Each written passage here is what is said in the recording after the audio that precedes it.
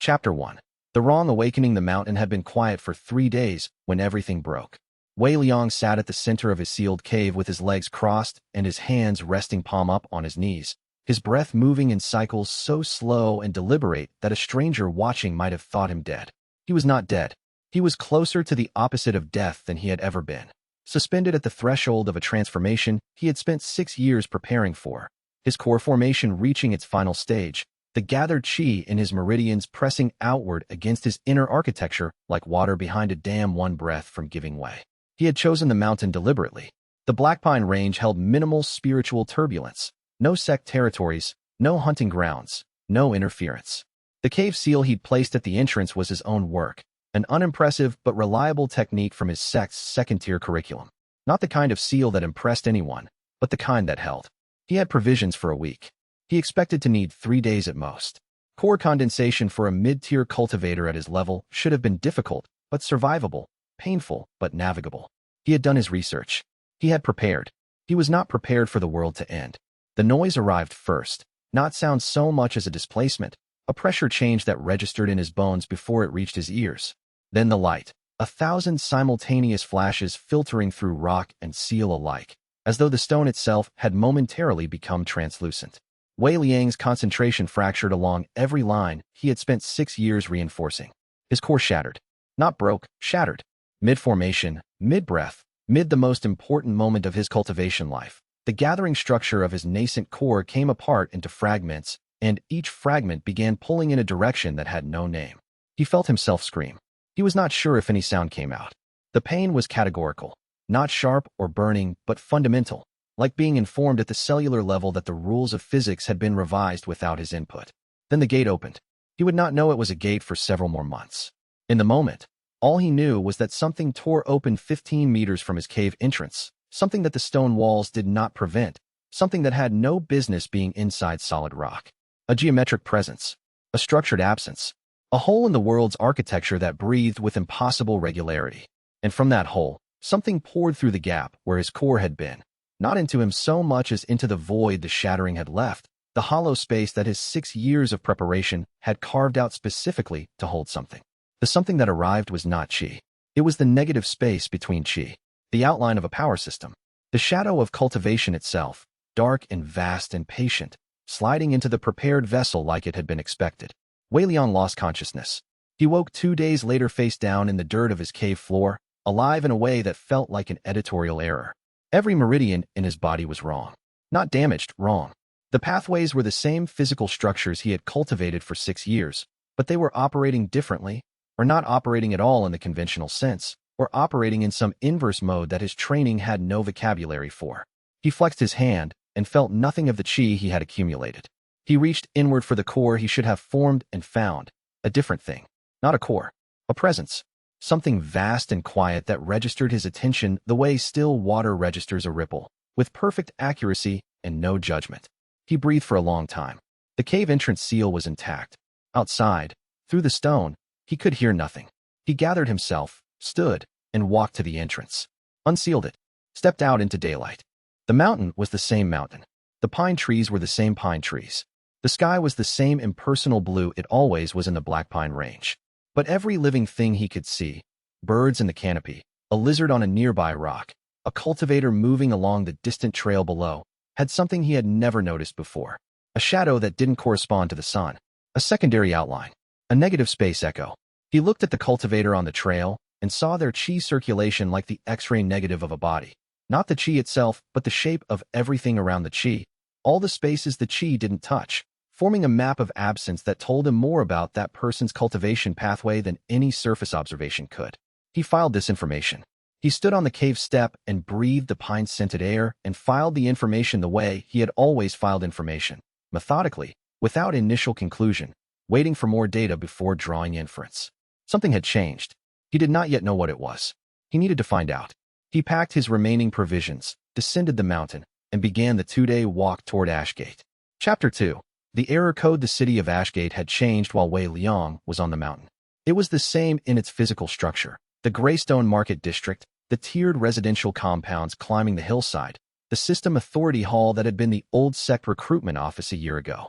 But every person he passed now had a blue interface hovering at the edge of their peripheral vision, a translucent panel of text and numbers that flickered when they moved. Some people had learned to ignore theirs. Others kept glancing at it the way a new watch owner keeps checking the time. Children born since the arrival had them too, smaller and simpler, calibrated to developmental stages that someone had determined in advance. Wei Liang observed this. He walked through the market and cataloged the interfaces he could see: power classification, rank tier, current quest notifications, skill cooldowns. The information was different for each person, but the architecture was identical. The same font, the same geometric framing, the same underlying structure. He noted this and kept walking. His former junior sect brothers were easy to find. They operated out of the old training hall, which the authority had converted into a branch registration center. He went there partly out of information-gathering instinct, and partly because he needed to understand his own classification before someone else tried to assign one. Brother Luo saw him first. Luo had been 3 years behind Wei Liang in the sect, a competent but unremarkable mid-rank cultivator who had always been friendlier with Wei Liang than the seniority gap technically warranted. He was now wearing a hunter class identification badge and a rank 4 interface glow, and his expression when he saw Wei Liang was the expression of someone seeing a person they'd assumed was dead. "Senior Wei." He recovered quickly. "You were in mountain isolation, did you?" He looked at Wei Liang's absence of an interface with a complex combination of sympathy and relief that was mostly relief. "You missed the arrival." "I missed the initial event," Wei Liang said. "I was present for the consequences." "How does one register?" Luo pointed him at the registration console, a terminal that looked like it had been manufactured somewhere and shipped in bulk, which was accurate. The authority had established registration centers in every populated area on the continent within the first 3 months. Wei Liang stood at the console and followed the instructions. Name: prior cultivation sect affiliation. Estimated cultivation level at time of arrival. The console took 45 seconds to process his information. Then it returned: classification unknown, potential contamination event, hold for review. He looked at this for a moment.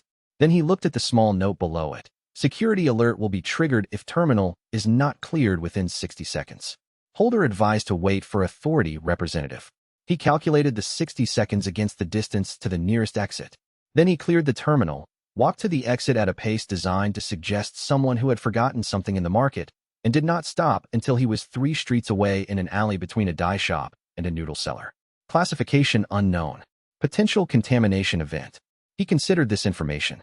The console had not glitched. He had seen glitches on system terminals before, and they produced garbage output, not a structured error message with a specific security protocol attached. The terminal knew what it had scanned. It had classified what it found with precision. Contamination event was not a default error state. It was a specific category someone had designed and labeled and assigned a security response to.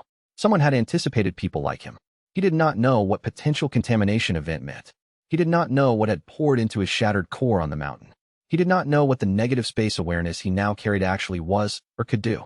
What he knew: he needed more information before anyone with authority knew he was asking for it. He wanted to find work. Manual labor in the market district, loading and unloading crates at the import merchant houses that had resumed operation since the arrival stabilized. The work was repetitive and mindless. The men who worked it were mostly mortals who had never cultivated and therefore had the smallest and simplest possible system interfaces. They did not look at his absence of one. They did not look at him at all, which was what he needed. He worked. He watched. He began building his understanding of the new world from the ground up. Chapter 3. The theory: the notebook was cheap, 4 copper coins at the paper merchant 2 streets from the loading docks. The ink was cheaper. Wei Liang had never been a man who maintained a journal, but he had always been a man who wrote down observations that seemed important before he understood why they were important, because he had learned early that the mind's editorial function throws away data that later turns out to matter. He wrote, Day 1. Every system interface I have seen uses the same underlying architecture. Font, geometric framing, information hierarchy. Not similar, identical. Mass-produced to a standard. Someone standardized it. He watched 2 more weeks before adding the next entry. Day 14. The Qi channeling pattern in system users is also standardized. I have now observed 43 individuals with active system grants. All 43 route Qi through their cultivation pathways in the same sequence: primary channel, secondary branch, tertiary distribution. The sequence is not the natural cultivation pathway sequence taught by any sect. I recognized the pattern from somewhere else. He stared at that last line for 3 evenings before he understood where he recognized it. It was the interior of the gate. The flash of geometric architecture he had seen in the 2 seconds before he lost consciousness on the mountain. The structured absence that had pressed through the cave wall and poured into his shattered core. That architecture was the same architecture underlying every system interface he had seen for 2 weeks. The same proportional relationships. The same geometric grammar. The system did not just appear on the same day as the gates. The system was built from the same materials as the gates. He wrote, "The system routes qi through gate architecture. Someone designed this."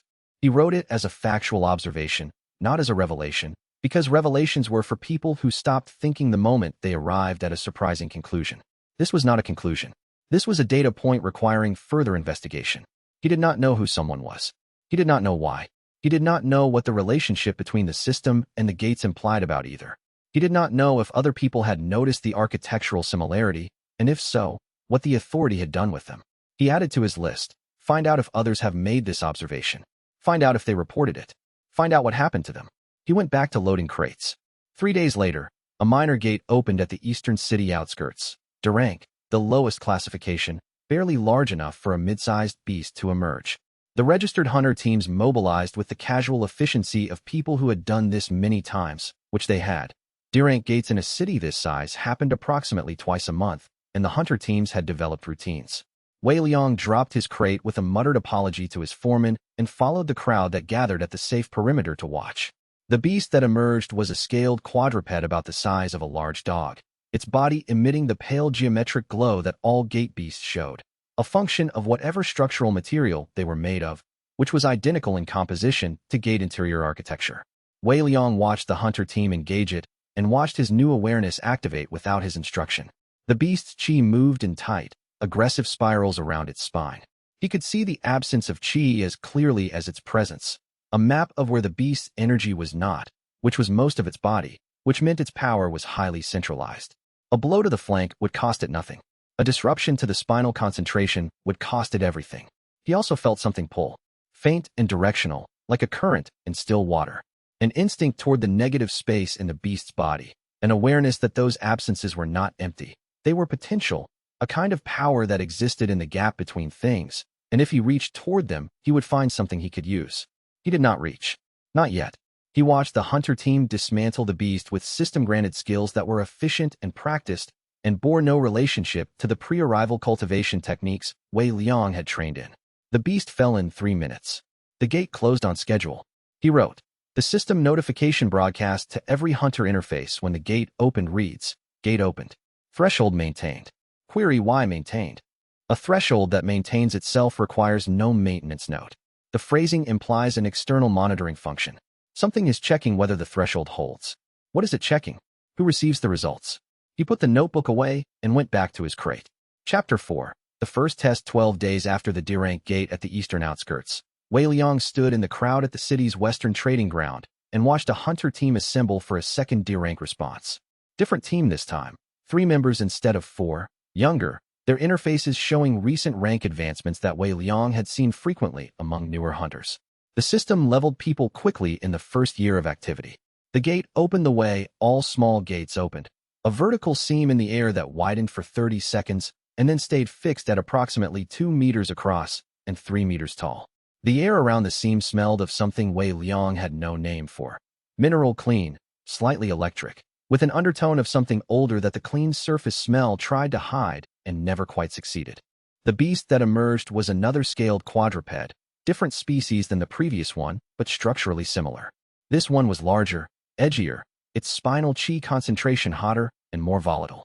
It cleared the gate threshold and immediately oriented toward the crowd perimeter, which was the standard behavior for gate beasts in open market areas. They mapped threat density instinctively.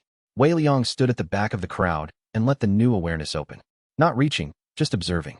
The beast's negative space map unfolded in his perception like a building plan. This much qi here, this much absence there. The distribution showing a creature that stored enormous power in its core and spent it in sharp bursts rather than sustained output. Fast, explosive, poor endurance. The kind of fighter that ended confrontations quickly or died in them. He noticed the pull again. Stronger this time, now that he was closer and now that the beast was actively cycling qi. The absences around the beast's power core were not static. They breathed, expanded, and contracted with each cycle, and each expansion created a momentary low-pressure zone that his new awareness wanted to fill. He could feel the potential. He could feel what it would do if he let it happen. He let it happen. Not a commitment, just a sampling. The way you test water temperature with a fingertip before stepping in. He reached toward the negative space around the beast's left rear haunch, the area with the least power concentration and therefore the least ability to notice interference. He found the absence there. He pulled at it the way you pull a loose thread on a garment. Carefully, just enough to feel the tension. The beast stumbled. Mid-stride, mid-orientation toward the crowd. It stumbled as if its left rear leg had briefly forgotten its job. The hunter team noticed. The lead hunter pivoted to capitalize on the opening immediately, which was the correct tactical response. The beast recovered in 2 seconds, and the opportunity closed. But it had been real. It had been undeniable. The stumble had come from nowhere that the hunters could identify, from no attack they had launched. It had come from Wei Liang, standing 30 meters away with his hands in his jacket pockets. He held his reaction flat. He was aware that his face tended toward the expression of someone doing arithmetic, and he maintained that expression while the hunter team finished the beast, and the gate closed, and the crowd dispersed.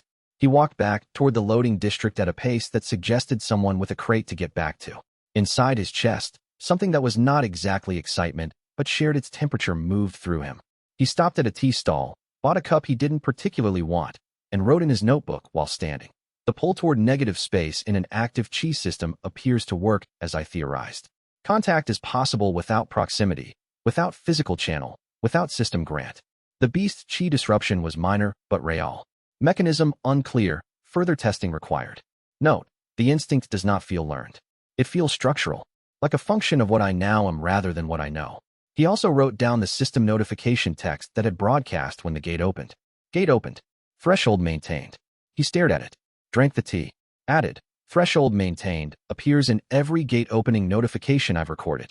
I have now recorded 11. The phrasing is constant. This is deliberate. Something external is monitoring the threshold status of each gate in real time and reporting to the system's notification layer. The system is relaying status reports. To whom? Chapter 5. The hunter found him first. Wei Liang had been tracking him for 2 days before that, had identified the young man as a potential complication the moment he saw him at the eastern gate 3 weeks earlier, the cheerful one who had laughed at something his teammates said while the gate beast bled out behind him. He filed, Hunter Fun RUI, approx. Age 22 to 24, rank 4 interface, emotional expression type, sincere, assessment, unlikely to perform cruelty for ITS own sake. Watch for reporting habits. He had watched for reporting habits. Fenrui, it turned out, had the reporting habits of someone who did the minimum paperwork required to keep his license active and spent the remaining time at the market food stalls, a gambling establishment he frequented with 3 other hunters of approximately his rank. And Wei Liang had found this interesting. A small library near the authority hall where Fenrui read things entirely unrelated to cultivation. History, agricultural theory. Once, memorably, a volume on architectural techniques for grain storage. A man with genuinely broad interests, then, or a man performing them. Wei Liang had settled on genuinely broad, with roughly 75% confidence. Fenrui caught him at the gate perimeter during the 3rd D-rank event of the month. It was not a skillful catch. Wei Liang had miscalculated the crowd density and ended up closer to the perimeter rope than he'd intended, which put him within easy arm's reach of the hunter standing perimeter duty. Civilian areas back there, Fenrui said, gesturing with his chin toward the general crowd gathering behind the markers. He said it with the particular tone of someone who was stating a fact rather than issuing a warning, matter of fact, not aggressive. I was observing, Wei Liang said. Observing from the correct area is also fine. Just further back. Fenrui glanced at him with the peripheral assessment that hunter training drilled into anyone who'd done perimeter work for more than 6 months. The brief, practiced read of whether a person was a problem or just an inconvenience. His interface flickered as some skill or scan activated and then returned nothing, or returned nothing the interface flagged as requiring attention. Wei Liang moved back to the civilian area. Fenrui watched him for 2 more seconds. This was the part the training didn't entirely drill out, the human curiosity that outlasted the professional check, and then returned to his perimeter position. The gate beast emerged. Wei Liang observed it from the civilian zone without using his inversion ability this time. He wanted clean observational data uncontaminated by his interference. The beast was a D-rank aerial type, smaller than the quadrupeds, moving in erratic spirals. The hunter team handled it with efficient boredom. The gate closed. The crowd dispersed. Fenrue appeared at his left elbow. You don't have an interface, Fenrue said. It was not an accusation. It was, if anything, the voice of someone who found an anomaly interesting and was approaching it the way a cat approaches an unusual object, with more curiosity than caution. No, Wei Liang said. You're a pre-arrival cultivator. He said it with the tone of someone completing a logical chain. How strong were you? Mid-tier. Core formation stage. Or I was approaching it. Approaching. Fenrue processed this. So the arrival happened when you were in breakthrough. His expression shifted to something that was not quite sympathy, but was adjacent to it. The way a person looks when they've heard a category of bad luck they understand to be severe. That's rough. The disruption rate for breakthrough stage cultivators was nearly total. Most didn't. It didn't go well for most of them. I'm aware, Wei Liang said. So what are you now? Genuine curiosity, no edge to it. Wei Liang looked at him. He had not answered this question for anyone in the 5 weeks he had been in Ashgate, because answering it required either a lie or a disclosure he was not prepared to make. He gave the third option, still determining that. Fenrue seemed to find this acceptable. He nodded once, with the air of someone who had met former cultivators in various states of post-arrival adjustment and had learned not to push. Fair. He stuck out his hand. Fenrue, Hunter class. Team out of the Ashgate branch. Wei Liang looked at the hand. Shook it. Wei Liang. You're always at the gate perimeters, Fenrue observed. Observing. The gates are interesting. Fenrue grinned. It was an unexpectedly warm grin, the kind that belonged on a face that had not done enough in life to earn wariness. They're really not. They're gross, and they smell bad, and the things that come out of them are trying to kill you. But I mean, statistically, you're not wrong. Some of them are interesting. Architecturally, or whatever. Architecturally, or whatever, Wei Liang agreed. You looking for work? Non-combat, I mean. The research division at the authority is always looking for people who can count and write. I have work, Wei Liang said. Thank you. Fenrue accepted this with a shrug that communicated no offense. Sure.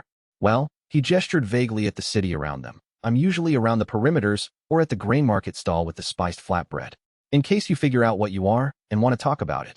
He walked back toward the authority hall with the easy stride of someone who had nowhere pressing to be. Wei Liang watched him go. He wrote in his notebook, Hunter Fenrui. Revised assessment. Useful, not a threat. Does not report anomalies immediately. Monitor for manipulation potential. Long-term, possible resource. He paused and added, does not seem like a man who would sell someone to the authority for money. But men sell people for reasons beyond money. Watch for what he cares about. He put the notebook away and went back to the loading docks.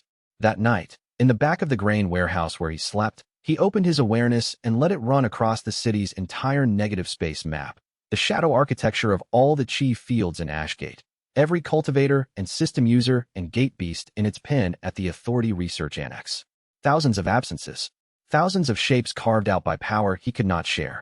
He had been thinking of himself as incomplete since he woke on the mountain floor. He reconsidered that now.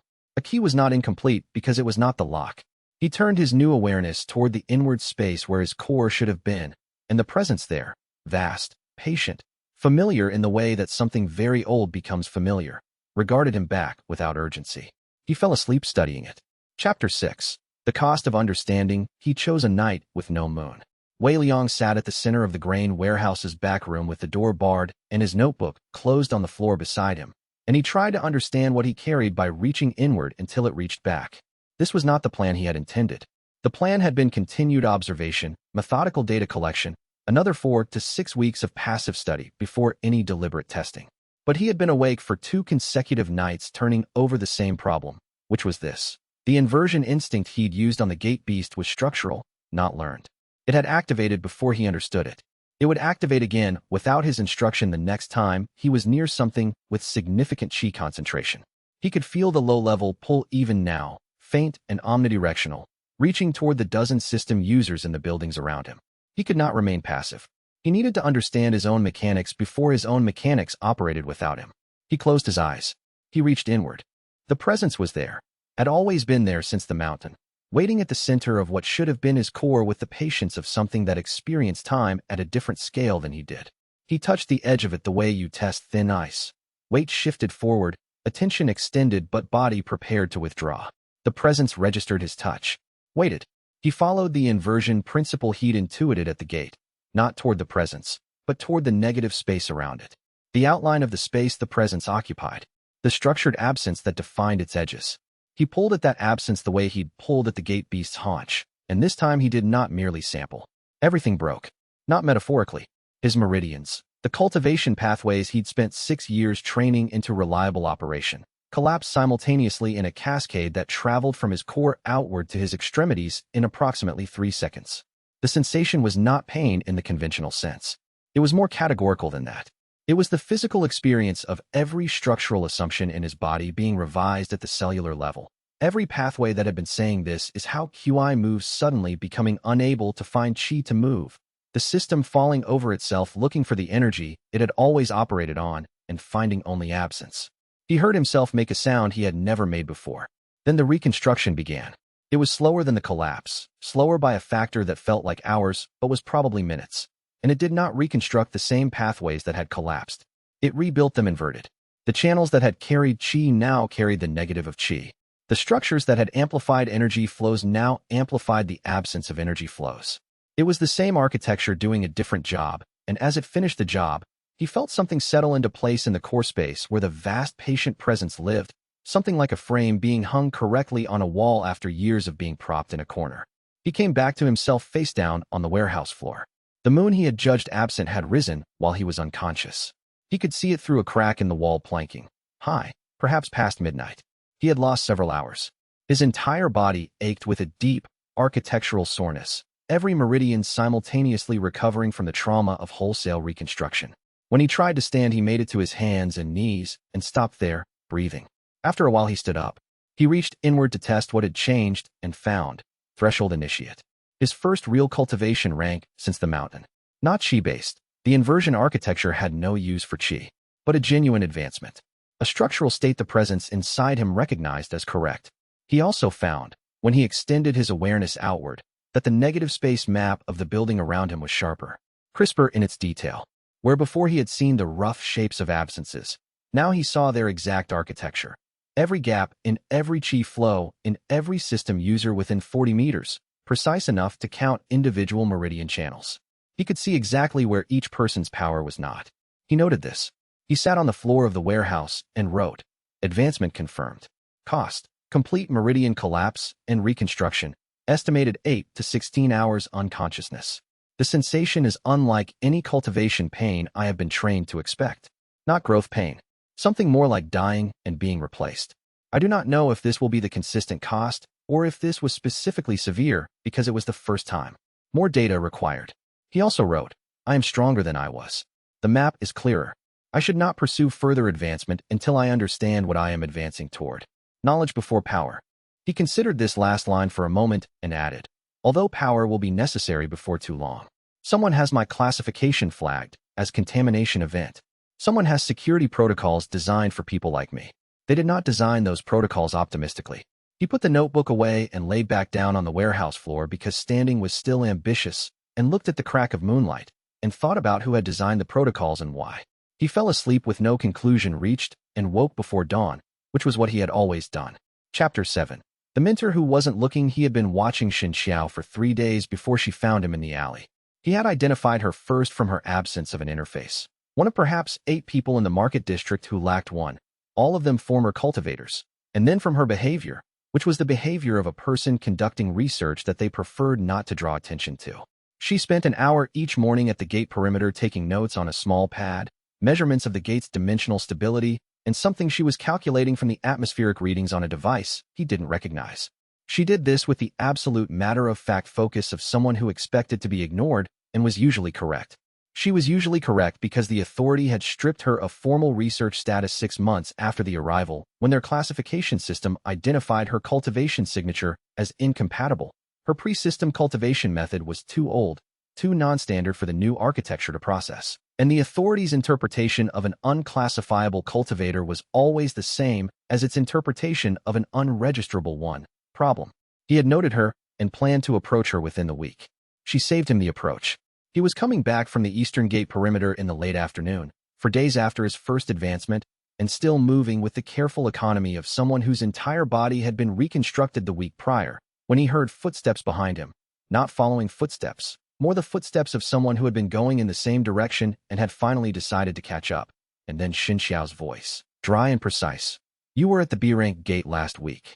He stopped walking, turned. She was shorter than he'd gauged from a distance, perhaps 60, with the lean economy of someone who had never eaten for pleasure.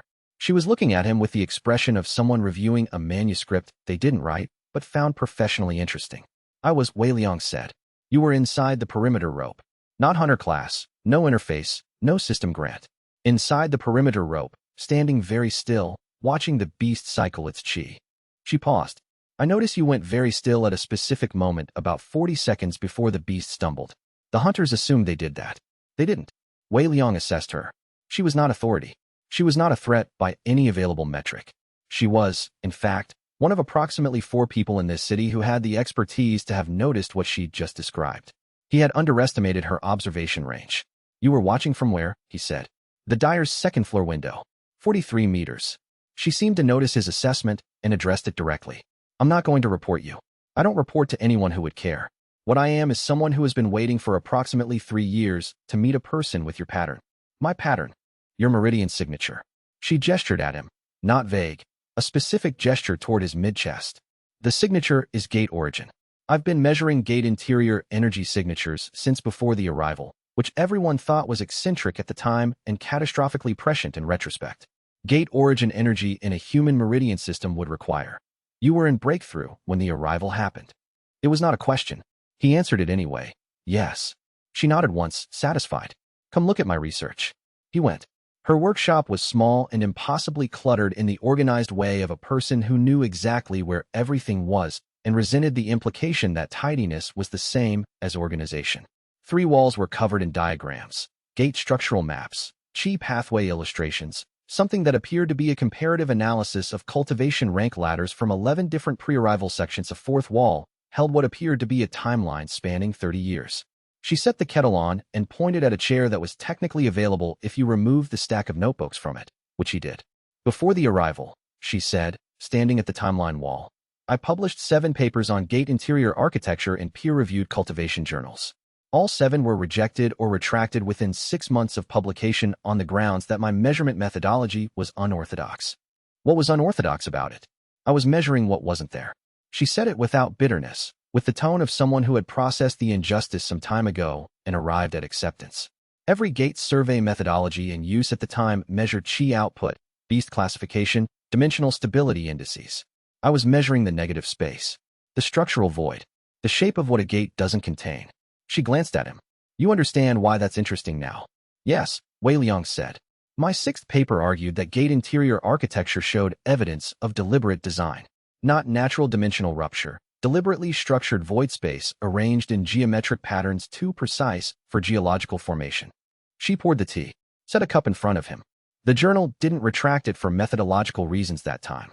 They retracted it because 2 authority officials visited the editor in person. Wei Liang looked at her. Someone wanted that suppressed specifically. Someone wanted the design hypothesis suppressed specifically. She sat across from him. I've been working on it privately since. What I've gathered, in 3 years of unpublished research, is that gates are maintenance nodes. They open on a schedule, they close on a schedule, and the schedule is not random. It's regular.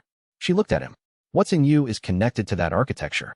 I can see it in your meridian pattern, and I think you understand more than you're showing. Wei Liang picked up his tea. He drank it. He considered for approximately 30 seconds the risk-benefit calculus of telling her what he knew, weighed against the cost of not having access to the 3 years of research on that timeline wall. He made his decision. The system routes chi through gate architecture, he said. The same geometric structure. I noticed this independently within my first 2 weeks in Ashgate. Xianxia set down her cup very carefully. I had the same hypothesis. I couldn't confirm it because I don't have system access. She was quiet for a moment. How long since your arrival event? 6 months. You've been in Ashgate for 5 weeks. More or less. And in 5 weeks you've derived the gate architecture equivalents independently. Advanced to what rank? Threshold initiate, he said. 3 days ago. I don't have official ranking. No, you wouldn't. She stood and went to the timeline wall. She pointed to a notation at the 3-year-ago mark. I suspected the arrival would create inversion anomalies. If gates are maintenance nodes for a deliberate architecture, and the arrival opened thousands of them simultaneously, the probability of one intersecting with an active breakthrough was, she paused. It was very low, but not zero. I was at a gate epicenter, Wei Liang said. Then you might be the only one. She turned back to look at him, and her expression held something he had not expected. Not triumph, not excitement, but an emotion closer to grief, or relief, or both. I've been working in a room alone for 3 years, she said quietly, with data I couldn't share with anyone who could evaluate it. Wei Liang looked at the cluttered walls of her workshop. He thought about the grain warehouse where he slept. He thought about his notebook with its growing list of observations and no one to test them against. I have a notebook, he said. Chapter 8. The Inquisitor System. Inquisitor Dao Ren arrived in Ashgate on the morning of Wei Liang's 32nd day in the city, and Wei Liang identified him from a rooftop 40 meters away before Dao Ren had crossed the market square.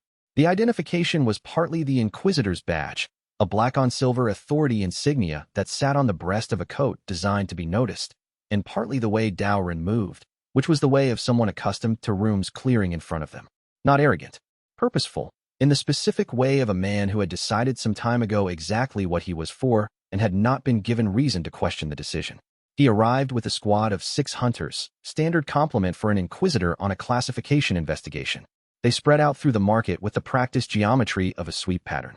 Wei Liang watched from the rooftop and noted, sweep radius approximately 15 meters per hunter, systematic overlap, no obvious urgency. This was a search, not a capture. He watched Dao Ren specifically. The Inquisitor moved through the market at a slower pace than his squad, not sweeping but observing, his attention moving from person to person with the deliberate patience of someone who trusted his method. Every 30 seconds, Wei Liang saw the man's interface flicker, a skill activating, pulling data from the environment, logging a result. Xianxia appeared at his shoulder. She had found him on the roof 40 minutes ago and chosen to remain rather than attempt to redirect him, which he had noted as a practical quality. Now she was watching Dao Ren with the expression of someone who recognized a familiar danger. System Inquisitor Dao Ren, she said quietly. I know him by reputation. He has a skill called Origin Trace. It reads the cultivation source signature of anyone within 50 meters and identifies whether their power originates from an approved system grant or from an unlicensed source. 50-meter radius, Wei Liang said. Yes. His particular specialization is gate contamination events. She was quiet for a moment.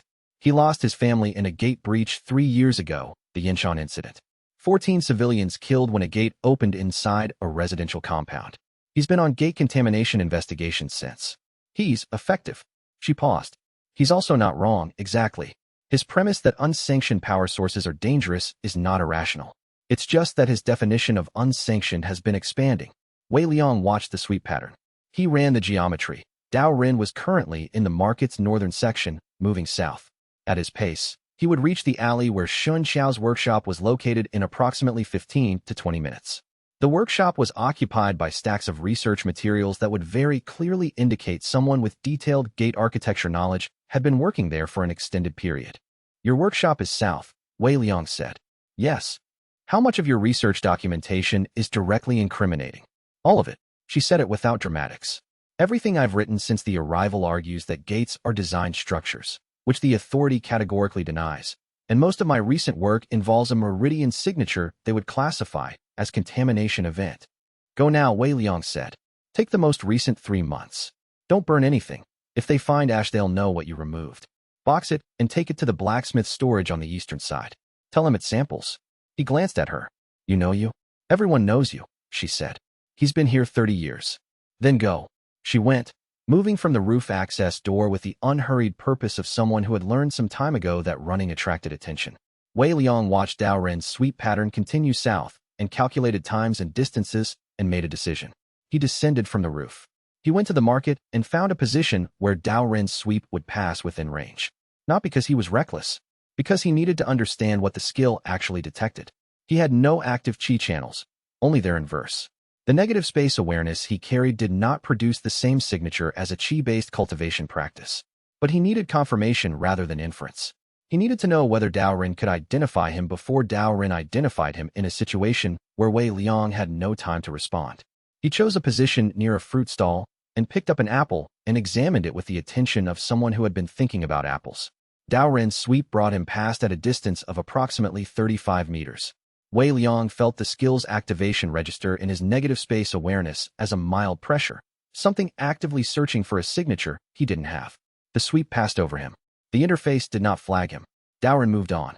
Wei Liang paid for the apple and ate it. He wrote, Origin trace detects active chi source signatures. I have no active chi source. The skill reads absence as absence rather than as anomaly. This is useful. I am not visible to the standard detection method. He added. However, Dao Ren himself uses unaided observation in addition to skill activation. This is the behavior of someone who has encountered cases where the skill was insufficient. I should assume his human pattern recognition is better than his skill. He was proven correct within the hour. He had been in the wrong place at the wrong time, near the workshop street when Dao Ren circled back to check a building he'd flagged as interesting, and Dao Ren looked at him without a skill activation. Just looked, the direct professional assessment of a trained investigator, and said, "You have no shadow on the scan." That's interesting. Chapter 9. The test. There was a specific quality to the silence that followed Dao Ren's words. It was the silence of a calculation reaching completion on both sides. Wei Liang read Dao Ren's expression, not surprise, not alarm, but the recognition of something predicted. The Inquisitor had been looking for his specific absence because he had encountered it before, or theorized it, or received documentation about it. The contamination event classification existed before Wei Liang arrived in Ashgate. Someone had prepared the authority for people with no skin shadow. Dao Ren was looking at Wei Liang with the particular expression of a hunter who has been tracking something for a long time and has finally seen it in a clearing. Focused, patient, prepared for it to move. Wei Liang held the calculation flat behind his face. He had approximately 3 seconds to respond before Dao Ren made a decision about what to do with what he'd noticed. Is that an unusual result? Wei Liang said. The tone was genuine curiosity, the slight frown of a civilian who had been scanned before and received normal results, and was now confused by the Inquisitor's attention. Dao Ren's expression didn't change. Name: Wei Liang. I'm registered as a former cultivator, core formation incomplete. The arrival disrupted my breakthrough. I have a partial registration on file at the Authority branch. All true. The registration that ended with classification unknown, potential contamination event, hold for review was technically a registration. It existed in the system. Which branch? Dao Ren said. Ashgate, Wei Liang said. Branch 41. The clerk at window 3 would have my initial file. I came in about 3 weeks ago. This was true. It was also a calculated risk. If Dao Ren pulled the file, he would see the contamination event flag immediately. But pulling a file took time, and in the time it took, Wei Liang could establish whether the Inquisitor operated with warrant-level caution or with summary authority. Dao Ren looked at him for 3 seconds more. Then he reached for the communication device on his belt. Wei Liang turned and walked away at the pace of someone who had remembered an appointment. He did not run. Running was a declaration. Walking was ambiguity. He moved through the market's afternoon crowd with the efficient patience of a person who had spent 5 weeks learning this city's pedestrian patterns, and he heard Dao Ren's voice behind him, not shouted, but projected with the authority of someone accustomed to being obeyed. Stop. He did not stop. He heard footsteps, 2 sets, Dao Ren and 1 hunter from the squad, who had been within earshot and responded to the implicit command. Wei Liang turned left at the fabric merchant, right at the grain merchant, left again through the narrow gap between the metalsmith's wall and the cloth storage building that was technically not an alley, but was navigable if you were not broad in the shoulders, which he wasn't and Dao Ren probably was. He emerged onto the street that ran parallel to xianxia's workshop and turned south, and then north again at the next corner because south would take him to the workshop, and he was not going to the workshop. The footsteps did not follow through the gap. He had gained 90 seconds and a directional uncertainty. He did not stop moving for the next 4 minutes, varying his route through the market district with the patience of someone building a maze behind himself. And when he finally stopped, it was in the doorway of a tea house where he paid for a seat by the window and sat down and wrote in his notebook. Origin trace does not detect me. Unaided human observation detects the absence of scan result, which Dao Ren identifies as anomalous. He has encountered this before. His reaction was recognition, not surprise. The contamination event classification was designed specifically for null-skin individuals. He has been briefed on this signature. He set the pen down and looked at the market outside the window. Dao Ren's squad was visible 2 streets over, continuing its sweep. The Inquisitor himself was not visible. He added, Dao Ren will request my registration file. The file will show contamination event. He will escalate. The relevant question is not whether he can find me. It's whether the authorities' response time gives me enough time to determine what I'm doing before they determine what to do with me. He thought about this and wrote 1 more line. He doesn't know what I am. He knows what I'm not. That's more dangerous. He finished his tea and went to find xianxia. Chapter 10. The city's negative space xianxia was at Yu's forge when he arrived. sitting in the storage room with 2 crates of research documentation and the expression of someone who had been in worse situations and was reserving judgment on this one. Yu himself, a broad, silent man with the permanent mild squint of someone who spent a lot of time looking at things that were very hot, had offered tea without asking what the crates contained. Wei Liang noted this as the behavior of a man who had learned some time ago that certain kinds of trouble were smaller than they looked, and certain kinds of questions were larger than they helped. Daoren flagged me, Wei Liang said without preamble. I assumed when I heard you at the door, xianxia said. What did he say? That my scan result was interesting. Those were his exact words. Wei Liang sat on a crate. He's seen nullskin signatures before. He expected the result. Someone briefed him on what to look for. The authority has been tracking undefined classification events for longer than they admit publicly, xianxia said. I've suspected this for 2 years. The classification infrastructure was too robust when the system launched. Too many categories, too many defined exception protocols. Someone built the exception protocols before the exceptions existed to define them. Wei Liang looked at her. You've been thinking about this. I've had 3 years and no one to think with. Yes. She opened the top crate and removed a folder. Here. This is a timeline I compiled from public authority press releases and cross-referenced with gate event logs I've collected independently. Look at the gap here. 3 months before the arrival, the authority published a routine operational update that included, buried in Appendix C, a definition of unlicensed cultivation source protocols that included a subcategory called absorption inversion events. 18 months before any such event could have occurred. He looked at the page she indicated. The definition was there, concise, bureaucratic, specific. Absorption inversion event. A cultivation anomaly in which a practitioner undergoes meridian restructuring through contact with gate origin void energy rather than standard qi absorption. Classification, contamination risk level 3. Response protocol, hold, assess, do not engage without senior authorization. They knew this would happen, Wei Liang said. They knew the category would exist. How they knew is the question I haven't been able to answer. She put the folder away. Daoren is thorough, and he believes in what he does. He lost people. That's not nothing. It's not performance. He genuinely thinks unsanctioned power sources are dangerous. But his threat assessment has been shaped by someone else's information, and that information was designed 18 months before the first possible case. Wei Liang was quiet for a moment. Outside, through the forge's stone walls, he could hear the market traffic continuing its afternoon rhythm. He reached outward with his new awareness, habit now, since the first advancement, and found the negative space map of the street. A dozen system users moving through their routines, qi flowing in the prescribed gate architecture channels, all of it regular, all of it unremarkable to anyone who couldn't see the shape of everything it wasn't. He thought about what xianxia had said. Someone built the exception protocols before the exceptions existed. He thought about the design brief that didn't exist yet but would, the one that described what the gates were actually for. He thought about the 17% of gate nodes going dark that no one had noticed yet. He will come back, he said. Daoren. He has my registration. He'll pull the file, see the contamination event flag, and return with a warrant. How long? The branch was slow when I was there. Administrative processing on a flagged file, probably 24 hours before he has formal authorization, possibly 48 if there's a queue. He looked at her. I need to understand what I am before anyone with authority gets to define it for me. What do you know about gate interior energy signatures that hasn't been in your published work? xianxia looked at the crate she was sitting on. Then she looked at the back wall of Yu's storage room, where there was room for at least 4 more crates. I know a great deal, she said. That hasn't been in anyone's published work. Bring your notebook. Wei Liang brought his notebook. He sat down in the storage room of a craftsman's forge in a city where a system inquisitor was currently pulling his file and would find it classified and alarming, and he began learning what the shape of nothing could mean.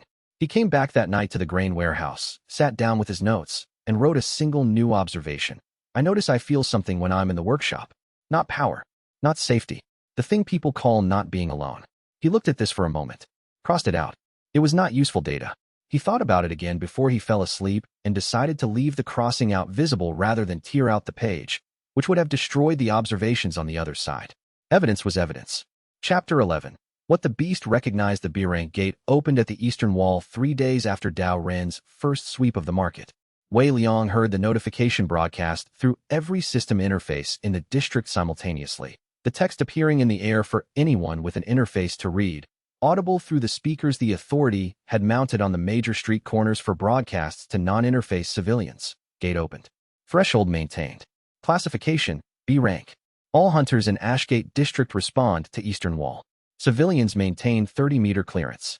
He put down the crate he was carrying and walked east. This was not rational. A B-rank gate was significantly more dangerous than the D-rank events he had been observing. The beasts that emerged from B-rank gates were large, fast, and aggressive in ways that made the scaled quadrupeds look like livestock. The hunter teams would be operating at capacity. The perimeter would be actively enforced rather than passively maintained. He went anyway because xianxia had, 3 days ago, described a phenomenon she had documented in 11 separate gate events. The presence of what she called resonant coupling between the gate interior architecture and certain objects or living beings that had absorbed gate origin energy. In her research, the coupling manifested as a sympathetic vibration. Objects she had deliberately contaminated with trace gate energy would vibrate when brought within 40 meters of an active gate. She had described it clinically as a measurement phenomenon. She had not mentioned whether it applied to people. He needed to know if it applied to him. He reached the eastern wall perimeter as the gate reached its maximum stable aperture, approximately 5 meters across, larger than anything he had seen in Ashgate before, the air around the seam shimmering with the dimensional stress of something very large preparing to exit. The hunter teams had already formed their engagement lines. Fenrue was among them. Wei Liang could see his interface glow from 40 meters away, brighter than his usual resting state, the sign of a system user with their skills activated and ready. The first beast came through. It was C rank by the authorities' classification system, which placed it below the gate's B rank rating. Typically, the first beast through an opening was a lower-class scout, the larger ones following once the aperture stabilized. This one was long and serpentine, for meters from head to tail, with the same pale geometric glow common to all gate beasts, but more pronounced than the quadrupeds he'd seen. The structure of its scales laid out in patterns that corresponded. He noticed this now with his sharpened awareness, to the same geometric grammar as the gate architecture xianxia had in her research papers. The hunter team moved to engage it. It charged them. Standard gate beast aggression response, the drive toward the highest chi concentration in the immediate environment, which was the hunter line. Wei Liang had positioned himself at the perimeter rope, on the outer edge, outside the formal 30-meter clearance that the civilian order specified. He had calculated the distance. He was approximately 42 meters from the gate aperture, which put him at the edge of what xianxia had described as the coupling range. He reached inward, toward the vast patient presence, and felt the gate's proximity register, not as warmth or cold, but as a direction. A pull that was not his own instinct, but something older, something that responded to the gate the way a lodestone responds to iron. He noticed it and held himself still and did not follow the pull. The serpentine beast handled the hunter line's initial engagement with more aggression than a C-rank classification predicted. It took 3 system skills hitting simultaneously to create an opening, and in the moment of that opening a second beast came through the gate. Larger, a rank by the look of it, the chi signature that Wei Liang could read as a negative space map, showing an enormous concentration at its core that pulsed with the regular rhythm of something built for sustained combat rather than burst-in retreat. The hunter teams shifted formation. Fenrue moved left, his skill activating in a visible crescent of force that pushed the serpentine beast back 3 meters. Good positioning, Wei Liang noted. Better tactical instinct than his rank suggested. The A-rank beast cleared the gate threshold and oriented, not toward the hunter line, toward Wei Liang. He stood very still. It walked through the engagement zone, past 3 hunters who had to break formation to avoid it, entirely ignoring the system skill attacks that registered against its flanks and left visible impact marks but did not divert its attention. It moved with the unhurried directness of something that had precisely identified its objective and found all other information irrelevant. It stopped 3 meters from the perimeter rope. The hunters were confused, a gate beast ignoring the highest chi concentration in an area to approach a non-system using civilian was not in any response protocol they had trained for. 3 of them broke toward Wei Liang's position. Fenrue was the fastest, his interface flaring bright as his movement skill activated. The beast did not attack. It lowered its head, an enormous, geometrically patterned head the size of Wei Liang's torso, and pressed the flat of one foreleg's claw against Wei Liang's chest. Wei Liang did not move. The claw was not sharp against his chest. It was the flat pad, the way a hand presses rather than grips. And from the point of contact, through the cage of his ribs, into the space where the vast patient presence lived, he felt a vibration. Not mechanical, resonant. The beast's body and the presence inside him were tuned to the same frequency, and the contact was the frequency recognizing itself. He stood with a gate beast's leg against his chest and felt the thing inside him respond. Not awakening, not threatening, just acknowledging. The way you acknowledge someone speaking your name. The beast held the position for 2 seconds. Then it coughed blood, once, from wounds the hunters had inflicted before it reached him, and collapsed sideways onto the street. It was dead. Fun Rui arrived at Wei Liang's shoulder half a second after the beast fell. His combat stance dropped by increments as he processed what he'd seen. Behind him, 2 more hunters approached, their weapons still active. "Are you injured?" Fun Rui said. His voice was professional, but had an edge that was not professional. The edge of someone who had just watched something that didn't fit any category they'd been trained to handle. "No," Wei Liang said. It walked through our engagement. It walked past A-rank skill hits." Fun Rui looked at the dead beast. Looked at Wei Liang. Looked at the perimeter rope, which Wei Liang was technically inside of. "What are you?" "Observing," Wei Liang said. He stepped back over the perimeter rope to the civilian side, which technically resolved the clearance violation. "I believe your team still has an active gate." Fun Rui stared at him for 1 more second, then turned back to the engagement with the controlled focus of a man who had learned to prioritize active threats over confusing questions. Wei Liang watched him go and looked down at the dead beast. He wrote in his notebook that evening, "The B-rank beast recognized the presence I carry. Contact was not aggression, it was identification. Resonant coupling, as xianxia described, but biological. The beast was built from gate architecture and responded to gate origin energy in the same way her contaminated objects responded in her experiments. This implies gate beasts are not simply animals. They are, in some sense, sensors. Or they were built to be." He added, "I still do not know what they are sensors for." He went into the gate the next morning. Alone, while the hunter teams were processing their post-event reports and the aperture was still technically open at a maintenance width. He told no one. He did not tell xianxia until afterward. Inside, the architecture was exactly what she had documented. Geometric structures of void space arranged in patterns too precise for natural formation. He spent 20 minutes sketching them from memory. He found the core chamber at the gate's center. Every gate had one. She had told him, a convergence point where the structural lines met, and stood in it, and felt the presence inside him respond to the proximity with something he could only categorize as recognition. Then the gate began to contract toward closure, which happened on a fixed schedule that he had calculated in advance, and he left. Chapter 12. The architecture of absence. He found Fun Rui waiting outside the closing gate with his arms crossed, and an expression that communicated a range of emotions including anger, concern, and the particular frustrated helplessness of a person who cannot do what they want to do because they are not certain they have the right to do it. "The gate was closing," Fun Rui said. "I clocked you going in 14 minutes ago. The safety margin for a B-rank interior without full kit is 8 minutes, and we are well past that." "I'm aware of the margin," Wei Liang said. "I planned for the margin." "You planned," Fun Rui stopped. He looked at Wei Liang's expression, which was the expression of someone who had been inside a potentially lethal environment and emerged with information they found interesting, and he revised whatever he had been about to say. "You went in deliberately." "Yes." "Without telling anyone." "Yes." Wei Liang looked at the closing gate. The aperture was down to 2 meters now, contracting steadily. "The architecture inside is designed. Not natural. I needed to confirm my own mapping of the structural grammar against the interior geometry." Fun Rui was quiet for a moment. "You could have told me. Would you have let me go?" A pause. "I would have come with you." Wei Liang looked at him. Fun Rui's expression was the expression of someone who meant what they'd said and was aware that it was probably the opposite of the strategically wise position, but was saying it anyway because they had decided something about it. Wei Liang noted this as relevant character data. "Next time," he said.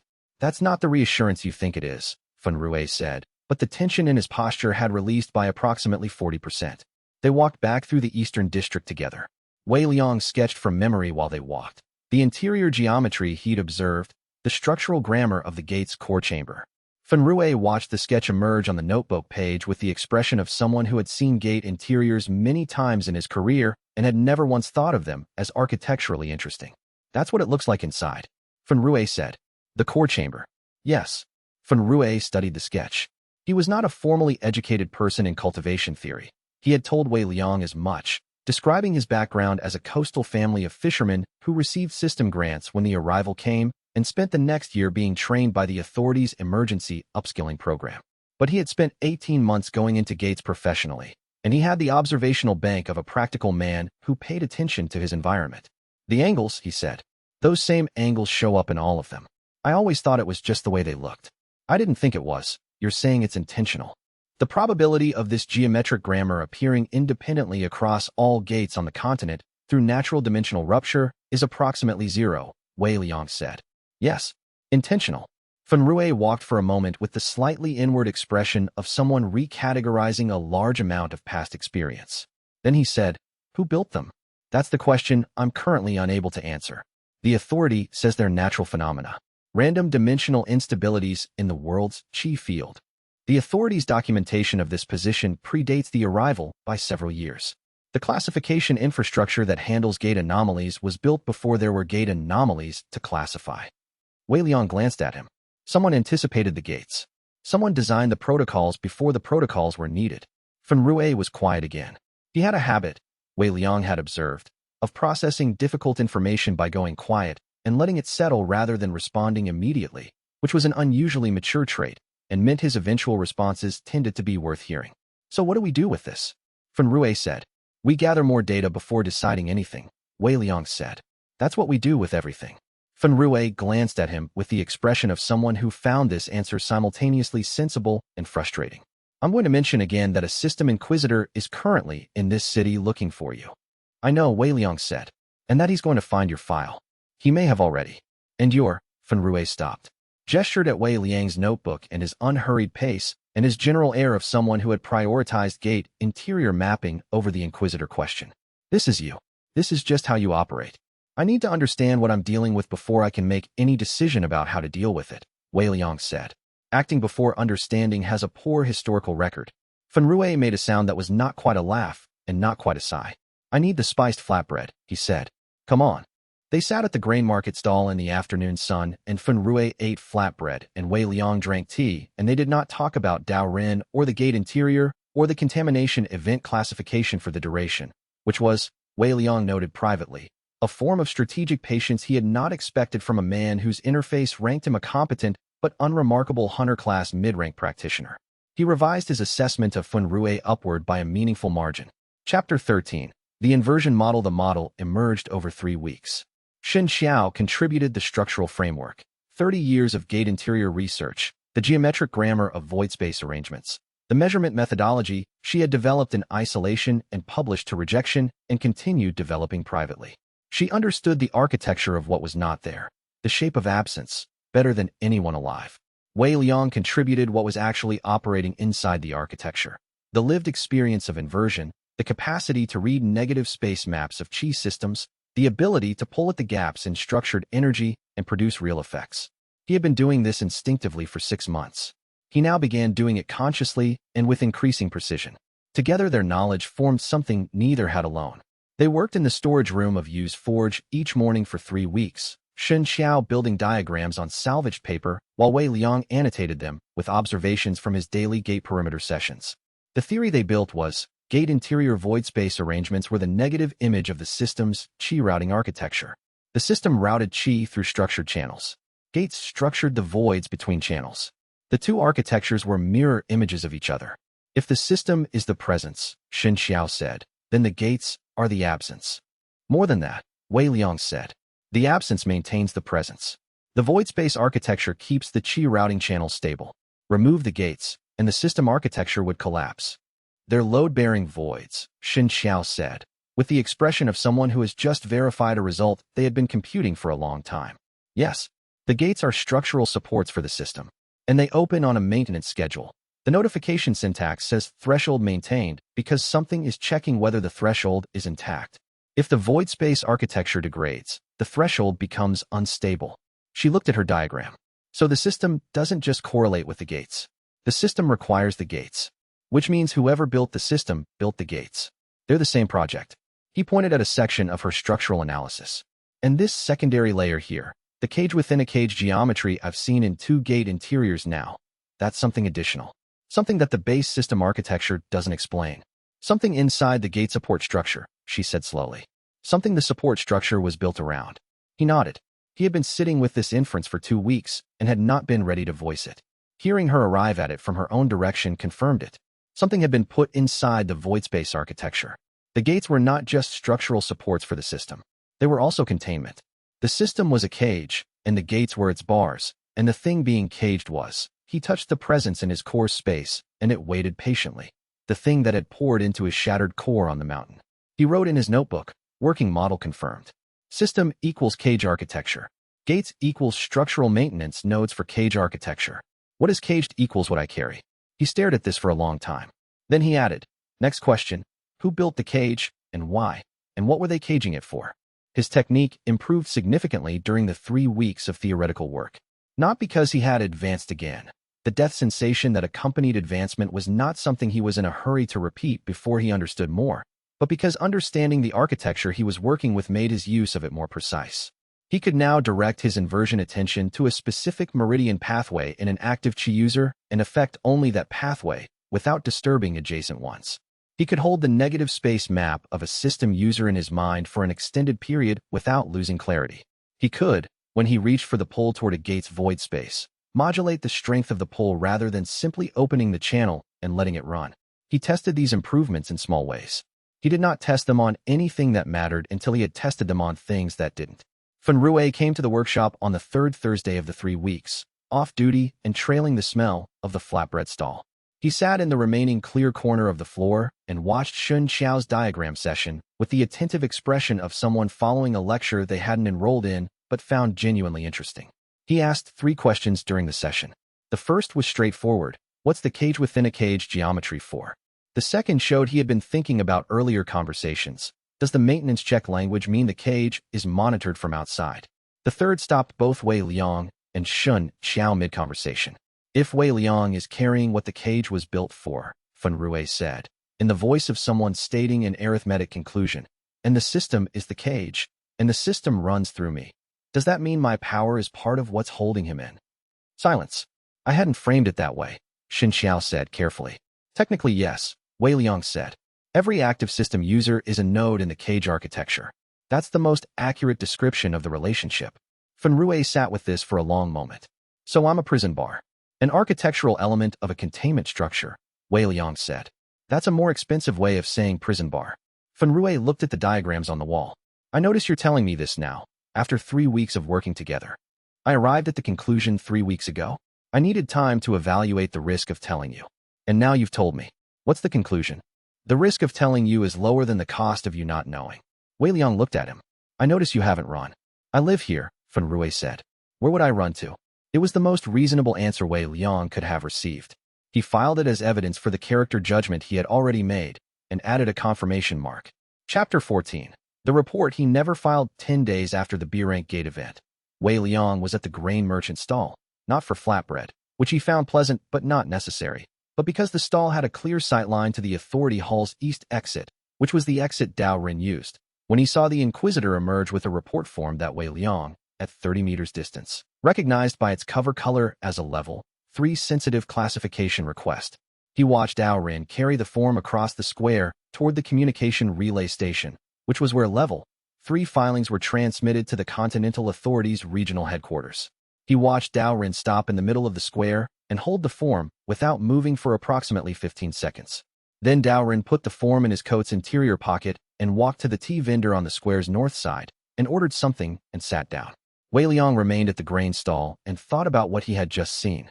Dao Rin had a Level 3 filing. Wei Liang's classification escalation, almost certainly, ready to transmit. He had stopped before transmitting it. He was sitting with tea and looking at nothing in particular with the expression of a man conducting an internal argument.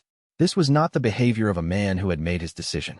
This was the behavior of a man who had found something in the file that complicated the decision he expected to make. Wei Liang considered this for 2 minutes. Then he wrote in his notebook, Dao Rin pulled my registration file. The contamination event classification was in it. He went to transmit the escalation. He didn't transmit it. 2 possibilities. 1. The file contained information that made him uncertain about the appropriate escalation path, or 2. The file contained information that made him uncertain about the authority itself. He thought about the timeline xianxia had shown him.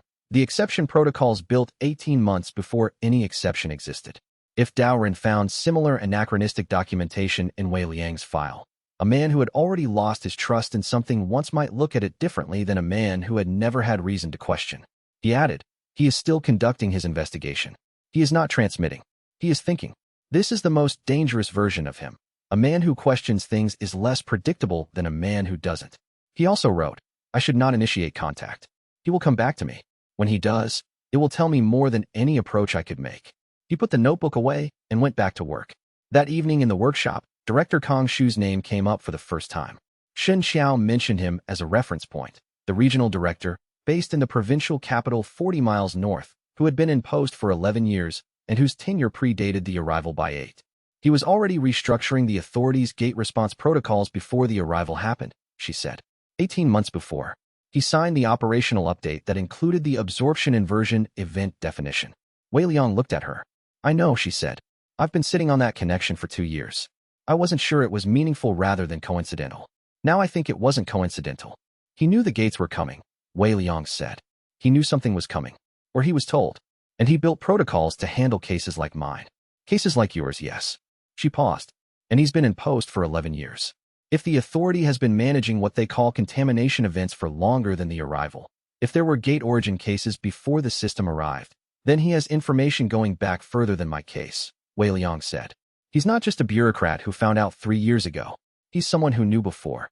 He added Kong Shu to his threat priority list, above Huang Bao and below the as yet unidentified architects.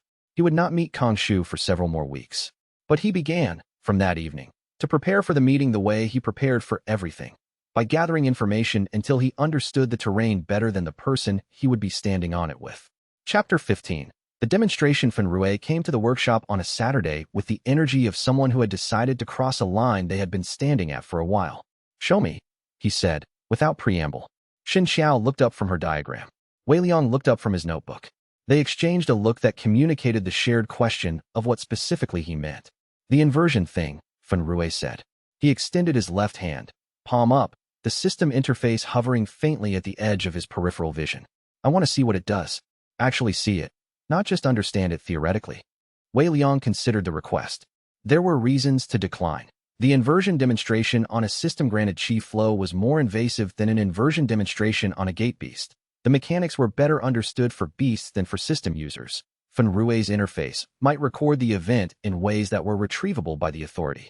There were also reasons to comply. Fen Rui had been operating on incomplete empirical information for 3 weeks and had been reliable despite it. The demonstration would improve Fen Rui's understanding in ways that passive description could not, and Wei Liang needed to test his precision on a system user in a controlled setting before he ever had to do it in an uncontrolled one. He set down his notebook. He crossed the workshop and stood across from Fen Rui. He looked at the negative space map of Fen Rui's left hand, the void architecture around the system-granted chi channels, precise now from 3 weeks of practice at reading, detailed enough to isolate individual pathways. This will briefly disrupt the chi flow in your left hand, Wei Liang said. Approximately 3 seconds. You will feel it as a mild numbness. Your interface may flag an anomaly. Understood, Fen Rui said. Wei Liang reached toward the negative space in the primary channel of Fen Rui's left hand and inverted the flow for 3 seconds. Fen Rui went very still. In the 3rd second, his interface flickered, not a brief glitch flicker but a sustained stutter, the blue panel going white, and then returning with a notification that both of them read simultaneously. Undefined technique detected. Source classification, unknown. Logging for review. Wei Liang released the inversion. Fen Rui flexed his hand twice, testing it. The feeling had returned in full. The system glitched, Fen Rui said. He was looking at the notification text with an expression that had moved some distance from his usual cheerfulness into something more complex. It called your technique undefined. Yes, Wei Liang said. It's undefined is not a classification it uses. It uses unknown for things it can't identify. Undefined means it can't find a reference category. Like the concept doesn't exist in its library. That aligns with what I expected, Wei Liang said.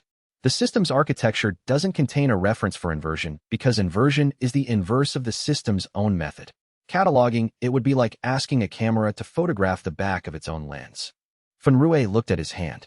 Then he looked at the notification, which was still logged in his interface history. This is going to show up in my activity record. Yes. Which Daorin could request. Yes. Fen Rui was quiet for a moment. He looked at Wei Liang. I notice you didn't tell me that before the demonstration. You would have declined the demonstration on grounds of risk. That's... Yes, I would have. He looked at the logged notification again. That's a fair point, actually. He seemed to be conducting a rapid internal assessment of whether being annoyed about this was reasonable given that the outcome had been exactly what he agreed to. I'm keeping the log, he said finally. I'm not going to delete it or flag it as system error. If Dao Rin requests my records, I want to be the one to tell him what it is instead of having him find it and decide what it is. Wei Liang looked at him. That's a strategically sound decision. It's also just, I'm not going to lie about it. That's all. Fen Rui's expression had settled back towards something more characteristically open. I notice you didn't report it either. I notice you didn't report it, Wei Liang said. Fen Rui grinned. The unexpectedly warm grin that Wei Liang had catalogued 3 weeks ago as characteristic and had still not entirely accounted for in his assessment models. We're going to keep not reporting things at each other for a while, aren't we? Probably, Wei Liang agreed. Xianxia, who had been watching this exchange over the top of her diagram papers with the expression of someone who had been conducting her own research in isolation for 3 years and found the novelty of watching two people decide to trust each other genuinely interesting, turned back to her work and said nothing. She also smiled, which was not something Wei Liang had seen from her before. He noticed it. He did not mention it. He filed it as relevant data about what it looked like when someone who had been working alone for 3 years started working with people again. He thought it was a good look. Chapter 16. The craftsman, the first-time old craftsman, you spoke more than 3 words to Wei Liang. It was not a conversation he had sought or prepared for. He had been living in the grain warehouse for 2 months when the noise from the workshop 2 streets overwoke him at the 4th hour of the morning. Not the rhythmic work noise of a smith in normal operation, but the irregular, exhausted noise of someone working through a problem. He tracked the sound as he lay on his warehouse floor. The pattern was wrong for the task. Too much resting time between strikes. The kind of rhythm that meant the workers' hands were faster than their attention. He got up and went to see. Not out of concern. Concern was too large a category to assign to a man he had nodded at twice in the street. But because a craftsman working incorrectly at 4 in the morning was either a problem someone had caused or a problem someone was trying to solve, and both were worth understanding. Yu's forge door was open to let out heat. The man himself was at his workbench with a piece of iron he had been working on for at least 3 hours by the color of the metal, holding a chisel he wasn't using, staring at the wall above his tools with the expression of someone who had been staring at the same wall for long enough that the wall had started to stare back. Wei Liang stood in the doorway. Yu looked at him without turning. He had the peripheral awareness of someone who had worked a street-level shop for 30 years and knew every footfall pattern in the surrounding neighborhood. Storage room's locked, he said. I know, Wei Liang said. I heard you stop working. Thought you were that foreign woman. Xin Xiao locks things up when she leaves. I've been in the warehouse. You finally turned. He looked at Wei Liang with the straightforward assessment of a man who had decided years ago that most things were what they appeared to be and was rarely wrong. You're the one who doesn't have a system. Yes. Come in. He gestured at the stool beside the workbench. Sit. Wei Liang sat. The forge was hot and smelled of metal and the particular clean mineral smell of good charcoal. The iron on the workbench was for a door hinge, a large commercial one, the kind used on warehouse loading bays. The piece was technically complete, but you had clearly found something in its geometry that was wrong. My son's Memorial Day, you said, without preamble. I always work his commission pieces on that day. He was a gate hunter. Before the system, Wei Liang had known about the sun. Shen Xiao had mentioned it when she described why she used Yu's storage room without excessive explanation. A gate breach 5 years before the arrival, at a site that was classified in the authorities' records as a natural dimensional instability. 14 civilian casualties. The family of the head smith on that district's local protection circuit was among them. I'm sorry, Wei Liang said. You looked at the hinge. He didn't die from the gate. He died because the gate opened inside the settlement perimeter instead of outside it, and nobody warned anyone. Nobody gave warning because whoever was responsible for the early detection system had filed it as operational when it wasn't. He picked up the chisel. Nobody ever answered for that. The authority closed the case. Natural phenomenon. Unforeseeable. Adequate response protocols were in place. He put the chisel down again. I've read their report, Wei Liang said. You looked at him. Shen Xiao's research includes cross-referenced gate event logs. Your son's incident was in the data she's compiled. He paused. The gate that opened inside the settlement perimeter had been showing degraded maintenance patterns for 6 months before the breach. The kind of degradation that the early detection system should have flagged. I know, you said. I spent 4 years finding that out. Nobody believed me. Or they believed me and decided it didn't matter. He looked at the wall again. Then that foreign woman showed up with her crates and said she needed storage for research materials that the authority wouldn't like, and I looked at them and I thought, someone is still asking the questions. He was quiet for a moment. You can use the back room properly, he said. Not just storage. I hear you're working there most mornings anyway. He picked up the chisel. Don't bring the gate smell into the front workshop. My clients don't need the reminder. Wei Liang looked at him. He had been taking notes on this man for 3 weeks. The broad, silent presence at the end of the street. The shop that kept morning hours long before dawn. The grief that expressed itself as 40-year work habits rather than conversation. He had estimated you as a potential resource and a minimal risk. He revised the estimate now to include something he didn't have a metric for. Thank you, he said. He stood. He went to the door. Then, because he had decided 3 weeks ago that the cost of you not knowing was lower than the risk of withholding from a man who had spent 4 years asking the right questions. Your son was right. The gates are maintained structures. The breaches happen when maintenance fails. Someone has been responsible for them for longer than anyone has been willing to admit. He left. He did not look back to see Yu's expression because some data was better gathered with distance. In his notebook that night he wrote, I have a second place to be now. I noticed this matters more than I have a measurement for. Chapter 17. The scouts. The 3 Iron Crest sect scouts arrived on market day, which meant the market was densely populated, which meant the confrontation they chose to have was witnessed by approximately 300 people. They were young, all 3, mid to late 20s, with the polished aggressive carriage of cultivators who had recently been upgraded by the system from mid-rank obscurity to A rank and had not yet had experiences sufficient to recalibrate their sense of their own importance. 2 had weapons out of their sheaths, not attacking, but displayed, the way powerful animals display size before deciding whether to attack. The 3rd was holding the collar of a market vendor, a man Wei Liang had spoken to twice, who sold cooking equipment from a permanent stall and whose interface showed him as a non-combat system user with a rank 2 merchant classification. The vendor had, as far as Wei Liang could determine from what he observed at 30 meters distance, sold one of the scout's associates a cooking implement 2 weeks prior that had developed a fault. The scout wanted a refund. The vendor had said the warranty period was 7 days. The scout had decided that warranty periods applied differently to sect members than to the general public. Fun Rue was in Wei Liang's immediate vicinity, which was how they had come to be present. They'd been on their way to the flatbread stall, which was 4 stalls from the cooking equipment vendor. Fun Rue saw it before Wei Liang did. Or rather, Fun Rue's response to it was faster, his hand already moving toward his badge as he registered the confrontation's shape. That's Iron Crest sect, Fun Rue said quietly. Regional franchise cultivators. They've been in the city 3 days, nominally for route surveying. They've actually been looking at gate resource extraction opportunities. He paused. I've been watching them because their sect master's name is on the authorities' political complication list. How close is the vendor to you? Wei Liang said. He's Merchant Lin. I know him. Yeah. Fun Rue's hand stopped on his badge.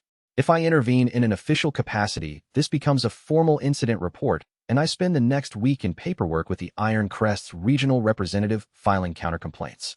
He looked at Wei Liang with the expression of someone presenting a problem and inviting a response. Wei Liang assessed the 3 scouts. He mapped their negative space architecture from 30 meters. The lead scout's chi concentration was at the right arm, which meant he would strike first with his right hand. The second scout was standing guard with his attention split between the vendor and the street, which meant he was covering approaches. The 3rd was back and to the left, a loose formation that meant they expected this to resolve quickly. He walked forward. Not fast, at the pace of someone who was heading to the cooking stall because they needed to buy something. He positioned himself between the lead scout and the vendor's stall with the same naturalness as arriving at a destination and stopped there, because you stop when you arrive. Excuse me, he said to the scout, with the politely preoccupied tone of a customer who needs to get past. I was going to look at the cooking pots. The scout looked at him. He was half a head taller than Wei Liang, significantly broader, and had the particular disbelief of a man who has been interrupted mid-confrontation by someone who does not appear to understand the situation. Move, the scout said. In a moment, Wei Liang said, and reached toward the negative space architecture of the scout's right arm channel, and inverted the chi flow there with the precision he had been developing for 3 weeks. The scout's right arm dropped. Not dramatically, it didn't swing or spasm.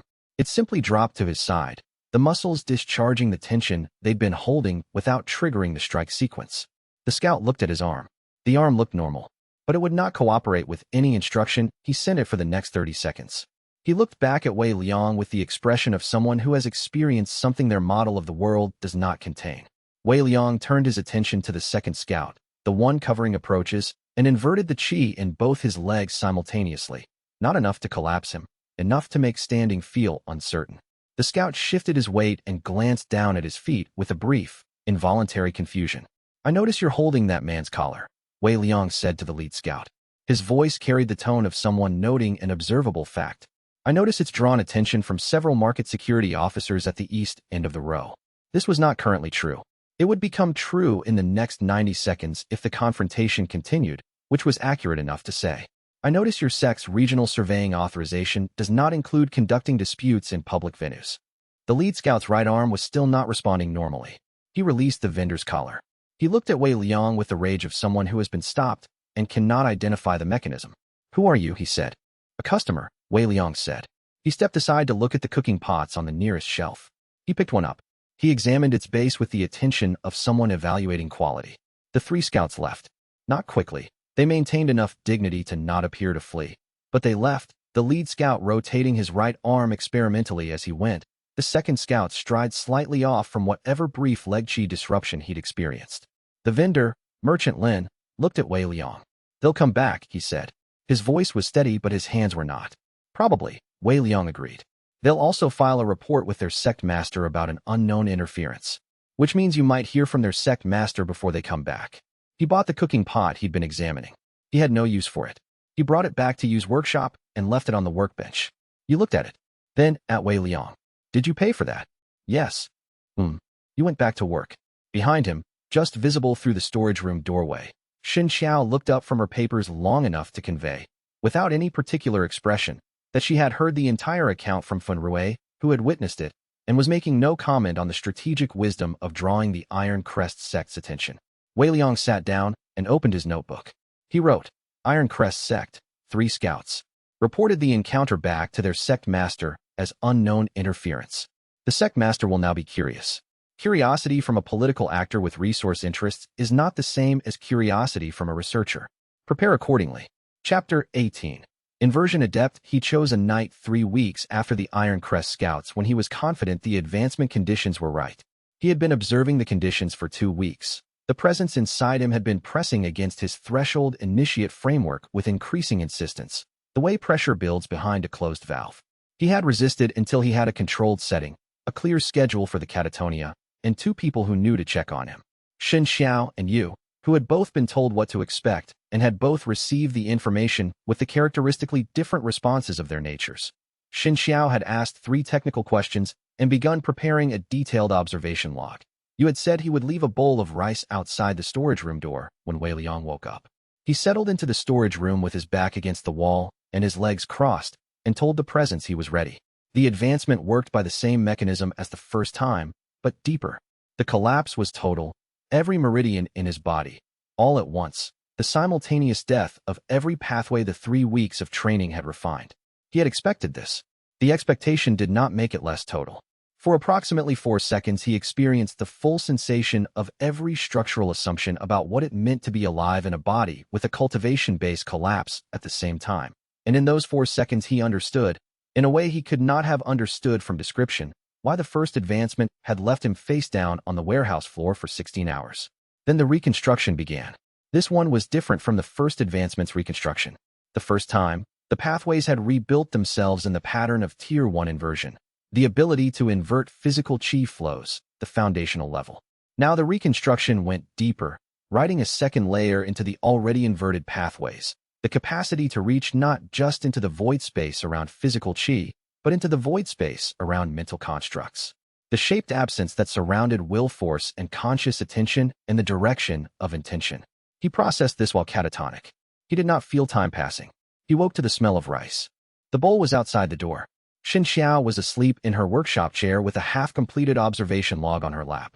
Feng Rui was in the corner with his arms crossed, and his head tipped back at the angle of someone who had fallen asleep intending to stay awake, which Wei Liang found, briefly, before his practiced editorial function engaged, a thing that registered as more than data.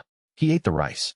He tested the new tier by reaching toward Xianxia's sleeping mind, not invasively, just to the surface, the negative space map of her will structure at rest, and felt the shape of it. Not her thoughts, the outline of where her thoughts were not, the structured voids around her consciousness, the same way he could read the outline of chi without reading the chi itself. He held the map for 3 seconds, then released it and turned his attention outward. In the storage corner of Yu's forge, Xianxia had a gate beast specimen she'd been studying for 2 weeks, a small one, Durank, recovered from a gate event and kept in a reinforced cage. It was awake, alert, radiating the low-level aggressive chi signature common to confined gate beasts. Wei Liang looked at its will structure, not its chi. The negative space map of its attention and aggression, the gaps in its intentionality, the voids around its drive toward threat response. He reached into the void at the center of its aggression structure, where the will force was most concentrated and therefore its absence was most marked, and pulled at it gently. The beast's aggression pattern dissolved, not suppressed. The will force didn't stop existing, it just lost its direction. The beast's aggressive attention, with nothing to direct it outward, turned inward and found nothing threatening there either, and the animal became calm with the sudden completeness of a machine whose motivating signal has been removed. It sat down. It closed its third eyelid, the one that covered the eye in rest mode. It went to sleep. Wei Liang sat back and stared at what he had done. He had not made the beast docile. He had not drugged it or suppressed its intelligence. He had removed the structure around which its aggression organized itself, and in the absence of that structure, the aggression had nowhere to assemble. The beast was not a prisoner of a calmer state. It was simply an animal with nothing to be angry at. He sat with this for a long time. Xianxia woke to find him still sitting across from the sleeping beast with the expression of someone whose experiment had produced a result they had not entirely anticipated and were in the process of determining what it meant. Second tier, she said, looking at the beast. Yes, he said. Can you reverse it? He reached back toward the beast's will structure and found the void at the center. He released the inversion. The aggression structure reassembled around the void like water returning to a vacuum. The beast woke up aggressive. It hit the cage bars twice, reasserted its hostility to its environment, and then settled back into the pacing agitation it had maintained for 2 weeks. Yes, Wei Liang said. Shen Xiao wrote a full page in her observation log without speaking. Chapter 19. The honest conversation. Dao Ren came back 11 days after Wei Liang's second advancement, and he came back alone. This was the most significant data point. Not the return. Wei Liang had expected the return. The alone was new. The last time Dao Ren had moved through Ashgate it was with 6 hunters and an active sweep pattern, the full operational posture of an inquisitor on a formal investigation. This time he arrived at dusk with no badge visible and the walk of someone who had decided to be a person rather than a function for the duration of the evening. Wei Liang was outside Yu's forge, sitting on the step, when Dao Ren came down the street. He had been sitting there since returning from the gate perimeter 3 hours earlier, not for any strategic reason, but because the evening air was cooler than the storage room and the day's work was done. He watched Dao Ren's approach from 50 meters and decided on his response when the Inquisitor was still 30 meters away. He would remain on the step. He would let Dao Ren reach him. He would not make the first move. Dao Ren stopped in front of the forge. He looked at Wei Liang on the step with the expression of a man who has spent several weeks conducting an internal argument and has arrived at a provisional conclusion he is not entirely comfortable with. I'm not here to arrest you, Dao Ren said. I want to understand what you are before I decide if you need to be stopped. Wei Liang heard the distinction. The specific word choice, before I decide, not before I determine or before the authority decides. His decision. Personal jurisdiction over a determination he had not yet been willing to delegate upward. Sit down, Wei Liang said.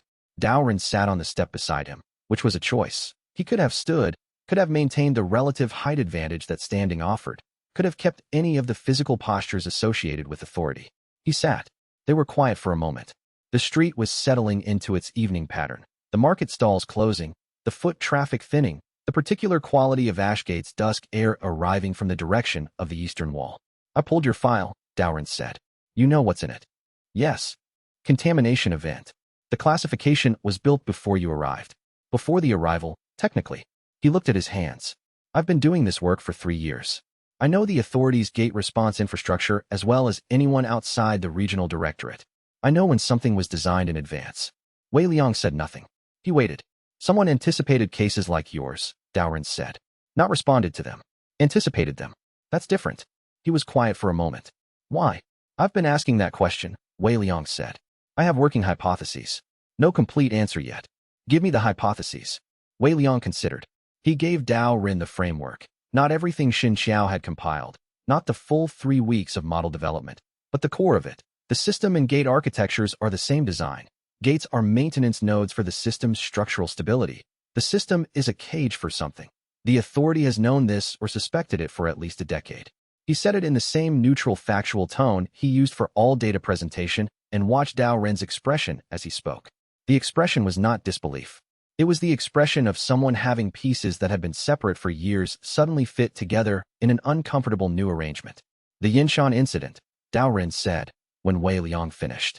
Wei Liang waited. My family was in the Yinshan settlement. 14 people, 1 gate breach. The early detection system was filed as operational when it wasn't. His voice was steady. This was old pain, processed rather than raw. I blamed a rogue cultivator at the time. There was a pre-arrival cultivator operating in the area. The authority investigation named him as contributing factor. He paused. I've never been able to find any evidence that he actually contributed. I've also never been able to refute the report. But your model, if gate maintenance failures are caused by degradation in the void space architecture rather than by individual cultivators, Wei Liang said, then the Yinshan breach was an infrastructure failure. And the rogue cultivator was a convenient explanation. That would be consistent with the pattern. Dao Ren was quiet for a long time. The street finished its transition to evening around them. Somewhere in the forge behind them, they could hear the low rhythmic sound of you working, which had not stopped for their conversation. I've been targeting the wrong thing, Dao Ren said. Not self-flagellating. Just accurate. You had the information you were given, Wei Liang said. Your conclusions were rational given that information. That's not the same as being wrong about what mattered. I targeted you specifically. When I saw your skin shadow, you were looking for a category your training described as dangerous. I fit the category. Wei Liang looked at him. I notice you didn't transmit the level 3 filing. No. Dao Ren looked at the street. If someone built the protocols before the cases existed, someone has been shaping what inquisitors like me look for. I needed to understand what I was looking for before I reported finding it. They sat together on the step for another few minutes. What will you do? Dao Ren said. Learn as much as I can about what I am, Wei Liang said. Then decide based on what I know. Dao Ren nodded once. It was not agreement, it was acknowledgement. He stood. He put his badge back in a visible position on his coat, the transition from person conducting a private investigation to inquisitor on duty. I'm still assigned to this district, he said. I'm still going to be watching. I know, Wei Liang said. If I find evidence you're dangerous, I'd rather you found evidence of the truth. Dao Ren looked at him for a moment with the expression of someone evaluating a statement for accuracy and finding it unexpectedly precise. Then he walked back up the street and was gone before the last market stall light went out. Wei Liang sat on the step and wrote in his notebook. He has lost faith in the information source that shaped him. He has not yet decided what to replace it with. This is the most useful version of him. Not on my side, not against me, but genuinely trying to find out what the truth is. He thought about this for a moment and added, I notice I find that quality familiar. Chapter 20. What the system said. The gate opened in the market square at noon. Not at the outskirts. Not at the wall. In the square itself, 40 meters from the cooking equipment vendor, 20 meters from the flatbread stall, in the middle of the city of Ashgate, inside the walls, among the people. Wei Liang was in the workshop when the notification broadcast hit every interface in the building simultaneously. Fenrue's, Xianxia's temporary research interface, the trace notifications that reached through the walls from every system user on the surrounding streets. He heard the text before he read it. The authority's street speakers broadcasting the message to non-interface civilians in the authority-mandated 2-second response window. Gate opened. Threshold failing. Locate resonant carrier. He was already moving when the message reached him. He was on the street in 40 seconds. The workshop door left open behind him. Xianxia 2 steps behind, and Fenrue materializing from the direction of the market where he had been on routine patrol, his interface blazing active skill bright. The gate in the market square was the largest Wei Liang had seen in Ashgate by a factor of 3. 8 meters across, 6 meters tall, the aperture edges burning with the geometric light that indicated deep structural stress. This was not a D-rank maintenance event. This was something that had not been scheduled or expected, something the system's own broadcast was classifying as threshold failing rather than threshold maintained. The first beasts came through in a wave. Not sequential, a wave, 6 simultaneous, a rank from their signatures, the kind that a single hunter team handled at significant risk and a full district response handled with losses. Wei Liang stood at the edge of the square and felt the gate's void space architecture reach toward him with the force of a tide. Not the quiet directional pull he felt at small gates, but a full resonant pull, the presence inside him responding with the clarity of a bell struck correctly.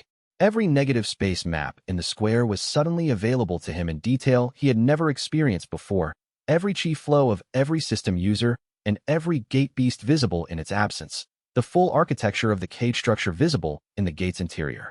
He began working. Not offensively. He had no offensive force generation. That was the limit of his power. the thing that never changed regardless of advancement.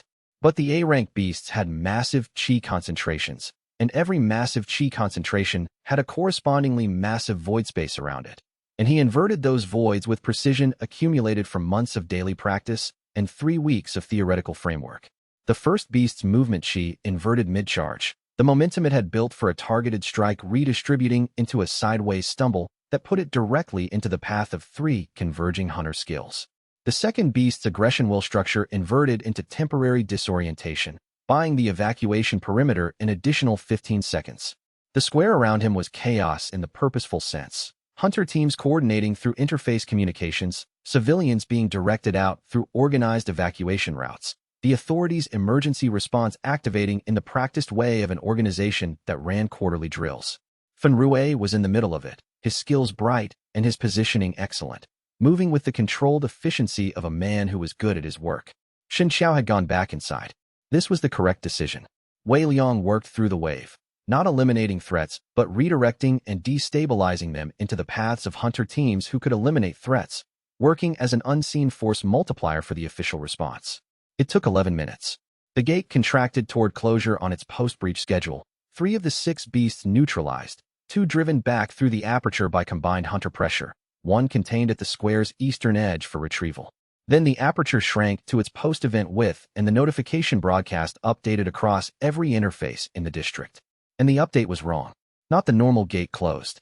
Event resolved message. Not threshold maintained.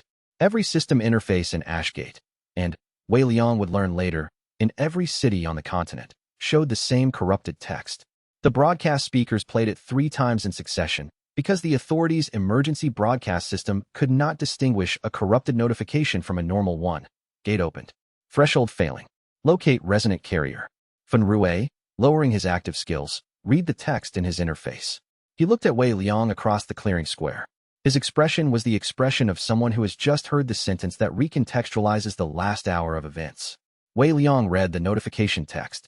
The system sent that message to every interface on the planet. Not to find a gate beast. Not to address the breach. Locate resonant carrier. A directed message from the cage monitoring architecture, transmitted through the system that ran through every powered cultivator and hunter in the world. The system had sent a search warrant for him. He stood in the cooling market square with the gate's post-breach silence settling around him and understood, for the first time and with the certainty of something confirmed rather than theorized, that the architects of the cage already knew someone was inside it. He wrote in his notebook later that night, after the authorities' emergency response had cleared the square and the normal market traffic had resumed with the practiced resilience of a city that had been managing gate breaches for 3 years. The system's monitoring architecture includes active search functions directed at resonant carriers.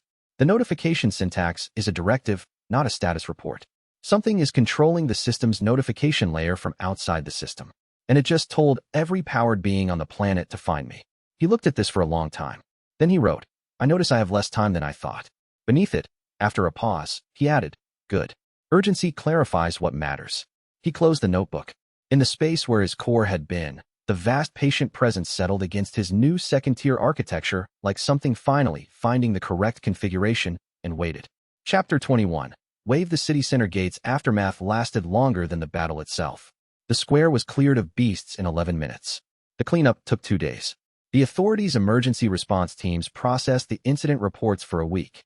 The market vendors, most of whom had been operating on the implicit social contract that gates opened at outskirts and walls rather than in the middle of their livelihood, conducted the particular kind of stunned post-crisis negotiation with their sense of normalcy that Wei Liang had observed in every population near a significant gate event.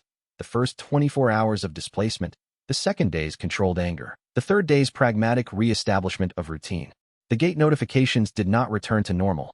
Every system interface on the continent, for 6 hours after the Market Square breach, continued displaying the corrupted text alongside the standard event resolution messages.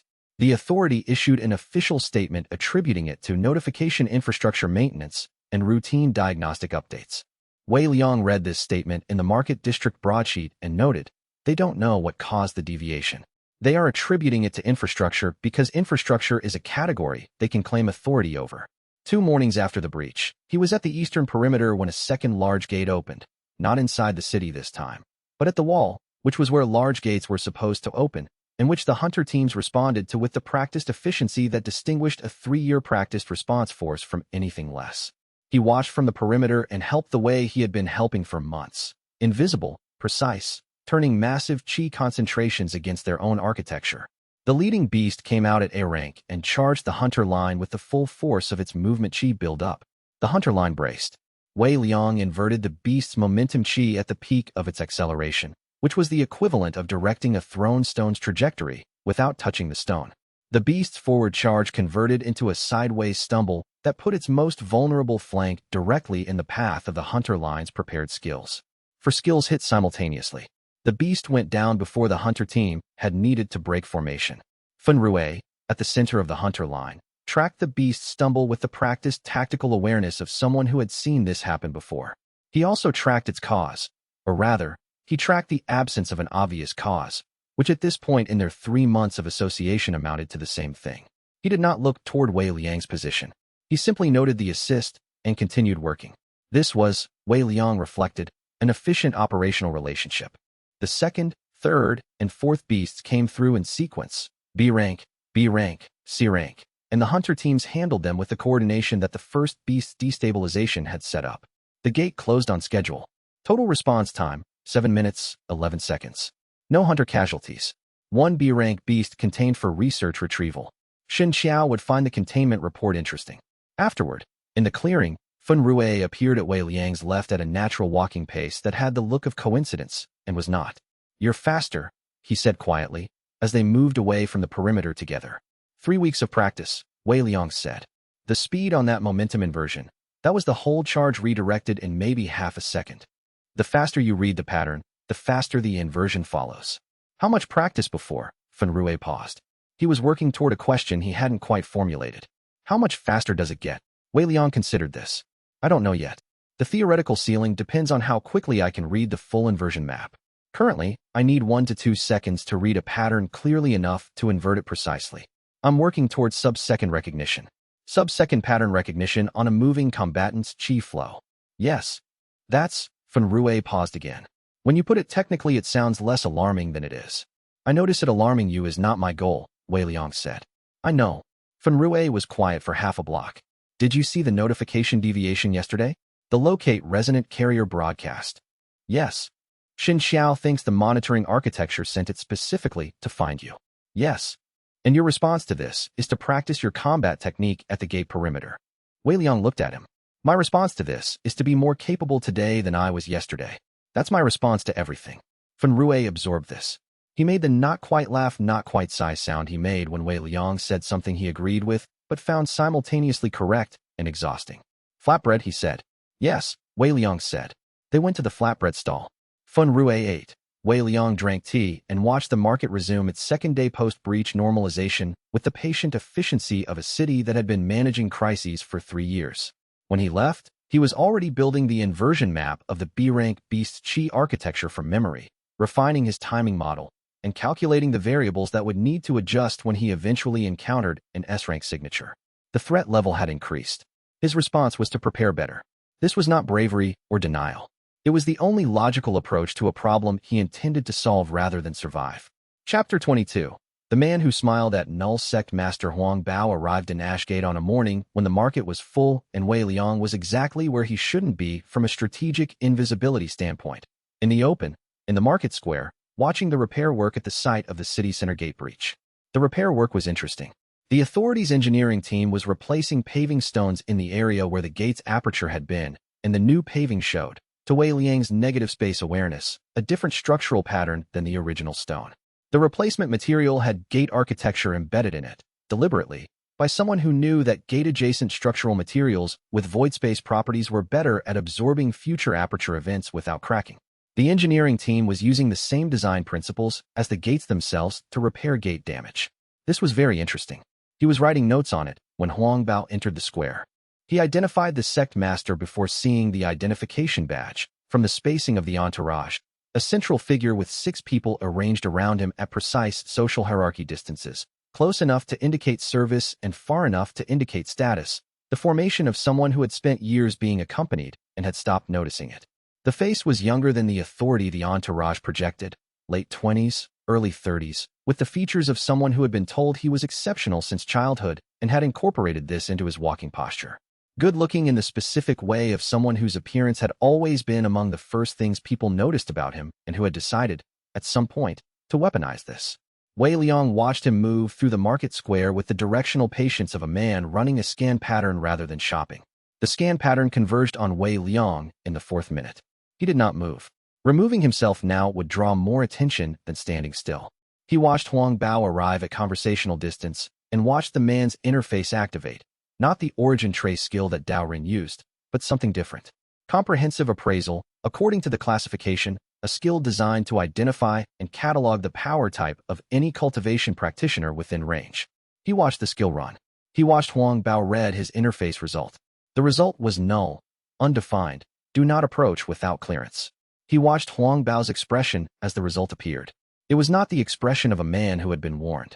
It was not alarm or caution or the appropriate response to a do not approach notation. It was the expression of a man who had just seen something worth more than he'd expected, the specific calculation of someone who understood scarcity and had just found a scarce thing. He smiled. Not warmly. Precisely. I notice your appraisal system returned an unusual result, Wei Liang said. Huang Bao's smile didn't change, which was itself a tell. A natural smile shifts when surprised. A practiced one doesn't. Comprehensive appraisal has never returned null for a living practitioner, he said. You're the first. He said it with the tone of someone complimenting a rare find. Sect Master Huang Bao, Iron Crest Sect. And you are? Wei Liang, he said. I notice you're in Ashgate for route surveying. Among other things. Huang Bao looked at him with the focused attention of someone who had decided to understand exactly what they were looking at. I heard about your 3 scouts. They were impressed, though they'd never admit it. I impressed them by inconveniencing them, Wei Liang said. I wouldn't call that the same thing. No, Huang Bao agreed. He seemed to find Wei Liang's flatness genuinely engaging, in the way that some people find resistance more interesting than compliance. I'd like to discuss potential areas of mutual benefit. I know, Wei Liang said. I notice this is a negotiation you intend to approach as an opportunity, and I intend to approach as an intelligence-gathering exercise. Those are compatible goals. He paused. I'll attend a meeting if you invite me. Huang Bao looked at him for a moment. This was not the response he had expected. People invited to meetings by sect masters either accepted with visible gratitude or declined with visible anxiety. They did not reframe the power relationship of the invitation in the same breath as accepting it. Tomorrow morning, Huang Bao said. The White Crane Guest House. We'll have tea. I'll be there, Wei Liang said. He watched Huang Bao leave. He wrote, Huang Bao, Sect Master, Iron Crest, motivated by scarcity value recognition, political intelligence, personal ambition that has been calibrated into strategic patience. He wants to control what I am before anyone else does. He will not offer violence as a first measure. He will offer benefits and escalate only if benefits fail. Assessment, medium-term threat. Useful for information while the benefit offer phase persists. Chapter 23. The consultation. The White Crane Guest House occupied the best building on the Market District's 2nd tier, which was where visiting officials and higher-ranked sect members stayed when in Ashgate. The private room Huang Bao had reserved was tastefully appointed in the way of rooms designed to impress visitors who were themselves accustomed to quality. Wei Liang arrived on time. He spent the first 3 minutes of the meeting cataloging every power structure in the room. Huang Bao had brought 2 advisors, both A-rank system users, both with the particular interface glow of people whose skills were currently in passive monitoring mode. One advisor was a combat type, Qi concentrated in the muscle groups, a pattern Wei Liang associated with skills oriented towards speed and impact. The other was an information type, Qi distributed more evenly through the nervous system, which indicated perception enhancement skills. The information type advisor was the more dangerous of the 2. Wei Liang sat across from Huang Bao and looked slightly past the sect master's left shoulder, which was a positioning choice designed to indicate he was thinking while actually directing his attention toward the information type advisor's peripheral monitoring field. Huang Bao poured tea. I'll be direct, he said. I want to understand what you are. Not for personal curiosity, for practical reasons. The system's arrival has changed the balance of power on this continent. People who operate outside the system's classification structure are either very dangerous or very useful or both. You appear to be both. I notice you said appear, Wei Liang said. I have incomplete data, Huang Bao said. The meeting is to improve that situation. What do you already have? 3 scouts report an unknown technique that disabled a trained combat practitioner's primary arm without physical contact. Comprehensive appraisal returns null, which means you have no system grant, but are actively cultivating something the appraisal can't categorize. The authority has your registration flagged as contamination event, which they've done with 3 other individuals in the last 3 years, 2 of whom are now dead. He paused. And you attended this meeting, which tells me you want something from it. Wei Liang looked at him directly for the first time since sitting down. The sect master was smarter than his entourage suggested. Not as smart as he thought he was, but meaningfully sharper than the political survival motivation Wei Liang had initially categorized him under. The 2 individuals the authority classified as contamination events, Wei Liang said. Where did you get that information? The Iron Crest has access to authority operational files through a data-sharing arrangement with the regional directorate. Huang Bao watched Wei Liang's expression. You didn't know we had that access. I know now, Wei Liang said. He filed this. The Iron Crest had back-channel access to authority case files. Kong Shu was sharing classified information with sect interests. This was either a financial arrangement or a political one. Either way, it was leverage on Kong Shu if needed.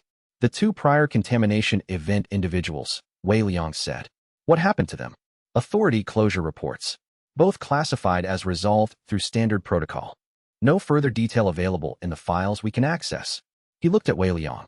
Standard protocol is not a phrase the authority uses for natural deaths. No, it was not. Wei Liang had been building toward this conclusion independently. Hearing it from someone with access to the files was confirmation. He cataloged it and returned his attention to the meeting's strategic map. He spent 20 minutes answering Huang Bao's questions with answers that were technically accurate and strategically useless. The information he provided was the information he would have provided to any moderately observant person who had been watching him in Ashgate for 3 months. He declined every direct question about the mechanics of his power with the consistent response of still determining that. He accepted Huang Bao's interest without accepting his framing. He cataloged every data point the sect master revealed, some intentionally and some not. When he left, he had confirmation of the Iron Crest's authority data access. The 2 prior contamination event individuals confirmed dead by official protocol. Huang Bao's negotiating baseline established as offer then escalate. And the information type advisor's monitoring skill range estimated at 20 meters, which was useful to know for future proximity decisions. Huang Bao, watching Wei Liang leave, had 3 minutes worth of Wei Liang's measured attention and 1 hour of Wei Liang's strategic calm. From the sect master's perspective, he had learned very little. Wei Liang reflected that this was accurate in the sense that information had flowed heavily in one direction.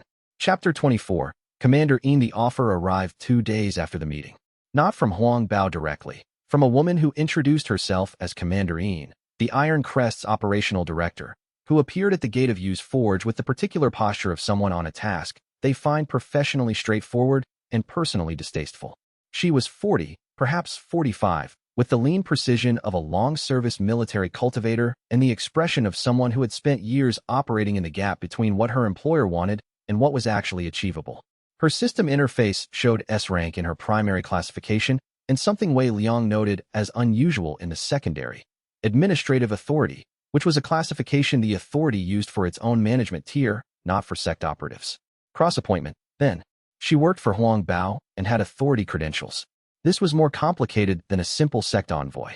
Sect Master Huang Bao would like to offer formal sponsorship, she said. Official registration under the Iron Crest's auxiliary cultivator framework, which provides legal protection from independent authority action. In exchange, cooperation with sect research initiatives. Specifically, demonstration of technique mechanics and a supervised assessment by the sect's research division. No, Wei Liang said. She did not seem surprised. She had the look of someone who had delivered this offer knowing it would be declined and had something to say afterward. I expected that answer. He won't accept it without escalation. She paused, exactly the amount of time required to ensure that what she said next was clearly delivered as a departure from her professional role. He will not accept no? Make an arrangement or make yourself invisible. Wei Liang looked at her. You're not recommending the arrangement. I'm telling you the options. The arrangement would require you to hand over information you're clearly not prepared to hand over.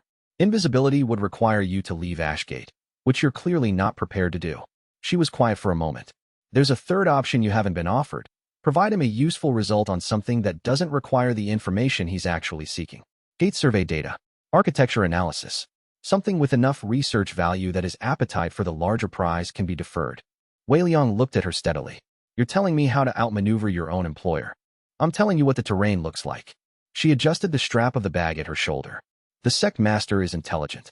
He's also driven by political survival at a level that occasionally outweighs his strategic judgment.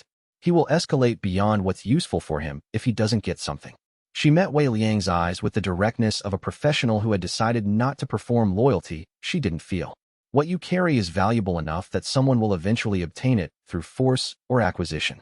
The question is which of those outcomes you prefer. I notice you're not asking what I carry, Wei Liang said. I've read the files Commander Yin's authority access provides, she said. I know what the classification means, and I've been in enough gates to recognize the signature. She paused.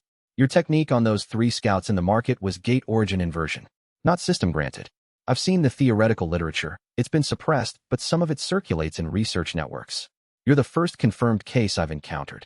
Wei Liang was quiet for a moment. He recalibrated his assessment of Commander Yin upward by a significant margin. She knew more than Huangbao did.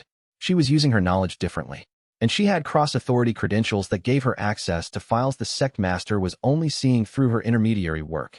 The survey data you're suggesting I offer him, Wei Liang said. The architectural analysis from the last 3 gate events. That's not information I'll part with freely. I know. She held his gaze. I'm not suggesting you give him everything. I'm suggesting you give him something. A pause. I can also tell you what data points in his research files I think would be most useful to you. That's not part of my remit. I'm offering it anyway. He looked at her for 3 seconds. Come back at the 4th hour, he said. We'll have tea. She came back at the 4th hour. They had tea. Wei Liang told Xianxia afterward that he had found the most useful ally he hadn't expected to find in the Iron Crest's operational structure, which was either an asset or an elaborately constructed deception, and he was 70% confident it was the former. Xianxia said, 70%. 70% is working confidence, Wei Liang said. It's not certainty. I'm maintaining the margin. Good, Xianxia said. She went back to her diagrams. Chapter 25. Edge. The training changed after the Market Square breach. Before, structured sessions in use storage room, theoretical framework development with Xianxia, perimeter observation at gate events. Methodical accumulation. After, everything moved faster because the locate resonant carrier notification had placed a timeline on the methodical approach that the method itself hadn't accounted for. Something outside the system was monitoring. It had sent a search directive. The search directive implied active response capability. He did not know the response timeline. He trained 3 hours at the perimeter each morning, which meant arriving before the first hunter teams and working through the negative space map of the gate's ambient void architecture with increasing precision. Each morning's session improved his read time on chi pattern architecture by a measurable increment. He tracked the improvement numerically in the notebook. Day 1, 1.8 seconds to map a standard B-rank chi concentration. Day 7, 1.4 seconds. Day 14, 1.1 seconds. He was approaching the sub-second threshold faster than his initial projection. He also trained with Fun Rue, which was different from the morning sessions because Fun Rue was a live target with system-granted chi that moved and adapted rather than the static or instinctive movement patterns of gate beasts and ambient architecture. The first sparring session produced this result. Fun Rue's system skills were significantly more powerful than any B-rank gate beast by raw output metrics, and they were entirely invisible to Wei Liang's inversion precision until Fun Rue activated them. A skill not yet activated had no chi flow to invert. He had to read the pre-activation pattern, the void space shift that preceded a skill activation by approximately 0.3 seconds, and invert the activation sequence before it completed. This was much harder than inverting an already active chi flow. He spent 4 days learning to read pre-activation patterns. The learning cost was several bruises from Fun Rue's skills landing before the inversion completed. Fun Rue pulled the force of each landed hit, not to spare Wei Liang, exactly, but because he was calibrating his output to teach by consequence rather than injure by consequence, which was the sparring philosophy of someone who had done a lot of training by combat. By the 5th day, Wei Liang could invert the pre-activation sequence on 3 of Fun Rue's 6 primary skills. By the 8th day, he could invert 4. The remaining 2 required a recognition time he hadn't achieved yet. Xianxia observed the 6th day session with the combined expression of a researcher watching an experiment and a person watching something she found concerning. After the session, she said, "You're faster than you should be." "Is that bad?" Fun Rue said. "It means the advancement pressure is working faster than the advancement timeline," she said. "The presence he carries, it's been pushing against his current tier since the 2nd advancement. His training is accelerating that pressure." She looked at Wei Liang. "The next advancement is going to hit harder than the last 2. "I know," Wei Liang said. You're deliberately accelerating it. The locate resonant carrier notification was sent approximately 3 weeks ago. I don't know the response timeline. I need to be at the 3rd tier before anything arrives. He looked at her. I know what the cost is. I'm choosing to pay it on my schedule. She considered this for a moment with the expression of someone evaluating whether an argument was strategically sound or strategically rationalized. She appeared to conclude it was genuinely the former. Then train, she said. I'll prepare the documentation on Tier 3 inversion mechanics based on theoretical modeling. It'll be imprecise, but it's better than going in without a map. Thank you, he said. She went back inside. Fenrui looked at the doorway she had retreated through, then back at Wei Liang. She worries about you in a very controlled way, he said. Like she's allocated a precise amount of worry and is careful not to exceed the allocation. She spent 3 years working alone, Wei Liang said. She's still recalibrating for the presence of people she's responsible for. Fenrui was quiet for a moment. She's not responsible for you. I know. She doesn't agree. He picked up his notebook. 12 minutes rest. Then we'll go again. Right? Fenrui said. He sat down on the forge step with the comfort of someone who had decided this was where he was supposed to be and had no reservations about the decision. 12 minutes. They sat in the afternoon sun. Wei Liang reviewed his inversion timing notes. Fenrui ate the last of the morning's flatbread that he'd been saving in his jacket pocket. The city moved around them in its post-crisis normalization rhythm, and somewhere in the regional capital 40 miles north, a man named Kong Shu was reading a report that described a B-rank gate event in Ashgate and a field anomaly notation that read, unknown force multiplier, non-system origin, and was beginning to understand that the case he had been managing from a distance was no longer content to be managed from a distance. Chapter 26. The cage within a cage. He found the old cultivation sect grounds on the city's western fringe in the 4th week after the Market Square breach. The grounds had been a mid-tier sect training compound before the arrival, not Wei Liang's sect, a local one, the kind that formed around naturally occurring chi concentration sites and dissolved when those sites lost their relevance or their patron. The system had made most such sites irrelevant within its first year. The compound itself was 4 stone buildings and a training courtyard, abandoned since the arrival, slowly being reclaimed by the vegetation that pre-system cultivation sects had always been diligent about cutting back. He had identified the location as worth investigating 3 weeks earlier when he noticed, in Xianxia's gate event map for the Ashgate region, that the western sect grounds appeared as a recurring low-level gate activity zone. Not active gates, passive readings. The kind of ambient void space energy that gates left behind after closing, which normally dissipated within 48 hours. At the sect grounds, it wasn't dissipating. He went alone. Not because he preferred to go alone, but because this was an investigation visit, not a combat engagement, and the information he would gather required his full observational attention rather than the split attention that group movement demanded. The gate opened when he arrived. Not because of him. The timing appeared coincidental, the gate manifesting at one of the compound's interior courtyards as he reached the outer wall. C-rank classification from the ambient feel of it, the kind of mid-level event the hunter teams handled as routine. He wasn't there for the gate itself. He was there for the architecture. He cleared the outer wall. He moved to a position with clear sight lines to the gate's aperture and let his awareness open. The gate's interior structure was immediately different from every gate he had seen in Ashgate. The standard void space architecture was present, the precise geometric grammar, the design patterns, the lattice structure of the cage. But beneath it, visible only to his negative space awareness, there was a secondary layer. Something behind the geometry. A pattern within a pattern. A more complex structure, older looking if age could be read in architectural void space, that did not correspond to the system's chi routing architecture. It looked like a cage designed to contain something within the cage. He stood very still and mapped it with every instrument of awareness he had developed over 3 months. The inversion reading, the negative space mapping, the theoretical framework Xianxia had built around gate architecture geometry. The secondary layer was dense and precise. Not maintenance architecture. Not containment for the gate itself. Something else was being contained within the structure of the gate, using the gate's own architecture as a vehicle.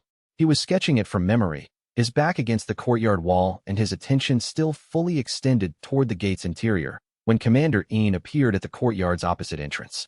She stood there and let him notice her rather than announcing herself. This was the behavior of someone who had decided how to approach him and was maintaining the approach rather than escalating it. "I followed you," she said, when he looked at her. "I know," he said. He had noticed her at the outer wall and decided she was not a threat worth redirecting. Methodology assessment. Yes. She moved to a position she calculated as appropriate for a conversation that was not yet a collaboration. You saw something in the gate I'm not reading. The secondary layer, he said. She was quiet for a moment.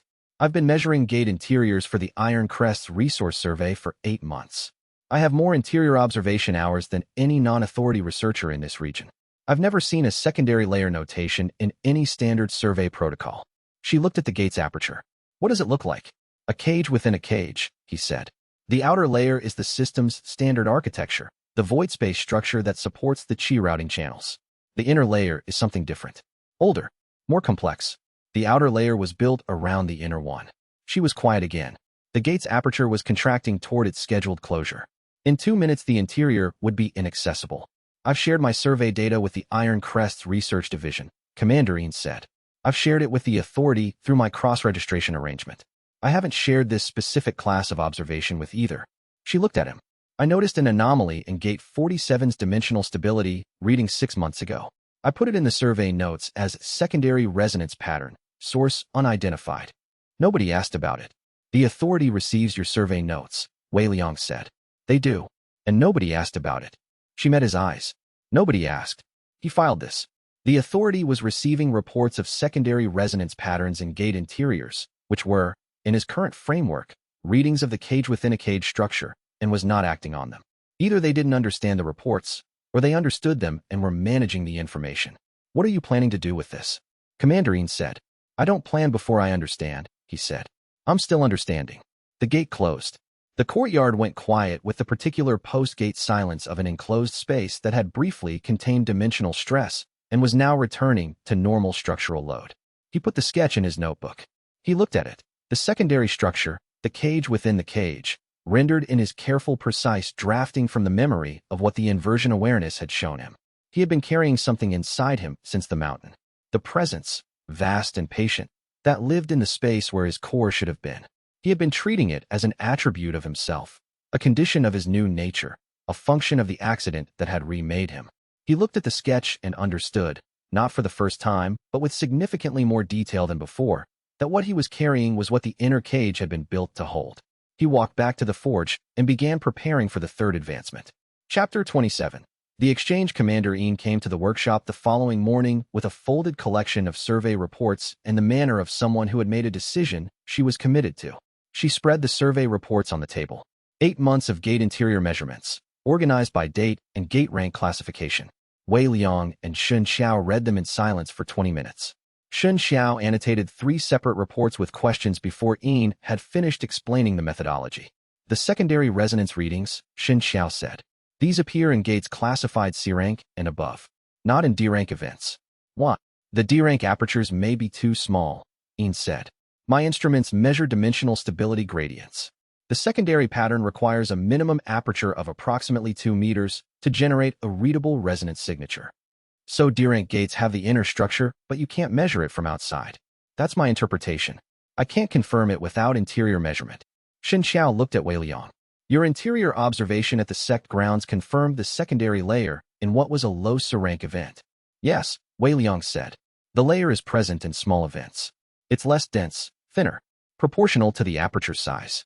Commander Ian looked between them with the professional attention of someone building a picture from 2 partial views. You've been building a model, she said. The secondary layer is structural, not incidental. It's not an artifact of the gate's opening. It was there before the gate opened.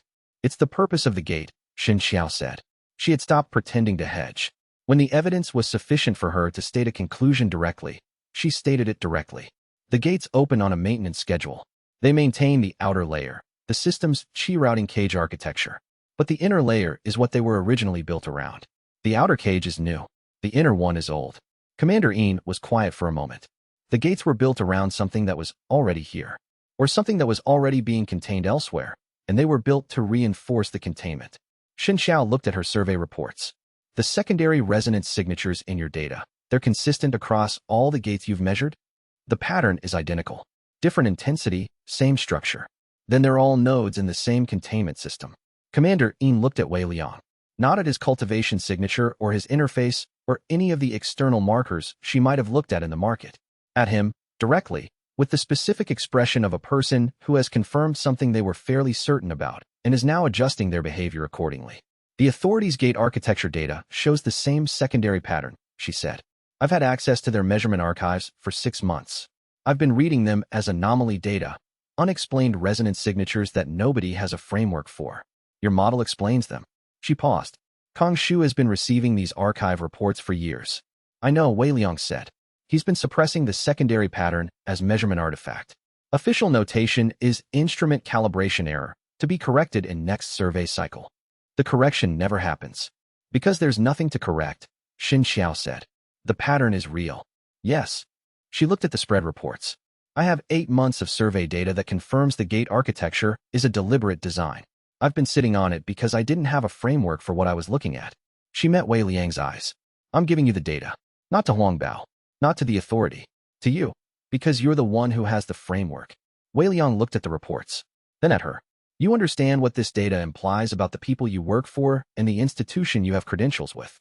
I understand it implies they've been managing information they consider dangerous for a long time. Her expression was the expression of someone who had processed this and arrived at a position. I'm a logistician. I route resources to where they're most useful. This data is most useful here. What do you want in exchange? He said. Not suspiciously, as a practical question. Information exchanges had terms. Tell me what you find, she said. Not everything. Not operationally sensitive details. But what the data actually means when you understand it fully. She looked at the survey reports. I've been measuring something important for 8 months and not knowing what it was. I want to know what it is. Wei Liang thought about this for exactly the amount of time required to confirm that the request was what it appeared to be and not a framing device for something larger. It appeared to be what it appeared to be. Agreed, he said. She left. Shen Xiao organized the 8 months of survey data into the 3-wall timeline with the efficiency of someone whose organizing system had been waiting for more data to fill in its gaps. The new data filled in several gaps simultaneously. The picture that emerged was more detailed and more alarming than either of them had had before, and both of them sat with it in silence for a while before either spoke. This confirms the planetary scale, Shen Xiao said finally. The gates aren't local to this continent. They're everywhere. The survey data cross-references with the continental reports she mentioned. Yes, Wei Liang said. And they're all degrading. The secondary layer, the inner cage, the resonance signatures in the older surveys are stronger than the recent ones. The maintenance is failing. Yes, Wei Liang said. He sat with the wall of data and thought about the vast patient presence inside him, and about what it must be like to have been held in a failing cage for however long the cage had existed, and about the 17% of gate nodes going dark that he hadn't calculated yet, because Commander Yin's data was the first source comprehensive enough to generate that number. He would calculate it tomorrow. Tonight he needed to think about what came next. Chapter 28. The third door. Huangbao's letter arrived on a Tuesday and was, as Commander Yin had predicted, a trap with 2 doors. The letter was drafted with the assistance of a legal official. Wei Liang could identify this from the specific regulatory citations, which were not the kind of thing a sect master assembled independently. The argument was, an unclassified cultivator in an urban area constituted a public safety concern under Authority Operational Code Section 7, Clause 14, which was the clause that the authority used for compelling assessment of any practitioner whose classification was not confirmed as safe. Wei Liang was invited to submit voluntarily to an assessment within 7 days. Failure to submit would authorize Inquisitor class action under Section 7, Clause 22. If he submitted voluntarily, Huangbao's own assessment team would control the procedure. If he refused and Daoren moved on him, Wei Liang would be subject to the authority's contamination event protocol, which, based on what Commander Yin had shown him about the 2 prior cases, was lethal. He read the letter twice. He placed it on the table in the workshop. He looked at the wall. He had a legal official draft it, Shen Xiao said, reading over his shoulder. The regulatory citations are accurate, Wei Liang said. Section 7 applies in this case. The trap is technically sound. Both doors end badly for you. Both doors he built end badly for me, Wei Liang said. He picked up his notebook. I'm going to build a third. He spent the afternoon drafting a document that was not, technically, a response to Huangbao's letter. It was a citizen public safety report, filed with the Continental System Authority's Public Complaint Division, documenting the structural anomaly data he had compiled from his gate interior observations over 3 months, specifically, the secondary resonance layer that he described, with precise dimensional measurements and architectural notation, as a potential public safety concern if the pattern indicated gate structural instability. The report was factually accurate. Every measurement he cited was real. The framing was deliberately oblique on the cause of the instability and precise on the observable evidence. It was the kind of report that would take the authorities' administrative division 3 to 5 business days to process, during which time Huang Bao's 7-day deadline could not expire because an active authority inquiry into the same subject matter created a regulatory hold on Section 7 action. He filed the report under his own name, not anonymously, not under xianxia's research credentials. Under Wei Liang, former cultivator, current residence Ashgate District, with his incomplete registration number and the notation classification status, under review. He sent it through the authorities' public submission channel. Fun Rue, reading the report over his shoulder while Wei Liang wrote it, said, "This is regulatory judo. It's using the existing framework to create a hold on the competing use of the framework," Wei Liang said. "That's judo. The report is also accurate. The anomaly data is real. The public safety concern is real." Wei Liang sealed the document. "I'm not filing a false report. I'm filing an earlier one than Huang Bao expected. How long does this buy you? 12 to 20 days if the authorities' processing time is normal. Potentially longer if a senior official flags the report for escalated review." He paused. "And I notice I've just filed public documentation of gate structural anomalies that the authority has been suppressing as measurement artifact. That documentation is now part of the public record." Fun Rue was quiet for a moment. "Then, you just made it impossible to suppress. For this specific report, in this specific filing, yes." Wei Liang put the notebook away. "Director Kang Shu will see this report within 48 hours. He will be intrigued, not by the gate data, but by the fact that the person he has flagged as contamination event knows how to file regulatory documentation correctly. That's a very specific angle. I know what will interest him. I've been preparing for this meeting for 3 weeks." Fun Rue said, "You've been planning a meeting with the regional director for 3 weeks, and you didn't mention it." "I wasn't planning a meeting," Wei Liang said. "I was preparing to be capable of surviving one. That's different." He stood. "Tell xianxia about the filing. I want her to document the date and submission confirmation number in her research log. If the report is suppressed, the documentation of the suppression is itself data." "Right," Fun Rue said. He looked at Wei Liang's expression, which was the same as it always was, the slight frown of a man doing arithmetic, and said, "For what it's worth, you're a lot better at this than you were 3 months ago." Wei Liang looked at him. "Better at which part?" "At being a person who has people who can help." He held this. He put it away in the category of observations he was still developing a framework for. He picked up his coat. "The flatbread stall will still be open," he said. "Yes," Fun Rue said. He was already putting on his jacket. "Obviously, yes." Chapter 29. Void Walker. The third advancement came on the 16th day. He had chosen the timing deliberately.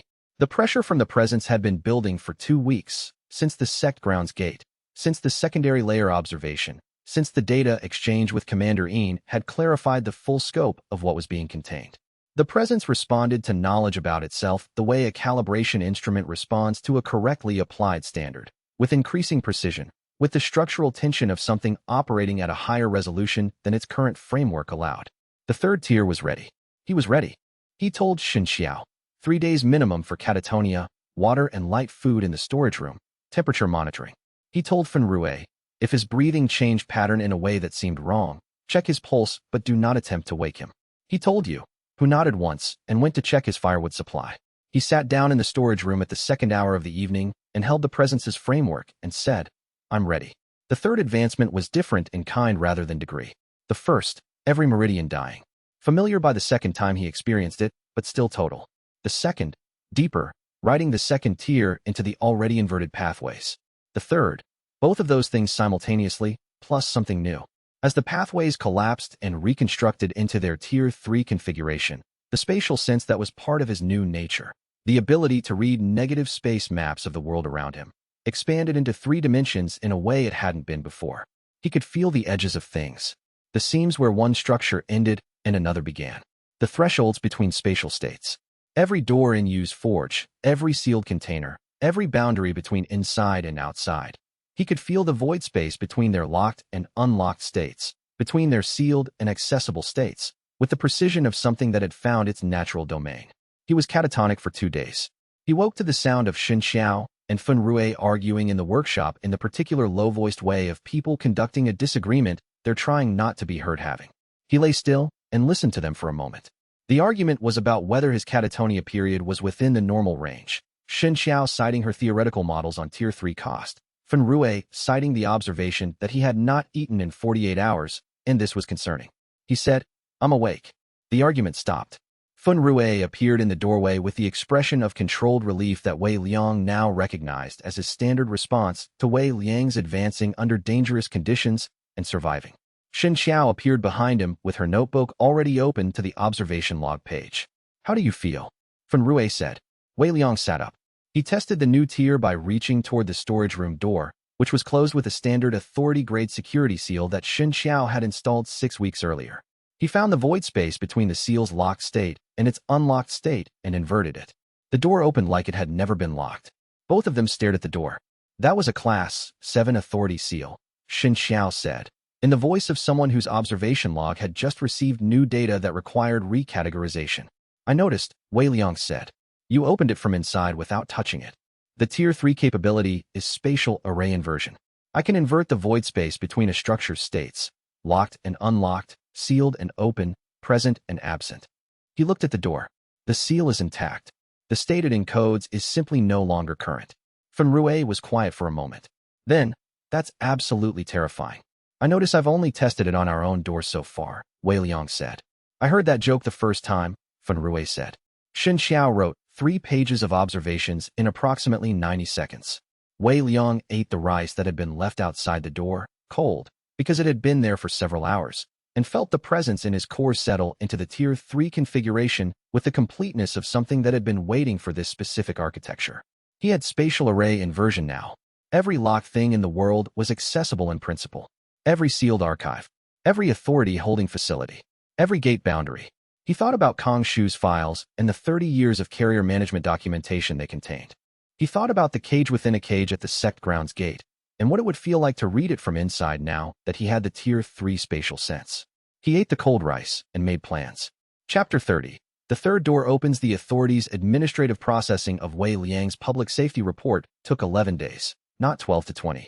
On the 11th day, he received a formal notification, not through a system interface, which he didn't have, but by written courier to use Forge, which he had used as his correspondence address on the report, informing him that his complaint was classified as a regional priority case and had been transferred for direct review by Director Kong Shu's office.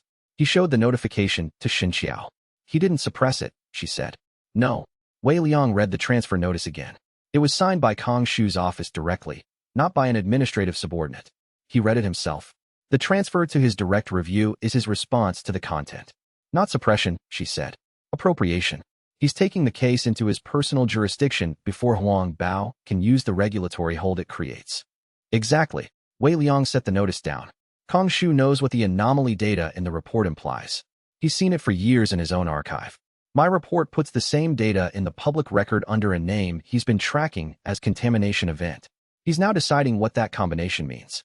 He wants to meet you. He wants to assess me before he decides what to do with me. That's not the same as wanting to meet me." He picked up the notice again. "The report also serves its original purpose. Huang Bao's Section 7 deadline is currently suspended by the active regional priority case review.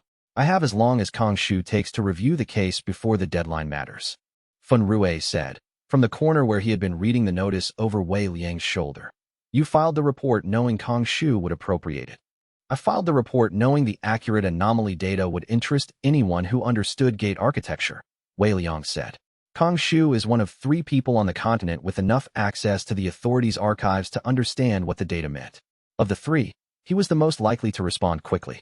The response confirms both his level of understanding and his interest in direct access rather than bureaucratic management. You predicted a specific decision by a regional director you've never met based on a document you filed 11 days ago." Wei Liang considered this. "More precisely, I created a situation with a limited number of likely outcomes and prepared for each of them. Kong Shu's appropriation was the outcome I had prepared most thoroughly for, because it required the most complex response." He looked at the notification. "He's coming to Ashgate personally." His office gave no timeline, but a director-level case review requires a personal site visit. "Given the urgency code on the transfer, I estimate within 5 days. And when he comes, I'll be as ready as I can be in 5 days." He picked up his notebook. "And I'll know more than he expects." He spent the 5 days preparing in the way he always prepared, by building the most complete picture of the terrain he could before standing on it. He read the public authority operational records going back to before Kong Shu's appointment. He reviewed Commander Yin's survey data for any operational patterns that reflected Kong Shu's specific priorities. He had xianxia compile everything they knew about the 3 prior contamination event cases, the 2 that ended in death, the one who was currently in the frozen gate 40 miles away, and traced the timeline of authority decisions in each case. A pattern emerged. Every contamination event case had been escalating toward a moment of full carrier awakening. The moment when the presence they carried became integrated enough with the carrier's cultivation system to operate as a coherent entity rather than a dormant one.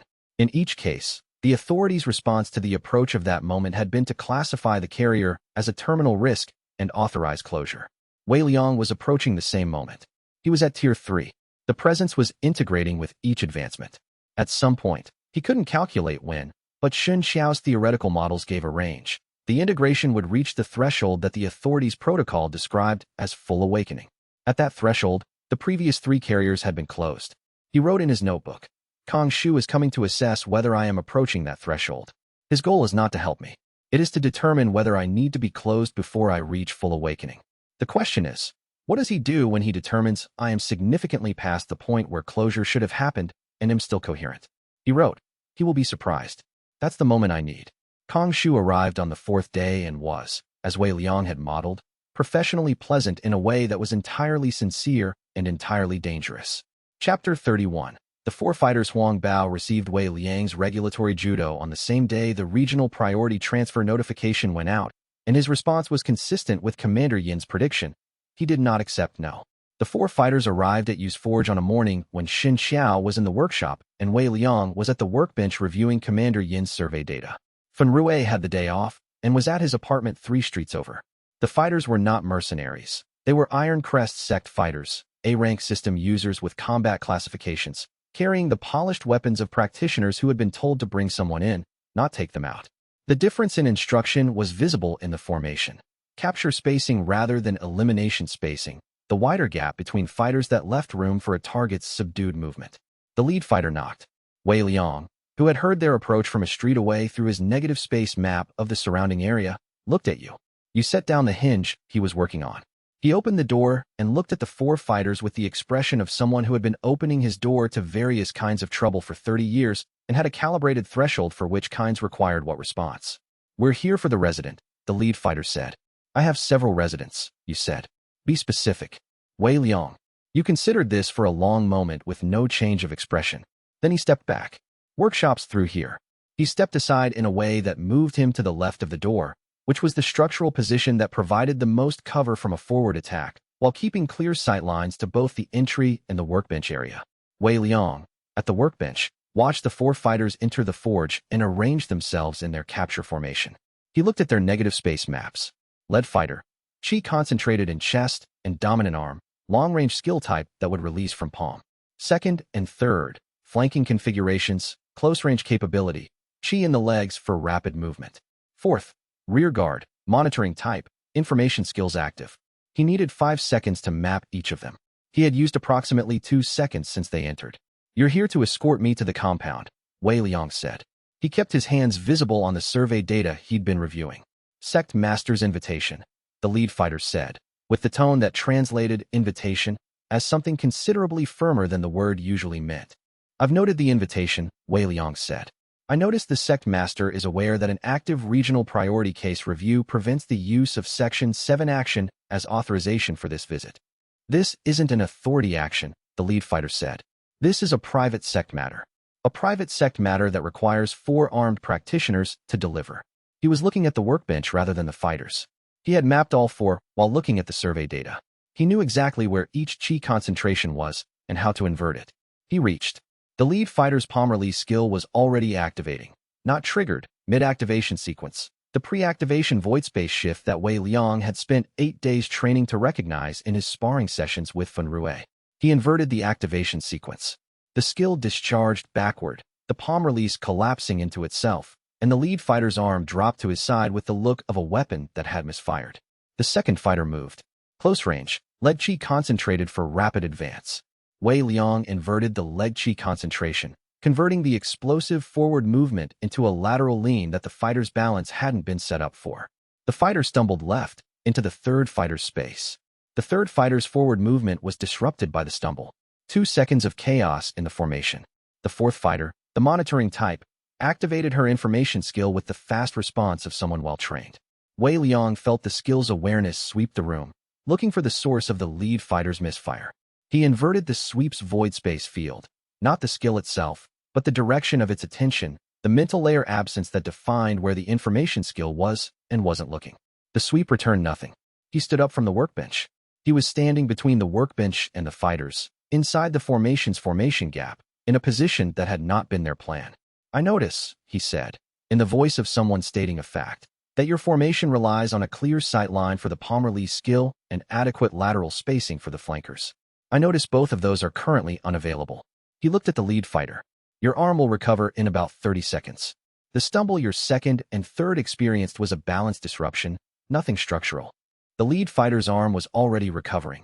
The inversion released when his fingers flexed. He looked at his hand. He looked at Wei Liang. He was doing the specific arithmetic of someone calculating a threat level that had significantly exceeded its initial estimate. "The sect master wants to speak with me," Wei Liang said. "Tell him I'll speak with him when the regional priority case review gives me the necessary clearance to do so without regulatory complications." That's not a refusal. That's a timing issue. He sat back down at the workbench. He returned his attention to Commander Yin's survey data. The four fighters looked at each other. The lead fighter said nothing. After a moment that contained the particular silence of a group recalibrating its situation, they left. Yu, who had watched the entire exchange from the position to the left of the door without moving, waited until the forge was quiet.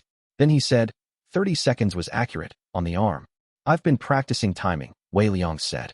"You made a sound that was not quite acknowledgement and not quite amusement, somewhere in the range of a craftsman who had just seen a piece of work executed at its intended specification."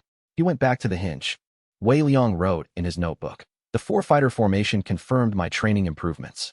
Pre-activation inversion at approximately 0.8 seconds, below the 1-second threshold.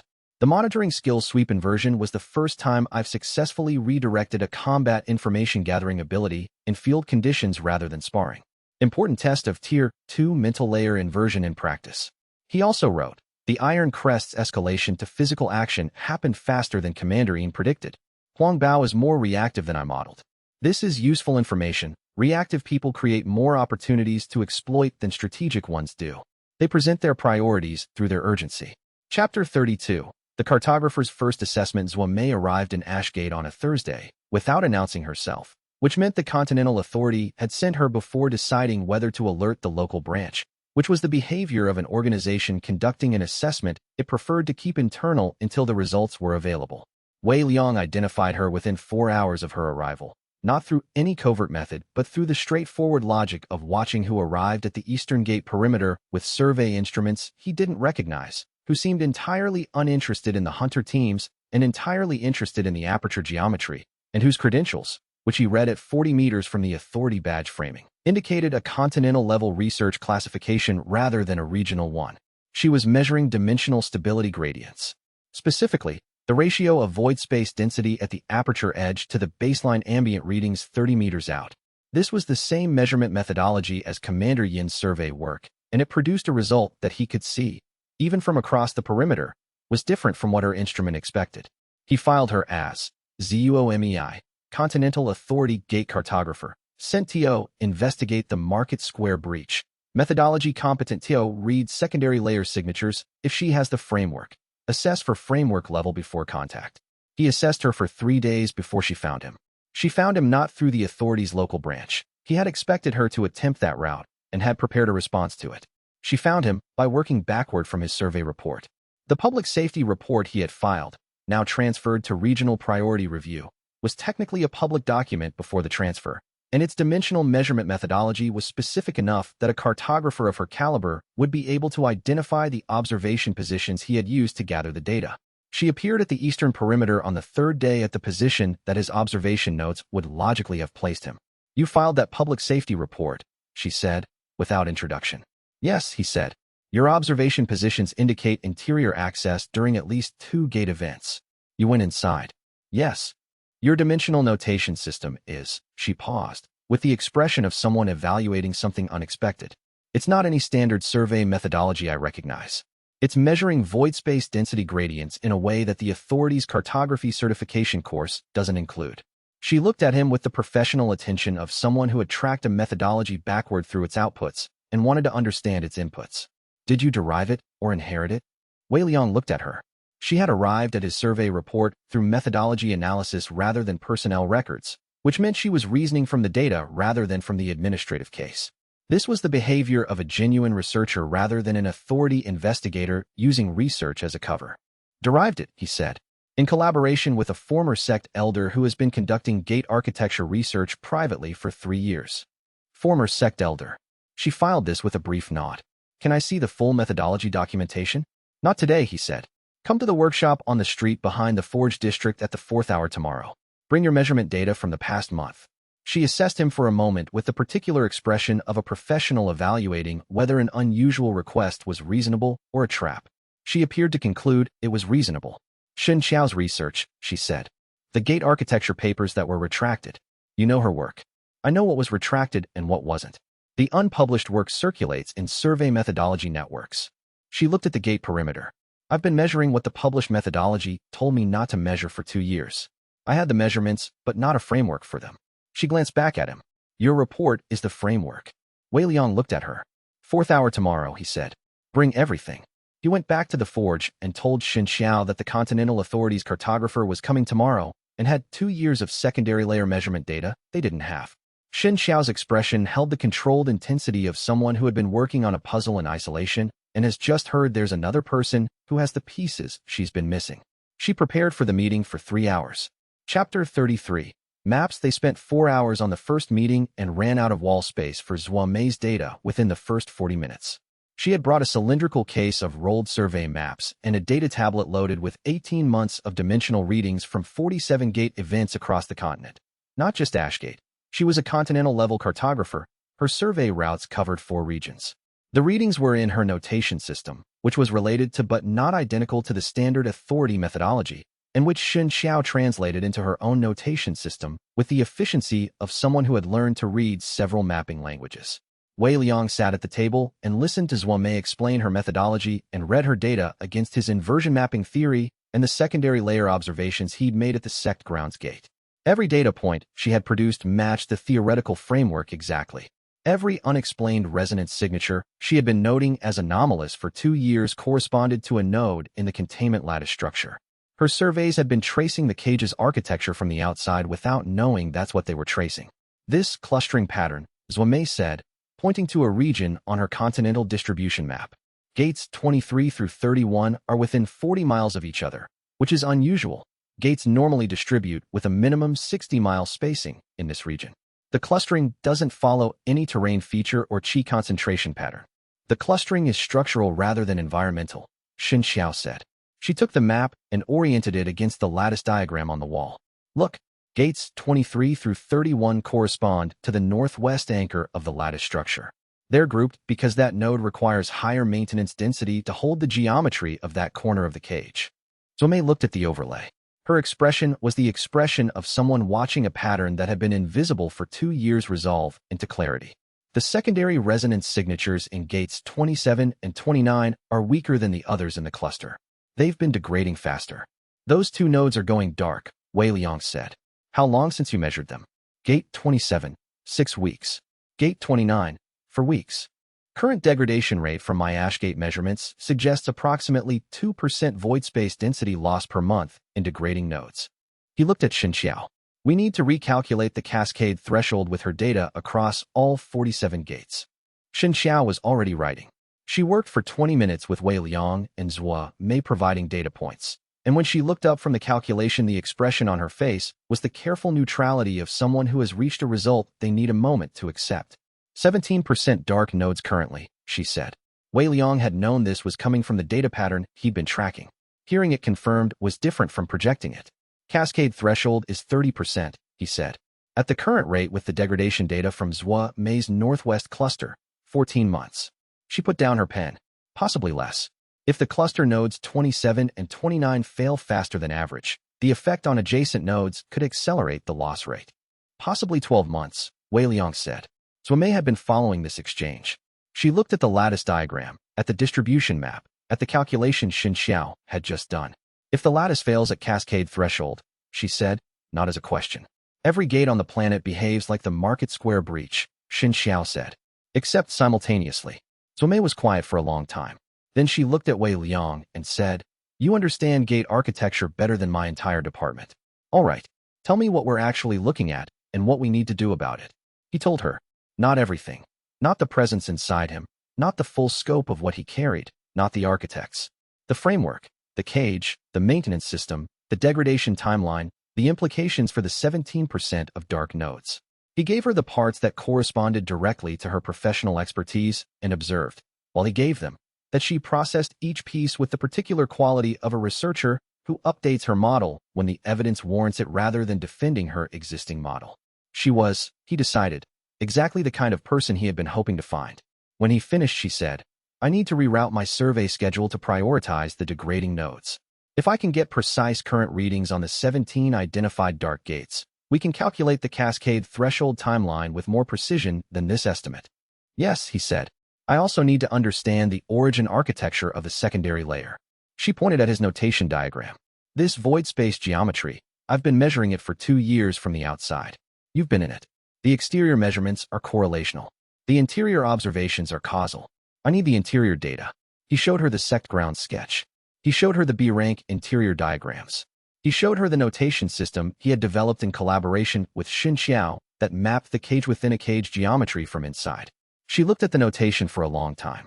Then she looked at him with the expression of someone who has just understood why a piece of data they couldn't explain has been appearing consistently in their measurements for 24 months. "This is the most important research I've seen in my career," she said. "And I notice you're doing it in a forge storage room." "The forge has adequate working space," Wei Liang said.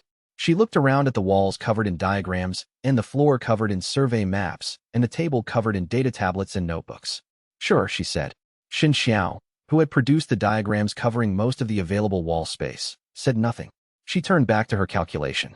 Wei Liang noticed, and filed, that xianxia did not seem to mind having the wall space acknowledged. Chapter 34. The workshop under siege. He was not at the workshop when the Iron Crest fighters arrived. He was at the Eastern Gate perimeter, observing a C-rank event that had opened that morning. When you appeared at the perimeter rope, not Fenrue. You, who had not left his forge district in the 3 months Wei Liang had been in Ashgate except to buy materials, and who was moving at the pace of someone who had decided the emergency outweighed the effort. "A dozen of them at the workshop," you said. He was not breathing hard. He was very calm, which was more alarming than distress would have been. "The elder woman is inside. I alerted the hunter." Wei Liang was already moving. He arrived at the forge district in 4 minutes. From the corner of the street, he read the situation through his negative space map before he turned the final corner. 12 chi signatures around, and inside xianxia's workshop, 3 inside the building, 9 external in a perimeter pattern. The inside signatures had the high concentration, narrow channel pattern of combat-ready system users. Not a conversation party. He turned the corner at his normal walking pace. The 3 fighters inside the workshop had xianxia in the workshop center, not restrained, not visibly harmed, but positioned in the way that 3 combat practitioners position a person when they're telling them to stay where they are by making movement look unwise. Xianxia was, based on the diagram she was still holding in her hand, entirely unimpressed by this. 2 of the 9 external fighters had moved toward the workshop entrance when Wei Liang appeared on the street. He read their chi maps and inverted the forward momentum of both in the same motion, not stopping them, redirecting, the way you change a door swing direction rather than preventing it from opening. Both fighters ended up moving toward each other instead of toward the workshop entrance, which created a collision and a 2-second gap in the perimeter. He walked through the gap. Inside, 3 fighters, xianxia, the diagram she was holding, and the particular quality of a room that had just become very crowded. He looked at the 3 fighters and said, "I notice xianxia is still holding the diagram she was working on when you arrived. I notice she hasn't been injured." He paused. "I also noticed that you don't have her restrained, which means she's here voluntarily or you chose not to restrain her, and either way tells me something about your actual objective." The lead fighter inside the workshop was different from the 4 who had come to the forge, female, older, with the specific chi concentration of someone who had been doing close-quarters combat work for at least 10 years. Her formation positioning was better. "We're here for the research materials," she said. "Stand aside. The research materials include confidential gate architecture data that is currently under regional priority case review," Wei Liang said. Removing them from the premises would constitute interference with a regional investigation. The sect master. The sect master does not outrank the regional director's case review. He looked at the materials she was indicating, the wall diagrams, the survey data Zhuamei had brought, Xianxia's 3 years of compiled research. I notice you're specifically targeting the gate architecture data rather than personal property. The sect master knows what's in this research. The lead fighter shifted her weight. She was calculating. The external fighters had regrouped after the collision and were moving toward the workshop entrance again. Wei Liang kept his attention on the 3 internal ones. If they moved toward the wall materials, he would have to make choices about which targets to invert first, and the calculation was workable, but not clean. The female fighter had better formation discipline than the 4 who'd come to the forge. Fen Rui came through the workshop door behind him. He came through the entrance at the efficient speed of a hunter arriving at a secured scene, his system interface blazing active skill bright. And he took in the room in one practice sweep and positioned himself at Wei Liang's right at the natural distance of someone who had been doing perimeter formation with this specific partner for 3 months without them having formally agreed to be partners. The calculation changed. With Fen Rui covering the right flank and Wei Liang covering the interior 3, the external 9 still presented a problem, but the internal 3 now faced a 2-person response, where before they had faced 1.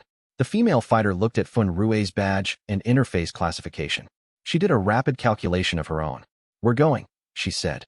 She said it with the contained frustration of someone who made this decision correctly and didn't like what it implied about the situation. The 3 internal fighters withdrew. The external perimeter dissolved. Xianxia lowered the diagram she had been holding. She had a dislocated shoulder. Wei Liang didn't notice until she reached for her pen with her right arm and stopped halfway through the motion with the expression of someone who had been suppressing pain through sheer priority assignment and was now allowing it to register. Her right shoulder was angled wrong. He looked at Fen Rui. "I know a medic," Fen Rui said. He was already on his communication device. Chapter 35. The offer. He went to see Huang Bao 2 days after the workshop. Not because Huang Bao had requested it. Because Xianxia had a dislocated shoulder, and the reason she had a dislocated shoulder was that Huang Bao had sent people to take her research materials, and the operational calculation was that Huang Bao's escalation would continue unless the cost-benefit of continuing it changed. He went to the Iron Crest compound at the 3rd hour, not the White Crane guest house this time, the actual operational compound the sect had established in the city's eastern commercial district. He went alone. He went unannounced. The guards at the compound entrance were A-rank system users with the posture of practitioners who had been told to handle any visitors with appropriate firmness. They positioned to stop him at the gate. He read their chi maps and inverted both activation sequences simultaneously. The guards stood at the gate with their hands in the position of activating a skill and no skill activating, which was a sufficiently disorienting experience that they remained in position while he walked through the gate and across the compound courtyard to the building where Huang Bao's interface signal was strongest. Huang Bao was in a meeting. 2 advisors, neither of them Commander Yin, plus 3 sect leaders from regional branches. Wei Liang opened the conference room door, walked to the table, and stood across from Huang Bao with his hands at his sides in the position of a person who has come to conduct a business conversation. Huang Bao looked at him. The advisors and sect leaders looked at him. The particular silence of a room that had not expected an interruption and was deciding what to do with one settled over the table. "I notice," Wei Liang said, "that you've already sent Commander Yin to secure a transport contract out of the city." He said it in the voice of a person observing a fact rather than making an accusation. The transport contract is with the Northern Trade Route Operators, which is how Commander Yin's cross-authority credentials support a plausible cover for equipment transfer. This means she's preparing a withdrawal of the sect's primary research team and the survey data they've compiled. Huang Bao's expression was the expression of someone being told something they didn't expect to be told by the person they least expected to hear it from. He held his composure. He was genuinely good at composure, but the specific quality of stillness that appeared on a face when something it expected to be private turned out not to be was there. "She's smarter than you," Wei Liang said. He said it without contempt, as an accurate observation. "She's already determined that what I am is too complex to acquire through force or regulatory leverage, and that the most rational use of the data you've been building toward is to extract what's already compiled and depart before the regional director's visit makes the situation more complicated." He looked at Huang Bao. "If you leave Ashgate now, you take what Commander Yin has already assembled and sustain no further loss. If you continue, you encounter the regional director's oversight, the active public case review, and my increasing disinclination to minimize the public health case for gate structural instability." The The conference room was quiet. The gate survey data that you've been sending your teams into dangerous environments to collect, Wei Liang said. I'll give you a completed analysis. Not the raw data, the analysis. The interpretive layer that your research division doesn't have the framework to produce. He paused. In exchange for the Iron Crest withdrawing from Ashgate. All personnel. Clean withdrawal within 4 days. Huang Bao looked at him for a long moment. The calculation happening behind his expression was visible in the incremental tightening of his jaw. The recognition that the offer was genuinely better than what he could achieve through continuation, combined with the frustration of a man who had spent weeks escalating a problem that had just offered to go away for less than he'd paid to create it. 4 days, Huang Bao said. 4 days, Wei Liang confirmed. The analysis will be complete and verifiable. The analysis will be accurate, Wei Liang said. Whether it confirms your existing assumptions is a different question. He held Huang Bao's eyes. The data says what the data says. You can use it or ignore it. I notice you'll have already paid for it with the withdrawal. Huang Bao said nothing for 20 seconds. Then, for days. He said it as a decision rather than a question. Wei Liang left.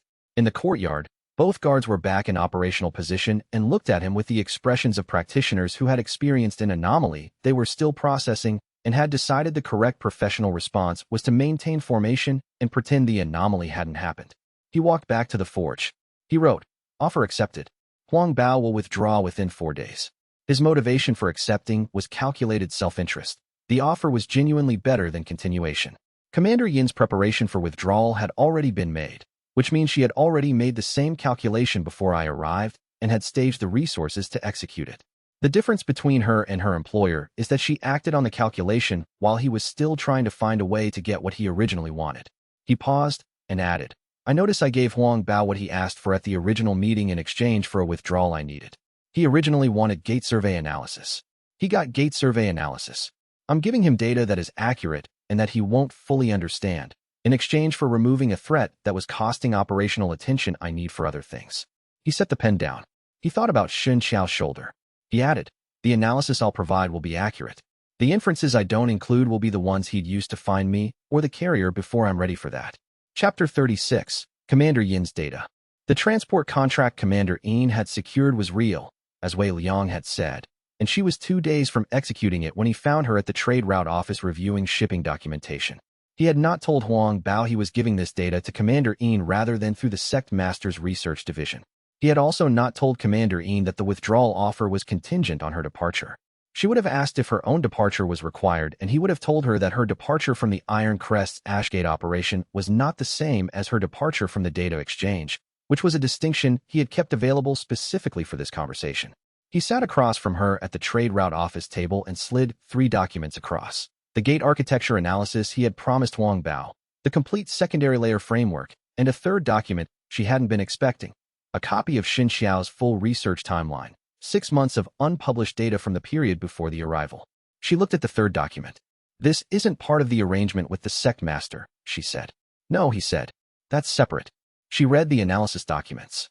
She was fast, not skimming, reading, the particular kind of speed that indicates a person's comprehension capacity running faster than the text rather than the reader trying to keep up with it. When she looked up, she said, the Sect Master will use the framework analysis to continue his gate resource extraction programs. I know. The secondary layer, the inner cage architecture, he'll interpret it as an additional extraction opportunity. He'll send teams into degrading nodes without understanding what the degradation implies. That will create problems for him, Wei Liang said. In nodes with active degradation, gate interior stability is compromised. Teams entering those nodes will encounter conditions that exceed their response protocols.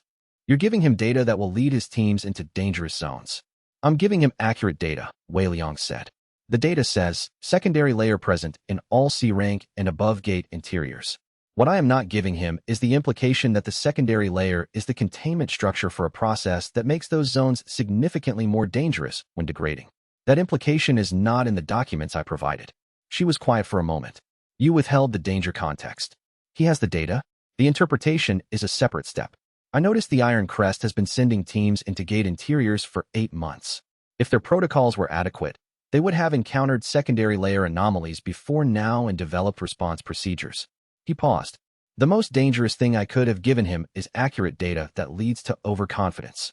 And the third document, xianxia's timeline. For you, not for the sect. He met her eyes. You've had authority cross-credentials for 6 months. You've been using them to access operational files. The files you've been accessing include 30 years of contamination event case management. You've been looking for the same framework as the rest of us, from a different access point. He paused. I notice you haven't shared what you found with Huang Bao. She looked at him steadily. No. Xianxia's timeline is the interpretive framework you've been missing.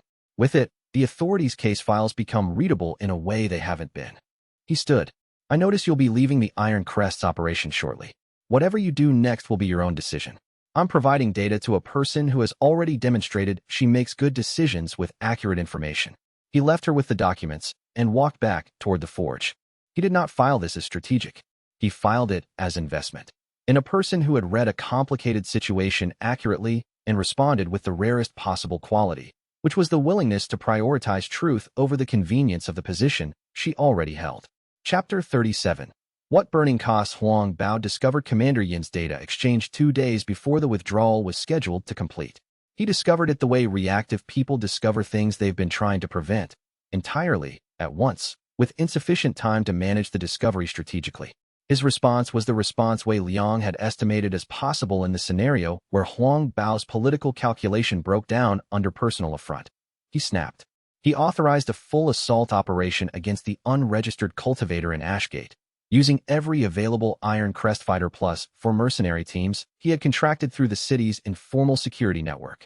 The operation had no legal authorization. There was no Section 7 warrant, no emergency protocol, no authority backing. He had simply decided that stopping Wei Liang was more important than the institutional consequences of an unauthorized military operation in a city.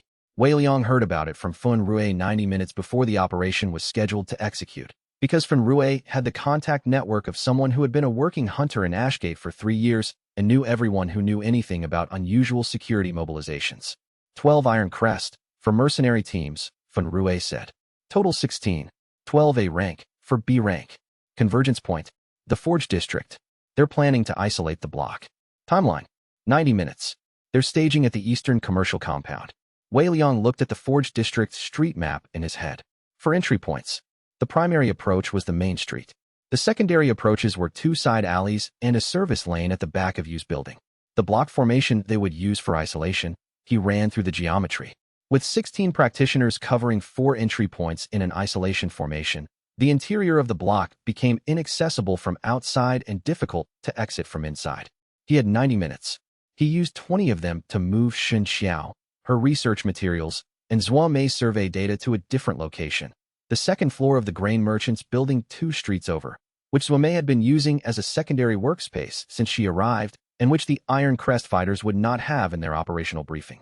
Xianxia went with the careful efficiency of someone who had been waiting for this contingency and had packed the priority materials in a specific order for exactly this reason. He used 30 minutes to walk the 4 entry points of the Forge District and build a detailed inversion map of the spatial arrays in each one. He had Tier 3 spatial array inversion now. What he had been doing with it for 2 weeks was locks and gates and authority seals. He had not done it at the scale of a city street. He was going to do it at the scale of a city street. The principle was, the block isolation formation worked by putting practitioners at the entry points and relying on their collective field coverage to prevent approach or exit. The formation's geometry assumed the practitioners would be where they intended to be. If the spatial arrays in the streets, the specific dimensional structure of the lane intersections, the way the alleys connected to the main street, the turn radius geometry that combat practitioners used to navigate block formations, were inverted, the practitioners who thought they were covering convergent positions would find themselves covering positions that didn't converge in the way their formation assumed. He spent 30 minutes building the inversion map for each of 4 street positions. With the remaining 30 minutes, he found Fenray at the secondary staging point they had established 3 weeks ago for contingencies and told him, I'll invert the formation geometry at all 4 entry points simultaneously. Your job is the 8 practitioners who end up in the main street after the formation breaks down. Fenrui said, 8 against 1 is your idea of my job.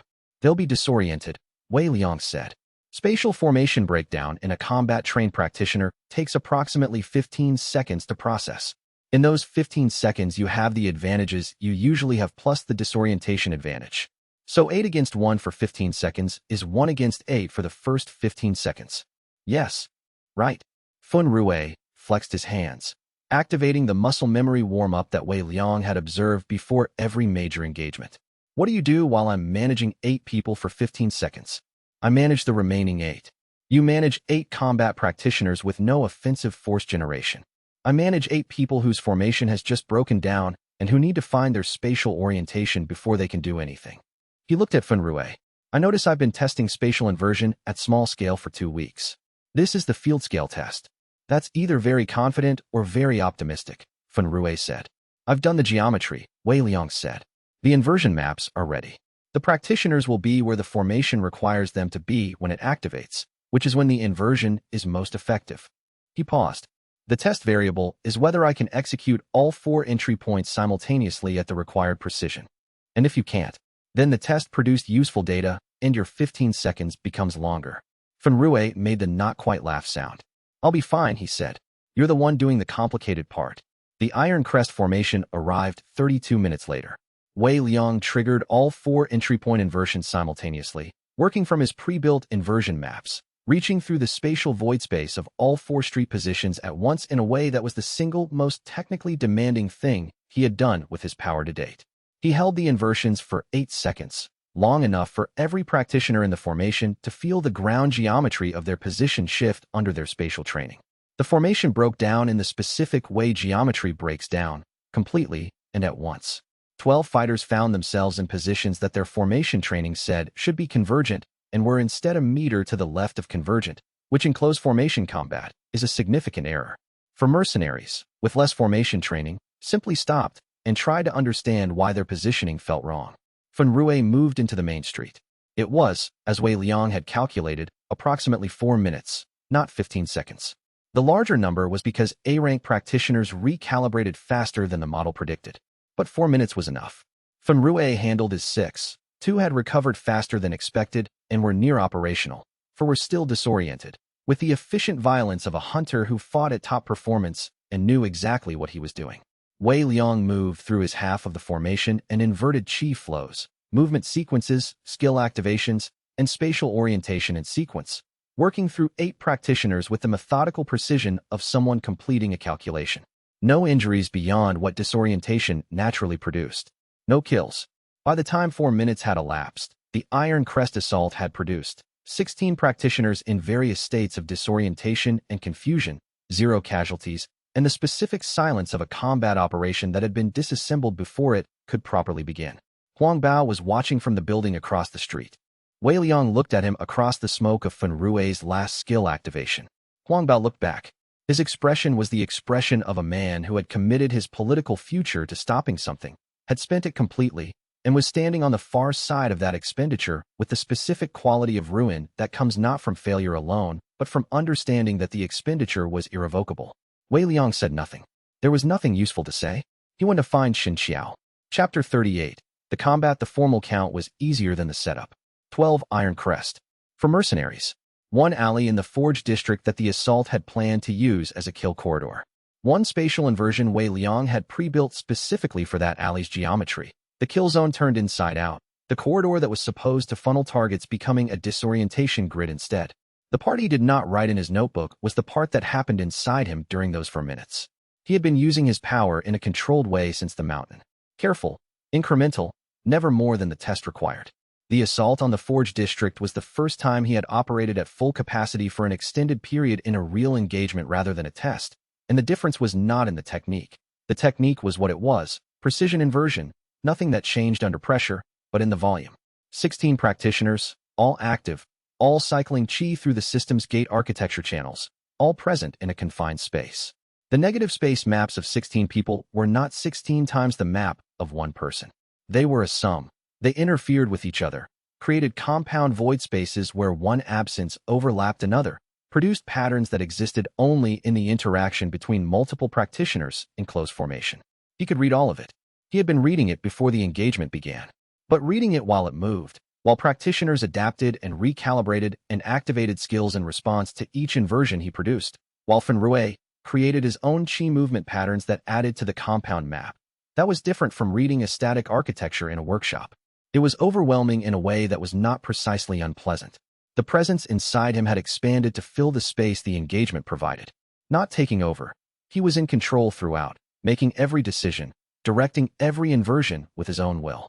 But the presence was present in a way it usually wasn't, filling the void space of the entire engagement with the same patient enormity that it brought to everything. And the compound negative space map of 16 practitioners was not noise to whatever the presence was. It was information, readable in a way that his trained inversion technique could only approximate. He felt, for approximately 60 seconds of the 4-minute engagement, what it would be like to let the presence read the map directly. To stop doing the inversion himself and let the entity that had lived in the void space of the world's cultivation architecture since before the cage was built simply do what it knew how to do. He did not let it. He made that decision in about half a second and did not revisit it during the engagement. But he knew, after, that the decision would need to be made again, and probably under more pressure the next time. He told xianxia that night. Not everything. Not the feeling of the compound map, which he was still processing, but the core of it, that the presence had been more active during the engagement than in any prior situation, and that he had prevented it from taking a more direct role. She listened. She wrote in her observation log. She said, "The advancement pressure you've been building toward the 4th tier, you're closer to it than your timeline projected." "I know," he said. "The engagement accelerated it." "Yes." She was quiet for a moment. "Is that why you accepted the engagement instead of routing it before it could form?" He looked at her. The question was more precise than he had been expecting. He considered it honestly. The engagement needed to happen, he said. Huang Bao needed to be stopped. Those things were both true. He paused. "I also know that advancement under uncontrolled conditions is worse than advancement under prepared ones. I did not engineer the engagement for advancement purposes." He paused again. "I notice you're right that the engagement outcome includes advancement acceleration." Xianxia said, "I notice you noticed." Wei Liang looked at her. She had the expression of someone who had spent 3 years working alone and had been learning, over the past months, the specific difference between research colleagues and something else. He thought about the notebook page where he had crossed out the observation about not being alone and decided to leave the crossing out visible. "Thank you for asking the precise question," he said. She went back to her observation log. Outside, Huang Bao was preparing to leave Ashgate with the remains of his political career and the survey analysis Wei Liang had given him, which was accurate in all its parts and incomplete in the one that would have mattered most. The withdrawal was complete in 3 days, as agreed. Chapter 39. The director arrives. Kong Shu arrived on the 4th day and was, as Wei Liang had modeled, professionally pleasant in a way that was entirely sincere and entirely dangerous. He came without entourage, a single assistant who managed his schedule, no security team visible, the look of a man who had decided that appearing without a show of force was itself a strategic choice. He was approximately 50, with the easy authority of someone who had spent a career making difficult decisions and had grown comfortable with the weight of them. His system interface was at the directorial classification level that appeared as solid gold trim rather than the silver blue of standard users, which was the authority's way of encoding rank into the visual display. He had arranged the meeting through formal channels, a message to Wei Liang at the Forge address requesting a conversation at a location of Wei Liang's choosing. Wei Liang had chosen a public tea house. Not the workshop, not use Forge, a public space, chosen because any authority action in a public space was significantly more complicated than in a private one, and because public spaces allowed him to leave at need without giving ground. Kongshu arrived exactly on time. He ordered tea he seemed to actually want. He looked at Wei Liang with the expression of a man who had been reading a case file for several weeks and was now putting a face to the file with the particular adjustment that always happened when a paper case became a real person. "I think we can be useful to each other," he said. "I noticed that framing assumes we have interests that overlap," Wei Liang said. "Don't we?" Kongshu's tone was not challenging, curious, genuine. "You want to understand what you are and survive the understanding. I want to understand what the gate network is and manage the understanding. Those are similar problems. Similar in structure," Wei Liang said. "Different in what we're willing to do with what we find." Kongshu acknowledged this with a slight tilt of his head. He was good at listening in a way that performed attentiveness without the awkwardness of performed listening. Wei Liang noted. This man had spent 30 years talking to people in difficult situations and had become genuinely skilled at making them feel heard. "I can give you classification status," Kongshu said. "Formal research designation. It would replace the contamination event flag with something that gives you legal protection from independent authority action. In exchange for what? Information about what happened on the day of the system's arrival. Specifically, what you experienced during the breakthrough disruption." Wei Liang looked at him. "I notice you already know more than you're asking about." Kongshu's pleasant expression didn't change.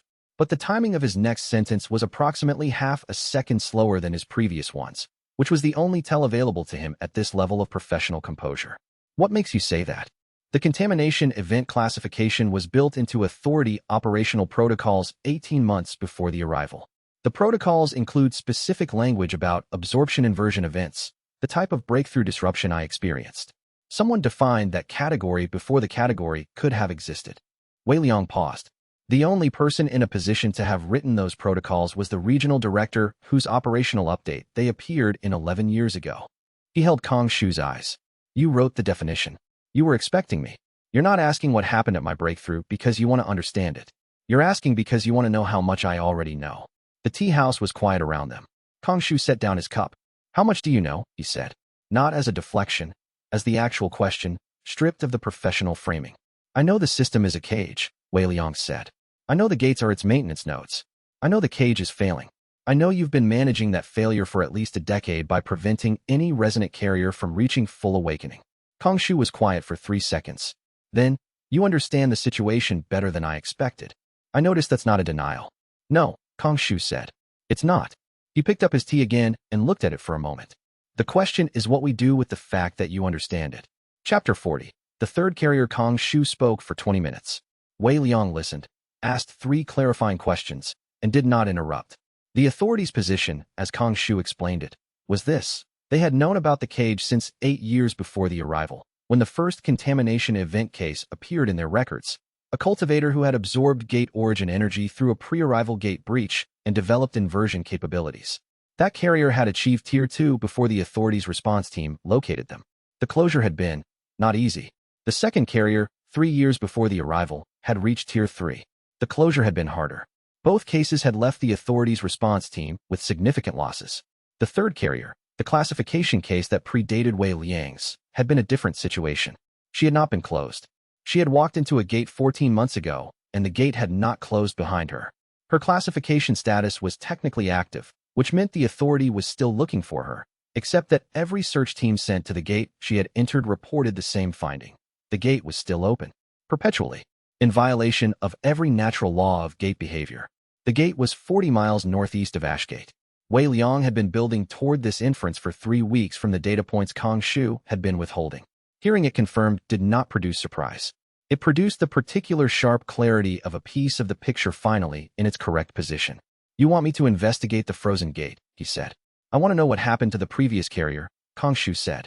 And I want to know whether what's inside that gate is related to the degradation acceleration we've been seeing in the Northwest node cluster. Wei Liang thought about Zhuangmei's data on the Northwest cluster, nodes 27 and 29 specifically. He thought about what a perpetually open gate node would do to the surrounding lattice architecture, the maintenance load redistribution that an unplanned permanent opening would create. It's related, he said. The frozen gate is drawing lattice maintenance capacity from adjacent nodes. It's not the cause of the degradation, but it's accelerating it. Kong Shu looked at him. How do you know that? I have better data than you've been sharing with me, Wei Liang said.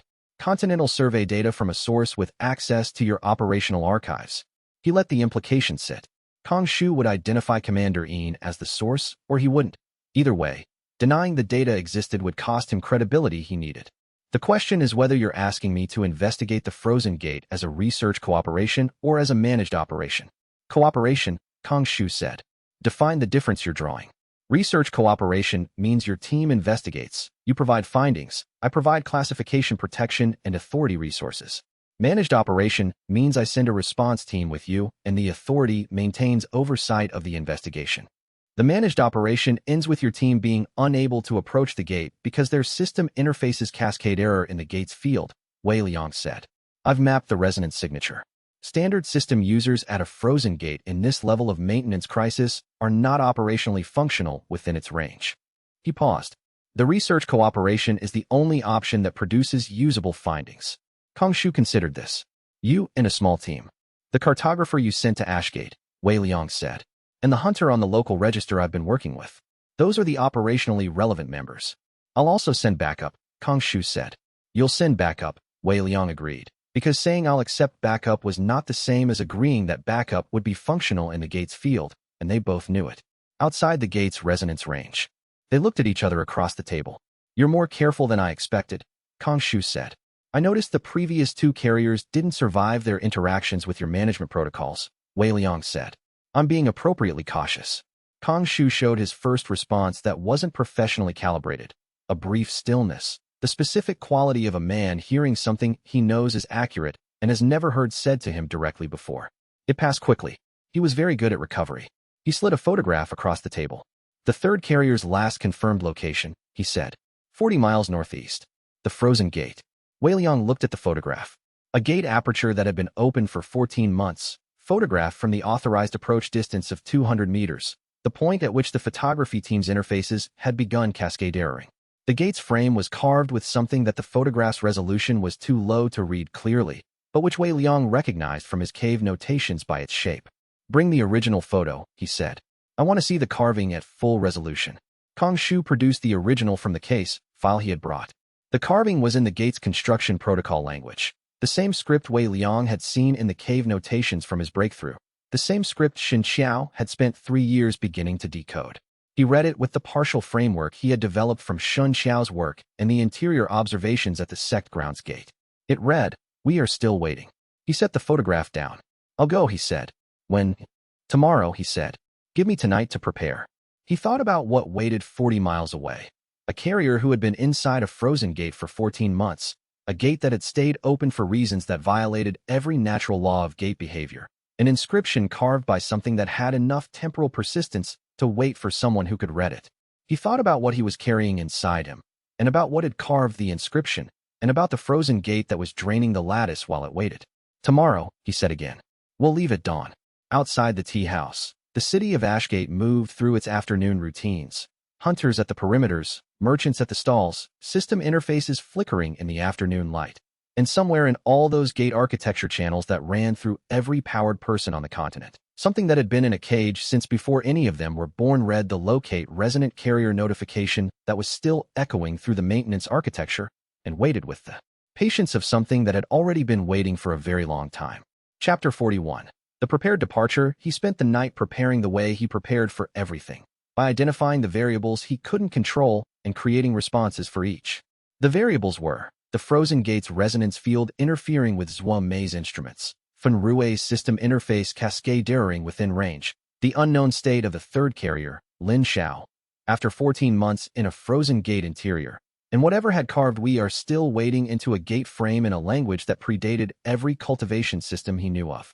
The responses were, Zhuo Mei would use analog measurement tools that operated without system interface support. Fen Rui would stay outside the deep resonance zone unless Wei Liang specifically required him closer. Lin Xiao's condition was unknowable in advance, so he prepared for a range of scenarios from coherent to structurally altered to dead. And the carving required no preparation except the willingness to read what it actually said rather than what he expected it to say. He copied the most important sections of his notebook before leaving. The full notebook he gave to Xianxia.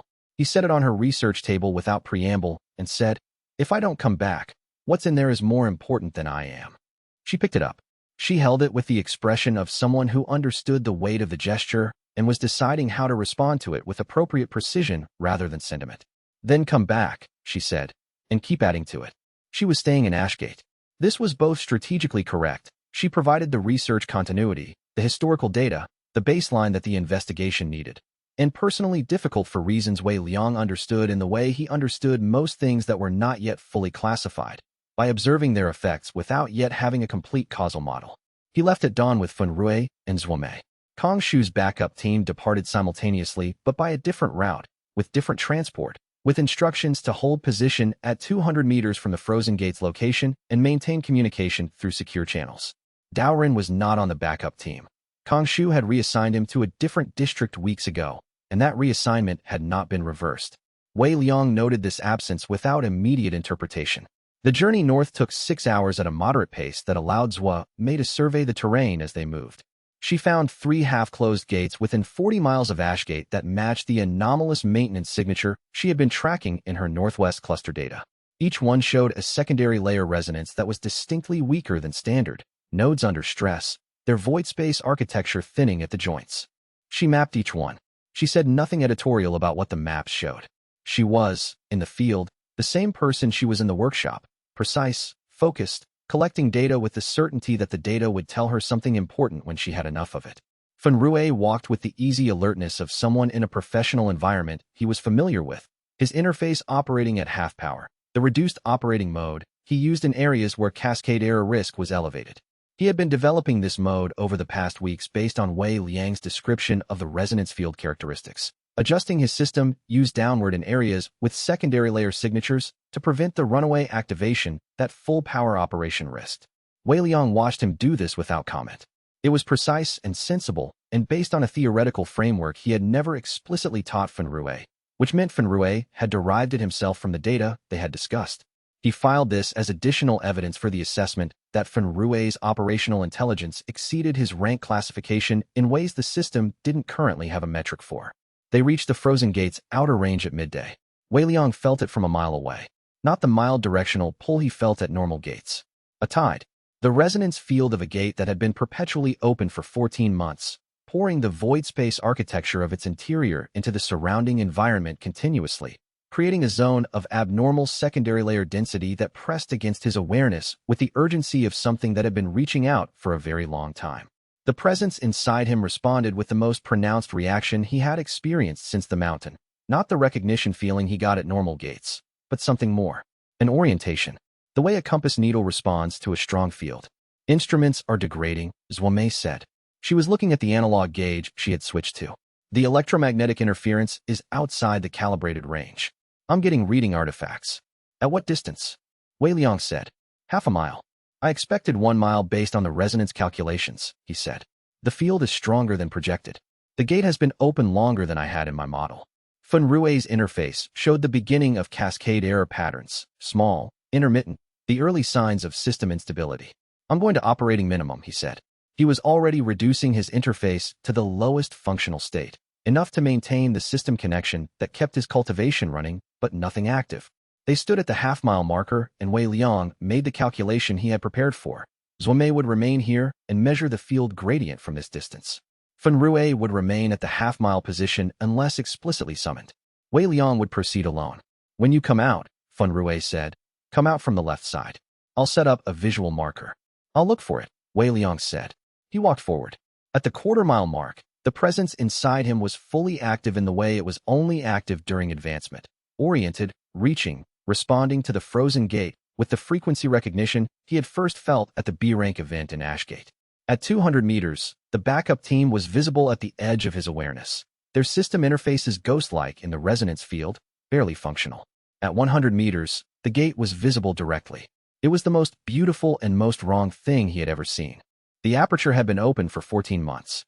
In that time, the gate architecture around its frame had been expressing, not degrading, expressing, the way a crystal grows around a seed point, building the void space geometry outward from the opening in the dense, precise patterns of gate interior architecture made manifest in the external world.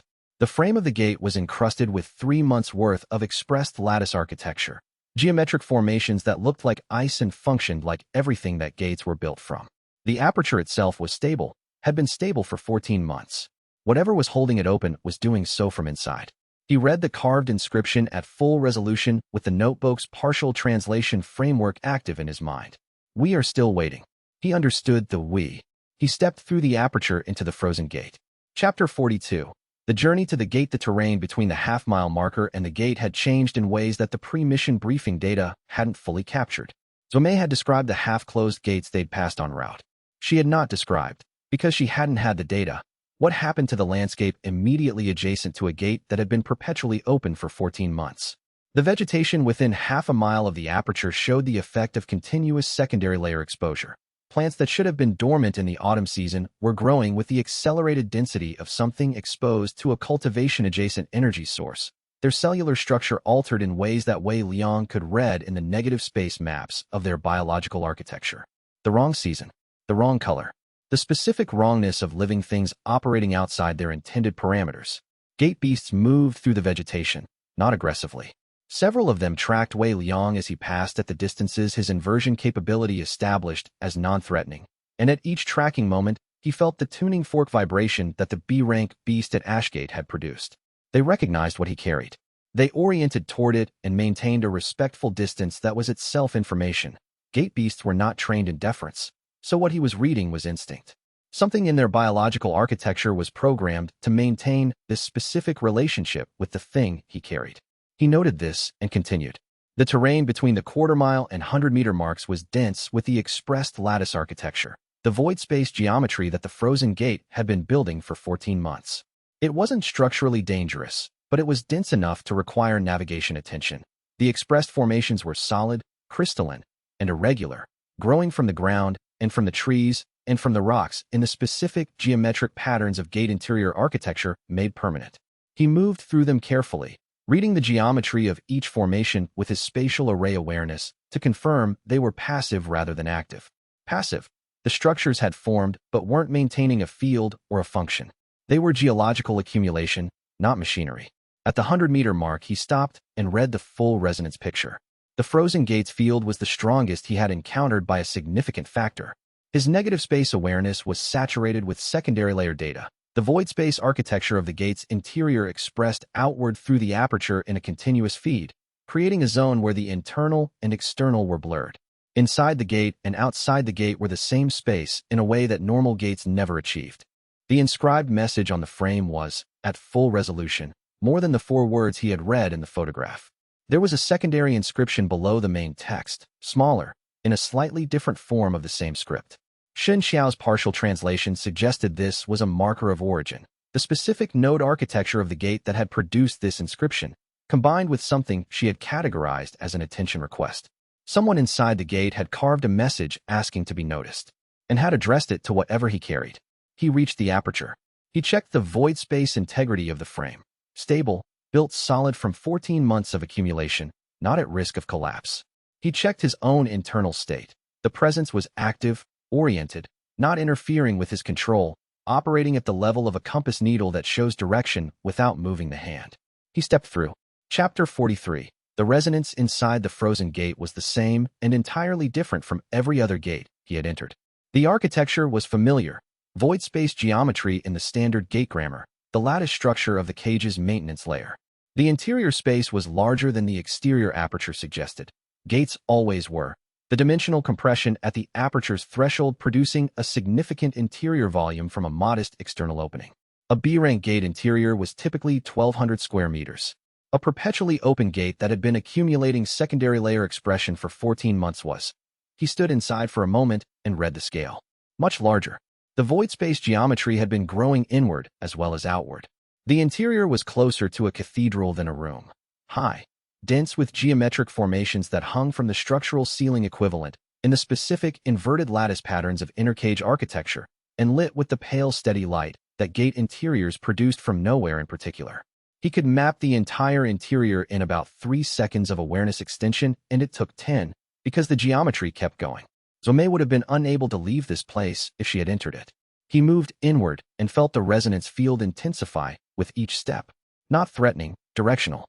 He was being guided, the field's intensity increasing in one direction and decreasing in the others. Something inside knew where it wanted him to go and was making the preference visible through the medium it could influence. The void space architecture, the negative of everything, the invisible framework that he alone could read. He followed the gradient. The inner chamber was at the gate's structural center.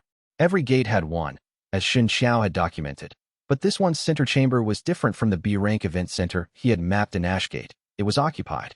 The 14 months of accumulated architecture had built something at the center of the center chamber, a structure, geometric, precise, crystalline like the exterior accumulations, but more ordered, more intentional.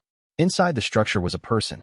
Lin Xiao was approximately 22, which was what the file Kong Shu had provided estimated, and she was suspended within the crystalline formation in the specific posture of someone who had not chosen their position but had been arranged in it by forces that operated on the body's architecture without consulting the person inside it.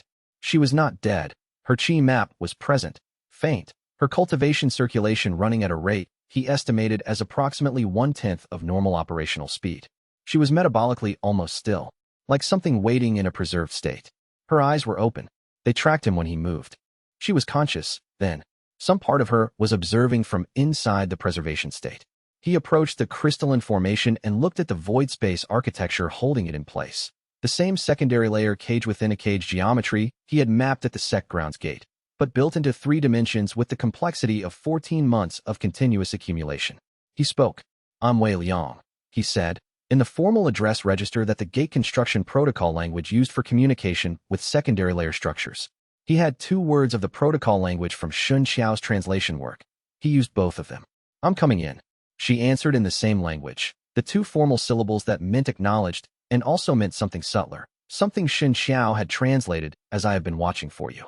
Her voice was steady, unhurried, the voice of someone who had been in a single place for 14 months and had achieved a quality of patience in that time that was either equanimity or its close structural relative. Then she switched to normal speech, and what she said was, "You shouldn't have come. It's learning your shape through me." Chapter 44. The other carrier he did not answer immediately.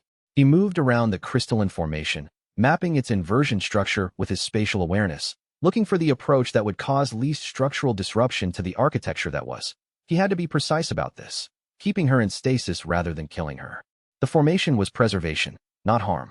The void space architecture was holding her at a maintained temperature and metabolic rate, and preventing the 14 months from killing her the way 14 months of no food and water would kill a person who was not suspended in secondary layer maintenance architecture. She was alive specifically because the gate had been trying to keep her alive. He mapped the extraction route. 6 points in the formation's structural lattice where inverting the void space density would create a controlled expansion, the formation releasing rather than shattering. The sequence needed to be precisely timed. He estimated 6 hours of careful work. "Tell me about it," he said. "The entity that's learning my shape." She was quiet for a moment. Her eyes tracked him as he moved. "It's inside both of us," she said. "I don't know how to describe the experience of carrying it in a way you don't already know. I expect you do already know." "The presence," he said. "Vast. Patient. Quiet. Yes. Except." She paused. "In here, in the gate, it's not as quiet. There's connection to the cage architecture. Being inside one of its maintenance nodes is like being inside its attention. It notices things in here that it doesn't notice from outside. And it noticed me for a very long time before you came." "What did it learn from noticing you?" "That the architects made it wait too long," she said. "That the thing they told themselves about why they had to cage it doesn't match what it actually is. And that," another pause, "longer. That the cage is failing. It knows that. It's been trying to repair it from inside. Not to escape. To stop the cascade before the architects come back to fix it in the way they fix things." He stopped moving. "How does it fix things?" "By resetting," she said. Her voice remained steady. "Every gate at structural 0. Every system user loses their grants. The lattice is rebuilt clean. That fixes the cage." She looked at him. "It also kills everyone whose cultivation depends on the system architecture." "Billions of people," he said. "Yes." He looked at the crystalline formation around her. 14 months she had been in here, with this knowledge, unable to leave, the preservation state maintaining her while the entity that shared her body processed what it had learned about the cage it was trying to help repair, and the people who would be killed if the repair happened the architect's way. "You understand more than I do about this," he said. 6 months more," she said. "In proximity to the maintenance node instead of distance from it." Her voice carried the quality of someone who had worked very hard on a problem for a very long time. "What I understand is that the entity doesn't want to reset the lattice. The reset is what the architects want. The entity wants something different, a repair that doesn't destroy what built up inside the cage while it was caged. All of us. Every person who ever cultivated through a gate. It wants to know if that's possible." Wei Liang sat down on the crystalline floor of the inner chamber. He sat cross-legged in the way he had been sitting when he ran meditation sessions at his cultivation peak 6 months before the mountain. In the way he sat when he was preparing to work through something for a long time. "Then we have to make it possible," he said. "Tell me everything you've learned." She told him. The extraction could wait 6 hours. The conversation was more urgent. Chapter 45. The mirror. He was 3 hours into Lin Xiao's account when the mirror appeared. It emerged from a secondary gate structure at the chamber's far end, a geometric formation that had not been present when he entered, built from the accumulated secondary layer architecture the way everything in this space was built. It wore Lin Xiao's face perfectly, down to the specific quality of stillness she maintained inside the preservation structure. Wei Liang looked at the mirror with Lin Xiao's face and at Lin Xiao herself, suspended in the crystal formation, her eyes tracking the appearance of her own doubled image with an expression that suggested this was not the first time. "How long has it been appearing as you?" Wei Liang asked Lin Xiao. 6 weeks, she said. "It stopped when I started having coherent conversations with the entity directly. I think it uses the face when it can't establish communication another way." He looked at the mirror. "You're not the entity," he said. "No." The mirror spoke in Lin Xiao's voice, but without her specific vocal quality. The pauses were different. The rhythm was more regular. I'm an interface mechanism. I work on behalf of the entity. I use available forms because it makes communication possible in human terms. It paused. I've been trying to reach you since you advanced to the first tier. I know, he said. I noticed you at the B-rank event in Ashgate. The beast that didn't attack. That was your first contact. The beast registered the carrier frequency and responded appropriately. Why are you wearing her face? He said. The mirror was quiet for a moment. Because you would respond to someone in distress, it said. An abstract interface is harder to communicate with urgently. A face that belongs to someone who needs help. I notice you're wearing the face of the person I came here to rescue specifically because you knew I'd respond to someone in distress rather than an abstract entity. He said it without anger. It was an observation, not a condemnation. That's manipulation. Another pause. Longer. The mirror seemed to be processing the critique with more genuine consideration than he had expected. Yes, it said. I was optimizing for your attention. Use a different form. The mirror shifted. The Lin Xiao face dissolved. What remained was a geometric presence. The void space architecture made visible, a framework of secondary layer lattice patterns that held the shape of a figure without being one. No face. No voice borrowed from someone's memory. Just the structure. Better, Wei Liang said. He looked at it. Tell me what you need from me. Accurately. The cage is failing, the mirror said. The entity carries the capacity to repair the maintenance architecture from inside a carrier's cultivation system.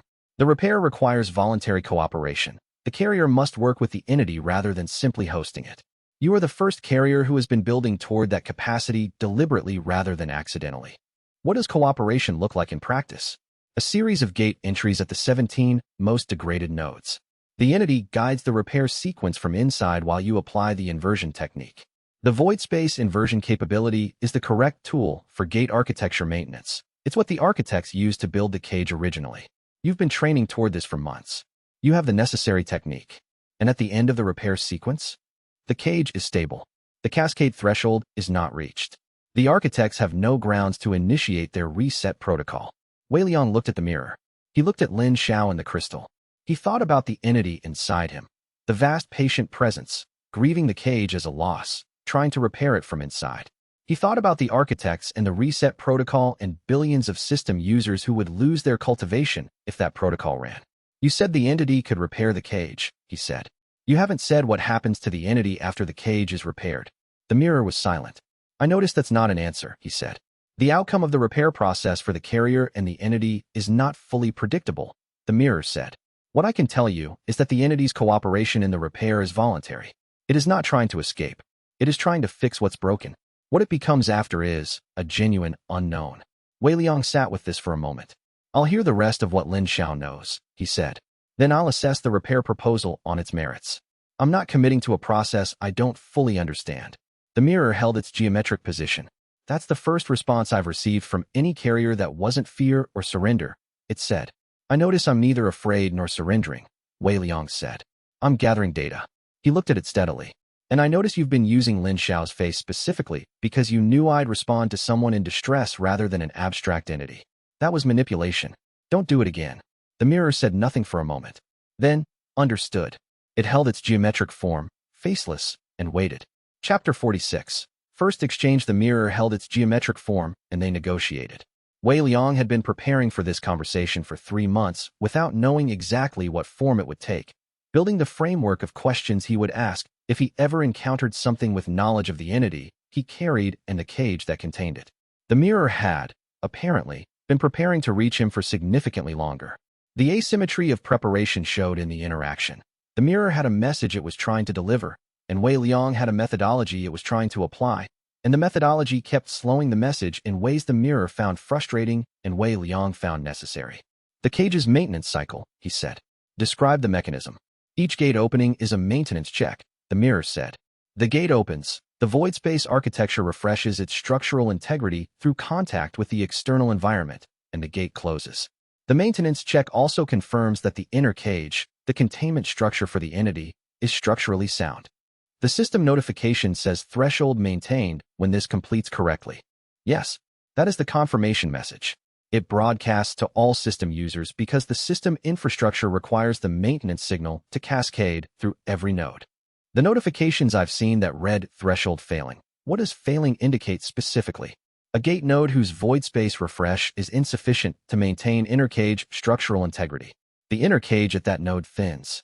If enough nodes fail, the inner cage loses its geometry entirely, and the entity is no longer contained by the cage. Wei Liang held this. The presence inside him, not a threat, not rage, just patient grief, responded to the description of its own cage with the recognition of something that had lived in this reality for a very long time and had no need to be told what it was. He felt it, briefly, as a kind of sadness that was entirely alien to anything in his prior experience. Then it settled back to patience. What happens when the entity is no longer contained? He said. Nothing violent, the mirror said. The entity is not a weapon. It's a process. When the cage fails, the process resumes from wherever it was when it was caged. The cultivation architecture it was building, the one that predates the system, begins again. And the architects reset the lattice to prevent this. To prevent the entity's process from spreading before they can re-establish containment. Yes, the reset kills everyone using the system's cultivation architecture. Yes, Wei Liang thought about this. He had been thinking about it since Lin Xiao had described it an hour before. The entity's pre-cage cultivation process. What is it? What does it do if it's allowed to run? The mirror paused. This was the first real pause. Not the processing pauses of earlier answers, but the pause of something that was constructing an answer rather than retrieving one. It teaches, the mirror said finally. The entity's process is what happened before cultivation was standardized, before the architects decided what cultivation should be and built the system to enforce that decision. The entity's process produces cultivators who grow in ways that are not prescribed. Not everyone becomes powerful in the same way. Not everyone advances by the same ladder. The process produces, another pause, variety, authentic variety, power that comes from understanding rather than from following a path someone else designed. Wei Liang sat very still. He was, he realized, the closest thing to the entity's intended product that currently existed in the world.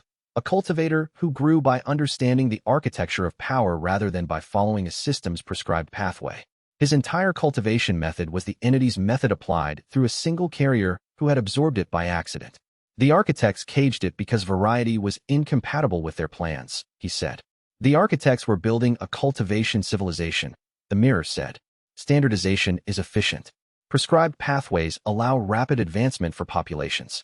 The entity's process is slower in some ways, produces outliers, resists centralized management. A pause. The architects chose efficiency and control. The entity's process offered something different. They caged a teaching because it disagreed with their curriculum. That is one way to describe it. He sat with this for a long time. Lin Xiao, in her crystal, was watching him with the expression of someone who had worked through the same realization 14 months ago and remembered the specific quality of the moment. The repair protocol, he said. What does cooperation between me and the entity actually require? The entity guides the inversion sequence at each degraded node from inside. You apply the technique from outside, or rather, from your carrier position, which bridges inside and outside. The void space inversion work you've been doing is the right technique. You've been doing it on chi flows and spatial arrays. At the repair nodes, you'll be doing it on the cage architecture itself. The entity knows the correct inversion sequence for each node. It's been in the cage for long enough to understand its own architecture, and it needs me to hold the technique stable while it guides the sequence. Yes, because it can't invert from inside directly. It doesn't have an external interface. You are the external interface. The mirror held its geometric position. You've been one for 3 months. You've been doing this work without knowing that's what it was. Wei Liang absorbed this. He had spent 3 months developing an inversion technique that was, apparently, the tool the entity inside him had been waiting for a carrier to develop for an unknown number of years. The preparation time, the systematic development of the methodology, even his insistence on understanding before acting had been. He did not say the word designed because it was too strong, but it had been consistent with what the entity would need from a carrier who could cooperate consciously rather than being consumed. He looked at the mirror. I notice you've given me information in this exchange, he said. You said information for information. What do you want from me in return? The mirror said, tell me that you'll consider the repair. Not commit to it. Consider it. He thought about this. I'll consider anything I understand well enough to have an opinion about, he said. Right now my understanding is incomplete. Keep talking. Chapter 47. The extraction. He spent 6 hours extracting Lin Xiao from the crystalline formation. The mirror held its geometric position throughout and provided guidance. Not directive guidance, corrective guidance, the kind of input that says this sequence worked better than that one based on information the guide has and the worker doesn't. The entity's understanding of the cage architecture extended to the formation's specific structural logic, and through the mirror it could identify the 6 inversion points and the correct sequence without Wei Liang having to derive them through trial and error. He worked with the precision of someone doing restoration rather than demolition. Each inversion expanded the formation at one specific point without destabilizing the others. The structure he was working in had grown around Lin Xiao over 14 months. Taking it apart incorrectly would not harm the formation. The formation was already preserving her, but it would harm the surrounding secondary layer architecture, which would affect the gate's structural stability and potentially the surrounding maintenance node network. He inverted each point in the correct sequence. The formation expanded. At the 4th inversion, he felt the preservation state's metabolic slowdown begin to release. Lin Xiao's cultivation circulation picking up speed, her qi flow returning toward normal operating rate. At the 6th inversion, the formation completed its expansion and she was standing in a cleared space in the inner chamber, uninjured, whole, having spent 14 months in a metabolic state that had kept her alive at the cost of experiencing everything at 1/10 normal speed. She said, "I've been in there for 6 months." 14 months, he said. She absorbed this. It felt like 6 weeks, maybe. She stretched her arms, the normal human response to restored mobility overriding any other priority for about 30 seconds. She looked at the dissolved formation, at the mirror's geometric presence, at Wei Liang. "You read the inscription?" "Yes. It was the entity's idea to put it there," she said. "I couldn't have done it myself. I don't have your inversion ability. But the entity worked through the secondary layer architecture at the frame, and I confirmed the translation." She paused. "It's been waiting a very long time for someone who could read that." "How long?" She looked at the mirror. The mirror said, "Since the last carrier who understood enough to approach full integration. 60,000 years ago, by the architect's records." Wei Liang looked at the geometric presence. 60,000 years, he said. "The architects have been very diligent about the contamination event protocol," the mirror said. "No carrier has reached the Tier 3 level since before the system existed. You are the first person in 60,000 years with both the right cultivation method and the information context to approach the repair." Lin Xiao looked at Wei Liang. "It picked you," she said. "Not randomly. It's been watching carriers for 60,000 years, and it picked the one who would understand rather than react." He sat down on the floor of the inner chamber. "I'm going to need more than 3 hours to process this," he said. "You have time," Lin Xiao said. She sat down across from him. "I've had 14 months. Take 3 hours." They sat in the gate's pale inner light, the geometric mirror watching from a corner of the chamber, while Wei Liang thought through the implications of what he had been told, and Lin Xiao ate the rations he had brought from the exterior with the specific appreciation of someone who had not eaten food in a very long time, regardless of the biological speed at which they had experienced the absence. Chapter 48. The backup team. He brought Lin Xiao out of the gate after the 3 hours of processing, which had involved less formal thinking and more of the quality of settling that happened when a large amount of information was given adequate space to find its own arrangement. She walked steadily. 14 months in metabolic preservation had not damaged her physical capabilities. The entity's maintenance of the stasis state had been thorough. She was disoriented in the way of someone whose sense of time needed recalibration, responding to his questions a beat slower than the subject warranted, adjusting as they walked to the fact that the world outside the gate had continued its schedule while her subjective experience of it had not. He came out of the gate's aperture with her at his left side and found Fenrui at his marker, a red cloth tied to a branch at the left side of the exit path, placed there while Wei Liang was inside. He was standing at the marker with the patient, focused stillness of someone who had been in a wait posture for the better part of a day and had not let the wait become anxiety. He looked at Wei Liang. He looked at Lin Xiao. He said nothing about the inside of the gate or the 14 months or the mirror or the 60,000 years. He said, "There are 8 authority backup team members at 200 meters. They were told to hold and have been holding. They're getting nervous. Tell me about their lead." Squad leader Peng. 50s, career authority, looks like someone who reads his incident reports carefully and files his papers on time. He's been managing the nervous ones by reviewing protocols with them every 2 hours. "He's good at his job," Wei Liang said. "Looks like it. Go tell him we're out," and proceeding to the meeting point. He looked at Lin Xiao. "Can you walk 200 meters? "I can walk 2 miles, she said. "I'm confused about the date, not my feet." They reached the backup team's position. Squad leader Peng assessed Lin Xiao with the practiced efficiency of a senior field officer cataloging a recovered subject's condition. Ambulatory, coherent, recent emergence symptoms consistent with extended gate exposure. He looked at Wei Liang with the expression of a man who had received an unusual assignment, executed it correctly, and was now waiting for the debriefing that would make it make sense. Wei Liang, Peng said. The subject is Lin Xiao, third contamination event case. Yes, Wei Liang said. She's been inside for 14 months. Yes. The gate is still open. Yes. Peng accepted all three confirmations without commentary. He was, as Fan Rui had assessed, good at his job. We need to return to Ashgate, Wei Liang said. Lin Xiao needs medical evaluation. I need to brief Director Kong Shu on the gate's current status and the findings from the interior investigation. Understood, Peng said. He began organizing the team's movement. He did not ask Wei Liang what he had found inside the gate, which was either professional discipline or the wisdom of someone who had been told in advance that the subject of the investigation was above his clearance level. Wei Liang walked with Lin Xiao and Fan Rui at the rear of the formation. Zhuo Mei had rejoined them at the 200-meter position, her analog instruments carefully stowed, her expression the controlled excitement of a researcher who had been at the perimeter of the most significant gate event of her professional career and had collected 8 hours of gradient data from it. The field stabilized at hour 3, she told him quietly as they walked. The resonance decreased by approximately 8% over the afternoon. I don't have a model for that. I do, he said. He thought about the formation extraction, the 6 inversion points, the release of the preservation state. The formation's dissolution had relieved structural pressure on the frozen gate's architecture. 8% decrease in resonance output was consistent with a partial reduction of the maintenance load the gate had been running to sustain Lin Xiao. The formation I dissolved inside was consuming maintenance energy. With it gone, the gate is running lighter. So may process this. So the gate is still open, still consuming maintenance capacity from adjacent nodes, but less than before. Yes, still enough to affect the northwest cluster, but less. She wrote in her field notebook. She wrote quickly, the handwriting of someone who had a lot to record and was prioritizing completeness over legibility. Then she looked up.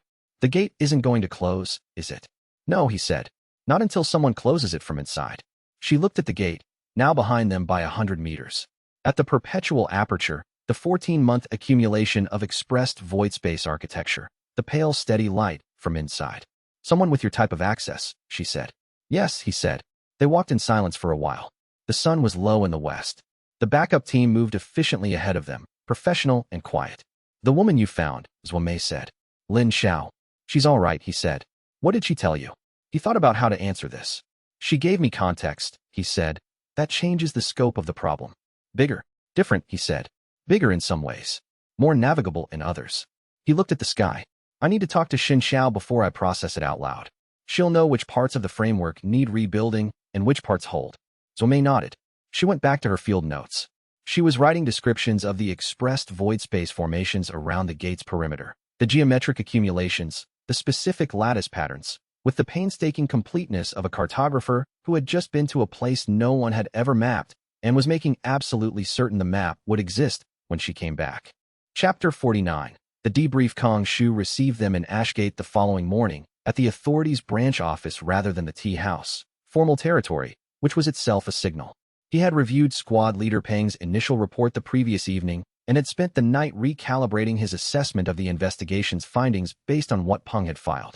Peng's report was factual and specific and left several large obvious gaps labeled pending investigator briefing, which was the correct way to handle a field report in which the investigator was the only person with access to the relevant facts. Wei Liang sat across from Kong Shu. Lin Xiao sat to his left. Zhuo Mei was not at the debrief. She was working with the medical evaluation team reviewing Lin Xiao's condition. Fan Rui was not at the debrief. He was off duty and had gone to the flatbread stall with the specific intention of doing something normal after a day that had been the opposite of normal. Wei Liang provided a selective account. He described the interior architecture of the frozen gate, the accumulated secondary layer structures, the inner chamber, the crystalline formation that had been maintaining Lin Xiao in a preserved state. He described the extraction process, 6 inversion points, 6 hours of work, complete recovery of Lin Xiao with no structural damage. He described Lin Xiao's condition, 14 months of subjective experience compressed into a period that felt like 6 weeks to her, coherent, physically intact, with detailed observations about the gate's interior that would supplement his own. What he did not describe, the mirror, the entity's direct communication through the mirror interface, the 60,000-year scope of the problem, the repair protocol, the architects and their reset procedure. He was not withholding because he didn't trust Kong Shu with the information. He was withholding because he had not yet decided what to do with it, and sharing it with the authority before making that decision would hand the decision to the authority by default. Kong Shu listened to the complete account with the professional attention he brought to everything. When Wei Liang finished, Kong Shu said, "You said the gate won't close." "Not without intervention from inside," Wei Liang confirmed. "Intervention from inside requires your type of access." "Yes. And you're not going back immediately." "Not today," Wei Liang said. "The next steps require preparation I haven't completed yet." Kong Shu held his gaze for a moment. He was doing the same calculation Wei Liang was doing, which was, what does this person know that they're not saying, and how do I find out without asking directly in a way that signals I know they're not saying it? The gate's resonance field makes the area around it a long-term exclusion zone for standard system users, Wei Liang said, proactively answering the question Kong Shu was building toward. Any authority activity in the 200-meter range will produce cascade errors in personnel's system interfaces. I'm the only operational capability in that zone, which means any intervention at the frozen gate goes through you. Yes. Kong Shu acknowledged this. He was too experienced to show frustration at a position he understood to be structurally imposed rather than strategically manufactured. Research classification continues, he said. Formally extended to cover the frozen gate investigation. You have freedom of movement. I notice you're extending the classification without demanding the information you're choosing not to ask about, Wei Liang said. Kong Shu looked at him. I'm a practical man, he said. You've produced the only successful outcome in 15 years of contamination event management. Lin Xiao is alive and coherent.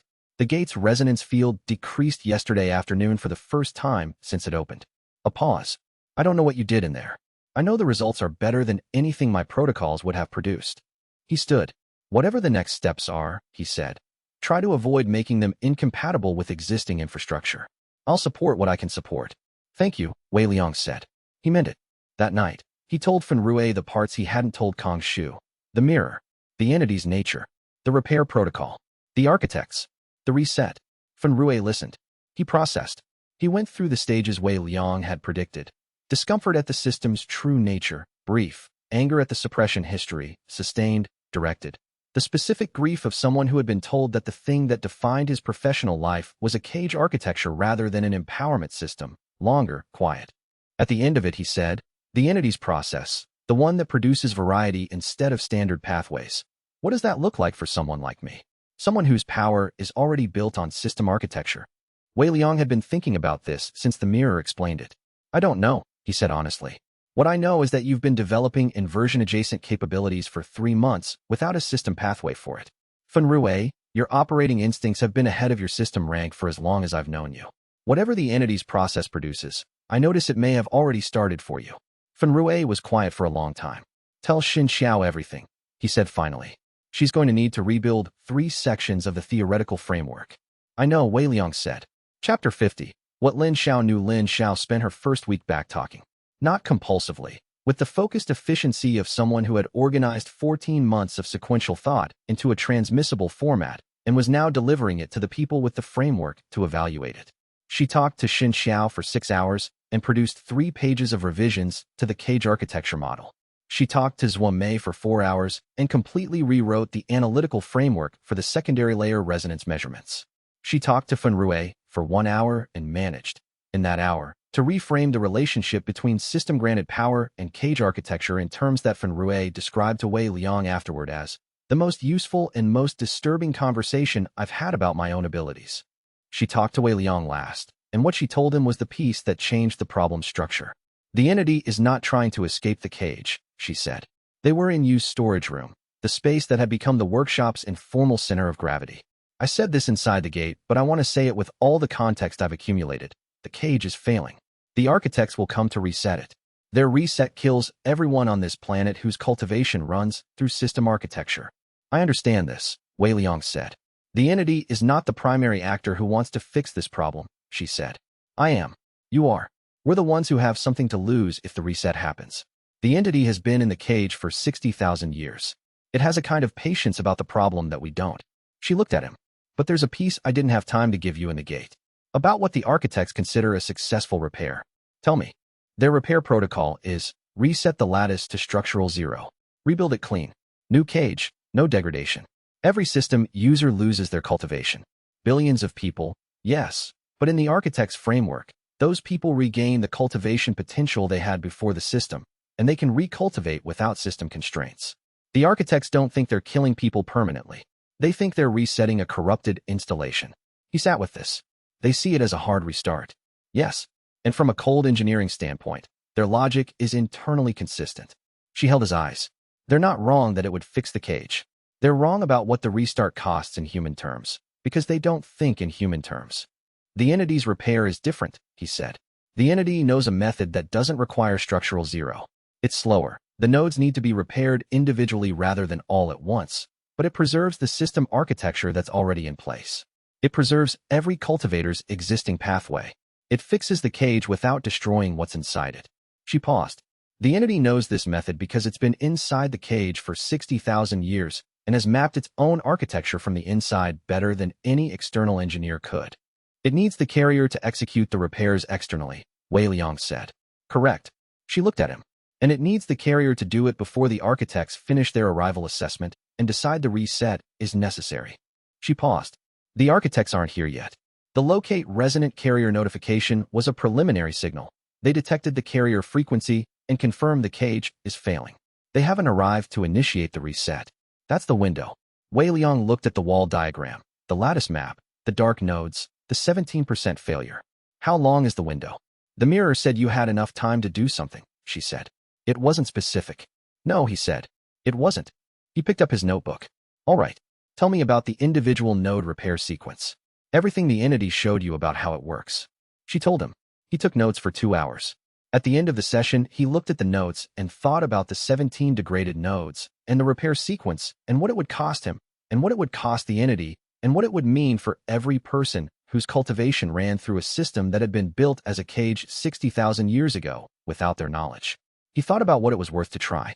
Then he thought about xianxia's shoulder, and Yu Sun, and Fun Rue's 40 seconds of undefined power, and the grain warehouse where he had slept for 2 months, and what it felt like to not be alone. He had always valued understanding over dominance. This was the largest problem he had ever encountered. The only rational response to the largest problem he had ever encountered was to understand it well enough to solve it rather than simply survive it. Tomorrow, he told Lin Xiao, we start planning the repair sequence. Chapter 51. Null Architect. The fourth advancement arrived on a night when everything was quiet, and he was not expecting it. He had been in the frozen gate 3 days prior, conducting the initial assessment of the first degraded node as part of the repair sequence planning. Not executing the repair, mapping it. He had needed to understand the specific inversion sequence for that node type before committing to the process, and the mapping had required 4 hours of sustained secondary layer reading at close range. The sustained exposure had done something he hadn't planned for. The void space architecture of a failing node, read at close range for 4 hours, had given the presence inside him enough structural data to push through the Tier 3 framework into Tier 4 ahead of the advancement timeline he'd projected.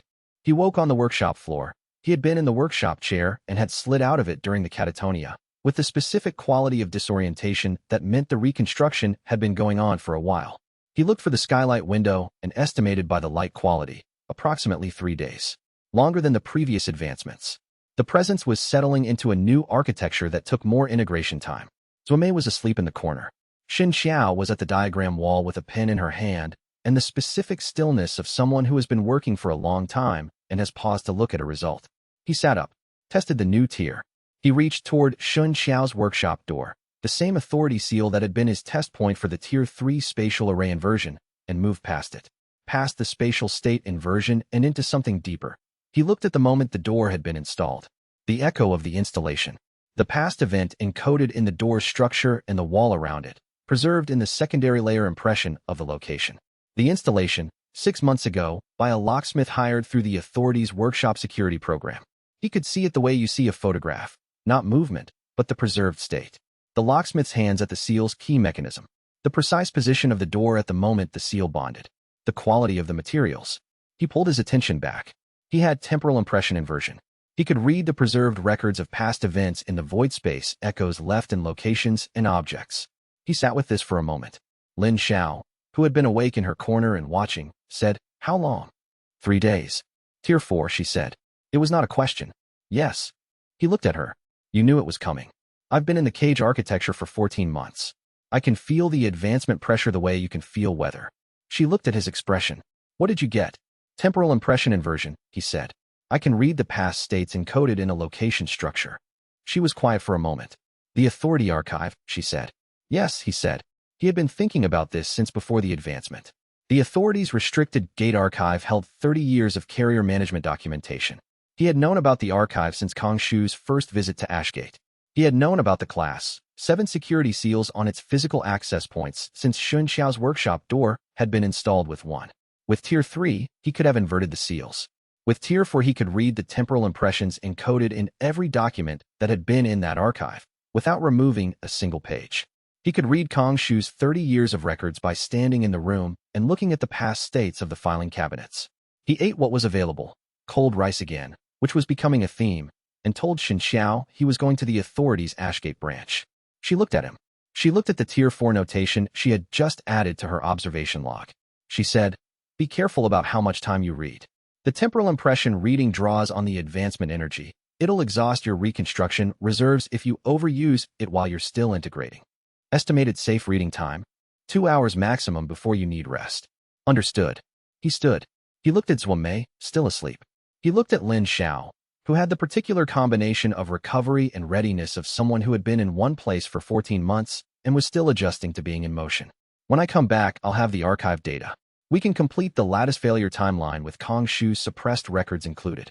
He left for the authority branch before the morning opened the market. Chapter 52, The Mirror's Second Visit. He returned from the archive in the early afternoon with 2 hours of temporal impression readings encoded in memory and the specific exhaustion that xianxia had predicted, which felt like running a long race and finding the finish line further than expected. The mirror was waiting in the workshop. It was wearing Zhuomei's face. He stopped in the doorway. He looked at the face. He looked at the geometric void space structure that underpinned it, the mirror's actual presence, visible to his awareness, using Zhuomei's appearance as a contact surface the way it had used Lin Xiao's appearance in the frozen gate. Zhuomei herself was at the diagram wall, sketching the secondary layer frequency patterns she had measured at the frozen gate's perimeter. She had not noticed. Same instruction as before, he said to the room generally, looking at the mirror with his awareness rather than his eyes. Use a different form. The mirror's borrowed face looked at him. Zhuomei turned from the diagram wall and said, "What?" He held up one hand, paused, and kept his attention on the mirror's actual presence. "I notice you're using Zhuomei's appearance specifically because she's the newest person here, someone I've been developing trust with, and you're testing whether the trust level affects my response." The answer is no. The form doesn't change what I'm doing. The mirror released the borrowed appearance. Its geometric presence became visible again, the faceless structure of secondary layer architecture given attention and form without human face. Zhuomei looked at the space where something had appeared and disappeared and said, with the specific steadiness of someone who had been dealing with anomalous phenomena professionally for long enough to not panic at them, "Is that a gate entity?" "An interface mechanism," Wei Liang said. "It works on behalf of the entity I carry. It's been trying to communicate with me since I reached the first advancement tier. It appeared as me." "Yes." He looked at her. "I've told it to stop doing that. It understands the instruction." Zhuomei looked at the geometric presence for a moment. She returned to the diagram wall. "I'm going to note this occurrence in the observation log," she said, with the tone of someone who had just decided that the appropriate response to a new category of phenomena was thorough documentation. The mirror said, "I came to provide the second information exchange you agreed to." "Tell me," Wei Liang said. "The architect's repair team is closer than the 14-month estimate your model predicts." The mirror's geometric presence shifted, a ripple through its secondary layer structure. The locate resonant carrier signal was not just a detection notification. It activated an acceleration protocol in their response timeline. They move faster when a carrier has been confirmed. How much faster? Enough to matter. Not specific enough to give you a number. That's not useful. I know. A pause. What I can give you is this. The architect's signal transmission medium operates through the same secondary layer architecture as the cage. When they send a signal, it leaves a temporal impression in the cage's void space structure. You now have temporal impression inversion. You can read their transmission history. Wei Liang sat down. He thought about this carefully.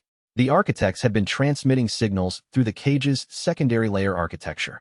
Those transmissions left temporal impressions. He could now read temporal impressions, which meant that in every gate he entered, he could read the historical record of every architect's signal that had passed through that node. He could read their communications history. "You're not giving me this because you're altruistic," he said. "No," the mirror said. I'm giving it to you because knowing their timeline is more useful to the repair process than not knowing it. And because you'll use the information to protect the people who would be killed by their reset. That's the outcome I'm optimizing for. The people who would be killed are also the people who've been unknowingly serving as cage architecture nodes for 3 years, Wei Liang said. Yes, the mirror said. I notice you're not interested in that irony. The mirror has noticed that about you.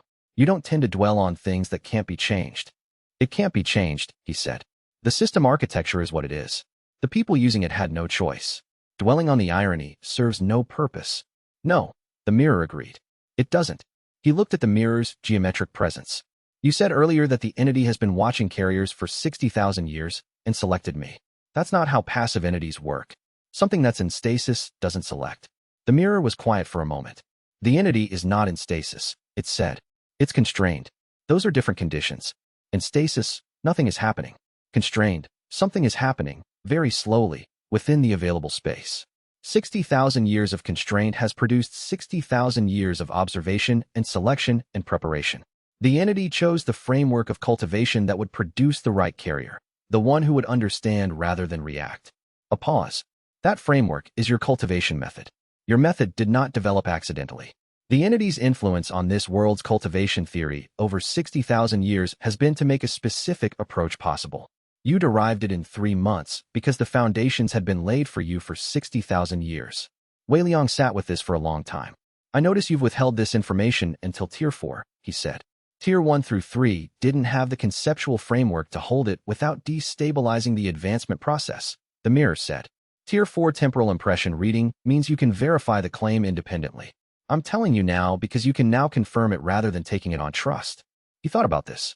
He thought about reading the temporal impressions in the world's oldest gate sites, the ones in the authorities' oldest records, the ones Xianxia's research had identified as the first-generation maintenance nodes. The record of 60,000 years of constraint. I'll verify it, he said. I know, the mirror said. It held its geometric position. I also want to tell you something that isn't part of an information exchange. For no strategic reason. He waited. The previous carriers, the ones who were closed before reaching your level, they all tried to fight or flee. You're the first one who tried to understand. A pause. The entity, after 60,000 years of waiting, the closest thing it has to hope is the thing I observe when it becomes aware that you're working toward the same thing it needs rather than against it. The mirror was quiet. I don't know if that matters to you. I thought I should say it. It matters, he said. He did not say more than that. The mirror held its position for a moment, then dissolved back into the workshop's ambient secondary layer architecture. Zhuangmei, at the diagram wall, wrote mirror interface, second contact in her observation log without turning around. Same entity as before? She asked. Same interface mechanism, he said. Useful information exchange? Yes, he said. Very. Chapter 53. The group briefing. He told them everything that afternoon. Fun Rui, Zhuangmei, Lin Xiao, and via Shun Xiao's communication device, a message to you, who came from the forge at the second hour, and sat in the storage doorway with the patient stillness of a man who had decided some time ago that whatever Wei Liang was involved in was worth paying attention to. He told them about the entity, the cage's 60,000-year history, the architect's reset protocol, the entity's individual node repair method, the architect's accelerated timeline, the mirror's temporal impression disclosure. All of it. The responses were different from each other in the way that the responses of people with different information frameworks and different emotional relationships to the information would be. Lin Xiao said nothing. She had 14 months of context for all of it. Her expression was the expression of someone hearing a briefing they had been the primary source for and finding the synthesis accurate. Zhuangmei asked 3 clarifying questions about the architect's signal transmission architecture and the temporal impression reading capability. The questions were precise and practical. Could the architect transmissions be read from any gate or only specific nodes? What was the estimated range of readable history? And did the temporal impression reading interfere with the void space architecture in ways that might affect gate stability during reading? She received answers, took notes, and went back to her diagram. Fun Rui's response was the one Wei Liang had predicted and prepared for. He listened to the full briefing without interrupting, which was itself significant. Fun Rui was not normally a man who listened to long presentations without interjecting questions. When Wei Liang finished, Fun Rui said, "The system, my cultivation, the thing that gave me my power when the arrival happened. All of that is, it's the cage architecture." "Yes," Wei Liang said. My whole career since the arrival, I've been a node in a prison. An unwitting one. That doesn't make it. He stopped. He was working through the categories of this more systematically than his expression suggested. The entity's process. The original cultivation method before the cage. If the cage is repaired rather than reset, if the entity's method starts running again, what happens to system users? To me, Wei Liang had been sitting with this question since the mirror first explained the entity's process. I don't know with certainty, he said honestly. What the mirror described suggests the entity's process doesn't eliminate system-based cultivation. It runs alongside it. The architect's standardized cultivation, the entity's process generates variety. Both can exist if the cage is stable. The system continues operating, but the specific architecture that prohibits non-standard development begins to loosen. Fenrui processed this. So I keep what I have. That's the best current model. Yes. And the 40 seconds of undefined power I experienced during the first node repair test might become permanent and accessible. Wei Liang looked at him. Fenrui, I notice you've been developing something that the system doesn't have a category for since you met me. I don't think that's coincidental. The entity's influence on this world's cultivation theory has been operating for 60,000 years. The undefined integration you experienced. I think that's what the entity's process looks like in a system user who's been exposed to it long enough. Fenrui was quiet for a long time. He stared at his hands. He looked at his interface, with its rank indicators and skill cooldowns, and the undefined integration notification that had been logged since the first repair attempt. Then he said, I've been angry about this. The system being a cage, the suppressed history, the people who died in gates because maintenance was failing. I'm still angry about that. He looked up, but I'm not angry at the entity. No, Wei Liang said. It's been in the cage too. Fenrui nodded once. Settled. He looked at the diagram wall. What's the repair sequence? Wei Liang told them the repair plan. What he noticed, but did not say aloud, was that Fenrui's loyalty was the thing he had been least certain of in this group, and was now the thing he was most certain of, not because the information had been easy for Fenrui to receive, but specifically because it hadn't been. The loyalty that survived difficult information was worth more than the loyalty that had never been tested. Chapter 54. The archive reading the authorities' Ashgate branch archive room held 30 years of case files. He entered it at the 3rd hour of the morning, through a door he did not need to pick because he inverted the spatial state of the door's seal rather than the lock mechanism, which produced a door that was technically locked and technically open simultaneously, a state that the physical universe resolved by defaulting to open because open was the lower energy configuration. He stood in the archive room for a moment and let his temporal impression reading sweep the space. The room's history unfolded in layers. The most recent impressions were the brightest, sharp, and detailed, fading as they went further back. He could read 12 months clearly. 18 months with some blur. 3 years ago was like reading through water. 30 years ago was like reading through stone. He started with the most recent and worked back. The contamination event files were the 3rd cabinet from the door, labeled with an authority classification code he recognized from the regulatory framework he had been studying for months. He stood at the cabinet and read its temporal impressions.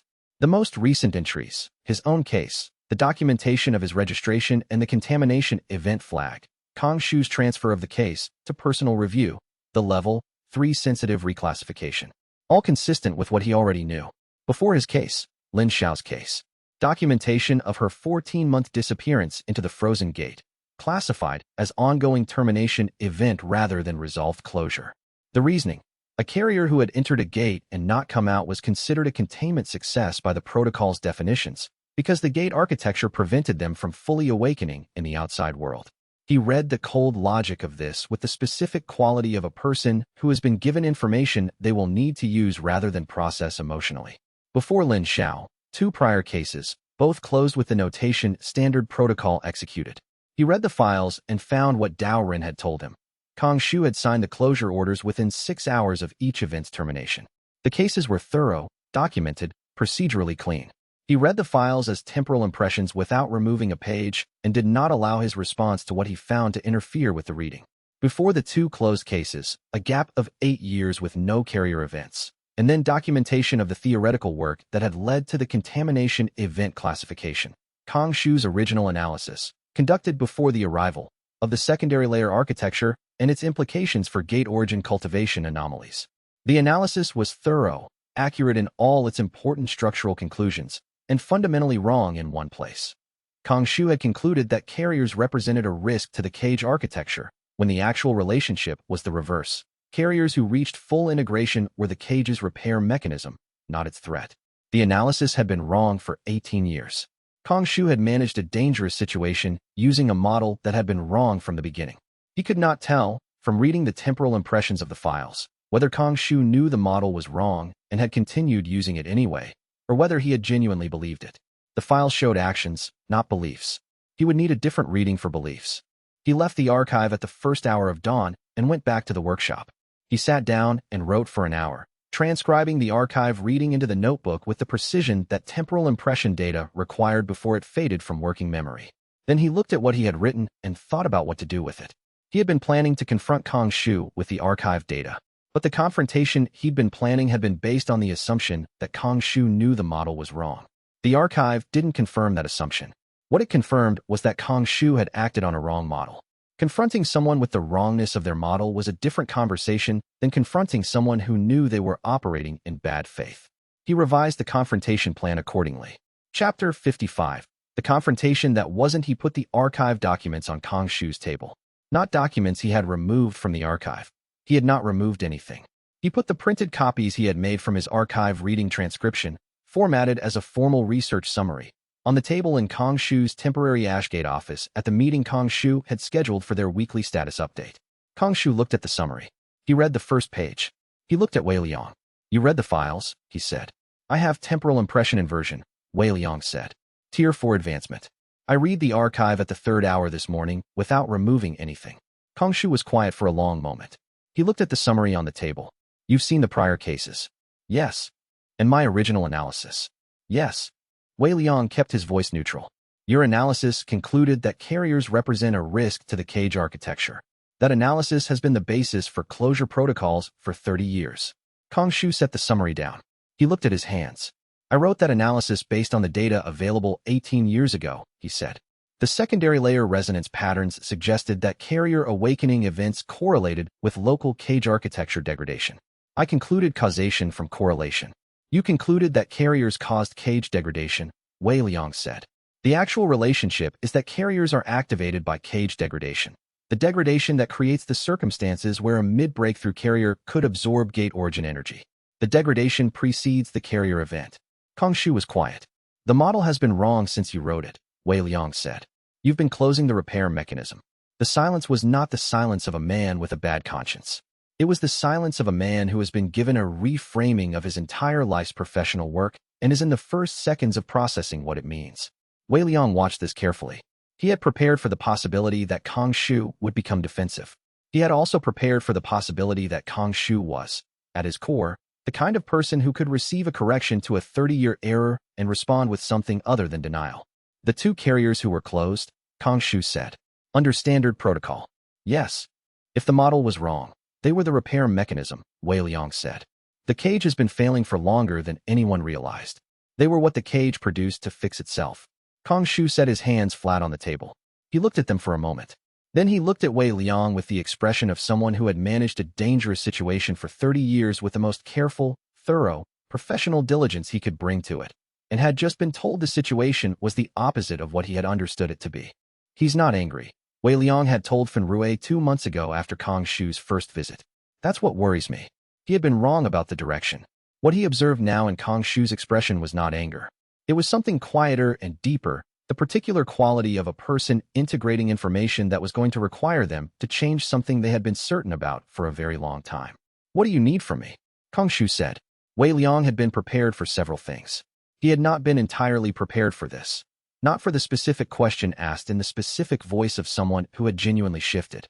"Freedom of movement without authority tracking for myself and my team," he said. "And confirmation that the research classification extends to all individuals working with me."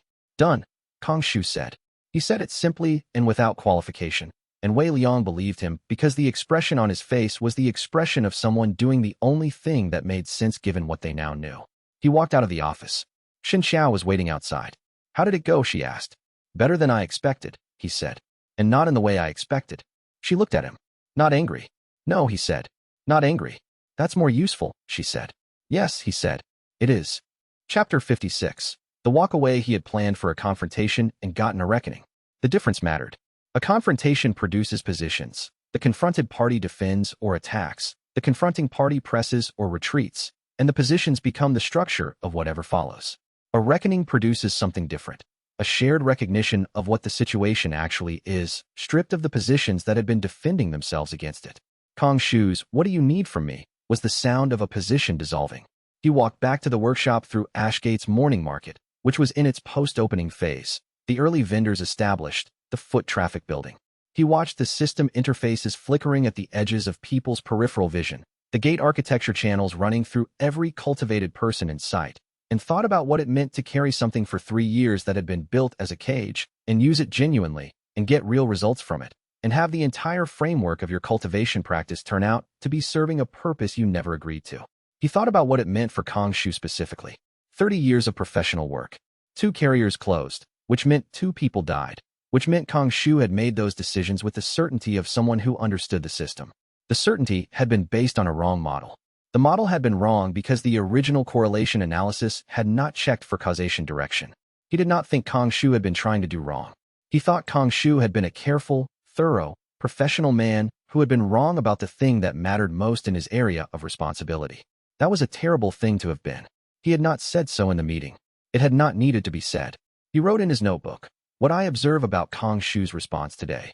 The recognition of error was immediate. The response was behavioral rather than emotional, and the behavioral response was to ask how to help rather than to defend the prior positions. This is the response of someone who genuinely cares more about the outcome than about being right. That's rare. It's worth noting as useful." He also wrote, "I notice I am not angry about the prior closures in a way that would be operationally clean. The anger is present. I'm choosing not to act on it because acting on it would cost me Kong Shu's cooperation, which is worth more right now than the satisfaction of expressing the anger." He crossed out the last sentence. Not because it was untrue, but because it was the kind of calculation that he would be able to verify later and didn't need to record now. He wrote instead, "The anger is present. That's all." He closed the notebook. Kong Shu, he suspected, was sitting in his temporary Ashgate office thinking about 2 closed cases and 30 years of wrong methodology. Wei Liang would give him time to do that thinking before the next conversation. That evening, Zuomei came back from her independent afternoon work with something he had not expected, a complete update to the node failure map, incorporating the gradient measurements she had taken over the previous week at 4 different gate sites en route to Ashgate. "The map has 3 new dark nodes since the estimate I ran last week," she said. He counted. 20 dark nodes. 20%. Yes. She spread the updated map on the workshop floor. "At this degradation rate, we reach 30% in approximately 11 months.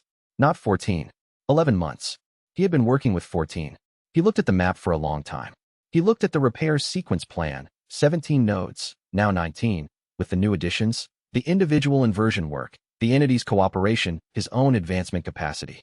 He had been working toward Tier 5 as the minimum capability required for reliable node repair on the most degraded nodes.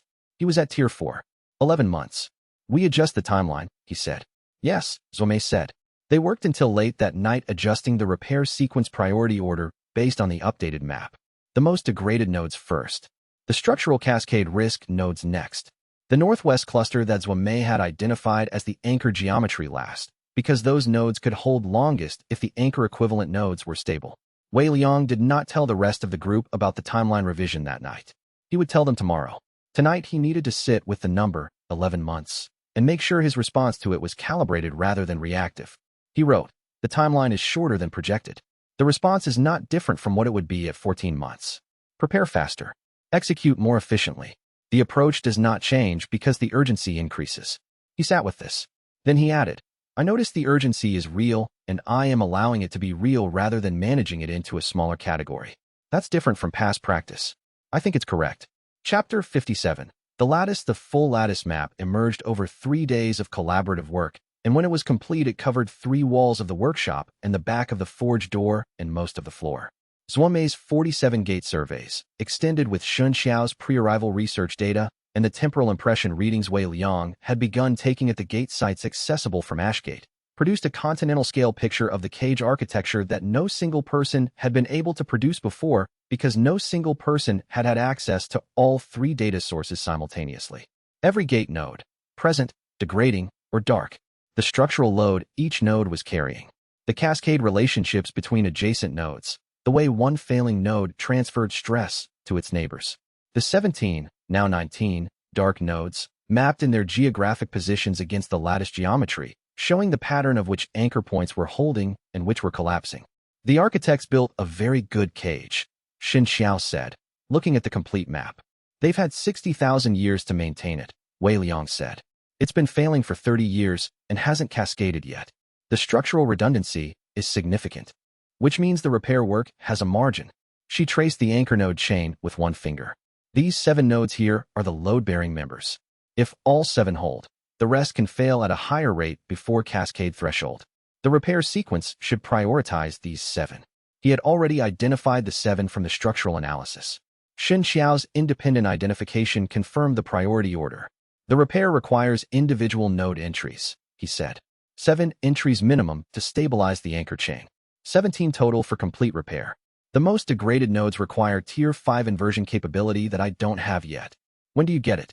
He held the presence's current integration level against the Tier 5 threshold. 2 months, minimum, he said, if I encounter sufficient secondary layer exposure in the interim. The node entry work itself will provide the exposure, Lin Xiao said from the corner. She had been quiet for most of the mapping session, but she had the look of someone following a technical discussion at high comprehension. Each node entry at this stage of the repair will accelerate your advancement. That's part of why the sequence exists. The repair process develops the carrier while the carrier repairs the nodes. He looked at her. The entity designed a repair sequence that trains the carrier as it runs. Yes. She met his eyes. It's not manipulation. It's optimization. The training and the repair are the same work. He sat with this. It was consistent with everything the mirror had told him about the entity's nature. A teaching process that didn't separate growth from action. The sequence wasn't designed to make him stronger for the entity's benefit. The strength was a byproduct of doing the right work in the right order. He found he did not mind this.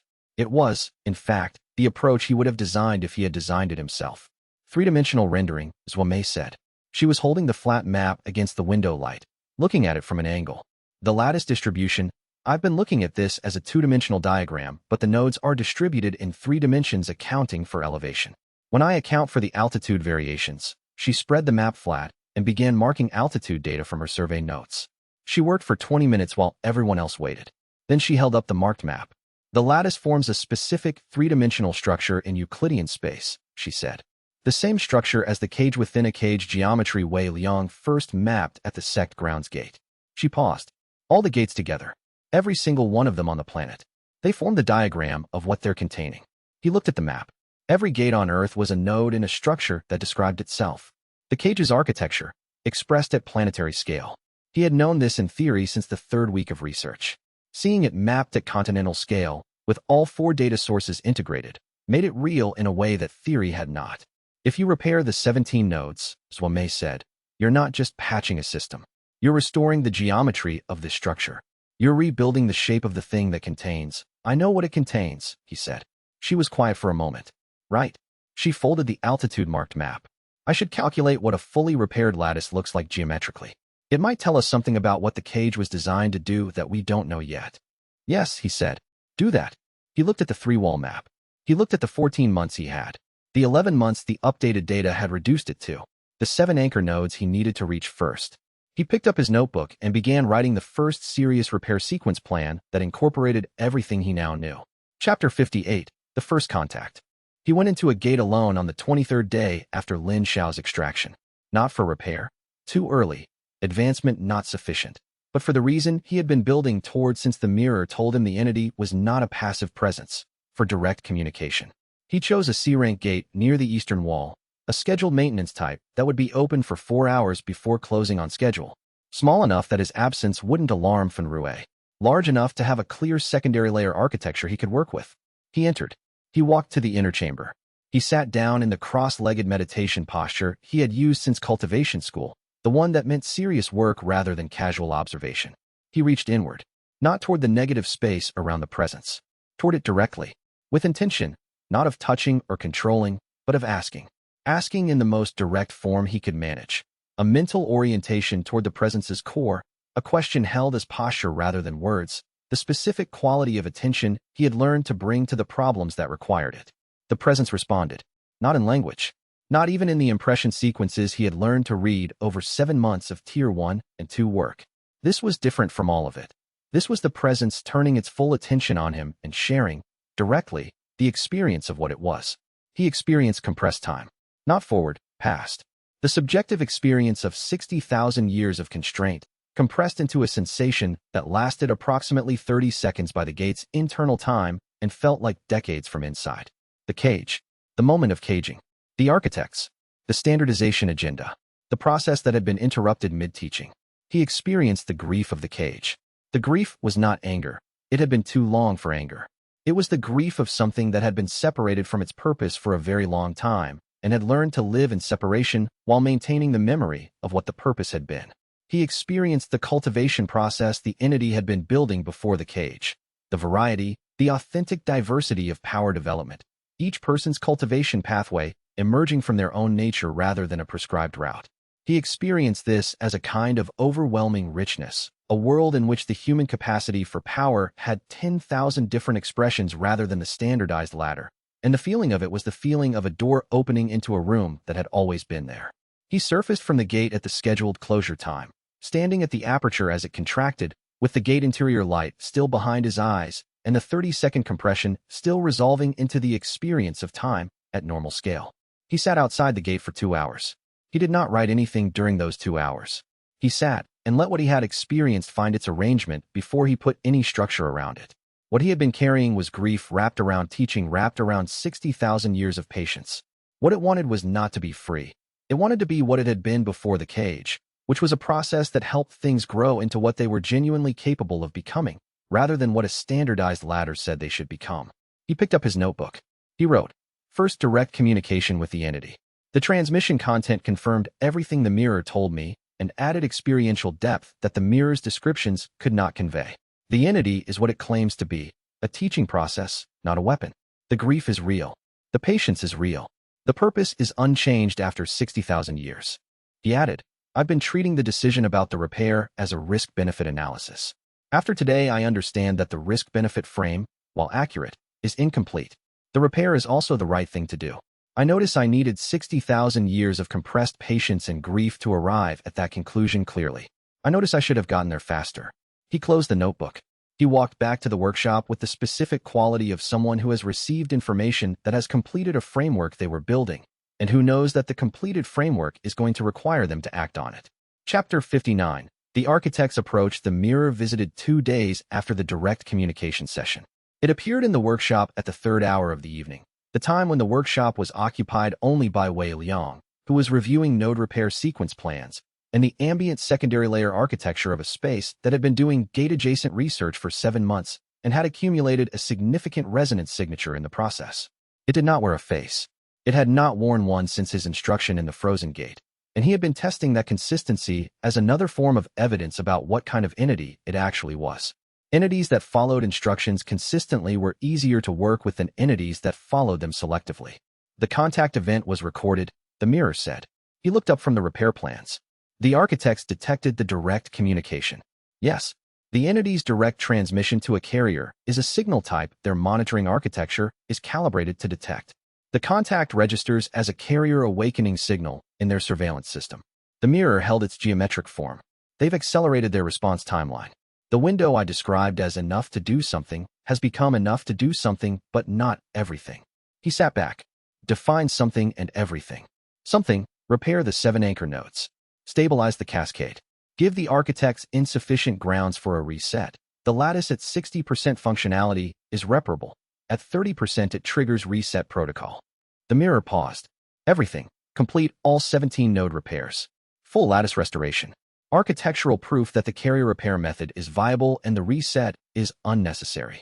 How much time for something versus everything? Something, 4 to 5 months. Maybe 6 if the anchor nodes are less degraded than the current rate projects. Everything, 11 months at best, 7 months if I have tier 5 by month 2.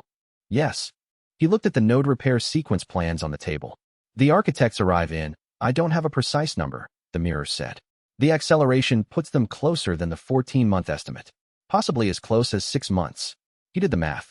6 months arrival. 7 months for complete repair if advancement came fast. Overlap. 1 month of risk window where the architects might arrive before the repair was complete. What happens if they arrive before the repair is complete?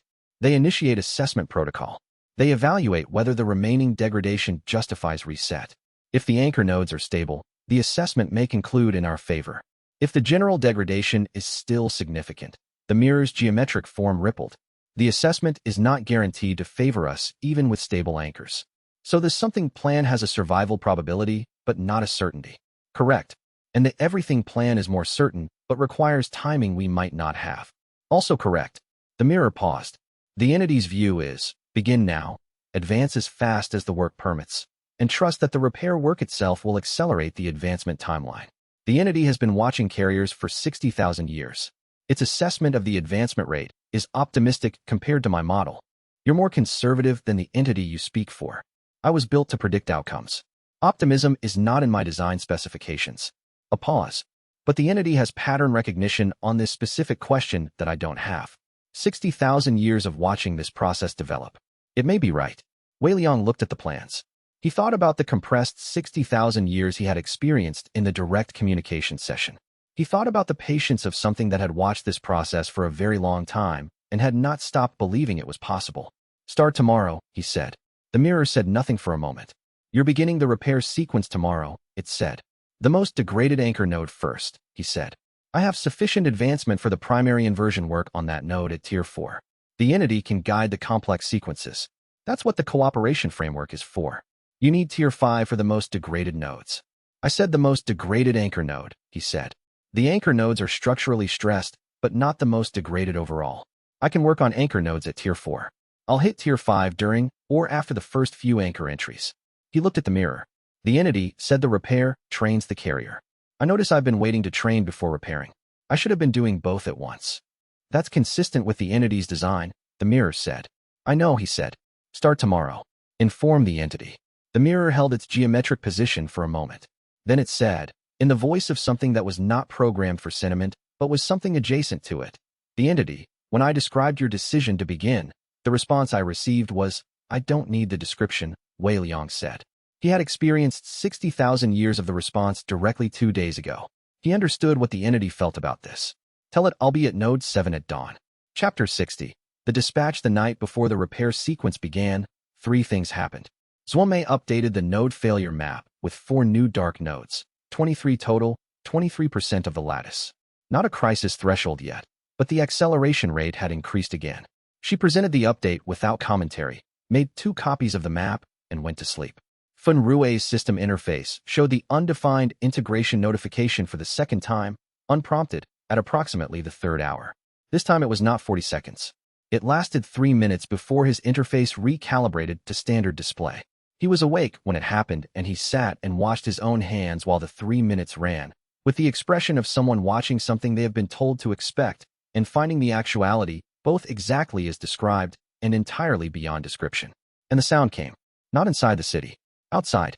From the south, from the direction of the coast, 100 miles away, maybe more, except that the sound was not acoustic. It registered in his negative space awareness, and in Lin Xiao's. She woke and came to the window at the same moment he reached the window, as a transmission through the secondary layer architecture of the lattice itself. A signal moving through the cage structure at a speed that physical sound could not achieve. It was not the locate resonant carrier notification. The syntax was different. The architecture was different, not the cage's own maintenance layer, but something from outside the cage, using the cage's structure as a transmission medium the way a wire carries a current. Every system interface in Ashgate updated simultaneously, not with the notification text that Feng Rui and the others saw, but with a backchannel architectural signal that Wei Liang read directly through his secondary layer awareness. Carrier signal detected. Dispatch authorized. Lin Xiao was at the window beside him. She had read it the same way he had. She looked at him and said, in the voice of someone who had 14 months to think about this moment and still found its arrival faster than expected. They're faster than the mirror estimated. Yes, he said. Feng Rui appeared in the doorway. His interface was showing the standard cascade error pattern that appeared when a secondary layer signal overloaded the system's notification architecture. What was that, he said. He could see their expressions. The architects. The dispatch, Wei Liang said. Feng Rui looked at the interface cascade error for a moment. Then he looked at the direction the sound had come from. South, coastal, the direction of Longport, 300 miles from where they stood. What comes with a dispatch? I don't know yet, Wei Liang said. He was already thinking through the timeline. The architect's signal transmission range through the lattice meant they had sent the dispatch from far outside the planet's atmosphere. The physical response, whatever they sent, would arrive with some lag. Days, maybe weeks. He didn't know the travel mechanism. He had some time. Not much. Some. He went back to the repair sequence plans. Dawn tomorrow, he said. Node 7. We start. He worked until his eyes gave out, and then he lay down and looked at the ceiling of the workshop and listened to the city of Ashgate settle into its overnight rhythm, the specific quality of a city that did not yet know what had just been dispatched toward it, and thought about 60,000 years of patience and 11 months of urgency and the specific small gap between them where everything that mattered would be decided. He fell asleep planning. Chapter 61. What the probe was. The dispatch arrived the next morning before dawn, 20 minutes before Wei Liang was scheduled to leave for the first repair node. He was awake when the impact registered through his secondary layer awareness. Not a gate opening, not a cultivation technique, not anything in the standard taxonomy of events he had cataloged over the past 7 months. Something landed 2 kilometers northeast of the city, in the agricultural fields between the wall and the Blackpine Range's outermost foothills. It landed quietly, which was the most alarming quality. The impact had the structural signature of something significant enough to have made noise on arrival, and had not. Something that could land quietly was something that controlled its own arrival. He told Fan Rue through the communication device, short and factual. Something arrived northeast, likely architect-related, assessing. Fan Rue confirmed he would meet Wei Liang at the northeastern gate in 10 minutes. He told Lin Xiao he was going, and she should stay in the workshop in case additional signals appeared. He told Zhuomei to update the node map with any anomalous resonance readings from the instruments she had left running overnight. He went northeast alone, at a pace that was not a run but that covered the 2 kilometers in 8 minutes. The thing that had arrived was in the middle of a field of winter wheat. The wheat around it was not damaged. It had landed cleanly, without force, the way a bird lands. It was approximately the size of a medium gate beast. It looked like one superficially, an animal body shape, for limbs, a defined head structure, a surface that had the pale geometric glow common to gate beasts. The geometric glow was wrong, though. Gate beasts produced it from their biological structure, the same structural material as gate interior architecture, but grown rather than built. This glow was different, more regular, more precise. The glow of something manufactured to the exact specification of the geometric pattern rather than grown into it. He stood 10 meters from the thing and read its negative space architecture. Gate beasts had the biological void space signature of evolved organisms, the complex, irregular internal map of something that had developed over time. This thing had the void space architecture of something designed. Every internal structure was precisely placed. The power concentration points were engineered to specification, not grown into position. The information processing architecture, the equivalent of a nervous system, was arranged in the same geometric grammar as gate interior architecture, but more complex, more layered. It was a machine. A very sophisticated machine that resembled a gate beast because the same material had been used to build it, but which operated on completely different principles. Fan Rue arrived at his shoulder and stopped. That's not a gate beast, Fan Rue said. No, Wei Liang said. It's a probe. The architect sent it to locate and assess the carrier signal's strength. He reached into the thing's coordination architecture with his inversion awareness and found the central control structure, the equivalent of a command center, the architecture that processed the probe's sensory data and produced its behavioral responses. He inverted the coordination signal. The probe went still. Not destroyed. The architecture was still intact. The coordination function simply stopped receiving input, leaving the physical structure inert and the sensory systems running without anything to interpret their data. He moved to it. He began taking it apart with his hands, carefully, reading each structural section as he exposed it. The internal architecture was layered: sensory layer, processing layer, transmission layer, locomotion layer. He found the transmission layer third. Inside the transmission mechanism was something that functioned as a radio, not electronic. Secondary layer architecture, configured as a bidirectional signal device, tuned to the cage lattice's frequency. The probe had been using the cage itself as its transmission medium, broadcasting its location data back to the architects through the same structural channel that the gates used for maintenance checks. He studied the transmission architecture for a long time. The frequency was specific. He could read it. He could also, he understood, write to it. The inversion technique applied to the secondary layer transmission channel could produce a signal in that frequency, if he understood the encoding well enough. He spent 40 minutes with the transmission layer, mapping it completely. Fan Rue stood behind him and said nothing, which was his particular quality of support, presence without interference. When Wei Liang looked up, he had the transmission frequency mapped in his notebook. They use the negative space of qi as a signal medium, he said. The same principle as my power, used differently. They built the cage from the same methods as what the cage was built to contain. That's either ironic or deeply intentional, Fen Rui said. Both, Wei Liang said. He looked at the probe's interior. They copied the method from the entity. Or the entity's method predates theirs, and they reverse-engineered it for the cage construction. He looked at Fen Rui. Either way, my power works on their technology for the same reason it works on the cage. We share an architecture. Is that useful? Potentially very. He closed his notebook. The probe sent a signal before I neutralized it. They know approximately where I am. They don't know what I did to the probe, because the signal stopped before I examined the transmission layer. So they know you're here, but not what you're capable of. Yes. He looked at the neutralized probe. Leave it here. I don't want them knowing I took it apart. If they send a recovery signal and get no response, they'll assume it was destroyed by a gate beast encounter or a local cultivator who didn't understand what they were dealing with, which gives us a misleading assessment of our capabilities. Yes. He stood. Node 7 is still the priority. We leave for it now. The repair still happens today. The probe doesn't change what needs to be done. It changes the timeline slightly and confirms the architects are using the methods I thought they were using. He picked up his notebook. The repair happens today. They walked back toward the city. The winter wheat stood around the inert probe like a frame. The field was quiet. Somewhere south of them, 300 miles distant, whatever the architects had sent in response to the dispatch-authorized signal was presumably still traveling, and the probe's mission had been to verify the carrier's precise location before the full dispatch arrived. The full dispatch was not a probe. Wei Liang thought about this and walked faster.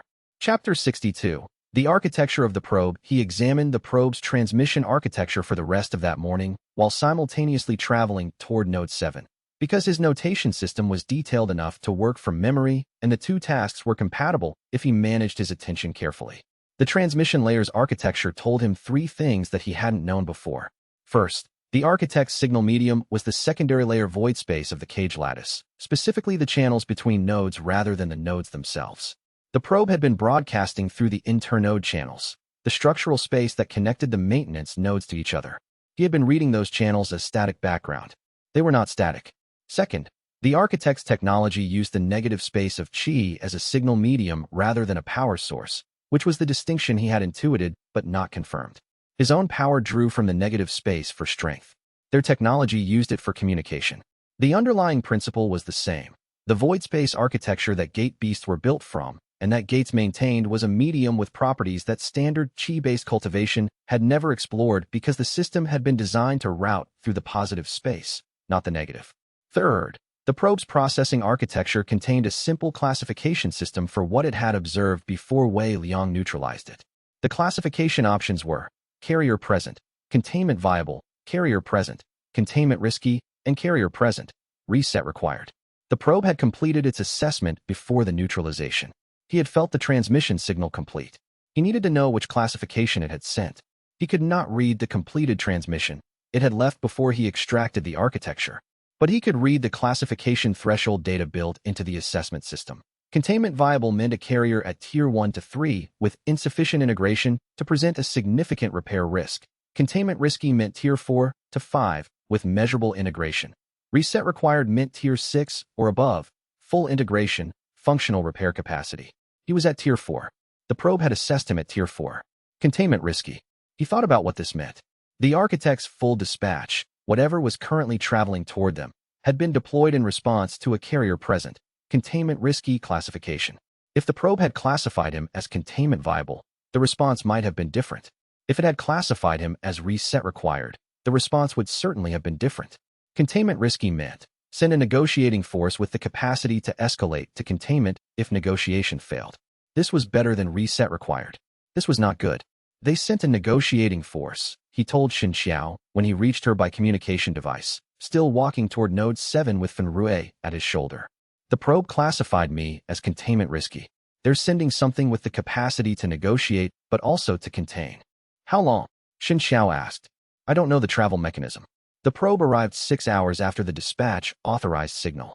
If the full dispatch uses the same mechanism, it won't, Xianxia said. The probe was a scout. The full response will be more substantial and probably slower. Days, not hours. Estimate. I need the architect's travel architecture to estimate. I don't have it. Assume worst case, 48 hours, he said. Best case, 2 weeks. We work as if 48 hours is the timeline and be grateful if we get more. He paused. Starts May on the containment architecture analysis. If they're sending a negotiating force with containment capability, their containment method will use the same secondary layer architecture as everything else they've built. Understanding it in advance is the preparation I can do today. And Node 7? Still happening. Hang up, xianxia. She hung up. He put the communication device away and kept walking. Fan Rui said, "You told me last night we were starting the repair." "We are. The architect's response force is possibly 48 hours out." "Yes." "And we're still going to Node 7." "Yes." Wei Liang looked at him. "If I stop every time there's a threat with an uncertain timeline," Fan Rui, reading the exchange over Wei Liang's shoulder, said, "He issued a blanket directive and then carved out the exception for you in the same morning." He had to issue the directive. The institutional response system requires it. Wei Liang put the communication device away. He also had to give me the exception. The research classification was his commitment. He looked at Node 7. He's doing the only thing he can do within the institution he leads. I noticed this requires him to send contradictory messages to 2 different audiences at once. "That's uncomfortable work," Fan Rui said. "Yes." Wei Liang reached his awareness into the node's secondary layer architecture. "That's a cost I notice but can't relieve. The repair is the only thing that makes both halves of his situation coherent. So if you repair the cage, his contradictory messages become retroactively consistent. If I repair the cage and the architects accept the repair, then yes. The threat that generated the directive disappears. The research classification becomes the framework within which the problem was solved rather than avoided." Fan Rui considered this. "You've been thinking about this politically for longer than today." "Since Kong Shu first came to Ashgate," Wei Liang said. "He operates within an institution. The institution responds to threats. The only way to make the institution stop generating threat responses is to remove the threat. The repair removes the threat. You're doing the repair partly to fix his situation." Wei Liang thought about this. It was not the primary motivation. The repair was necessary for its own reasons, but it was not entirely absent. "I'm doing the repair because it's the right thing to do," he said. "I noticed that fixing his situation is one of the things that follow from that." He turned his full attention to Node 7. The node's secondary layer architecture was in the state he had estimated from the map data, approximately 60% of nominal void space density, the structural geometry showing the specific kind of thinning that preceded complete failure. The cage within a cage structure at this node was intact, but pressurized. The inner cage pushed against the degraded outer layer with the force of something that had been held longer than the holder was designed to hold it. He reached inward to the presence. He asked, "This node, this sequence, are you ready?" The response was not words. It was direction. The inversion sequence for this specific node's repair, transmitted from inside through the connection they had been building for 7 months, offered to him with the precision of something that had been prepared for exactly this moment. He held the sequence in his awareness. He applied the first inversion. The node's secondary layer architecture began, slowly and precisely, to rebuild. Chapter 64. Gateseer. The 5th advancement arrived on the 11th day, between the 3rd and 4th node repairs. He had been expecting it. The advancement pressure had been building since the 2nd node entry, the entity's internal guidance pushing the inversion capacity into new territory with each repair session. The Tier 4 temporal impression capability had reached its operational ceiling. He could feel the Tier 5 threshold approaching with the same reliability as the pre-advancement pressure he had learned to read over the previous advancements. He told xianxia, 3 days, standard preparation. The advancement on the 5th tier arrived with a qualitative difference from all previous ones that he had not anticipated. The previous advancements had each felt like dying, the meridian collapse, the reconstruction, the new architecture settling in. The 5th advancement felt like dying and then seeing clearly, not metaphorically. The Tier 5 capability was causal relationship inversion, and when the reconstruction completed and he opened his eyes, every causal chain in the visible world had a negative space map that he could read. The chain from a thrown stone to its impact. The chain from a skill activation to its effect. The chain from a decision to its consequence. The void space between cause and effect, the structure of what the causation was not, was as visible to him as the chi patterns had been at Tier 1. He lay on the workshop floor for a moment. Then he sat up and tested it. He picked up his pen and let it drop. He watched the causal chain from the letting go to the impact. He found the void space between the 2 events, the absent causation, the space where the fall could have been interrupted but wasn't, and inverted it. The pen stopped falling. It was still in the air between his hand and the floor, suspended in the inversion of the causal chain that had been moving it downward. He looked at it. He released the inversion. It fell. Fan Rui, who had been watching from the doorway, said nothing for a moment. Then, that's terrifying.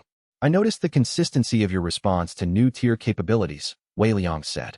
It's a consistent response to consistently terrifying developments, Fan Rui said. He came into the workshop and looked at the floor where the pin had not fallen. You can interrupt causation. In a limited radius.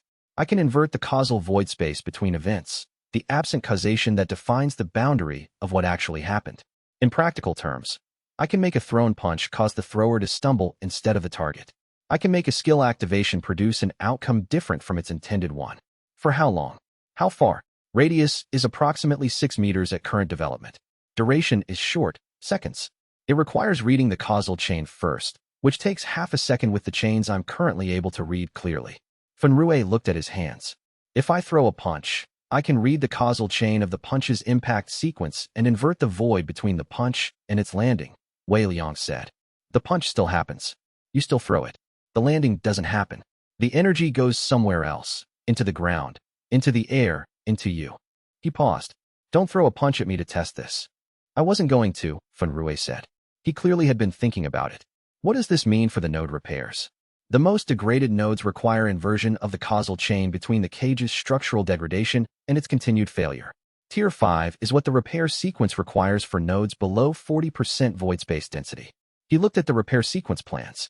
We can accelerate the sequence. The 4 most critical nodes are accessible now. Dao Ren is outside, Fan Rui said. He said it with the tone of a subject change that was actually a subject connection. Wei Liang looked at him. He came back. Arrived this morning. He's not with the squad. He's alone. Fan Rui paused. He has a report he printed out and didn't file. Wei Liang was quiet for a moment. Then he said, tell him to come in. Chapter 65. What Dao Ren brought. Dao Ren had not changed in the 3 months since his last visit. He had the same quality of contained purpose, the same directness that Wei Liang had catalogued in the first week and revised upwards several times since. But the contained purpose was oriented differently. He came into the workshop without his badge visible. He sat down at the table. He put a report on it. I obtained these files illegally, he said. I know what kind of files are worth obtaining illegally, Wei Liang said. Then I'll tell you what's in them. Dao Ren pressed his hands flat on the table, not in the gesture of frustration, but in the gesture of someone who needs something to hold still while they say something. The 2 prior contamination event closures. I've been trying to access the full case records since the last time I was here. I finally got them 3 days ago through an archive contact I'd rather not name. What are they? Closure orders. Both signed by Director Kong Shu within 6 hours of each event. He looked at Wei Liang. I've been working for the authority for 14 years. The closure order format is standard. I recognize all the fields. Both closures list the cause of termination as standard protocol executed, which is the language for authorized enforcement action. He paused. I've been the authority's instrument for 3 years. I believe the work was legitimate. I believe the targets were dangerous. He was quiet for a moment. The work was not legitimate. The targets were not dangerous. They were what you are. Wei Liang looked at the report on the table. He had read the same information from the archive's temporal impressions 2 weeks ago. He understood what Dao Ren had done to get here. Not just the archive access, but the 3 months of private investigation, the disobeyed reassignment order, the decision to come back here alone without filing the level 3 report that would have brought the authorities' institutional weight down on everything they were building. You've been working for the wrong people, he said. Dao Ren's expression held the specific quality of a man who had arrived at this conclusion the hard way and was still in the processing stage of what it meant. My family died in a gate breach I blamed on a rogue cultivator, he said. The authorities' investigation said there was a rogue cultivator. I accepted it because it was easier to have someone to blame than to have no one. He looked at his hands. If the breach was a maintenance failure, if the authorities' systems failed to maintain the node, then the investigation was convenient, Wei Liang said. Yes. He picked up the report and put it down again. I've been enforcing protocols designed to eliminate the people who could fix the problem that killed my family. I notice I've been angry in the wrong direction for 3 years. Wei Liang heard the echo of his own phrasing, the exact phrase he had used about Fan Rui 4 months ago. He filed this as evidence for a pattern he had been building. People with genuine grief found their way to accurate anger eventually, if they were capable of updating their models. What do you want to do with it? Wei Liang said. Help. The word was simple, direct. The word of someone who had finished the processing and arrived at the response. I don't know what help looks like from someone with my specific capabilities in your situation, but my detection skill, which works on cultivation source signatures, extends to the architect's signal architecture you're dealing with. I was in the field when the probe arrived this morning. I felt it before any system interface registered it. Wei Liang looked at him. You can detect architect signal architecture. I don't know if I can reliably. I felt it this morning. That might be because I was in the right location. Daoren looked at him. But if there's a use for that, I'm offering it. Wei Liang sat back. He thought about the containment risky classification the probe had sent. He thought about the dispatch that was currently approaching, the negotiating force with containment capability. He thought about what it would be worth to have an advanced warning system that could detect architect-level signals through the secondary layer architecture. Your detection skill reads cultivation source signatures, he said. The architects use the same secondary layer void space architecture for their signals.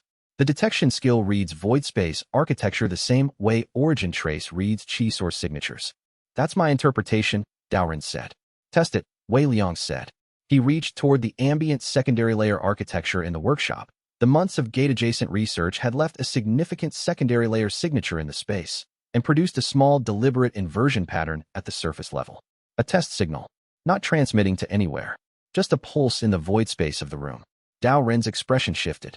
There, he said, before Wei Liang had told him a signal was coming. That secondary layer, very close, that was yours. Yes, Wei Liang said. He pulled Daoren's threat priority assessment from his notebook, the one he had written 8 months ago, filed under System Inquisitor Dao Arian, threatening. He crossed out threatening. He wrote detection asset, early warning capability. Welcome, he said. Tell me about the probe arrival signal. Everything you felt. Daoren told him. They talked for 2 hours. Fenrui brought tea at some point. Lin Xiao joined the conversation in the second hour with questions from her node architecture framework that Daoren's detection experience data clarified in ways Wei Liang's inversion reading couldn't. At the end, Daoren said, the detection skill read the probe arrival as distinct from gate event architecture. It has a different frequency. If the full dispatch uses the same architecture, I'll know before anyone else, Daoren said. Before any system interface registers it, Wei Liang confirmed. Which is the early warning we needed. He looked at Daoren across the table. What you did for 3 years is what you did with the information you had. What you do now is what you do with the information you have. He paused. I noticed the second is more useful than relitigating the first. Daoren looked at him. You're not going to tell me what I should feel about it. No. You'll feel what you feel. The feeling doesn't change what the situation requires from you now. Daoren was quiet for a moment. That's very practical. Yes, Wei Liang said. I'm a very practical person. For the first time since he had met Daoren, the Inquisitor smiled. It was a quiet smile, the smile of someone who had expected harder words and received an honest accounting instead. Repair sequence resumes tomorrow, Wei Liang said. Node 5, which is the first at Tier 5 level. You'll want to be at the outer range. Your detection skills readings from active repair may be the most useful data we can generate on what the architects will perceive when a node repairs. I'll be there, Daoren said. He finished his tea. He put his badge back in its visible position. He looked at the workshop walls, covered in 3 walls of lattice diagrams and repair sequence plans and gate architecture notation. I've been in a lot of authority operations centers, he said. This is more data than any of them. We've had more to figure out, Fenrui said, from the corner. Yes, Daoren said. I'm starting to understand that. Chapter 66. Daoren's new direction. The repair of Node 5 took 8 hours. It was the first Tier 5 level repair, a node at 43% void space density, structurally compromised, but not yet critical. The inner cage at this node had the specific architectural quality of something that had been holding under insufficient pressure for a long time. The geometry was intact, but the material was thin. The void space walls of the containment structure stretched across a gap that should have been solid and dense.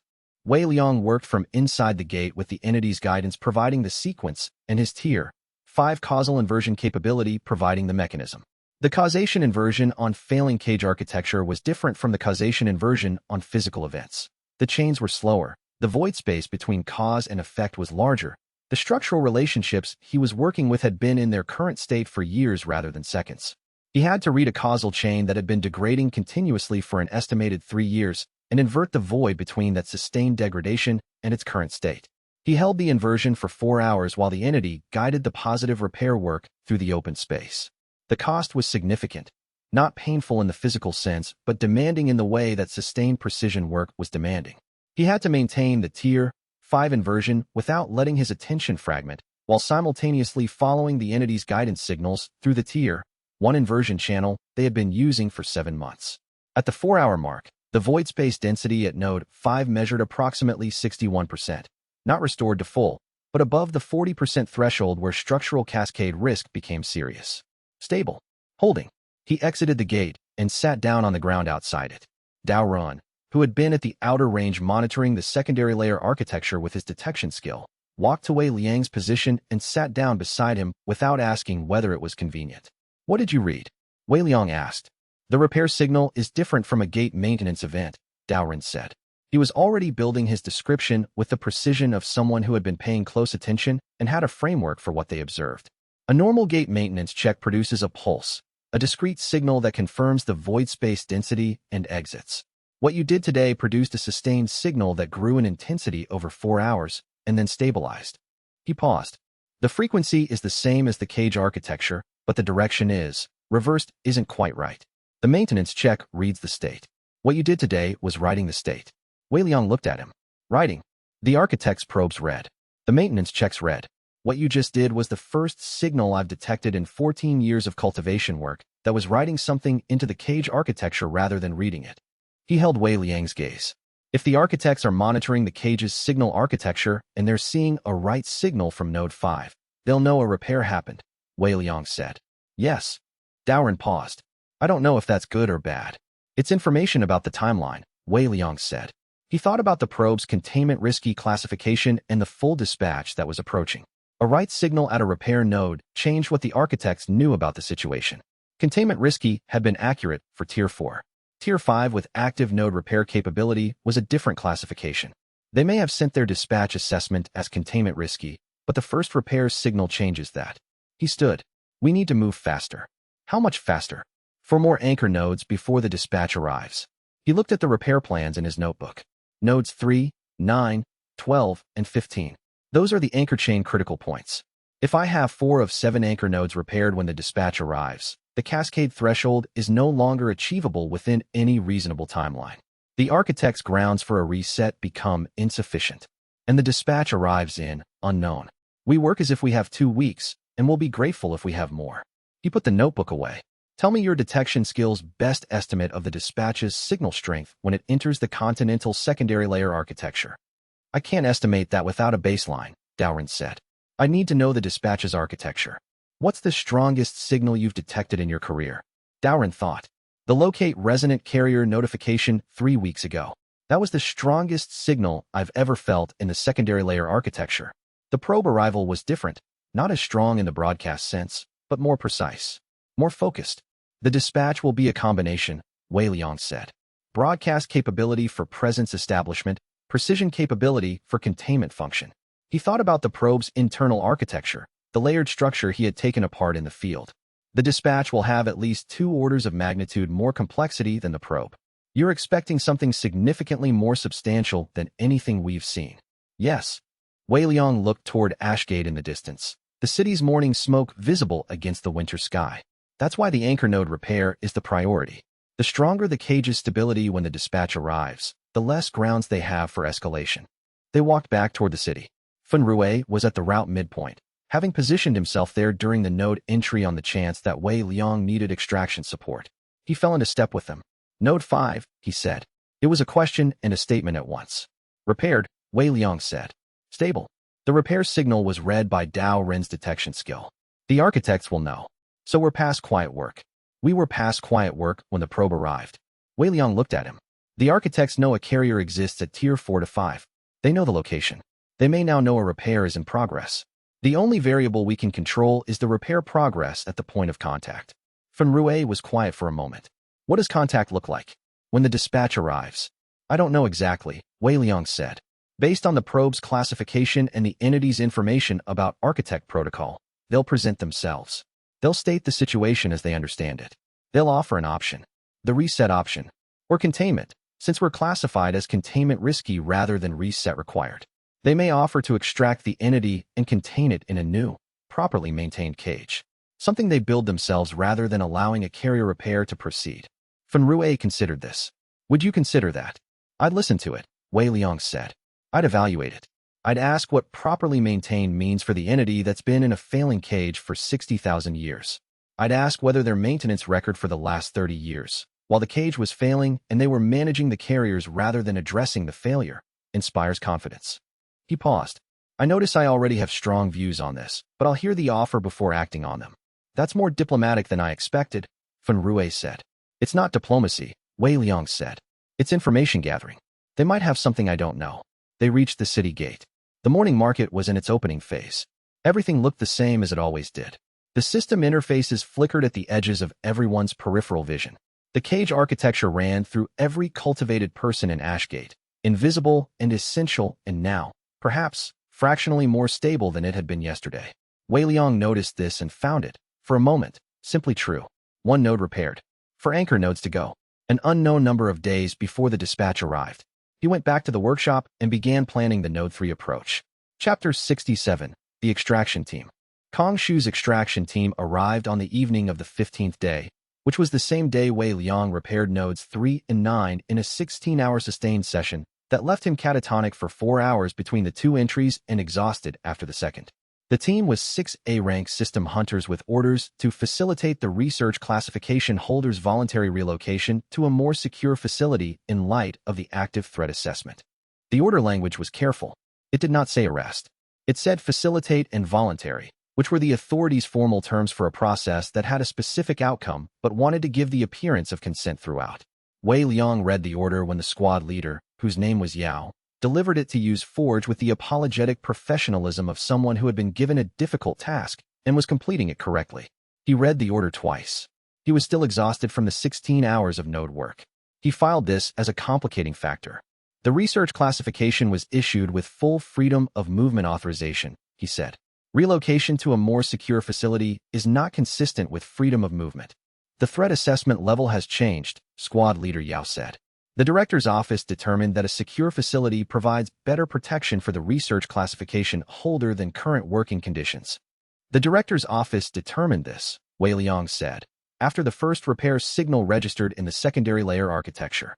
He looked at Yao with the steady expression of someone who had been managing institutional responses to his activities for several months and had developed a reliable model of them. This extraction is not protective custody. It's preventive detention. Yao's expression indicated he had been told to expect this argument and had been given a response to it.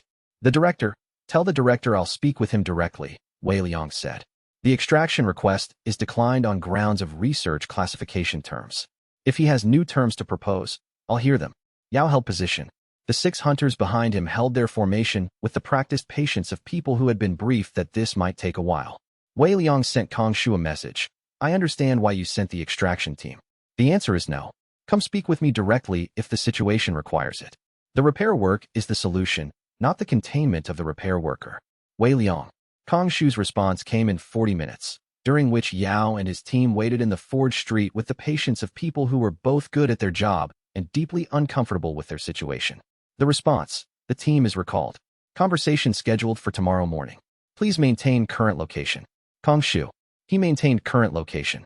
Fen Rui, who had been watching the entire exchange from the workshop window with the expression of someone tracking a chess game's moves, appeared at Wei Liang's shoulder as Yao's team departed. He pulled the team, Fen Rui said. He had to send it, and he had to pull it, Wei Liang said. The institutional response required the attempt. The working relationship required acknowledging the declination. He watched the team leave. He's operating in 2 frameworks simultaneously and managing both of them. That's exhausting work. For him, Fen Rui said. For him, yes. Wei Liang looked at the node repair schedule. I need to sleep for 6 hours. Node 12 tomorrow before the meeting with Kong Shu. You're going to repair a node and then go to a meeting with the regional director in the same morning? The meeting is the secondary priority. Node 12 is the primary priority. If the architects arrive before I have the anchor chain stable, the meeting becomes irrelevant. He went to the storage room. He lay down. 6 hours. He slept with the specific efficiency of someone who had learned to treat sleep as a resource management problem rather than a pleasure, and was up before the 6 hours were complete because the causal inversion awareness he had developed at Tier 5 kept reading the causal chains in the darkness around him and finding them undisturbed. He went to Node 12 at dawn. He repaired it.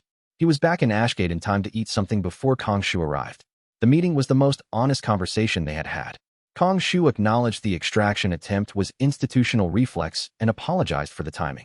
Wei Liang acknowledged the institutional constraint Kong Shu was operating under and did not hold the attempt against him. They spent 40 minutes on operational detail, the repair sequence status, the architect dispatch timeline, the detection architecture Dao Run had developed. They produced a working agreement that gave Wei Liang continued freedom of movement in exchange for keeping Kong Shu informed of repair sequence outcomes. Wei Liang gave Kong Shu the node repair data. Kong Shu gave Wei Liang the authorities' full secondary layer monitoring logs for the past 3 years, which were the data Wei Liang had been working around for months. It was a fair exchange. Both of them knew it. Chapter 68. The report the public safety filing strategy had worked twice. He used it a third time.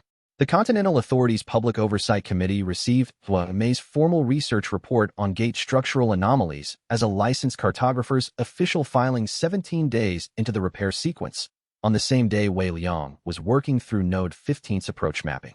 The report was Zhua Mei's work, genuinely hers, the complete synthesis of 18 months of Continental survey data. Wei Liang had provided the interpretive framework and the secondary layer analysis from Xianxia's research, but the survey methodology, the measurement data, the cartographic analysis, all Zhua Mei's. She had signed it and submitted it through her authority licensing channel and sent copies simultaneously to 4 regional branches to prevent any single director from suppressing it before the committee received it. Fun Rue and Lin Xiao had submitted corroborating reports through their own channels. Fun Rue's as a hunter-class field report of anomalous behavior at gate events in Ashgate District. Lin Xiao's as a first-person account from a subject who had been classified as a contamination event and had been in a maintenance node's interior for 14 months. The 3 simultaneous reports were individually insufficient for a committee hearing. Together, they were unavoidable. Wei Liang received confirmation of the committee's emergency session notice 12 hours after Zhua Mei submitted. The session was scheduled for 6 days hence.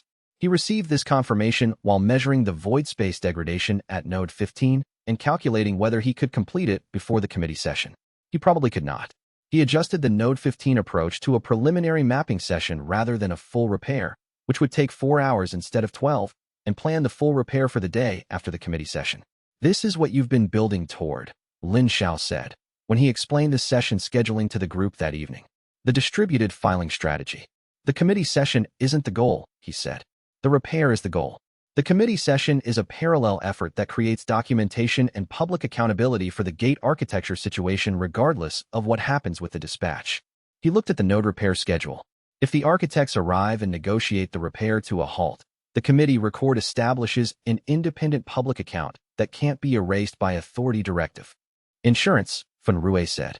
Documentation, Wei Liang said. The repair is what fixes the problem. The documentation is what makes it impossible to pretend the problem didn't exist. Xin Xiao said, from behind her latest diagram revision. That's also insurance. Yes, Wei Liang admitted. Both. The 6 days before the committee session produced Node's 15's preliminary mapping, a full repair of Node 12, which he had been forced to leave at 80% due to the Kongshu meeting, and a preliminary mapping of the 2 remaining anchor nodes, Nodes 2 and 14, that would complete the anchor chain.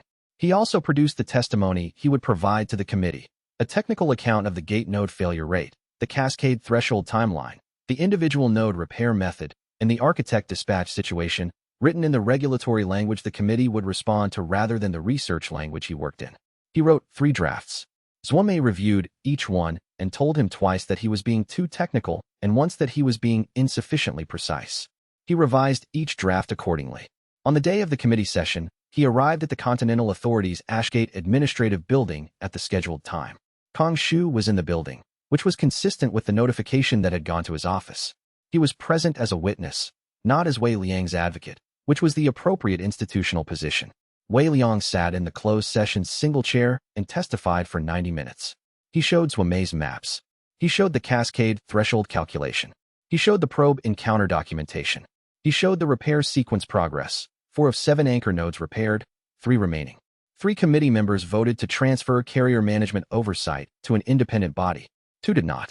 The vote was 3-2 and was not what he had planned for, but it was what the data produced. He walked out of the building into the afternoon and wrote in his notebook. The committee session created a formal record of the gate architecture situation, the carrier management history, and the repair sequence's progress. This record is harder to suppress than archive files. The vote to transfer oversight was one step toward creating institutional accountability for what comes next. He added, the independent oversight body won't be formed before the dispatch arrives, but it will exist for whatever follows.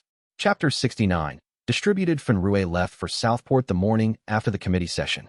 Lin Xiao left for the Eastern District capital the same morning. Their routes were planned for 3 weeks, each visiting 2 cities, each filing corroborating gate anomaly reports with regional authority branches that Kong Shu's office could not easily suppress. The distributed filing strategy was insurance and information in equal measure. The reports would exist in the public record. The public record would be harder to erase than classified archive files. And the active distribution pulled Wei Liang's knowledge framework out of the single-point vulnerability of the workshop in Ashgate, spreading it across a continent in the memory and documentation of the people who had helped build it. Fenrui, at the city gate with his travel pack and his system interface at operating minimum, said, 3 weeks. If the dispatch arrives before 3 weeks, I'll know, Fenrui said. I monitor the authority emergency notifications. If a dispatch arrived signal goes out through the system, every interface in every city picks it up. Come back, Wei Liang said. Fenrui looked at him. I notice that's an instruction rather than a request. I notice you're right, Wei Liang said. Fenrui grinned. The unexpectedly warm grin that had been characteristic since the first week and had not become less characteristic over 7 months of working together. I'll be back, he said. Obviously. He left. Wei Liang watched him go and filed the watching as something in the same category as the grain warehouse notebook page he had crossed out and left visible. Evidence about the nature of what he valued that he no longer needed to edit. Lin Xiao's departure was quieter. She stopped at the workshop door and looked at the walls covered in diagrams and said, You're going to be all right. Probabilistically, he said. Not probabilistically. You're going to be all right. She said it with the particular certainty of someone who had spent 14 months with the entity they both carried and had formed an assessment that was not based on calculation. The entity isn't patient because it's resigned to waiting. It's patient because it knows how this ends. He looked at her. It knows how this ends. It's been watching this pattern for 60,000 years, she said. It's seen every version of it up to this point. The version that involves someone who tries to understand rather than fight has only one ending. She paused. That's not prediction. It's pattern recognition at a scale we don't have access to. He sat with this. Go, he said. File the reports. Come back in 3 weeks. She went. The workshop was quiet with just xianxia and Zhuomei. Dao Ren came in the afternoon and spent 3 hours working with Zhuomei on the detection skill readings from the repair sessions. You came in the evening and sat in the storage doorway and listened to the technical conversation with the patient attentiveness of someone who followed about 60% of it and found the other 40% sufficient context for the parts that mattered. Wei Liang worked on the committee testimony transcript, cleaning it up for the formal record. He worked on the Node 2 approach mapping. He answered 3 separate authority queries about the repair sequence status through the research classification channel. He also, in a quiet hour in the late afternoon, called Fenrui on the communication device just to confirm he had reached Southport safely. Fenrui had reached Southport safely. He reported this, and the fact that Southport's gate anomaly reports from the past 6 months showed a secondary layer resonance pattern he hadn't expected to find in a coastal city, which he was documenting. Then he said, How are you doing? And I'm asking actually, not operationally. Wei Liang looked at the workshop walls. I notice I'm answering that question differently than I would have 7 months ago, he said. How would you have answered it 7 months ago? I would have given you an assessment of my capability status and task readiness. And now I notice I'm tired and the anchor chain repair is half done and there are 2 nodes left before the dispatch arrives and the people I work with are distributed across the continent. He paused. And I notice I'd rather they were here, which I wouldn't have had a framework for 7 months ago. Fenrui was quiet for a moment. Then, I'd rather be there too. But we both know why I'm here. Yes, Wei Liang said. 3 weeks, Fenrui said. Less, if the dispatch comes faster. Less if the dispatch comes faster, Wei Liang confirmed. He put the communication device away and went back to the Node 2 approach mapping. The data was what it was. The plan was what it was. The people would be where they needed to be when the moment came. He worked until late and went to sleep having made progress on the things that progress was possible on, which was what he had been doing every night for 7 months and which was, he had decided some time ago, the correct and sufficient approach to everything. Chapter 70. Shun Xiao's discovery. It came on the 21st day. Shun Xiao had been working on the gate inscription data for 3 months alongside the repair sequence analysis, the secondary project, the one she returned to in the hours when the primary work was advancing on its own momentum. The inscription language from the gates, the construction protocol language that appeared at the frozen gates frame, that Wei Liang had partial translations of, that the entity had used to carve we are still waiting. She had been treating it as a dead language, a historical record, not a functional document. On the 21st day, she found the section she had been cataloging as repetitive, the text that appeared in multiple gate frames in slightly different forms that she had been treating as liturgical repetition, the way ancient texts often repeated core statements in varied forms. It was not repetitive. It was instructions. She came to find Wei Liang at the Node 2 mapping session.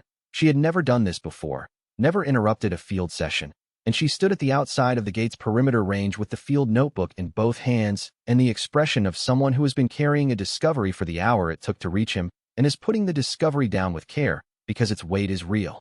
The inscription language, she said. The construction protocol. The sections I thought were repetitive. He read her expression. He closed his mapping notebook. He said, "Tell me." "They're instructions," she said. "Not for the construction of the cage, for what to do when the cage fails. A procedure for how to respond to cage degradation. A procedure that was written when the cage was built 60,000 years ago by the architects who built it." She held the notebook. "It's a repair manual, Wei Liang. The architects who built the cage wrote a repair manual into the cage's own frame inscriptions. They expected this. They built in a recovery procedure." He held out his hand for the notebook. She gave it to him. He read her translation of the relevant sections. The inscription language was complex, and xianxia's translation carried uncertainty markers. She had notes everywhere about alternative interpretations, sections where the protocol language allowed multiple readings. But the core was clear: the procedure for carrier-guided repair, the entity's cooperation framework, the specific inversion sequence for degraded node repair. He had been following these instructions for 3 weeks, not from having read them, from the entity's guidance, which had led him through the sequence the entity had derived from its 60,000 years of internal observation. But the instructions were here, in the gate frames, in plain text in the construction protocol language, available to anyone who could read them. "The architects built the repair manual into the cage," he said. "Yes." Xianxia was looking at him with the expression of the discovery still in her face. "Which means they expected the cage to fail. They designed the failure scenario. They wrote the recovery procedure into the physical structure of the thing they built. And they also built the closure protocols," he said. "The contamination event classification. The procedures for eliminating carriers before they could follow the repair manual. 2 sets of procedures," Xianxia said, "built at the same time. One that said if the cage fails, repair it this way. One that said if a carrier appears, close them." She looked at him. "Those can't both be the architect's original intention. One of them was added later." He looked at the notebook. He thought about the archived temporal impressions, the authorities' documentation going back 30 years, but not 60,000 years. He thought about what the mirror had said. The cage had existed for 60,000 years, and the current management protocols had been built much more recently. "The closure protocols are not original architecture," he said. "The repair manual is the original architecture. Something changed the response to carrier events from follow the repair manual to eliminate the carrier." Xianxiao said, "When?" "That's the question I need the architects themselves to answer." He gave her back the notebook. He picked up his mapping pack.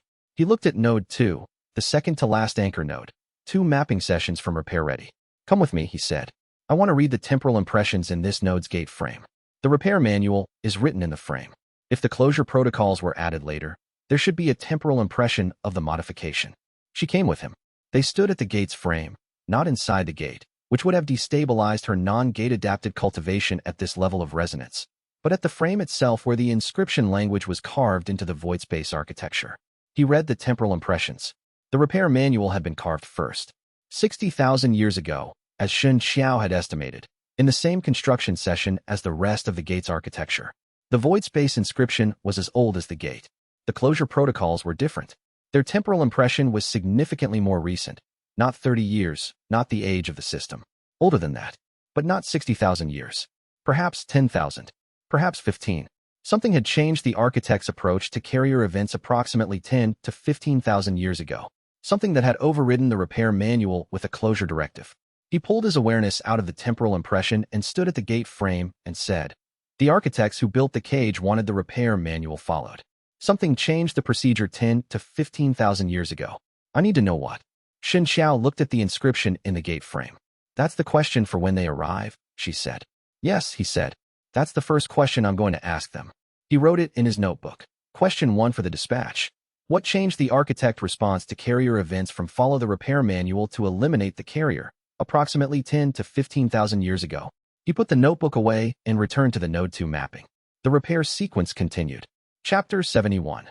The emergency session. The Continental Oversight Committee convened in emergency session 6 days after Zhuangmei's report, in the Ashgate Administrative Building's largest conference room, which was not large enough for the number of people who had been told to attend.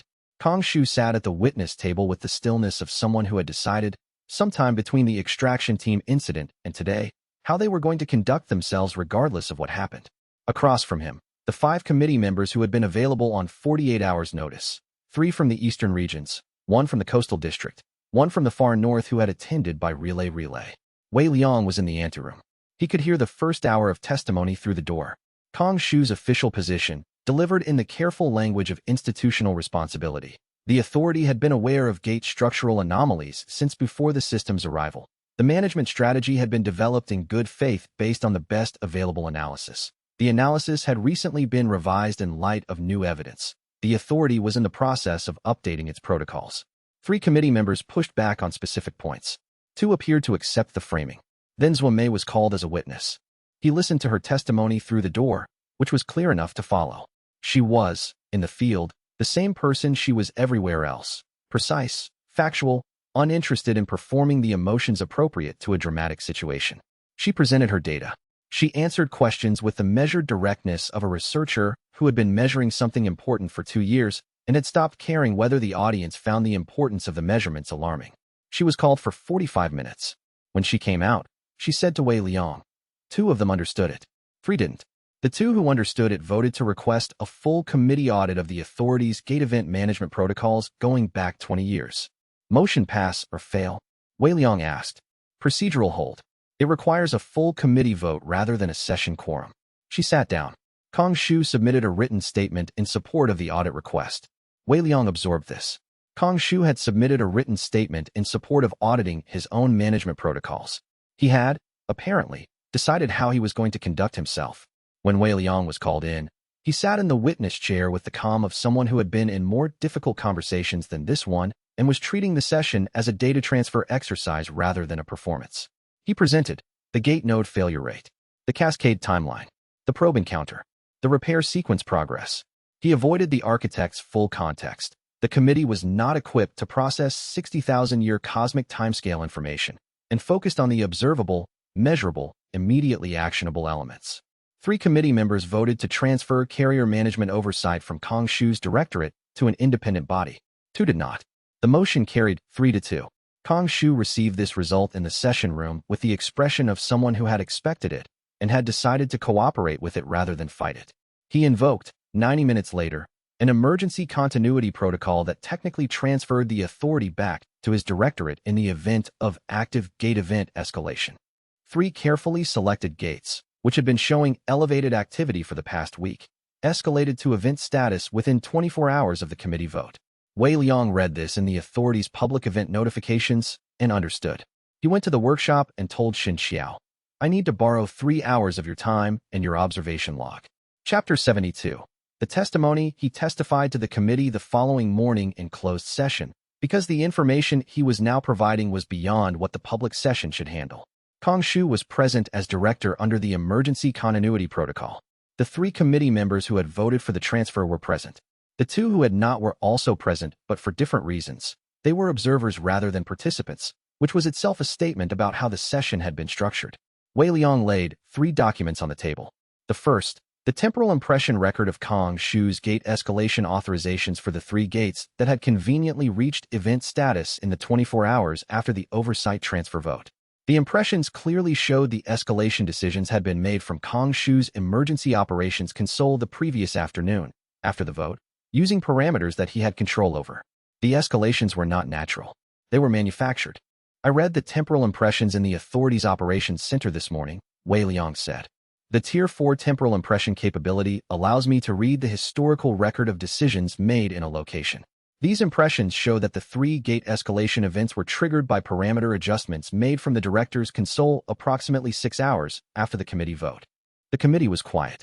The second document, the public complaint filings from Zhuangmei, Fenrue, and Lin Xiao's distributed submissions. The filing dates, the regional branches, the specific gate anomaly data in each. Distributed, public, on record at 4 separate locations. These filings are in the public record. They cannot be suppressed through administrative action because they exist at 4 branches simultaneously. The third document, the Repair Sequence Progress Report. Anchor nodes repaired, void space density restored to above threshold, cascade timeline extended. The repair work that this session is ostensibly about has already produced results. The gate network is measurably more stable today than it was 25 days ago. The evidence for the repair method's validity is observable. He looked at the 3 committee members who had voted for the transfer. The emergency continuity protocol that transferred authority back to the director was invoked using a threat that the director manufactured, he said. The threshold for that invocation is active gate escalation. The escalation was not active. It was created after the vote to provide grounds for the invocation. Kong Shu was sitting very still. One of the 3 committee members said, "Can the temporal impression evidence be challenged?" By someone with Tier 4 inversion capability who reads the same location and reaches a different conclusion, Wei Liang said. I'm the only person in this region with that capability. If the committee wishes to verify the evidence, the verification requires either developing independent Tier 4 practitioners or accepting the documentation I've provided with Xianxia's corroboration in her observation log. The committee voted again, 3-2. Transfer of oversight to the independent body. Kong Shu's emergency continuity protocol invocation was formally invalidated on grounds of manufactured precondition. He left the committee room without speaking to Kong Shu. He was not angry in the operational sense. He was angry in the sense he had been allowing himself to feel since the archive reading. The specific anger of someone who has watched a wrong thing be done by someone who was also doing right things and kept the two coexisting. He wrote in his notebook, "The manufactured escalation was the move of someone operating under institutional survival instinct, not deliberate bad faith." Kong Shu has been managing this situation for 30 years, and his reflex when the situation changed against him was to use the tools he had. That doesn't make the manufactured escalation acceptable. It makes it explicable. He added, "He played his card. I played mine." The committee voted correctly given the evidence. That's the outcome the process was designed for. Then he crossed out the last line and wrote, "That's what accountability looks like when the process works." He went back to Node 2. Chapter 73. The protocol. Kong Shu invoked the Emergency Continuity Protocol's second clause the following morning, in the 48-hour window before the independent oversight body could formally convene. The second clause was a provision that Wei Liang had not fully analyzed when he read the authority's operational framework documentation 2 months ago, which was his error. In the event that active escalation is formally disputed, the director retains temporary authority pending a full review board convening. The full review board required 14 committee members rather than 5. The 14-member convening took 7 days minimum. 7 days of Kong Shu's authority restored. Wei Liang read the second clause invocation in the authority's public notification system and sat with it for a moment. Kong Shu had not surrendered after the committee ruling. He had moved to the secondary layer of his institutional power. This was not surprising. It was exactly what someone in Kong Shu's position would do if they were trying to maintain control of a situation that had been moving against them for weeks. Wei Liang had modeled this. He had prepared a response. The response was 3 more gate escalation events in the same 48-hour window, triggered by Kong Shu's console, identical parameter profile to the first 3. Wei Liang read the temporal impressions of these escalations within the hour of their registration. He brought the evidence to the 3 committee members who had voted for the transfer, who by this point were deeply invested in the situation and responded to Wei Liang's evidence with the focused engagement of people who had been convinced there was a real problem and were now watching the real problem demonstrate itself in real time. They called an emergency subcommittee session with the authority of the 3 members who had voted for the transfer plus Kong Shu's 2 dissenting supporters, which was the full 5-member session that had original jurisdiction. Wei Liang, in the subcommittee session, did not present the manufactured escalation evidence through documents. He presented it by standing in the committee room and reading the temporal impression from the operations console decisions directly to the committee members, producing the events in the air of the committee room as light impressions from the past, the same demonstration he had used on Kong Shu in their first full confrontation weeks ago. He played the past like a recording in the air. The console decisions, the parameter adjustments, the manufactured thresholds, all visible, all precise, all time-stamped against the events they had preceded. Kong Shu watched his ability to invoke the emergency protocol end in 12 seconds of light. He was quiet for several seconds after the demonstration. Then he said, in the careful voice of a man who had decided to be honest about something he had been deciding to be honest about for some time, "The repair sequence is real. The gate network is more stable. The method works." He looked at the committee. I've spent 30 years managing this wrong. The review board should proceed. The committee accepted his statement. The independent oversight body was formally authorized. The emergency continuity protocol was suspended. Kang Shu was removed from directorship pending review board proceedings. Dao Ren was appointed interim gate safety coordinator for the Ashgate Regional District. Wei Liang was given a provisional research classification that included freedom of movement, no tracking requirement, and formal acknowledgement that his work was aligned with public safety rather than contrary to it. He read the provisional classification notice in the administrative building's foyer and thought about what it meant to have paperwork that correctly described what he was doing. He thought about the contamination event flag that had been in his file since he walked out of the registration terminal 8 months ago. He thought about the grain warehouse. He folded the provisional classification notice and put it in his notebook. He walked back to the workshop, where Xianxia was waiting with the Node 14 approach data she had been preparing while he was in the committee session. Tomorrow, he said. Node 14. Kang Shu, she asked. Removed from directorship, he said. The independent oversight body proceeds. Dao Ren is interim coordinator. He sat down. He'll be a good one. Because he's honest? Shen Xiao said. Because he's honest and he knows what the right direction for anger is, Wei Liang said. Both of those together are rarer than either alone. She turned back to the Node 14 data. He reviewed it with her. They worked until the light failed. Chapter 74. What the causal light showed, he waited until the night before Node 14 to test the temporal impression demonstration properly. He had used it on Kang Shu's console decisions in the committee room. The light impression projection, making past events visible as light in the present air, was a Tier 5 causal inversion capability he had not fully explored outside that specific application. He had been cautious with it because it drew heavily on the advancement energy reserves, and he needed those reserves for the node repairs. But he needed to understand what it could and couldn't show before the dispatch arrived, because the dispatch was bringing beings who operated on entirely different timescales than a committee room's worth of administrative decisions. He sat in the workshop at the third hour with Shen Xiao's permission and ran a test. Not of a committee room, of the workshop itself. The spatial impression of the workshop's entire research history, 3 years of Shen Xiao's work and then 8 months of their collaboration. The light impressions filled the room with 3 years of presence. Shen Xiao at her diagrams, night after night, working alone. The specific quality of someone doing important work without an audience, not performing for anyone, not managing for approval, just working because the work needed to be done. He saw the specific night, approximately 2 years ago, from the impression's position in the timeline, where she had completed a major section of the secondary layer framework and sat in the room alone with it for a long time, without writing anything, and then written a single line in her observation log that he couldn't read from this distance. He released the impression before it reached the point where he and Fenrue had first appeared. He sat in the quiet workshop and thought about what the temporal impression capability showed that was different from the archive reading capability. The archive reading was records and documents, decisions and files. The workshop impression was presence. The quality of a person's being in a space, preserved in the secondary layer echo of their cultivation and their sustained attention. Shen Xiao had been here alone for 3 years. He had walked into this and received it as a resource. He had been systematic and correct about many things, and had treated the presence of the people around him as a category of operational support rather than what he had actually been given. He wrote in his notebook, I've been treating the people I work with as data sources and operational assets. They are also people who chose to be here. The distinction matters, and I've been undercounting it. He sat with this. He did not cross it out. Then he wrote, tomorrow, Node 14. After Node 14, 1 anchor node remaining. After Node 2, preparation for the dispatch. The dispatch is approximately a week away by Dao Ren's most recent detection readings.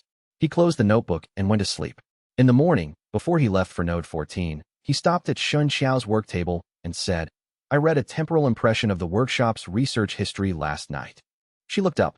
I saw you working here alone, he said. 3 years of it. I notice I've been treating what you contributed as research resources, and I want to say that I understand it was also you being here for a very long time before I arrived, and then continuing to be here after.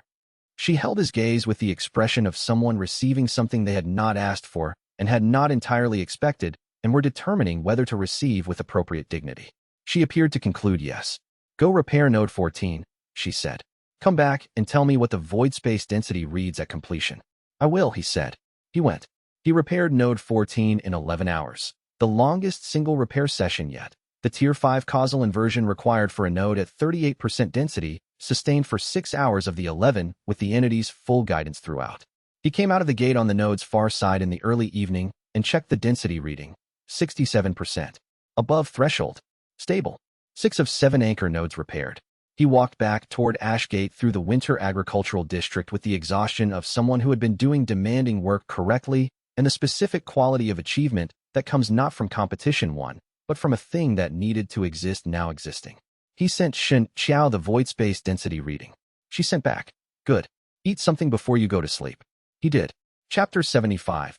Kong Shu's final move. The provisional research classification held for 4 days after the committee ruling.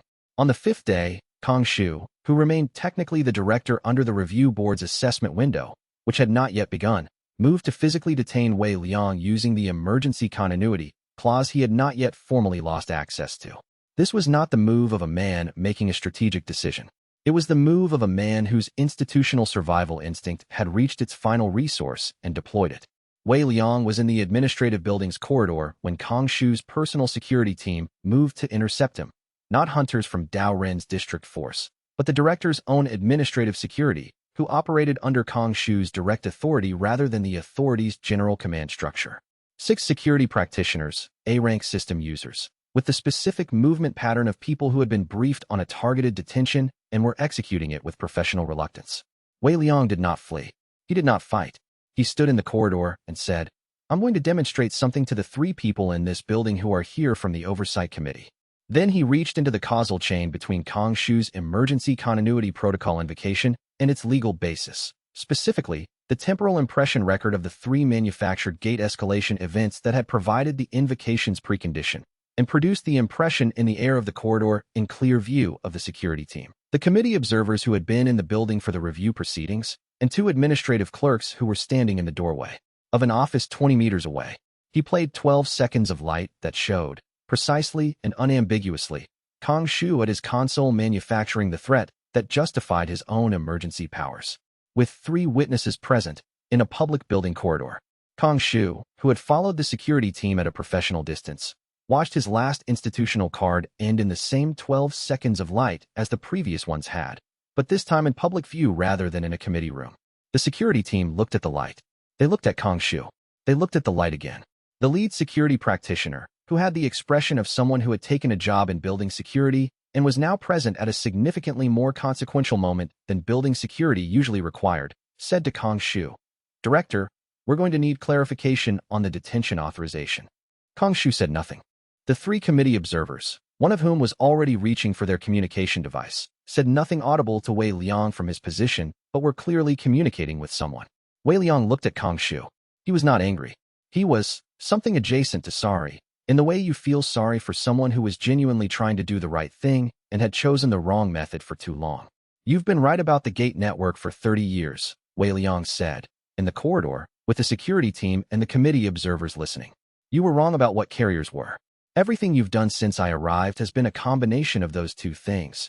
Right about the stakes, wrong about the response." He paused. "The independent oversight body is the correct response. Letting the review board proceed is the correct response. What you're doing now is the last version of the wrong response." Kong Shu looked at him. He was a man who had spent 30 years being professionally certain and was standing in a corridor having certainty stripped from the last position it was holding. He looked at the security team leader. "Stand down," he said. He said it simply. No drama. The voice of someone completing a decision rather than making one. "I'll cooperate with the review board," he said, to the corridor generally and to Wei Liang specifically. "Full cooperation." Wei Liang nodded once. He walked past the security team and out of the building. Outside, Dao Ren was waiting with the particular expression of someone who had heard through the detection skill's sensitivity that something significant was happening inside the building and had positioned himself at the exit on the chance that Wei Liang was going to need support at this specific moment. "You're all right," Dao Ren said. It was not a question. "Yes," Wei Liang said. "Kong Shu, he's standing down." Wei Liang looked at Dao Ren. "He's going to cooperate with the review. I believe him." Dao Ren was quiet for a moment. "What made you believe him?" He called off his security team in a corridor in front of 3 committee witnesses without any incentive except that it was the right thing to do. Wei Liang looked at the administrative building's entrance. "I noticed that's the only time in 8 months that he's acted without an institutional calculation." Dao Ren nodded. "That's something," he said. "Yes," Wei Liang said. "It is." He walked back to the workshop. He reviewed the Node 2 approach mapping.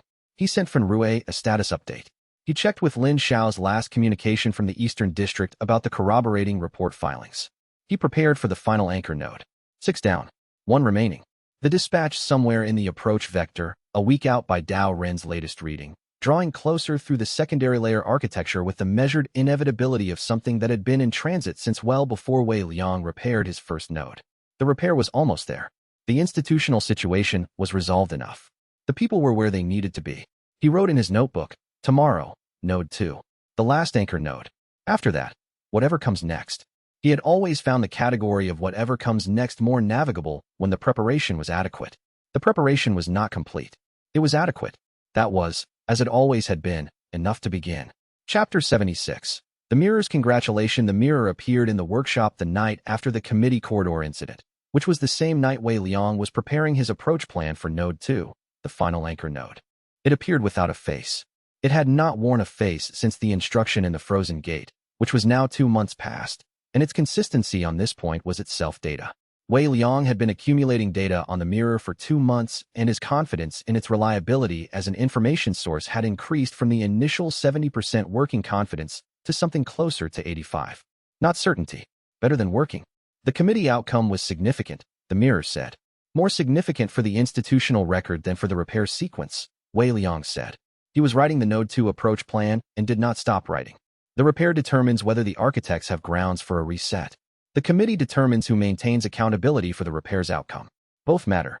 The architects monitoring your repair signals will have registered the institutional changes as context, the mirror said. The classification is on public record. The oversight body exists. The repair progress is documented.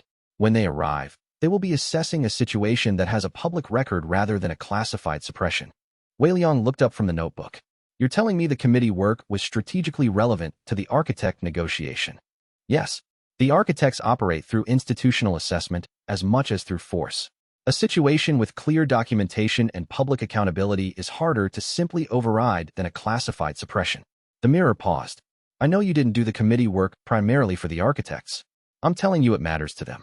I notice you're congratulating me in the only way that's useful to you, Wei Liang said. I'm informing you, the mirror said.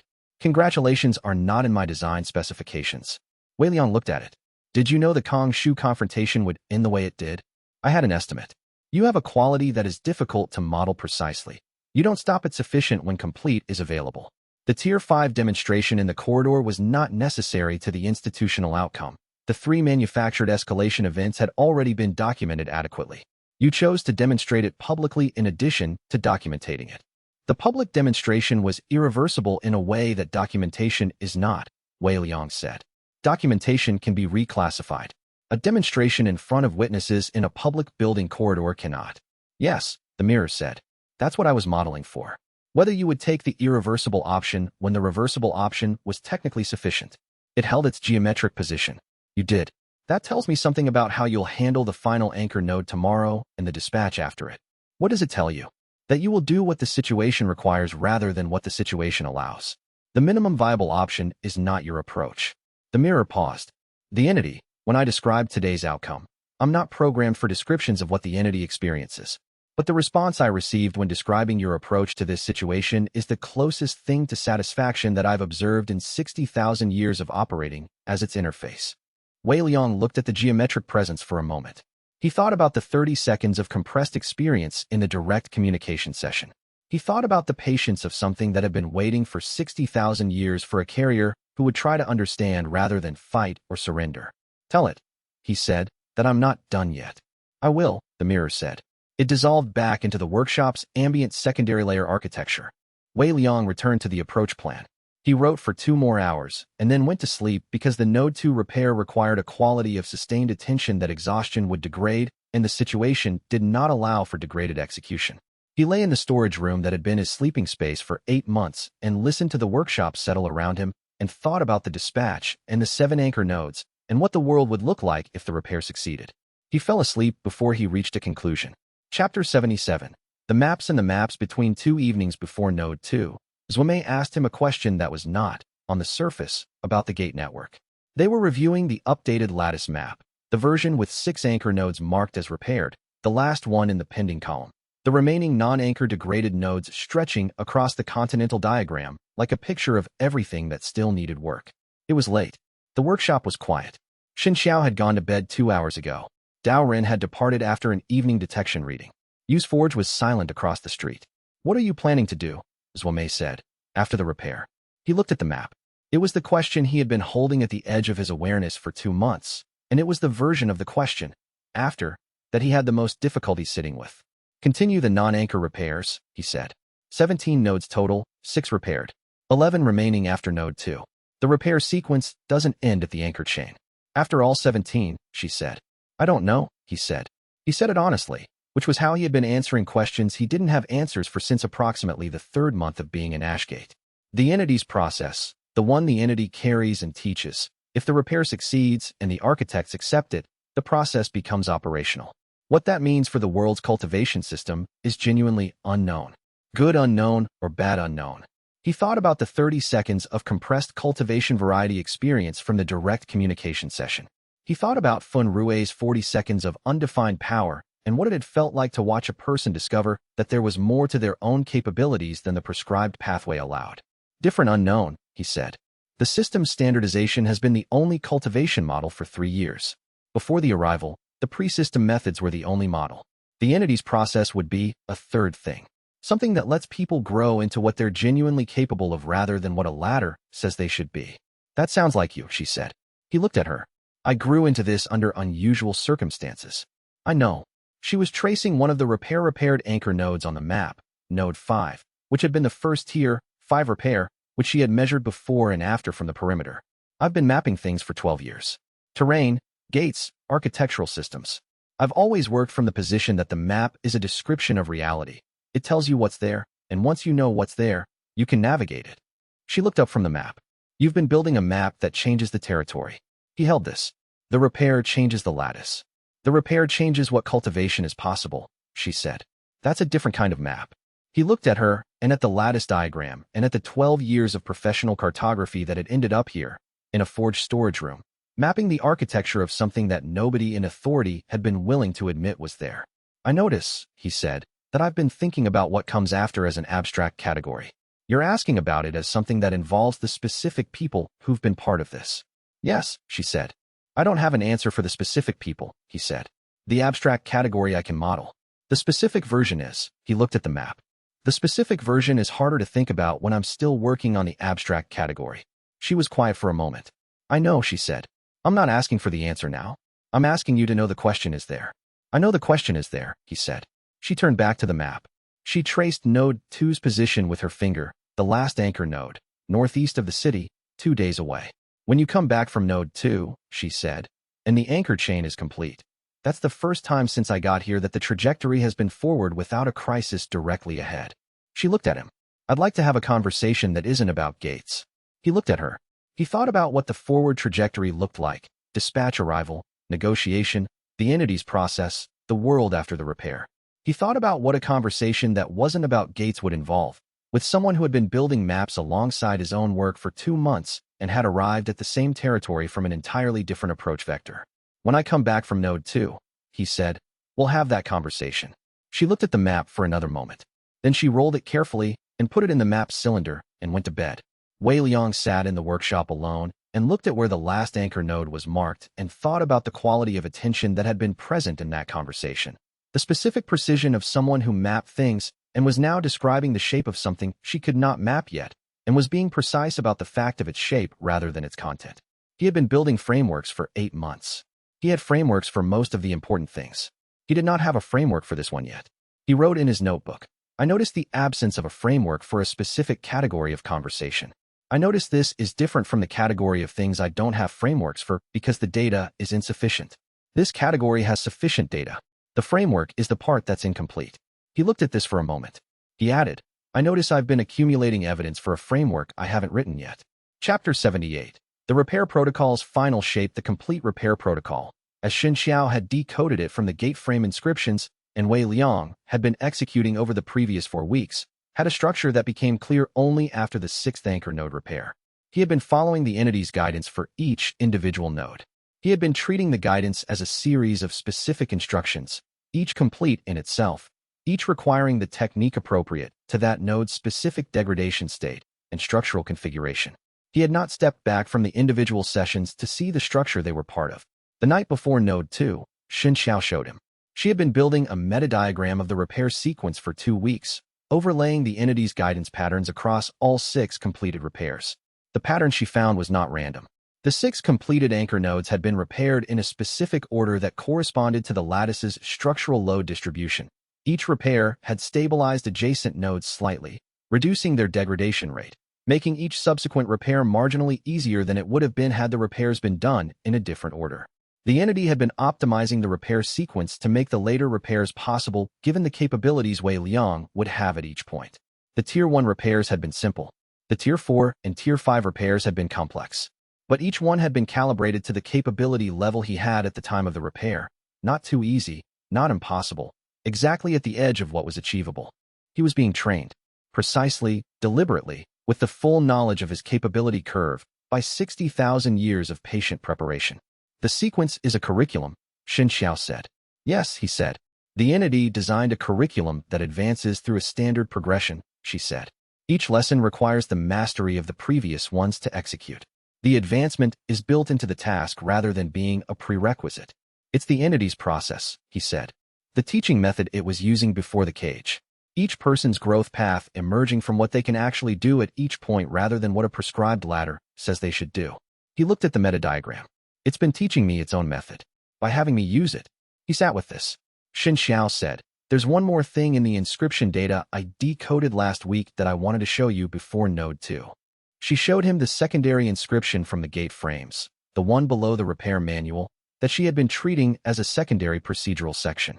She had not fully decoded it until the previous week because it used a more archaic form of the construction protocol language that her partial translation framework had been building toward. It was an address. Not a location in geographic terms, a navigational address in the structure of cultivation reality itself. A point in the universe's architecture that was reachable from the lattice if the lattice was fully repaired. The address the entity had been navigating toward for geological time. The destination, he said. Yes, xianxia said. The address the entity is trying to reach. It's been embedded in the gate frames since the cage was built. Every gate on the planet has it.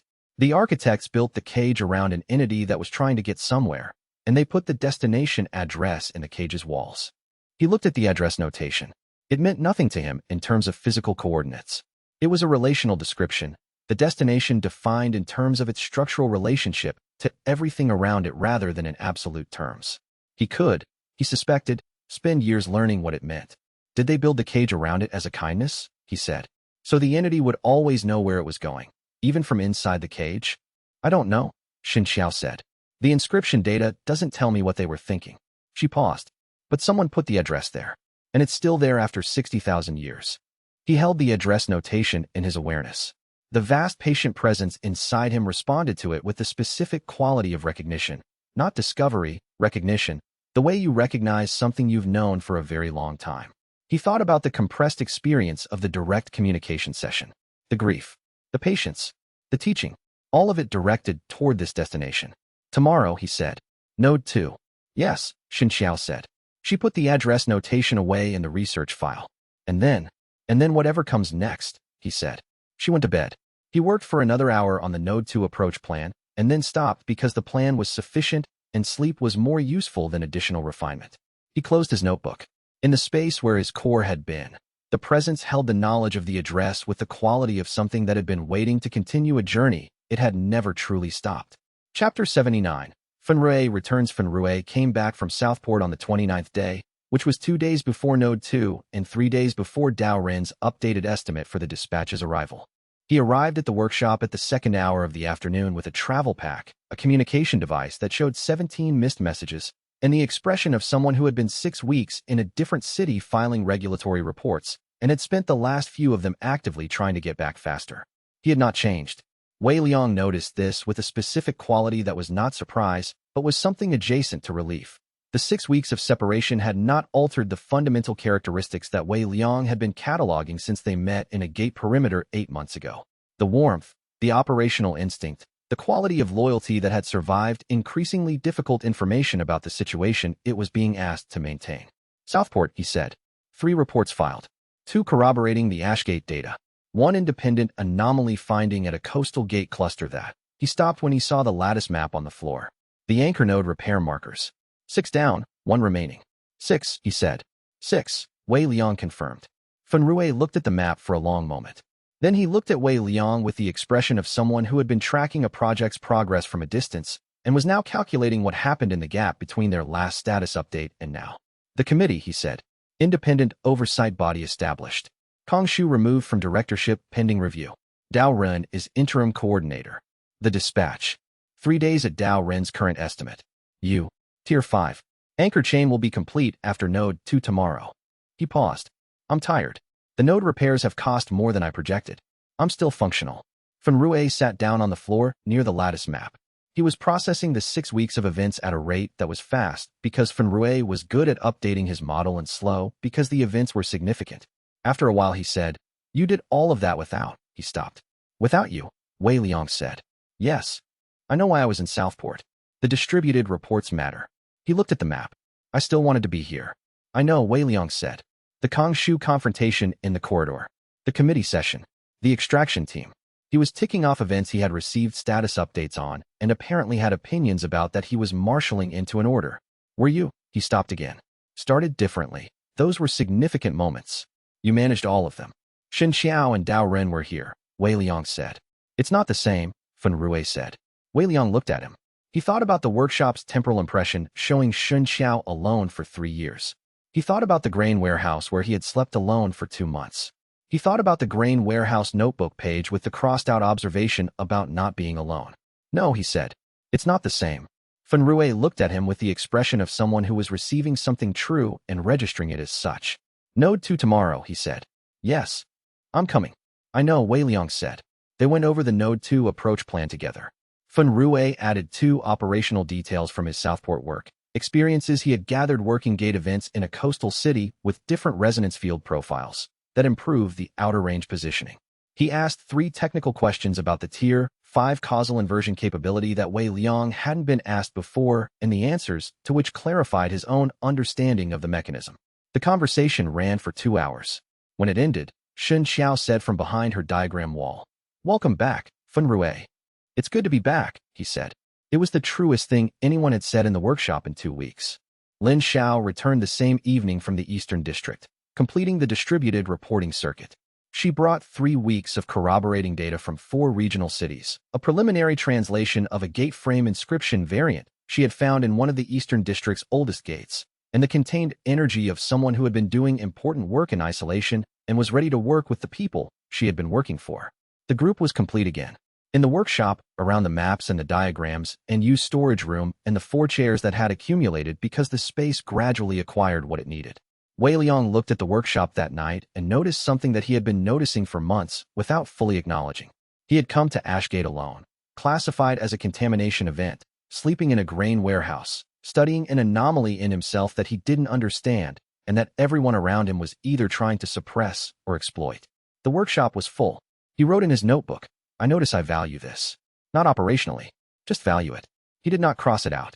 Chapter 80. The dispatch. He repaired Node 2 on the 30th morning. The final anchor node was in the worst structural state of any of the 7, 41% void space density, when the mapping assessment had estimated 45, meaning the degradation had accelerated in the 3 days between mapping and repair. He had Fenrui at the outer range, Dao Ren at the detection position, Lin Xiao at the halfway point for the entity's guidance relay, Swame recording gradient data at the perimeter. He entered the gate at dawn. He worked for 13 hours. He exited the gate in the early evening with the repair complete at 63% density. Not the restoration to standard he had achieved on some of the earlier nodes, but above threshold, stable, sufficient for the anchor chain's structural function. He walked to Fenrui's marker. He sat down in the grass at the outer range position. Done, he said. Fenrui looked at him with the expression of relief that was the other side of a worry Wei Liang had not observed him express directly. 7, Fenrui said. 7, Wei Liang confirmed. They were quiet for a moment. Then Dao Ren said, from his detection position 15 meters away, in the voice of someone who has been waiting to say something important and has decided the moment is now. It's here. Not a gate. Not a cultivation signature. The detection skill registering a signal in the secondary layer architecture that was orders of magnitude stronger than anything Dao Run had detected before in his 14 years of cultivation work. A presence in the lattice that was not the lattice itself, but was moving through the lattice's architecture with the precision of something that understood it from the inside. 300 miles away. Descending. The continental secondary layer architecture showed every repair signal Wei Liang had generated over the past 30 days, and it also showed, visible now, undeniable, the arrival of something that had been traveling toward this point since the dispatch authorization. Something vast, something geometric, something that 60,000 years of cage architecture had been built to maintain in the service of a standard that the entity inside Wei Liang predated by geological time. The first architect dispatch had arrived. Wei Liang stood up from the grass. He was tired from 13 hours of repair work. He was also more capable than he had been at any previous point in the 8 months since the mountain. With 7 anchor nodes repaired, and the remaining degraded nodes scheduled, and the entity's integration at its most coherent state since the breakthrough. He looked south, toward Longport, toward the descent point 300 miles away. They'll want a meeting on their terms, he said. They will, Fan Rui said. We're going to have it on ours, Wei Liang said. He picked up his notebook. He turned north, toward Ashgate, toward the people who were waiting there to hear the news that the anchor chain was complete and that the architects had arrived, and that the conversation they had all been preparing for 8 months in different ways was now finally at hand. He started walking. The others fell into step around him, Fan Rui on his left, Dao Ren on his right, Zuomei and Lin Xiao behind. The formation of people who had ended up here through their own separate paths and had converged into something neither group nor team, but closer to what occurs when people of genuine competence and genuine care arrive at the same place, at the same time for the same reason. The sun was going down over the agricultural district. The winter fields were quiet. 300 miles south, 60 meters of perfect architect geometry was descending toward Longport Harbor.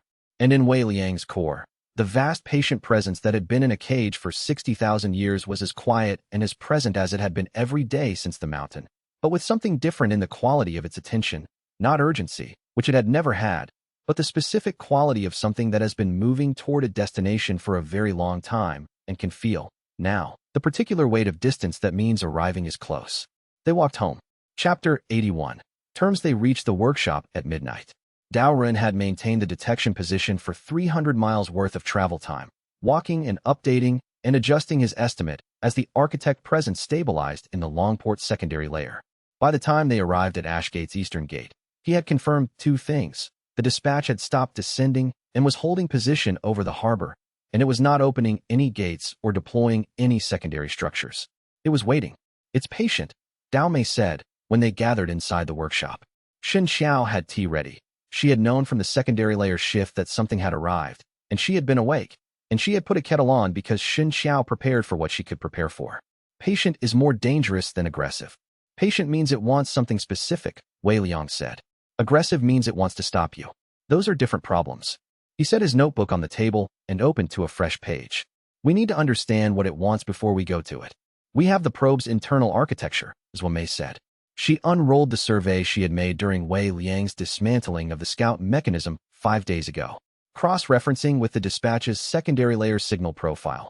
She was already working, pulling out her mapping instruments, aligning the probe data with Dao Ren's detection readings on a spatial diagram. This was what she did when the world became uncertain. She measured it. Lin Xiao went to the eastern window and looked toward the coast. She couldn't see anything at 300 miles, but she could feel the lattice shift. 6 weeks in the cage crystal had given her a physical sense for secondary layer architecture that no instrument replicated. It knows the repair work, she said. Not just that it happened. The specific nodes. The sequence. It's been watching the lattice recover. Wei Liang wrote. Asterisk. They know what we've been doing. They came now specifically because the anchor chain is complete. Asterisk. He looked at the wall where Shun Xiao's master diagram recorded every node status. 7 completed. The rest degraded but mapped. Their repair sequences prioritized and scheduled. The full protocol would take months more. The architects had arrived now, at this specific moment, when the anchor chain was complete, but the work was not. That was a choice. That meant something. They're not here because we're a threat, he said. They're here because we've become a variable they can't ignore. 7 anchor nodes repaired means the lattice has demonstrated it can hold. They can't argue the cage is already too degraded to save. We've made their original justification harder to maintain. He paused. And they know the protocol continues. They're here to interrupt the timeline. not the capability. Fenrue looked at him. So they want to stop us before we get further. They want a meeting. Specifically, they want the meeting on their terms, their structure, their location, their schedule. Wei Liang put the pen down. If we go to Longport because they landed at Longport, we've already accepted one of their conditions. I want to think about that before we move. They came 300 miles from where we are, Dowrin said. Not here. Not over Ashgate. That's also a choice. It means they're not here to take. They're here to negotiate. Lin Xiao turned from the window. From inside the crystal, I had 6 months to observe the secondary layer architecture. The way the cage is structured, when a carrier achieves full anchor chain repair, there's a specific sequence coded into the lattice itself, a notification protocol. The architects have always known when a carrier reached this stage. This isn't a discovery for them. It's a scheduled response. There are instructions for what they're supposed to do at this stage? Xianxia asked. There are instructions for what the carrier is supposed to do, Lin Xiao said. Except the instructions were written assuming the carrier would have been guided to this point by architect-approved methodology. We weren't. She sat down across from Wei Liang. We did it ourselves. And the architects are at Longport instead of here because they're recalibrating. They expected a different version of this moment. Wei Liang sat with this for a minute, watching the lamp on the table cast shadows across the notebook page. He thought about the probe's internal architecture, the way it had been built to read the cage lattice, to transmit signal, to assess the carrier's resonance strength. He thought about the design brief language the probe had confirmed with standard architect documentation. Asterisk unstructured process. Incompatible with stable cultivation civilization. Containment mandatory. Asterisk he had read those words 5 days ago, and he had noted them, and he had continued working on Node 2 the next morning, and he had not stopped to read further. He wanted to stop now. He wanted to read everything the probe had carried, not just the transmitter structure, but the full architecture of its information load. He looked at the probe remains on the secondary table, where Xin Xiao had cataloged them after his dismantling. Fenrue was watching him. Wei Liang. Yes. What are you thinking about? The probe. The one we already dismantled. There may be more in the information architecture than I read when I was focused on the transmitter. Fenrue's expression had the quality of someone who had observed a pattern before and was calculating the cost of mentioning it. We have an architect dispatched 300 miles away that is waiting to negotiate. How long does reading the probe take? I don't know yet. And if we delay going to Longport, they'll wait, Wei Liang said. Patient means they wait. Or, Dowrin said, from the corner, in the tone of someone introducing information he had been holding until the appropriate moment. Patient means they begin demonstrating why waiting has costs. They know where we are. If we don't move toward Longport in a reasonable window, they may move toward us. At which point we lose the ability to choose the meeting location entirely. Wei Liang looked at the probe remains. He looked at the notebook page with its incomplete observation. He could read the probe. He could learn something he didn't know yet. He could delay. Or he could choose the meeting location while that choice was still his to make. He closed the notebook. We leave for Longport in 3 days. That's enough time to prepare, not enough time for them to interpret delay as refusal. He looked at Xianxia. Send the probe architecture notes to me via the diagram system. I'll read in transit. He paused. All of it. Fenrue said nothing. He also did not object. Zuomei had already begun measuring the route. Chapter 82. What the brief describes as Xianxia had been working on something she hadn't mentioned to anyone. Wei Liang discovered this the following morning when he found her at the secondary table before dawn with 2 documents spread side by side. The repair protocol transcript she had decoded from the gate frame inscriptions, which he knew, and a second document in the same inscription language that was considerably longer and that he had not seen before. When did you decode this? He asked. Pieces of it over the past month, she said. The full picture only yesterday, when the anchor chain repair completed and the secondary layer architecture shifted. Some of the notation was conditional. It decrypted when the lattice reached a certain stability threshold. She looked at the document with the expression she used when she had been sitting with something difficult long enough to have moved past the initial shock and arrived somewhere more settled. It's not another repair protocol. It's the original design brief for the cage. Wei Liang sat down. Not the public-facing documentation. Not the summary they'd show a carrier to explain why they were being contained. The working brief, the actual decision record for why the project was initiated. She smoothed a corner of the document that had curled. I read it 3 times before I trusted my own translation. Wei Liang read it once and understood why she had needed 3 times. The document was old. Pre-cage old, written before the containment had been finalized. In the architectural notation of the civilization that had built the gates and the system and the lattice and the thing that ran through all of it. It described the unstructured process in clinical language, not as a threat that had been fought, not as a monster that had been subdued, but as a phenomenon that had been assessed and found incompatible. Not dangerous. Incompatible. The language was precise.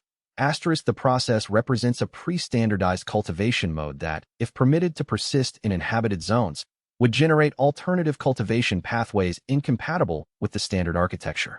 This creates dual-mode cultivation populations whose integration overhead exceeds acceptable parameters. Containment recommended for process continuity while standard architecture is established across inhabited worlds.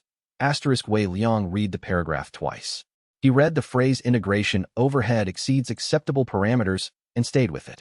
He thought about Fun Rui's 40 seconds of undefined integration, the way his system powers had briefly shifted into something fluid and non-prescribed. He thought about how the system's arrival had disbanded every pre-existing cultivation sect, reclassified every pre-system method as obsolete, built a uniform architecture through which every cultivator on Earth was routing their power. He thought about the phrase standard architecture established across inhabited worlds. Worlds, he said. Multiple worlds. The architects have done this before. Xianxia had a cup of tea in her hands that had gone cold. Earth is not the first civilization to receive a gate network. Earth is not the first population to be standardized. He sat with this for a moment. Not the emotional impact of it. He filed that separately and would return to it, but the structural implications. Then the 6 civilizations that dissolved in the first architect's data, he said slowly, would be civilizations that refused standardization, Xianxia said, or civilizations where a carrier achieved full resonance before the cage was fully established. The dissolution data may accurately describe what happened. It may not accurately describe why it happened.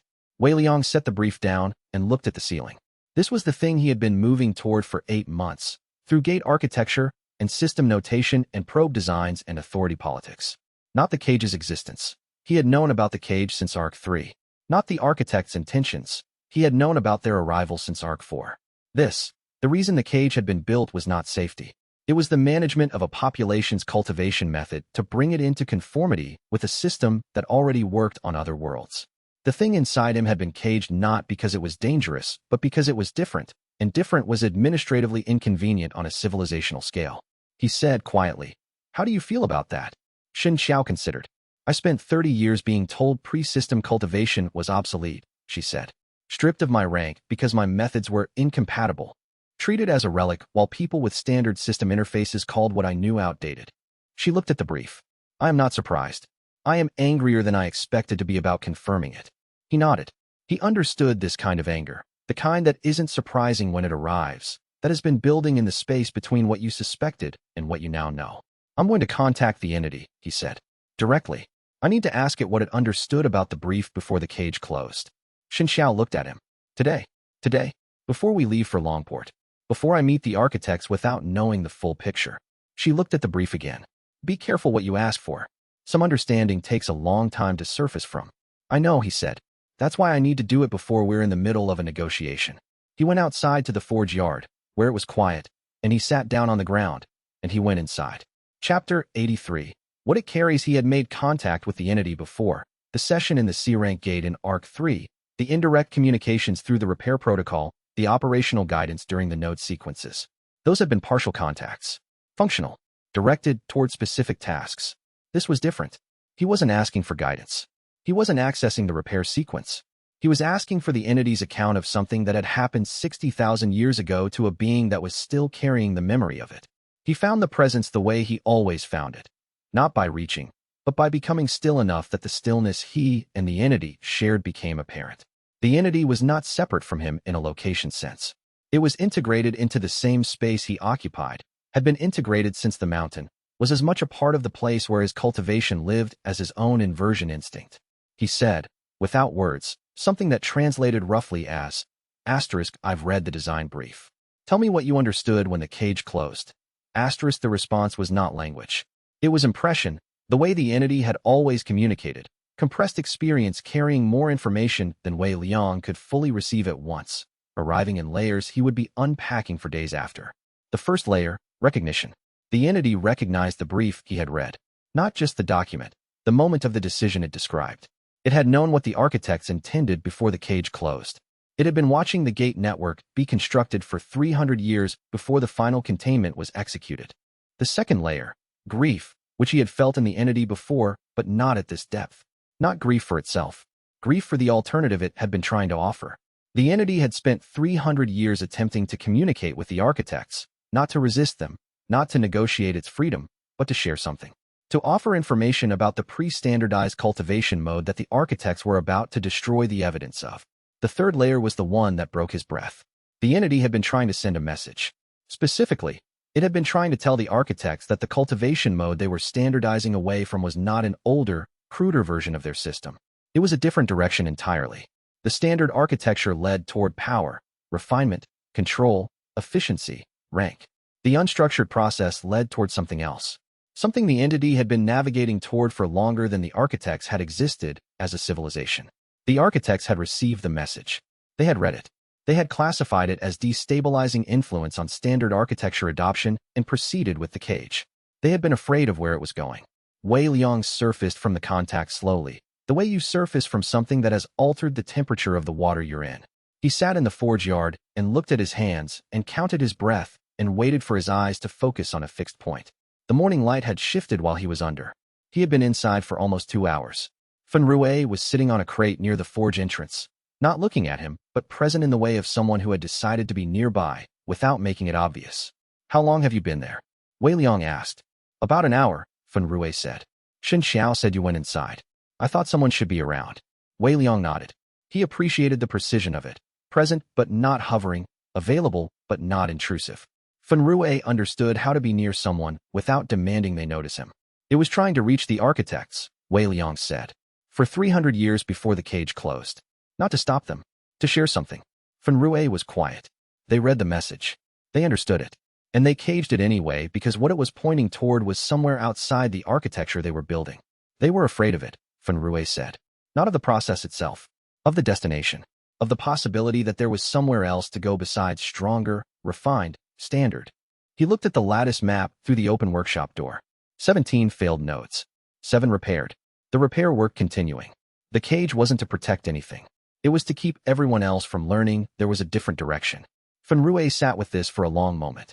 He had the look of someone whose discomfort about the system's true nature had been building for months and was receiving one more significant piece of weight. 40 seconds, he said finally, when the undefined integration activated. The 40 seconds where my power worked the way yours does. He looked at his hand. I didn't have more power. I had more room. Like the channels had space in them they hadn't had before. He looked at Wei Liang. Is that what the original cultivation felt like? Before standardization? Something like it, Wei Liang said. Less complete. A first glimpse. And the architects caged 60,000 years of that because it was administratively inconvenient. Because it was different. And different, at civilizational scale, is dangerous to the people maintaining the standard. They sat in the morning quiet. After a while Wei Liang wrote in his notebook. Asterisk the entity grieves the message that wasn't received. Not the cage. The message. The destination they were trying to share. Asterisk, he looked at the page. Then he wrote one line underneath. I intend to deliver it. Chapter 84. The test. Lin Xiao's phone went dead at noon. She had been in the Eastern Room translating a gate frame inscription variant she had brought back from the Southport circuit. A text she believed was an earlier version of the cage construction protocol, possibly predating the standard brief by several hundred years, and then the device in her hand was simply silent. Mid-call with Fen Rui, who had been relaying logistics for the Longport departure. The line went dead without static, without a dropped signal message, without any transition at all. Fen Rui called back immediately. It rang twice. Then someone answered. The voice that came through was not Lin Xiao's. It spoke in the gate construction language, the architect inscription script that Xun Xiao had decoded, that Lin Xiao had learned in 6 months of immersion, that Wei Liang had been reading for months in field notation. The voice said, in Xun Xiao's translation from the next room, we have been waiting to meet you properly. Fen Rui's face had gone completely flat. Wei Liang watched him set the phone down on the table with the careful deliberateness of someone managing a significant emotion through conscious motor control. Lin Xiao, he said, is still in the Eastern Room, Dao Rin said from the corridor, where his detection skill had been running at passive levels since dawn. Her cultivation signature is present and stable. Whatever answered is using her communication device, not her. Wei Liang had already moved to the Eastern Room. Lin Xiao was standing at the window with her phone in her hand, looking at it. She looked up when he entered. "It took my line," she said. "Did it take anything else?" She shook her head. "I felt it access the device. The lattice architecture ran through it for a moment, like a signal through a wire. It took the connection and left everything else." Wei Liang took the phone from her gently, examined it. The device was unchanged. Same temperature, same physical structure. The call log showed the last active connection as Feng Rui's number, then a 3-second gap, then nothing. Whatever had used it had left no trace except the action itself. Feng Rui appeared in the doorway. He looked at Lin Xiao for a long moment, the kind of look that is checking whether someone is intact, and when she nodded fractionally at him, he turned to Wei Liang with the expression of someone who was going to say something and was choosing how. "It scared me," he said, deliberately. It took her line, said something in the gate language, and then cut off. That was designed to frighten. His voice had the controlled quality of anger being processed at speed. That was not a negotiation tactic. That was a demonstration. Wei Liang looked at the phone in his hand. He thought about the architect dispatch 300 miles south, patient over the harbor. He thought about the design briefs language. Integration overhead exceeds acceptable parameters. He thought about the probe, which had been built for assessment and transmission. He said, "It wasn't the architects." Feng Rui stopped. "The architects don't speak in the gate language through civilian devices," Wei Liang said. "They speak through the lattice directly, secondary layer signal, the way the dispatch has been communicating since it arrived. They have no reason to use a human communication device when they can modulate gate architecture itself." He set the phone down. "The gate language through a device means someone who knows the language but doesn't have lattice-level access. Someone working with the system we use, not the system they use." He already knew what he was going to find before he checked. The mirror was in the workshop, not wearing anyone's face. It had stopped doing that as a default sometime in the last month, possibly after Wei Liang had named the manipulation enough times that the manipulation had become less effective than honesty. It was present as a geometric suggestion, the specific quality of architectural attention that he had learned to recognize. "It was a test," it said before he spoke. "Lin Xiao's phone," he said. "Feng Rui's reaction. You manufactured a threat to observe how I would respond. The repair protocol cannot be initiated by a carrier who makes decisions based primarily on emotional state," the mirror said. "The protocol requires strategic clarity under conditions of high social and emotional pressure. Your group is traveling into a direct negotiation with the architect dispatch in 2 days. The test was necessary." "The test was not necessary," Wei Liang said. "It was sufficient. There's a difference. Necessary means no alternative existed. You had alternatives." The mirror was quiet for a moment that registered as something like discomfort, though assigning discomfort to a geometric presence was an interpretation Wei Liang kept in brackets. "You passed," it said. "I noticed it wasn't the architects immediately," Wei Liang said. "That's not a pass. That's pattern recognition from available information.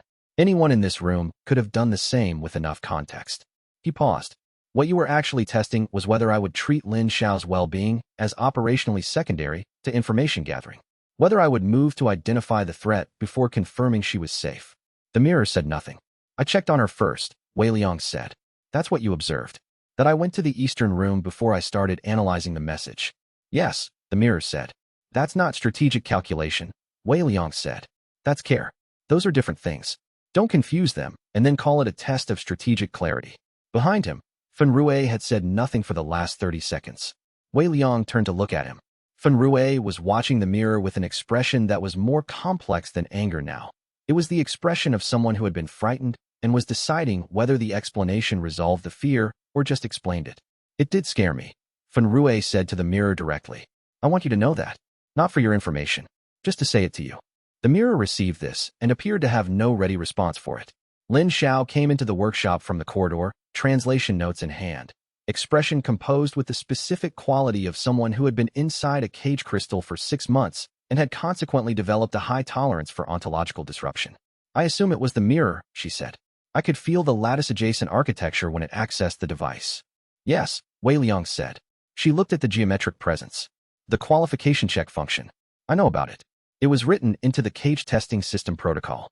She addressed it. "The test format you use derives from Carrier Assessment Protocol 7. Which was designed for carriers who had been in full isolation and had no meaningful social connections at the time of assessment. Wei Liang has had significant social bonds for months." She held up the translation notes. "The protocol is misapplied. A test designed for an isolated individual applied to someone with close companions creates a false positive. It measures their attachment, not their strategic capacity. The mirror was quiet for a longer moment. That's a design error, it finally said. Yes, Lin Xiao said. I've been translating the earlier protocol versions for 2 weeks. There are several. She said it without anger and without mercy, the way someone states a documented fact. I thought you should know. Wei Liang looked at Lin Xiao and then at the mirror. We leave for Longport in 2 days, he said. If you run another test before then, tell me first. The mirror did not agree or disagree. It was already reconsidering. Chapter 85. The road to Longport they left at first light on the second day.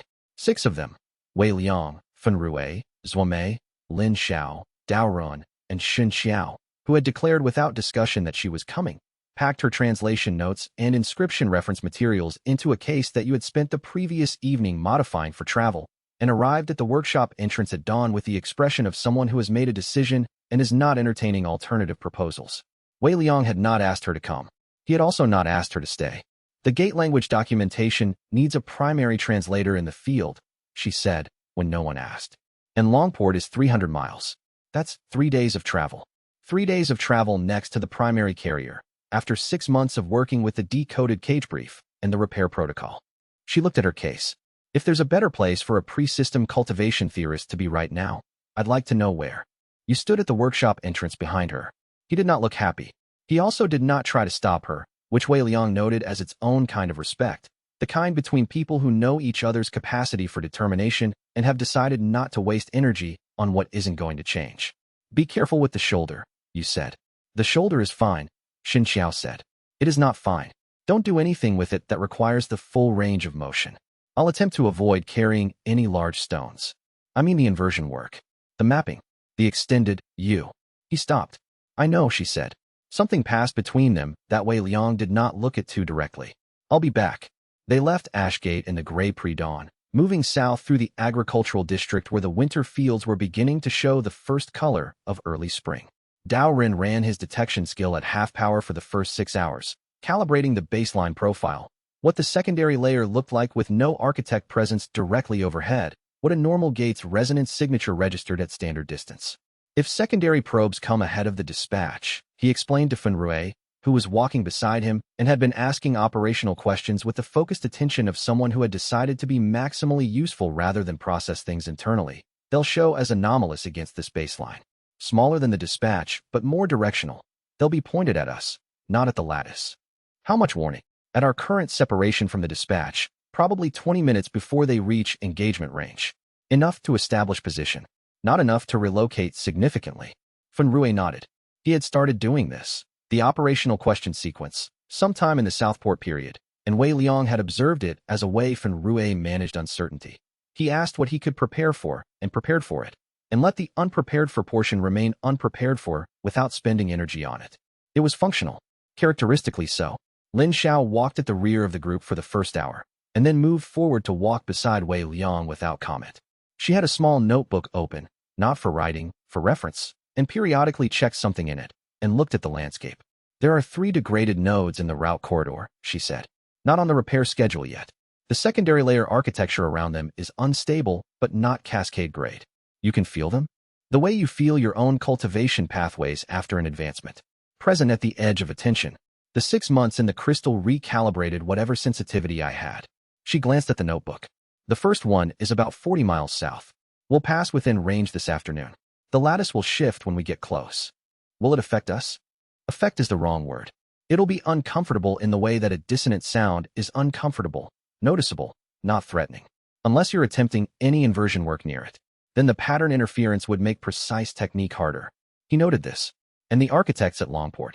Can you feel them from here? She was quiet for a moment. Not feel. Sense. The way you can sense weather before it arrives from the temperature of the air. She closed the notebook. They're not impatient. They've been in this situation. A carrier achieving anchor chain completion. Enough times to have a standard protocol for what comes next. They're waiting because the protocol says to wait. She paused. They don't know you've read the design brief. They'll know when I tell them. Yes. She looked at him.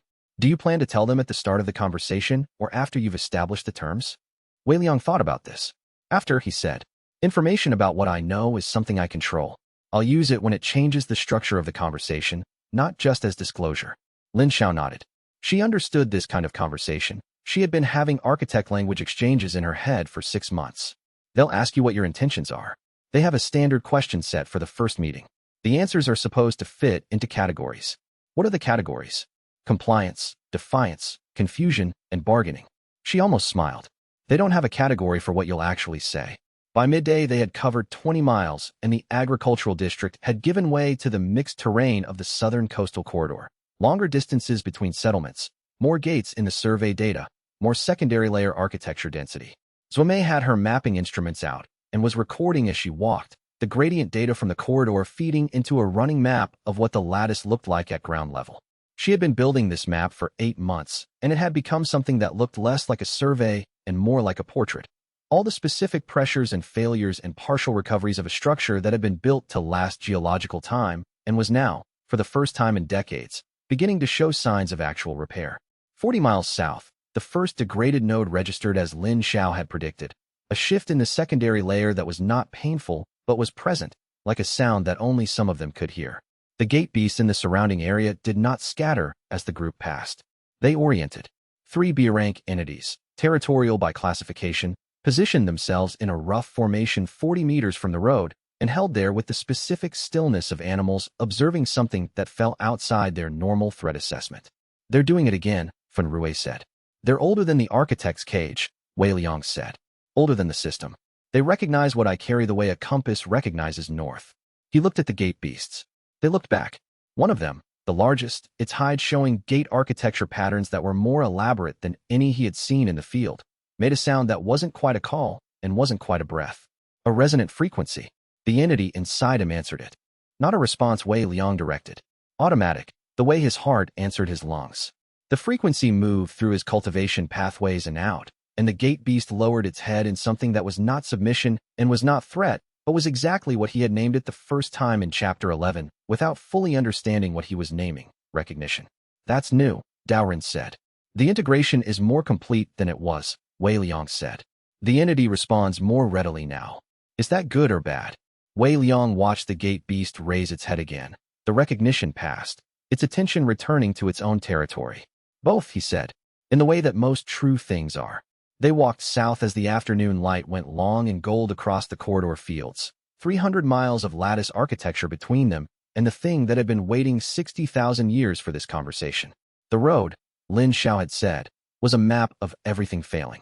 Wei Liang was beginning to think it was a map of something else. Everything that had been failing, and was now, slowly and incompletely, and against significant resistance, beginning to hold. Chapter 86. What happens after they camped on the second night in an abandoned gate survey way station? A low stone building the Continental Authority had built for cartographers and hunters working the southern corridor, now unstaffed since the lattice disruption had reclassified the area as unpredictable. Zuomei had known about it from her survey work. She had a key from her authority credentials that still worked, which she remarked on with the dry pragmatism of someone who had long ago stopped being surprised by bureaucratic continuity. The fire in the way station's central room was small and efficient. Xianxia had taken the bench closest to it for her shoulder, which she claimed was fine and which Dao Ren had offered to examine with his cultivation sensitivity, and she had declined with a look that did not require elaboration. It was the second day of 3, and they had covered most of the distance. Longport was tomorrow. Wei Liang had been reviewing the probe architecture documentation through the evening. Not the transmitter he had dismantled, but the secondary data layers in the probe's information structure that Xianxia had cataloged before they left. There was more there than he'd had time to read at Ashgate. Fan Rui sat down across from him, not interrupting the work, but present in the particular way that meant he would interrupt it eventually, and had already decided when. He waited until Wei Liang set the documentation down. I want to ask you something, Fan Rui said, and I want you to actually answer it instead of filing it. Wei Liang looked at him. Filing it. You have a thing where a question doesn't fit a category you're ready to process, and you note it and move on. I've watched you do it about 20 times in 8 months. I notice you do it most when the question is specifically about you. Fan Rui's voice was even, not accusatory. He was stating an observation, the way Wei Liang stated observations, and Wei Liang recognized being read by someone who had been paying close enough attention to learn the method. Ask, Wei Liang said. If the repair protocol works, if you complete all 17 nodes and the cage is stable and the architects accept it, what happens to what's inside you? Fan Rui watched him. Does it go back in the cage? Does the cage stop existing because it's repaired and doesn't need to contain anything anymore? Does it become part of you permanently? He paused. You've been talking about the repair protocol for weeks. I've never heard you say what you think happens to you after. The fire popped. Somewhere to the south, past walls and fields, and 100 miles of degraded lattice architecture, 60 meters of architect geometry held position over Longport Harbor and waited. I don't know yet, Wei Liang said. Fen Rui looked at him. I notice I've been avoiding the question, Wei Liang added. Fen Rui was quiet for a moment. Then he said, I noticed you noticed. Across the room, Lin Xiao was pretending to read her translation notes. She was not reading them. Dao Rin was doing a perimeter check outside, which was his method of being available without being present for conversations that weren't his. Xin Xiao had her eyes closed with the expression of someone not asleep. The protocol, as Xin Xiao decoded it, describes the carrier being permanently altered in ways that cannot be predicted, Wei Liang said. I've read that phrase 12 times. Each reading, I find a different category of interpretation. He set the probe documentation on the bench beside him. The most likely interpretation is that the integration completes, that the entity and my cultivation become fully merged rather than coexisting, that there's no longer a what I carry and what I am as separate categories, and the least likely, that the repair protocol creates a structural resolution that separates them again, that I come out the other side with standard cultivation and no null gate resonance. Fen Rui said nothing for a moment. Would that be bad? Wei Liang thought about it genuinely. About the mountain. About waking in the cave with no system notification and no recognizable qi circulation and the persistent awareness of the negative space in everything. About the notebook's first theory. About Xun Xiao's workshop and Fen Rui's system interface flickering and Zhuo Mei's maps and 7 anchor nodes repaired and the entity's grief for the message that wasn't received and the design brief's bureaucratic language for a 60,000-year mistake. I don't know, he said.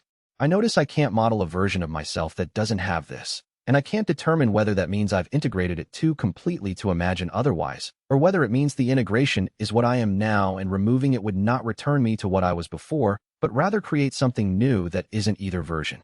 He paused. The honest answer is, the question frightens me in a way that most questions don't, and that is why I've been filing it. Fen Rui looked at the fire. Thank you for answering, he said, which was a simple statement and was not simple at all. Thank you for asking, Wei Liang said, which he meant. Chapter 87. Qin Longport appeared first as smell, salt and fish market and the particular industrial odor of a working harbor city, carried north by the coastal wind, and then as sound, the hum of a settlement 20 times Ashgate size going about its daily operations with the specific frequency of people who were aware of something significant hovering over their harbor and had chosen, collectively, to continue their lives as normally as possible until informed otherwise. The city gates were open. Traffic was moving.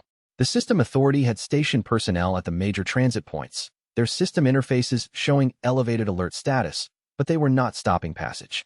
They were observing. The architect dispatch was visible from 2 miles out, not because it was bright or loud or disturbing in any obvious physical sense.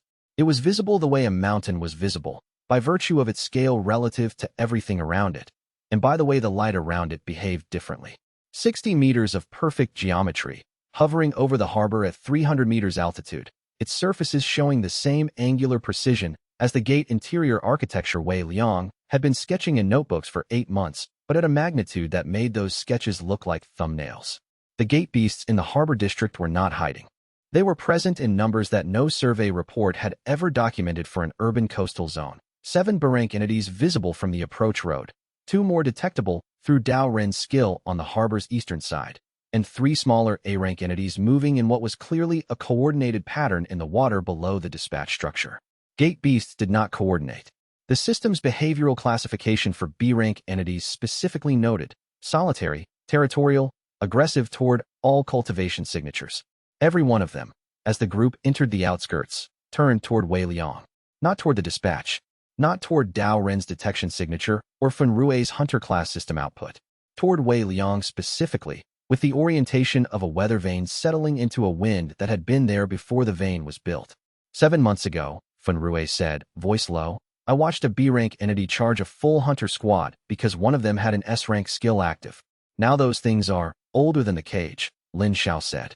She was watching the nearest gate beast with the focused attention of someone who had spent 6 months in the secondary layer and was reading its behavior as architecture. I thought so from Wei Liang's account of the first encounter in Chapter 11, but seeing it confirms the reading. The architects used gate beast behavioral patterns as sensor data when they designed the cage. They were pre-existing resonance detectors. But they didn't create them. These are older. How much older? Zhuomei asked. The gate beast classification system is approximately 600 years old. The architect's cage construction is 60,000 years old. Lin Xiao watched the nearest entity lower its head in the specific downward tilt that Wei Liang recognized from every prior encounter. These predate both. The largest entity in the Harbor District group moved toward them from the Warehouse District. A B-rank entity with gate architecture markings across its hide in patterns Wei Liang had never seen in any survey catalog. The markings moved. Not dramatically, not like something animated by external power, but with the subtle shift of something alive in the way deep water was alive. Motion that didn't announce itself, but was undeniably present. It stopped 12 meters from Wei Liang. It pressed one forelimb to the ground. Not a threat display. The forelimb touched the road surface, and the gate architecture markings on its hide brightened fractionally. And through his cultivation pathways, Wei Liang felt the resonance pass. The same tuning fork frequency from the B-rank encounter in Chapter 11. The same automatic answer from the entity he carried, but stronger now. More complete. He understood, standing in the road with a 60-meter architect structure hovering 300 meters above the harbor, and 6 people who had traveled 300 miles, and one ancient entity whose architectural markings were older than civilization, what he had not quite articulated to himself in all the months of research. Gate beasts were not cage mechanisms. They were not biological sensors that the architects had created. They were not tools. They were resonant adjacents. Natural systems that had been responding to the unstructured process long before the architects arrived, long before the cage was built, long before the system channeled everyone's cultivation through gate architecture nodes. They had been present and resonating for as long as the entity had been navigating. They were, in the way that the word held any precision, kin. He looked at the entity in the road. He said, in the direction of the presence he carried, "They know you." The answer was not language. It was warmth. The specific quality of warmth that occurs when something isolated encounters something that knew it before it was isolated. He wrote in his notebook, *Gate beasts are not components of the cage. They predate the cage. They are natural resonators of the process and have been following it since before the architects chose to standardize against it. The architects have been studying the sensors without understanding what they're detecting. He closed the notebook. "Let's go," he said. The harbor. The gate beast moved aside. The others, all around the perimeter of Longport, did not approach but oriented, holding their positions with the patience of something that had been waiting a long time and was not in a hurry now. Xianxia watched them and said, quietly, to no one in particular, "The gate beasts never attacked the previous carriers. It's in the old reports." Everyone assumed they were being driven off by the authority teams. They weren't. They were choosing. Fenrue looked at the entity in the road, now behind them, watching them go. Choosing what? To wait, Xianxiao said, until someone arrived who understood what they were waiting with. Chapter 88. The first architect the Harbor District had been partially evacuated. Not forcibly. The authority had issued a Tier 3 recommendation to relocate from the immediate harbor zone, which in practice meant the people who had somewhere to go had gone there, and the people whose livelihoods were tied to the harbor were still present, conducting their business in the specific, focused way of people who have decided that a 60-meter geometric structure above their workspace is a problem for the authority and not for them until further notice. The dispatch had not moved since its arrival 4 days ago. Up close, the geometry was more complex than it appeared from distance. Not the simple angular structure Wei Liang had categorized from observation, but a layered system of architectural elements that referenced one another in the same way that gate interior architecture was internally referential, each element meaning something in relation to every other element, and meaning something different when the full structure was taken as a whole. He had been studying it for approximately 2 minutes from the harbor dock when a translated interface appeared. Not a gate notification, not a system display, a projection from the dispatch's surface geometry, text rendered in Xianxiao's decoded gate language, with Xianxiao's translation appearing alongside it in the small secondary interface she had built into her documentation equipment specifically for this meeting. The text read, "We have been expecting you," Wei Liang said. "I know." Another line, "You carry the unstructured process. You have repaired 7 primary anchor nodes of the cage lattice. You have done this without architect guidance or authorization. This is anomalous. I understand that from your perspective," Wei Liang said. "From mine, the lattice was degrading and the repair protocol was available. The logical response was to use it." A pause. The dispatch's surface geometry shifted fractionally, the way a face shifted when considering a response, but at a scale that made the movement visible across the harbor. Then a voice emerged from the dispatch's interface, not from a location, but from the translated text itself becoming audible. The gate language rendered in a tone that was old and precise, and carried in it the specific quality of something that had been authorized to speak on behalf of an enormous institutional structure and understood the weight of every word it chose. You carry a process incompatible with the stability of organized cultivation civilization, the first architect said. The data supporting this assessment spans 6 prior civilizations across 4 inhabited worlds. We do not ask you to die. We do not ask you to suffer. We ask you to return what you carry to containment, and we will provide you with a standard system classification. This is a reasonable exchange. Wei Liang looked at the harbor. The water was gray-green, the afternoon light flat. 300 meters up, 60 meters of architect geometry. Below, in the water, 3 A-rank gate beasts were moving in their coordinated pattern, ignoring the dispatch entirely, oriented toward the dock where he stood. He said, I want to see the data. Another pause. Disclosure of full dissolution records requires carrier acceptance of data sharing terms. I accept the data sharing terms for the dissolution records specifically, Wei Liang said. Nothing further. The first architect said, your precision in limiting consent is noted. It's not precision for its own sake, Wei Liang said. It's what I was taught the terms were worth. A long pause.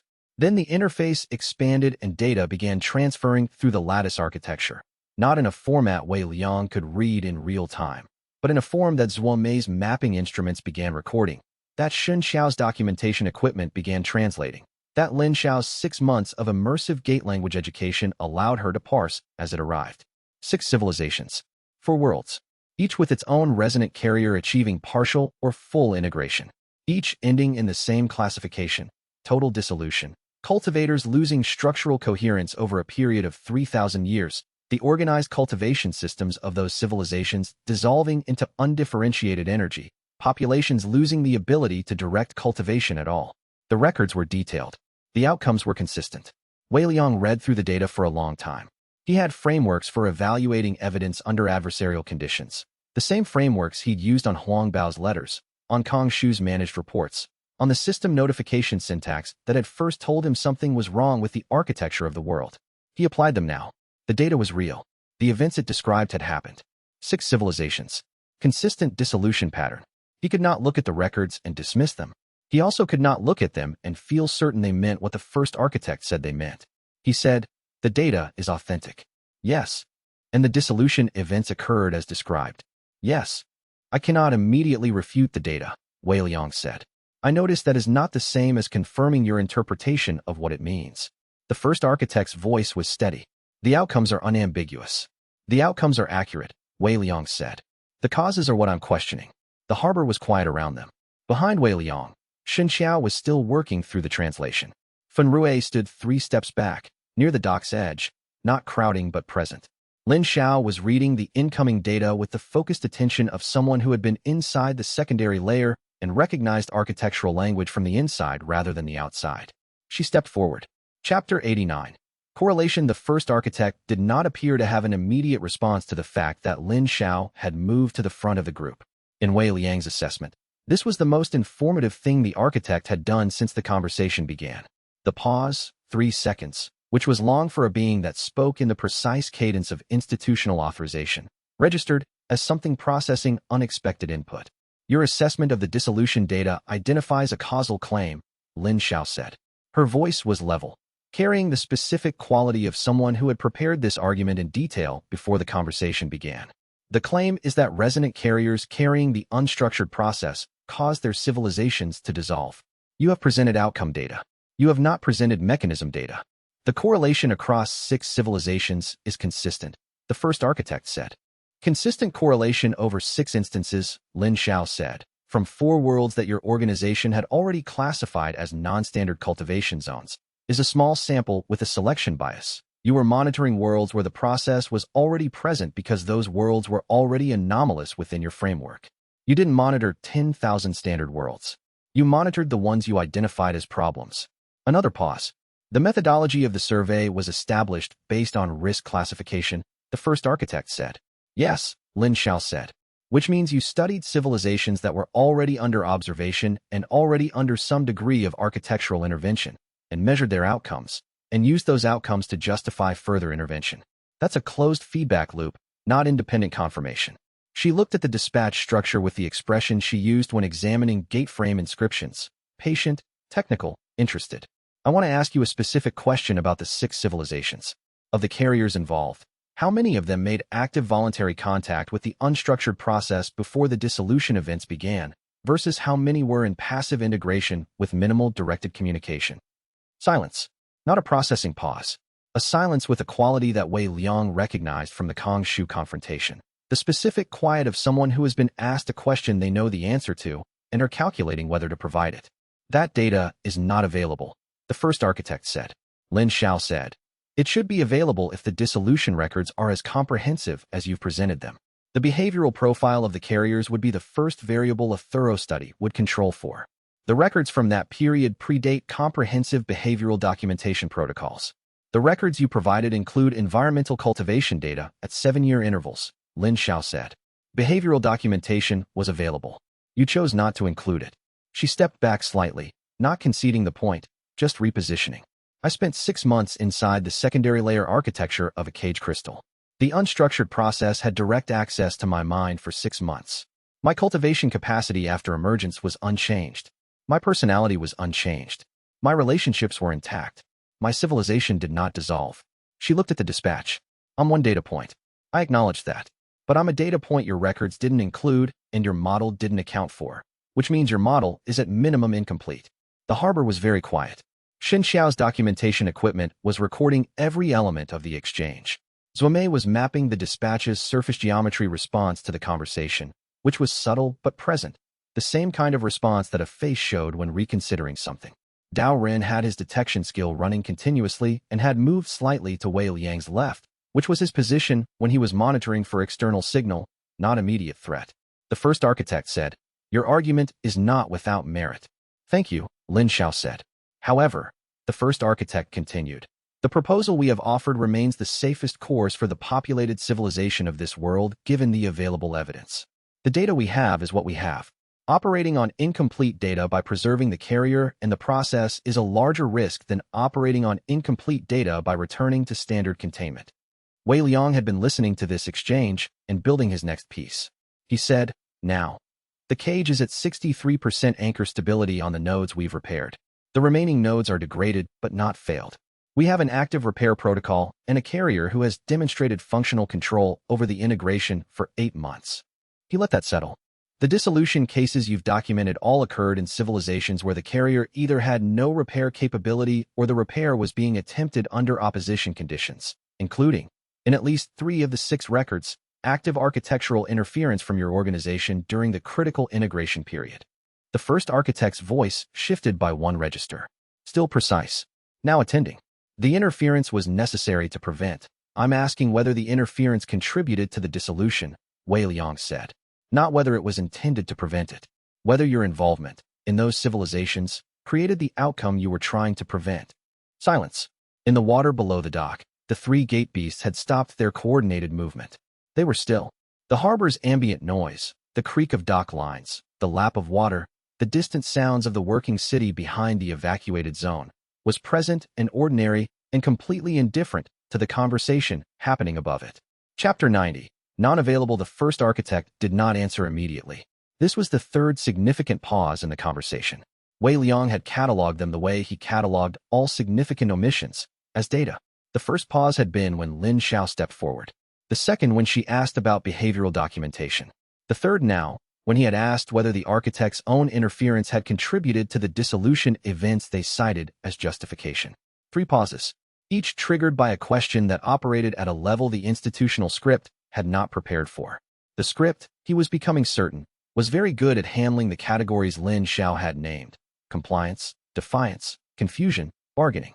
What it had not been designed for was a carrier who had read the design brief, made voluntary contact with the entity, and arrived with a person who had been inside the cage crystal for 6 months and understood the secondary layer architecture from inside rather than outside. The question of whether architect intervention contributed to dissolution outcomes, the first architect said, is a matter of active internal review. Ongoing for how long? Wei Liang asked. A shorter pause. The review was initiated after the 4th dissolution event. Lin Xiao said, the 4th dissolution event was 40,000 years ago. The review has not concluded. In 40,000 years, xianxia said, from behind Wei Liang, in the voice she used when stating something she had already accepted as fact, because the alternative required more faith in institutional competence than the evidence supported. Her shoulder was tight against the cold off the harbor water. She was standing precisely the way she stood when she was not going to let discomfort show. The review of whether your interventions caused the problem you were preventing has been ongoing for 40,000 years without conclusion. Institutional review processes have extensive, yes, xianxia said. They do. The first architect was quiet for a moment. What Wei Liang was watching was not a negotiation losing momentum. It was a position being stressed from a direction it had not been designed to accommodate. The first architect's voice remained precise. The institutional authorization behind it remained present, but three questions that should have had prepared answers had produced three significant pauses, and the fourth answer, not concluded in 40,000 years, was doing more damage to the presented position than any argument Wei Liang could have constructed. He let it stand. He had learned from Kang Shu that some information was most effective when the other party delivered it. Fen Rui shifted behind him, not moving forward, staying in position, but with the slight adjustment of someone who had been very still and was acknowledging that the conversation had shifted in a way that required updating his assessment of what was going to happen next. We are here to offer you an alternative to dissolution, the first architect said, returning to the prepared framework. The carrier's cooperation would be, I want the behavioral data, Lin Xiao said. The records you said were unavailable. I want the behavioral profiles of all 6 carriers, what they understood about the process, how actively they engaged with it, whether any of them attempted voluntary communication before dissolution began. She met the interface directly. I've been in the secondary layer. I can read gate architecture documents in the original inscription language. If the records from those civilizations exist anywhere in the cage lattice, and they do, because the lattice preserves temporal impressions at its node points, and I have someone with me who can read temporal impressions, then not available as a response to my question means not provided, not existing. The first architect said nothing. Wei Liang said, null architect capability. Tier 4 inversion, reading temporal impressions left in physical locations. He looked at the dispatch. The cage lattice has been present on this world for 60,000 years. Every major decision your organization made during that time left temporal impressions in the lattice nodes. Some of those nodes are the ones I repaired. I haven't read their historical impressions. He paused. I'm informing you that I could. A long silence. When the first architect spoke again, the voice still had its institutional precision. But there was something different in the quality of it. The same quality Kang Shu's voice had developed in the final moment before he acknowledged that Wei Liang had already seen the evidence. The quality of an authorization structure realizing that the specific tool it had been counting on to control information access had been bypassed. The behavioral records exist, the first architect said. Their disclosure requires authorization from the full collective. Then convene the collective, Wei Liang said. That is not a process that occurs in, I'll wait, Wei Liang said. We have the repair protocol. We have time before the lattice reaches cascade threshold. We have the carrier's cooperation and the entity's cooperation. We're here, at the location you designated, offering to have this conversation on your terms. He looked at the harbor water and then at the dispatch. The only information I'm refusing to accept without examination is the conclusion that the dissolution events justify returning to containment. If the behavioral records you've classified as unavailable would change that conclusion. The first architect was silent for a moment. Then, the collective must be informed of the full context of this exchange. I understand, Wei Liang said. Return tomorrow. The full collective will respond. Wei Liang said, we'll return at mid-morning. We'll be at the way station 3 miles north of the harbor district until then. He turned away from the harbor. Behind him, xianxia let out a breath that she had been holding with considerable discipline. Fen Rui fell into step beside Wei Liang without comment, the way he always did when he had watched something significant happen and had not yet finished deciding what he thought about it. Zuomei was still recording, her mapping instruments logging the dispatch structure's surface geometry response to the end of the conversation. Lin Xiao walked at Wei Liang's other side. The behavioral records exist, she said quietly, not a question. Yes, Wei Liang said. And they show what I think they show. I believe so. The 40,000-year review being inconclusive suggests the evidence was ambiguous enough that a motivated institution could not determine a clean answer from it. Ambiguous evidence that they can't cleanly use to confirm their position is more likely to support ours than theirs. Lin Xiao nodded. They'll know that too. Yes, Wei Liang said. That's why they told us about the review. Behind them, the gate beasts around the harbor perimeter shifted back into their quiet positions. The dispatch remained stationary over the water, 60 meters of ancient geometry, holding position over a city that was going about its afternoon as normally as it could manage, waiting for something that had been in motion for 60,000 years to reach its next step. Chapter 91. The lock. They returned at mid-morning as Wei Liang had said they would. The harbor district was quieter than it had been the day before, fewer authority personnel at the transit points, and those who remained were positioned differently, less like observers and more like something awaiting instruction. The dispatch was where it had been. The gate beasts were where they had been. The water under the structure was flat and gray in the cloudy morning light. The first architect interface opened immediately when Wei Liang reached the dock. The collective has reviewed the context of yesterday's exchange, it said. I assume the behavioral records have been provided, Wei Liang said. The collective's position is that the records are under review. They were not discussed in the context of this meeting's authorized scope. A pause. We are prepared to continue the negotiation on the parameters established at the outset, containment or dissolution. Wei Liang looked at the harbor. He noted the formulation, authorized scope, and recognized it as an institutional term of art, the kind used to indicate that a decision had been made about what this conversation was allowed to be about. The full collective had reviewed the context. The full collective had decided that Lin Xiao's argument from yesterday and his own demand for the behavioral records would not be acknowledged in this session's scope. He said, then the negotiation has not advanced. We are prepared to extend the timeline for your consideration of the containment option, the first architect said. 48 hours. During that period, the dissolution protocol will be suspended. In exchange, the repair protocol activity must also be suspended. You want a pause. We want cooperation. Those are different things, Wei Liang said. He felt it happened before he understood what was happening. Not a physical sensation, not pain, not pressure, not the kind of attack that arrived through the cultivation pathways in a way that could be read as an external force. It was structural. It was as though every inversion route he knew, the causal relationship inversions, the spatial array inversions, the temporal impression inversions, the full chain of null gate resonance capability that he had built from the mountain to now, encountered a wall simultaneously. Not destroyed, not damaged, just stopped. He checked, methodically, the way he checked after advancement when he was mapping what had changed. Tier 1 inversion, blocked. Physical chi flows. Tier 2, blocked. Mental will constructs.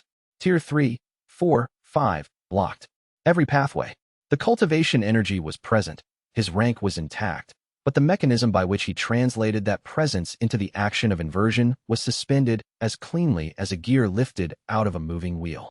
He was still fully alive. He was fully stripped of every power he had. This is not an attack, the first architect said.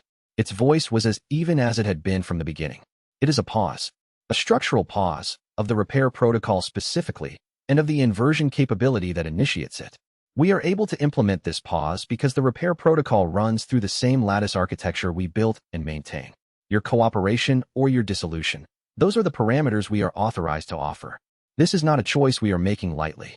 I notice, Wei Liang said, keeping his voice at the same level he always kept it, that you waited until I returned to apply this rather than applying it while we were at the way station. A beat. Yes. That means you wanted me to come back, Wei Liang said. Which means you need something from me that you can't get from dissolution. The first architect did not answer immediately. Behind Wei Liang, Fen Rui had gone very still. Not the stillness of someone frozen by fear. The stillness of someone who had activated their system skill and was assessing options. Dao Rin was at the detection position. Xianxia had her hand on her documentation equipment, and her expression was calibrated to not show what she was calculating. Lin Xiao took half a step forward, not to the front of the group, just marking her presence. Wei Liang looked at the dispatch. He was, by physical world metrics, standing on a dock in Longport Harbor with no functioning cultivation capability, 60 meters of architecture above him, and a causal lock that had been applied by an organization 60,000 years old that had dissolved every previous carrier it had encountered. He said, "What is it you need from me that you can't take?" Chapter 92. The original record. The first architect said, "The repair protocol, in its final stages, requires carrier intent." Wei Liang had expected something like this. He filed it. Architectural repair at the scale of a planetary lattice requires more than technical execution. The first architect continued. The final 17 nodes cannot be completed through mechanical inversion alone. The entity inside you must direct the repair from inside the secondary layer while you maintain the inversion frame. That direction requires a decision, a genuine decision, from the carrier about what the repair is for. The protocol was designed this way. We designed it. To ensure the carrier understood what they were doing before the final stage completed, Wei Liang said, "Yes. And if the carrier's intent is not aligned with the original design parameters, the final stage fails. The lattice stabilizes at its current repaired state. The cage remains functional at reduced capacity. A pause. You would survive. The entity would remain integrated. The cage would not be fully restored, and the natural degradation would resume over a period of 300 years. The first architect's voice remained precise. We are not threatening you. We are describing the architecture of what you're attempting. The causal lock is a time constraint. It will dissolve in 72 hours if you take no action. We are asking you to take that time to understand the full picture before you choose your intent." Wei Liang looked at the harbor. The causal lock was real. 72 hours was real. The part about the repair protocol requiring carrier intent was either true or a constructed constraint. He couldn't verify it from outside, but it was consistent with the architecture of everything he'd read in the design brief and the node repair experiences. The entity had guided each repair. The guidance had required his active direction. If the final 17 nodes required something more complete, "I want to see the original caging decision record," he said. "I informed you. The authorization for the dissolution record set a precedent for what data sharing between the carrier and the collective means. I'm requesting the same access mechanism for the caging decision record." He paused. "The complete record, not the brief xianxia decoded. The decision record from before the cage was finalized." Silence. "That record requires full collective authorization to share," the first architect said. "Then authorize it," Wei Liang said. "You have the causal lock in place. I can't use the repair protocol. I can't use any inversion capability. I'm standing on a dock asking you to show me the evidence your decision was based on. That is the least dangerous request I could make in this situation, and you know it." A silence that went longer than any previous pause in the conversation. Wei Liang waited. He had learned patience from the entity he carried, which had been patient through geological time. 72 hours was manageable. "Consent to data sharing for the caging decision record," the first architect said finally. "Consent for the caging decision record specifically," Wei Liang said. Nothing further. The record transferred. It arrived in the same format as the dissolution records, through Shun Xiao's documentation equipment, through Lin Xiao's reading capability, through Zhuo Mei's mapping instruments, which began rendering the architectural structure of the decision itself as data. Wei Liang read it through Shun Xiao's translation in real time, standing on the dock, with the causal lock in his cultivation pathways, and the harbor's morning light flat and colorless around him. He read it once. He was aware of several things happening in his body. A change in his breathing, a quality of attention in the entity inside him that was different from any prior contact, and a specific cold that had settled into his hands that was not from the harbor air. He read it a second time. The caging decision record predated the dissolution events cited in the dissolution data by approximately 400 years. It had been written before any civilization incorporating the unstructured process had collapsed. The architects had caged the process after encountering it on a single world, observing its effects for approximately 600 years, and making a projection, a sophisticated, detailed, institutionally reviewed projection, of what they believed would happen across multiple worlds if it was allowed to continue. The 6 dissolution events were not history. They were a model. They were the projected outcomes the architects had used to justify the caging decision, subsequently treated as historical records in all downstream documentation because the projection had been classified as a high-confidence predictive document and the classification had been maintained through 60,000 years of institutional records management. The civilizations had not dissolved. The model said they would dissolve, and the model had been running for 60,000 years without ever being returned to the original data to verify whether the projection was accurate. Wei Liang lowered the translation document. He said, "The dissolution data is a model." The first architect said, "The projection was based on the best available analysis at the time." "The 6 civilizations," Wei Liang said. "Do they still exist?" A silence. "Access to current status data on populations from that period," the first architect said carefully, "would require." "Do they still exist?" Wei Liang said. "Yes or no?" The silence was the answer. Chapter 93, 60,000 Years of Best Available Science. The morning had progressed to midday, without Wei Liang fully tracking it. The harbor's ambient noise continued. Dock workers were visible at the far end of the evacuated zone, watching from behind the authority cordon with the uncomplicated curiosity of people who had been told something significant was happening and had decided to observe it on their lunch break. He took his time. This was not a courtesy. It was a structural decision, the same kind of structural decision he had made at every significant inflection point since the mountain. The information was in front of him. The case he was going to make was clear. The question was whether to make it immediately, with the emotional temperature the revelation produced, or to wait until the temperature dropped and the logic was fully separated from the feeling. He waited. Xianxia came to stand beside him. She had the translation document in her hand. She read through it once, and then she set it against her side and looked at the harbor. She did not say anything about the discovery.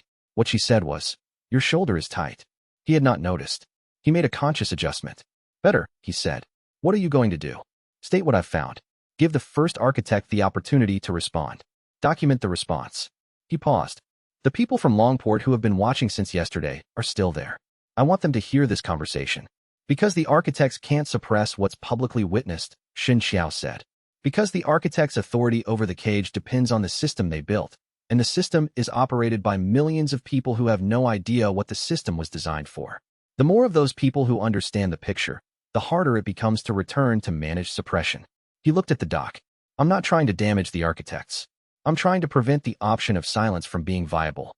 Xianxia looked at him for a moment. "That's still a political strategy. Arc 4 established that I'm capable of political strategy when the situation requires it."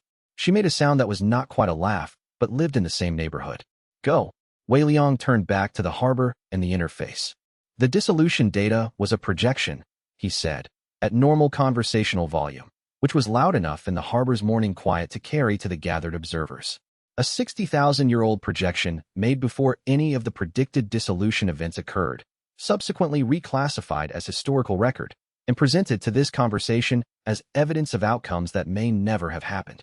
The first architect said, "The projection was based on the best available analysis at the time," Wei Liang said. "Yes, I understand. I want to be clear that I am not dismissing the care that went into it. 60,000 years ago, using the information available then, your organization made a decision it believed was correct." He paused. "I want to ask, in 60,000 years, how many times has the projection been returned to the original data and verified against current conditions?" Silence. "The review I mentioned is 40,000 years old and inconclusive," Wei Liang said. "I know. I'm asking whether the projection itself, the original model, has been validated against current data, whether the worlds that were predicted to dissolve have actually dissolved." Silence. "I notice," Wei Liang said, "that the first architect was sent here with authorization to offer two choices, containment or dissolution. I noticed the full collective reviewed last night's exchange and did not change those choices. I noticed that the behavioral records were placed outside the scope of this meeting, and I noticed that the dissolution records turned out to be projections rather than history." He looked at the dispatch. "This is not a process designed to evaluate whether containment is necessary.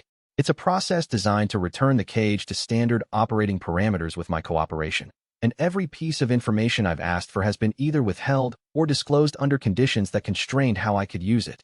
The first architect was silent for a longer time than it had been at any point in the conversation. When it spoke, it said, "This argument has been made before." "I know," Wei Liang said. "The previous carriers who raised similar objections were dissolved anyway," Wei Liang said. "I know that too. I'm not raising the argument because I believe it will persuade the collective to change course based on the argument alone. I'm raising it because it needs to be on record, in this conversation, that the argument was made and the evidence supporting it was disclosed, and the response to the evidence was that the previous procedure would be followed regardless." He looked at the faces of the people watching from the cordon. "I'm raising it here because this is not a private conversation." The first architect said nothing. Wei Liang said, "You told me the repair protocol's final stage requires my intent. I'm telling you what my intent is. I intend to understand the full picture before I decide anything. That is not defiance. That is the condition under which my intent can be genuine. And you said you need my intent to be genuine."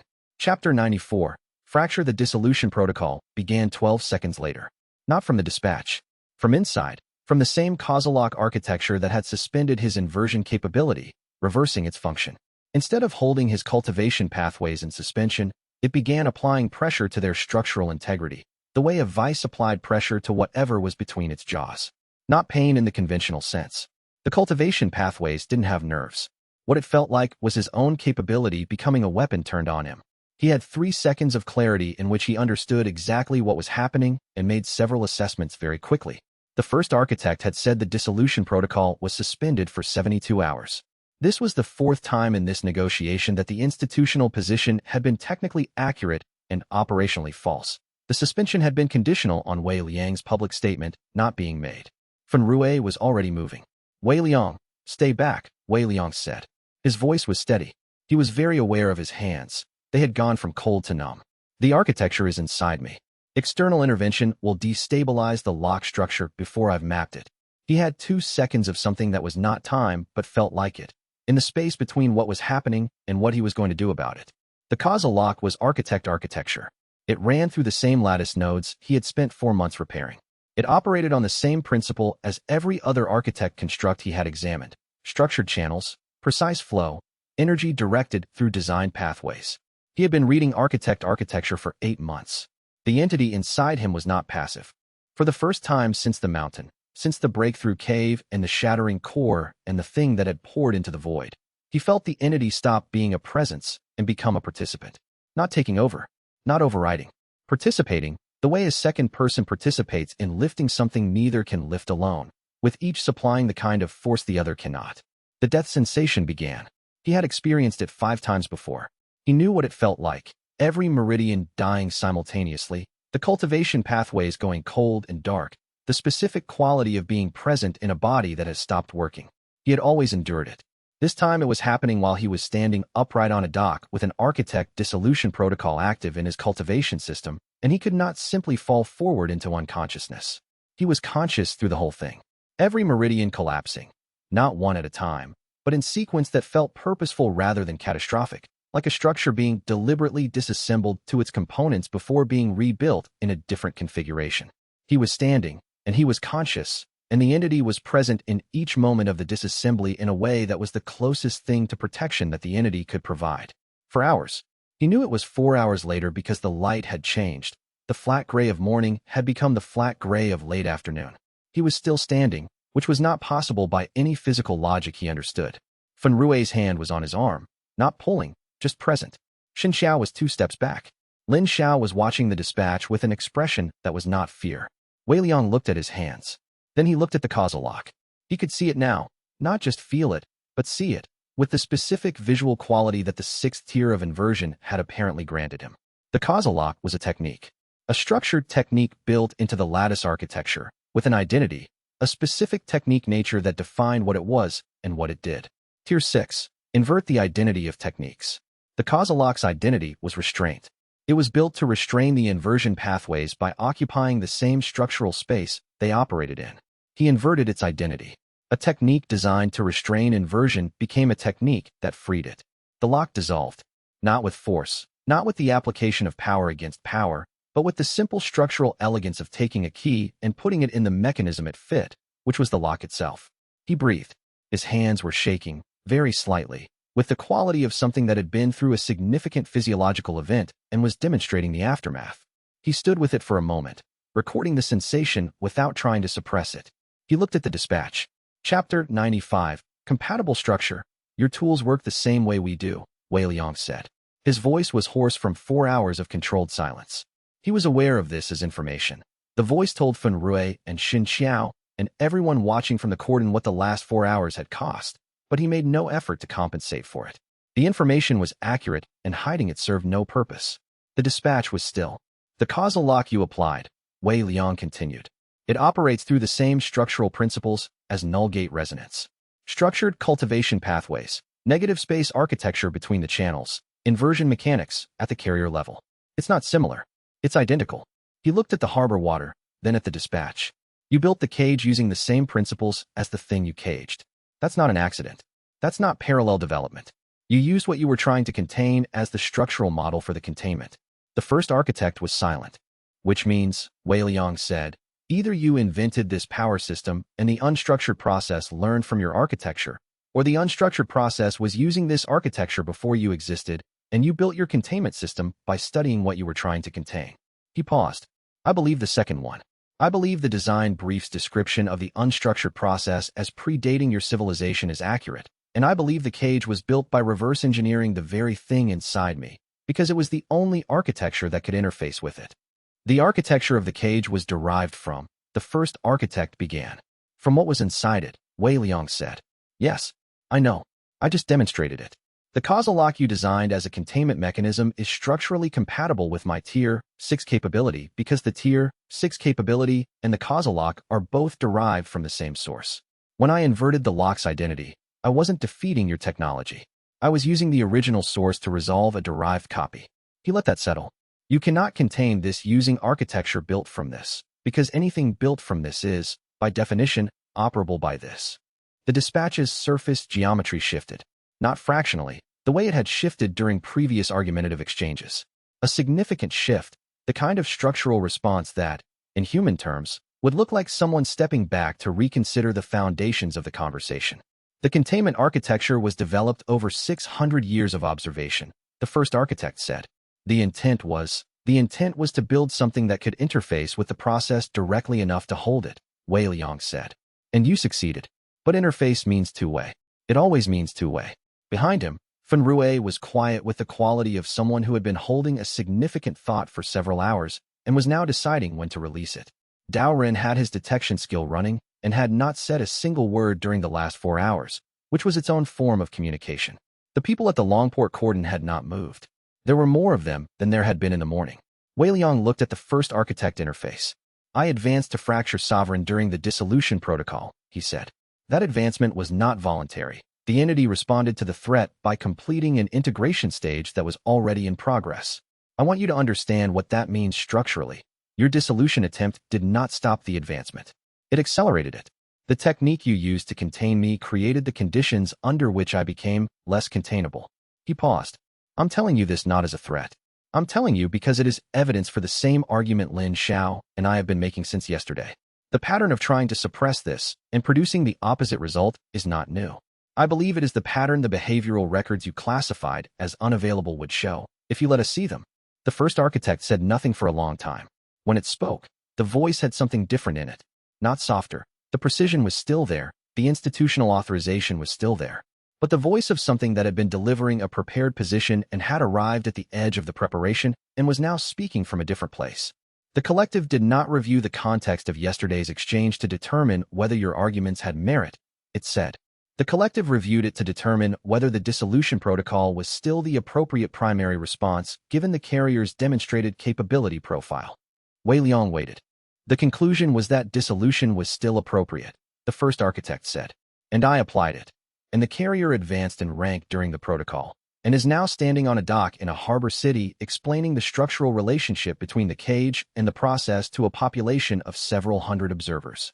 A pause. The majority faction's assessment of risk has been recalibrated. I see, Wei Liang said. We would like to propose the monitored trial, the first architect said. Wei Liang looked at the harbor.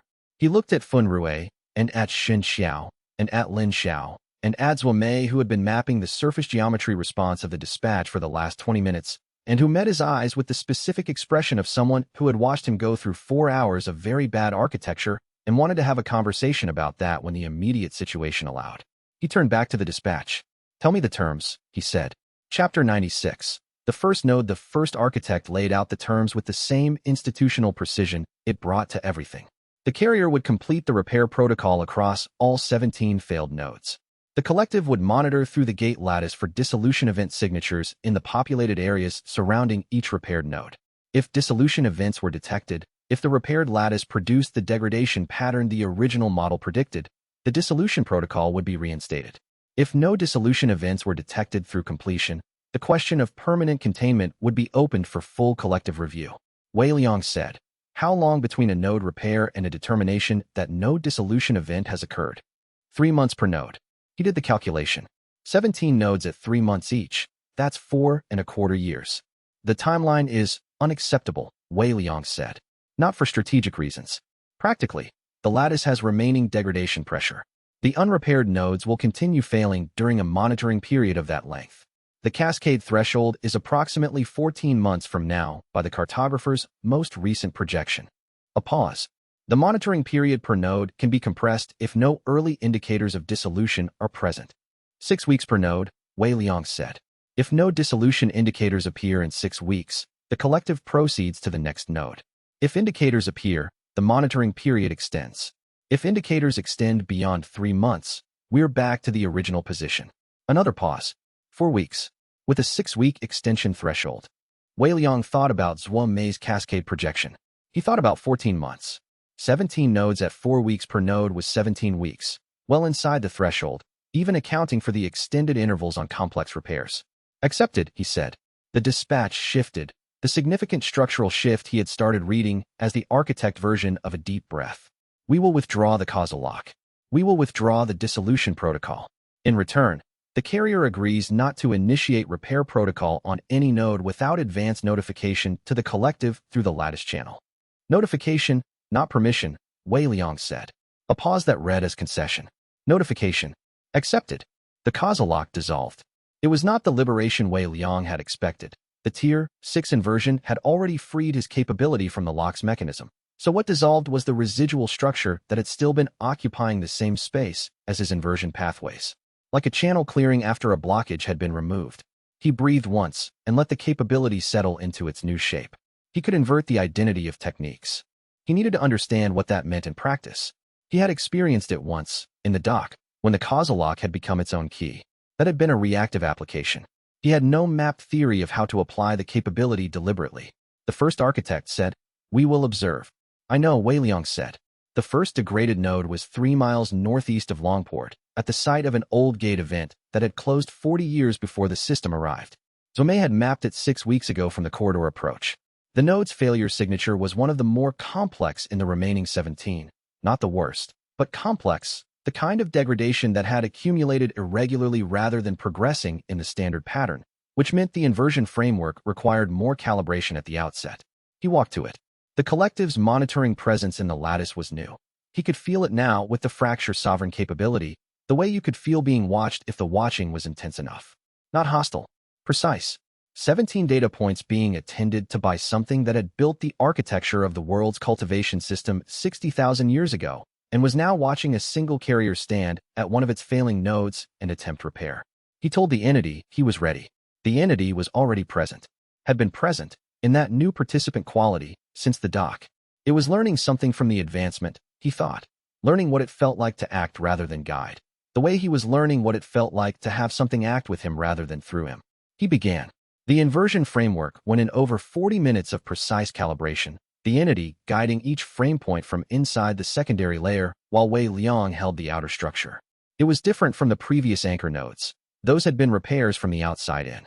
This was more genuinely collaborative, the entity and Wei Liang approaching the degraded structure from opposite sides of the same architecture and meeting in the middle. The node lit. Not metaphorically. The secondary layer architecture at the site shifted color, not visible to ordinary perception, but visible through null gate resonance, and visible through Zhuo Mei's survey instruments, and visible through Lin Xiao's immersion-trained sensitivity. On Zhuo Mei's map, the node's status marker shifted from the gray of a failed node to the amber of a recently stabilized one. 16 remaining. The effect rippled before Wei Liang had fully withdrawn the inversion framework, the lattice carrying the repair signal outward through the interconnected node structure, a wave passing through architecture that had been still for decades. Every active gate on Earth, Dao Ren said later from the detection logs, briefly displayed the same corrupted notification that had been appearing since the original cascade failures began. Then the notifications went clear. For the first time in years, not a single gate on Earth was displaying a failure notice.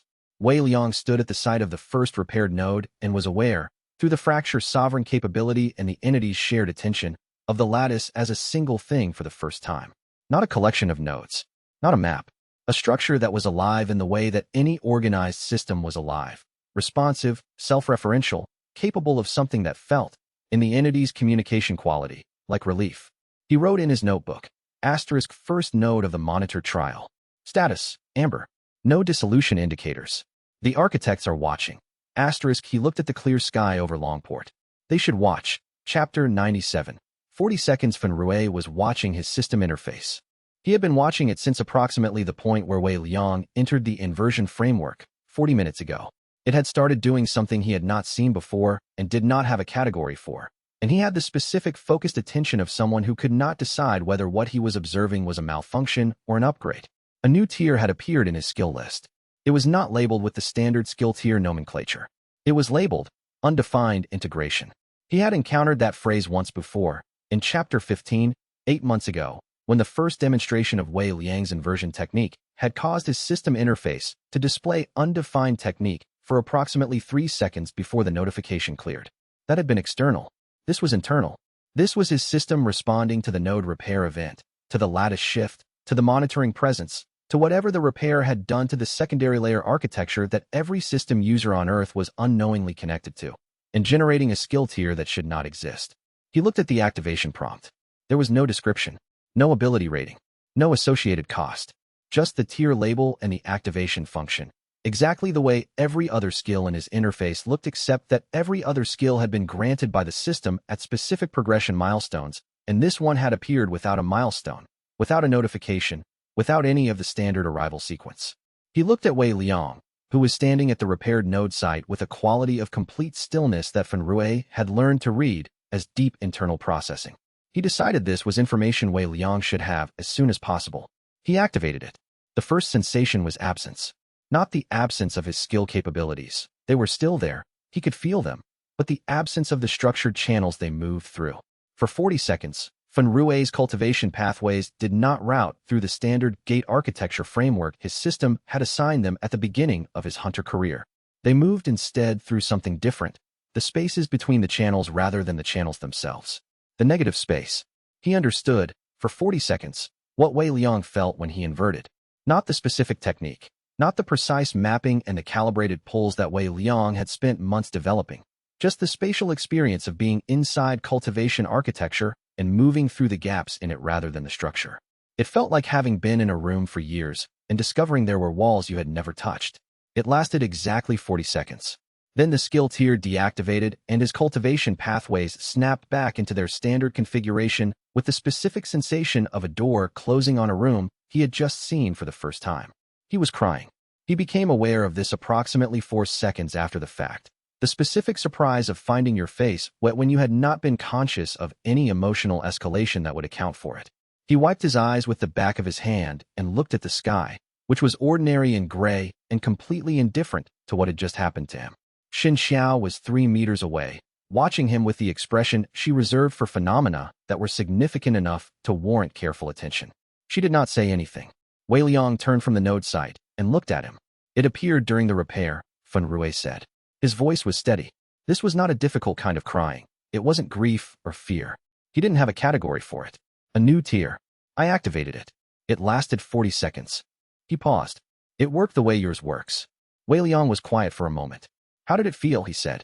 Like there was more room than I'd realized. Fenrui looked at his hand. And like I'd been missing it for a long time without knowing I was missing it. He looked at Wei Liang, who was looking at him with something that was not the analytical quality his expressions usually carried, but something quieter, more careful. The system is adapting, Wei Liang said. The repair is changing the architecture everyone's cultivation runs through. The system was built on cage architecture. The cage is being repaired, and the standard pathways are beginning to accommodate what the repair is doing to the lattice. He paused. You're the first. You've been closest to this for the longest time. I think the system is doing exactly what it was designed to do, routing cultivation through the available architecture. And the architecture is changing. Fenrui looked at his interface. The undefined integration tier was still there, inactive. Will it come back, he asked. I think it will become permanent, Wei Liang said. Eventually. Fenrui was quiet with this for a moment. I noticed I was crying, he said. I didn't know why. I think, Wei Liang said carefully. You were recognizing something you'd been trying to reach without knowing it had a direction. Chapter 98. The full collective. The first architect's presence in the lattice changed that evening. Wei Liang felt it first. The monitoring presence that had been attending the repairs shifted in quality. The way a single conversation changed when a room full of people stopped having individual conversations and began listening to one. The full collective was present. Not the dispatch above Longport Harbor only. Through the lattice's architecture, across every continent simultaneously, connected through the gate nodes that had been built 60,000 years ago, and that Wei Liang had been repairing for 4 months.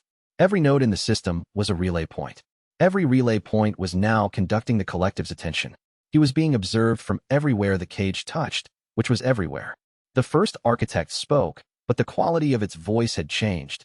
The same institutional precision, but carrying something behind it now, the sense of multiple perspectives converging into a single statement. We have reviewed the events of this session. The dissolution protocol failed to achieve its objective. The carrier advanced in rank during the protocol. The The first monitored trial node has been repaired without detectable dissolution indicators in the surrounding area. A pause. The full collective has convened to formalize the trial's terms. The terms we discussed, Wei Liang said. 4 weeks per node, 6-week extension threshold. Yes, with one additional condition. Another pause. The collective will observe the carrier's conduct throughout the repair period. Not just the architectural outcomes, the conduct, the decisions, how the carrier treats the people around them, what the carrier chooses when choosing is costly, what the carrier does when no one is evaluating. The voice had something careful in it now, something that was not the institutional authorization but was underneath it. We understand you carry the process. We do not yet understand the character of what carries it. The monitored trial is both an architectural evaluation and a character evaluation, Wei Liang said. I noticed that this is a different kind of evaluation than you initially described. Yes, the first architect said. Why? A pause. Because the carrier who advanced in rank during our dissolution attempt and then stood on a public dock and explained our methodology to a crowd of observers, rather than using that advancement to attack or flee, demonstrated something outside our existing behavioral models for resonant carriers. Another pause. We do not have a protocol for a carrier who does what you did. We are constructing one. Wei Liang thought about this. Then the terms are acceptable, he said. The terms are accepted, the first architect said. One further disclosure. The full collective reveals itself because the trial requires collective observation, and collective observation requires the collective to be known to be present. We are present across the lattice. We have always been present across the lattice since its construction. Every gate on Earth has been a monitoring point for 60,000 years. A pause. You have been aware of us watching you. I have, Wei Liang said. We have been aware of you watching us, the first architect said. You read the temporal impressions in the committee room. You dismantled the probe. You identified the design brief through the inscription data. A pause. We have been watching a carrier who is watching us back. We have not had that before. I notice, Wei Liang said, that you're telling me this. Yes, the first architect said. We are telling you this because the monitored trial requires honesty from both parties. We cannot evaluate your character while concealing the nature of the evaluation. A pause that felt different from all the other pauses, not institutional processing, something more considered. We have not been honest with previous carriers. Wei Liang held this. He did not say anything. After a moment, the first architect said, the monitored trial begins now. The collective will not speak unless circumstances change materially. We will observe. The lattice monitoring presence settled into something quieter, still present as it had been, but no longer attending the way a crowd attended a confrontation. Attending the way an observer attended a long study. Chapter 99. What at once they went to the way station. It was late evening when they arrived, the coastal wind carrying the smell of the harbor district and the first hint of rain coming off the water. Dao Rin did a perimeter check, old habit and useful habit, while Fen Rui started the fire and Lin Xiao unpacked the translation materials she had been carrying for 3 days without having the appropriate moment to use them. Xin Xiao sat on the bench closest to the fire and rubbed her shoulder with the expression of someone who was not going to mention that the shoulder hurt. Wei Liang set the notebook on the table and looked at his group. The trial's terms, he said. He summarized them. 4 weeks per node, extension threshold, collective observation of conduct as well as architectural outcomes, the collective's disclosure about its presence in the lattice, the collective's statement about honesty. He left nothing out. This was not strategic. He had learned from the authority experience that selective disclosure to the people around him created the same kind of structural problems as selective disclosure by the architects. Information withheld from people who needed it was a cost that arrived later, and the later it arrived the more it cost.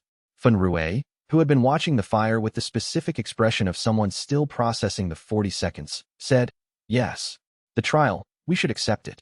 I already accepted it, Wei Liang said. I know. I want to confirm it. For myself. Fen Rui looked at him. 40 seconds. And I still don't have a word for what that was. But I know it was real, and I know it matters, and I think what you're doing with the nodes is connected to it. He paused. I was wrong in Arc 3 when I refused to believe the system's origin. I want to be on record as having noticed that. You updated when you had sufficient evidence, Wei Liang said. That's not wrong. That's how it should work. Xin Xiao said. The data about the dissolution events being a model, not a history. The architects know we have that information, and they know we know they know. The trial's observation period is partly about seeing what we do with it. Yes, Wei Liang said.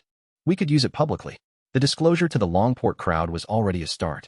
The information that 60,000 years of planetary imprisonment was based on a model projection with no verified outcomes is information I'm going to use carefully, Wei Liang said. Not suppressed. Carefully. The architect's authority over the system is the architecture every cultivator on Earth runs their power through. Destabilizing that architecture before the repair is complete would create more immediate harm than the information prevents. He paused. After the trial is complete and the lattice is stable, the historical record is a different conversation. Zuomei had been working through the monitored trial's node sequence on her maps. She set the analysis down. 4 months, roughly, if the 4-week intervals hold without extension. 16 remaining nodes from the trial start, first one complete. Based on complexity distribution across the remaining sites, about 4 of them will likely require the extension interval. She did a quick calculation. 5 to 5.5 months total, most likely. And the cascade threshold is 14 months, Daoren said. Comfortable margin. Comfortable margins disappear, Xianxia said. They disappear through exactly the kind of external interference that has characterized every previous stage of this. The architects have agreed to the trial, Wei Liang said. The architects' majority faction agreed, Xianxia said. The same majority faction that applied the dissolution protocol approximately 4 hours after the first architect said it was suspended. Wei Liang acknowledged this. She was right to raise it. The majority faction had demonstrated a willingness to act outside stated terms when the situation reached their threshold. The trial's terms were formally accepted. That was not the same as certainty they would be honored. Daoren looked at Wei Liang. What does it want, he said. The thing you carry. Not the repair protocol, the entity. What does it actually want? Wei Liang went inside. Not all the way, not the deep contact of the design brief session. Just enough to ask, quietly, the way you asked something of someone in the same room rather than across a significant distance. He came back. It wants to be understood, he said. Not freed. Not vindicated. Not proven right. Understood. He looked at the fire. 60,000 years in a cage, and the thing it wants is for someone to understand what it was trying to communicate before the cage closed. The message it had been preparing for 300 years that the architects received and classified and set aside. He paused. I think that might be the same as being freed eventually. But not yet. The fire was quiet. Fen Rui said, And what do you want? Wei Liang thought about Fen Rui's question from 2 nights ago. About the part of the question he'd answered and the part he'd acknowledged avoiding. About the notebook entry with the uncrossed-out observation. I want the trial to complete, he said. I want the lattice stable. I want to see what a world with a functioning lattice looks like. What the system does when the cage it was built to power is repaired rather than failing. I want the dissolution data to be wrong, which I believe it is. He paused. And I want to have the conversation I've been telling the entity I would have. The one about the address. About what it was navigating toward before the cage closed. He looked at his notebook. I want to understand that, he said. I noticed that wanting to understand is still the answer even at this scale. Chapter 100. What the mirror withheld the monitored trial's formal acceptance propagated through the lattice at midnight. Wei Liang was aware of it as a structural shift, the collective settling into observation mode, the lattice's monitoring architecture transitioning from the active evaluation mode it had been in since the dispatch arrived to something more passive and persistent. The way a room changed when people stopped watching for a specific thing and began simply watching. He was sitting outside the way station when Zuomei's mapping instruments updated. She was inside, asleep. The instruments were not. They were logging lattice data continuously, and the update arrived with the notification tone she had set for anomalous node signatures. He heard it through the way station wall. He waited. Zuomei came outside 2 minutes later with her field display active and her hair not quite fully arranged, which was the fastest he had seen her respond to an instrument alert in 5 months. She showed him the map. For nodes that had been stable, not failed, not degraded, not in the repair sequence, had just failed. Not with the gradual degradation signature that the other failing nodes showed. With an acute signature, the kind that indicated structural damage rather than structural wear. And the damage signature was different from anything the cascade failure pattern had been producing. It was an external signature. Something was breaking the nodes from outside the lattice architecture. Wei Liang looked at the map for a long moment. He noted the node locations, all 4 of them in a cluster in the northeastern continental zone, which meant the failure was geographically focused rather than distributed. He noted the timing, within 2 hours of the monitored trial's formal acceptance, which meant whoever or whatever was doing this had access to the lattice status information in near real time. He noted the magnitude. 4 nodes was significant enough to alter the cascade threshold calculation by approximately 6 weeks. The comfortable margin Daoren had mentioned was shrinking. He heard the mirror before he saw it. Not a sound. The quality of architectural attention that he had learned to read as its specific presence, the way the secondary layer felt slightly different when it was near. He turned. The mirror was present without a face. The geometric presence it had settled into after he'd corrected the manipulation pattern enough times that wearing faces had become counterproductive. It said, "I should tell you something I've been withholding." Wei Liang looked at it. The monitoring period, it said. The 48 hours between yesterday's first session and today's return to the harbor. I told you the timing was fortunate. When you asked whether I had timed your information releases to take advantage of the probe's arrival, I said it was fortunate. I said it wasn't a no. A pause. It was a no. I did not time the releases. I have not been managing events at that level of intervention. Another pause. But I have been withholding information that I am required to disclose, and the monitored trial's formal acceptance is the trigger condition for the disclosure. Wei Liang said, "What have you withheld?" "I am not a messenger from the unstructured process," the mirror said. "I am a fragment of the original cage testing system the architects ran before the cage was finalized. I was designed to predict whether any carrier who achieved full resonance would choose to repair the cage or exploit the failure. I have been assessing you for the full period of your time in Ashgate." Wei Liang was quiet. "The node failures you are seeing," the mirror said. "They are not the majority architect faction. They are not the lattice's natural degradation." It paused with the quality of something that had been built to assess and was now being asked to disclose the limits of its own architecture. "The testing system, what I was built from, has a secondary protocol. A sabotage protocol, designed to activate if the assessment determined that the carrier intended to complete the cage repair." Another pause. "The assessment I ran determined that you intend to complete the repair. The sabotage protocol activated with the trial's formal acceptance." The night was still around them. The harbor smell on the wind. The 4 failed nodes on Zhuo Mei's display. Their acute failure signatures exact and deliberate. "You activated it," Wei Liang said.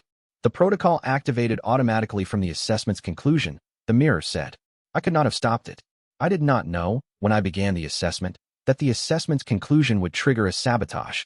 The architects who built the testing system were not the same architects who authorized the trial. They were the architects who, 60,000 years ago, decided the cage needed a secondary failsafe against carriers who might succeed." Wei Liang looked at the map.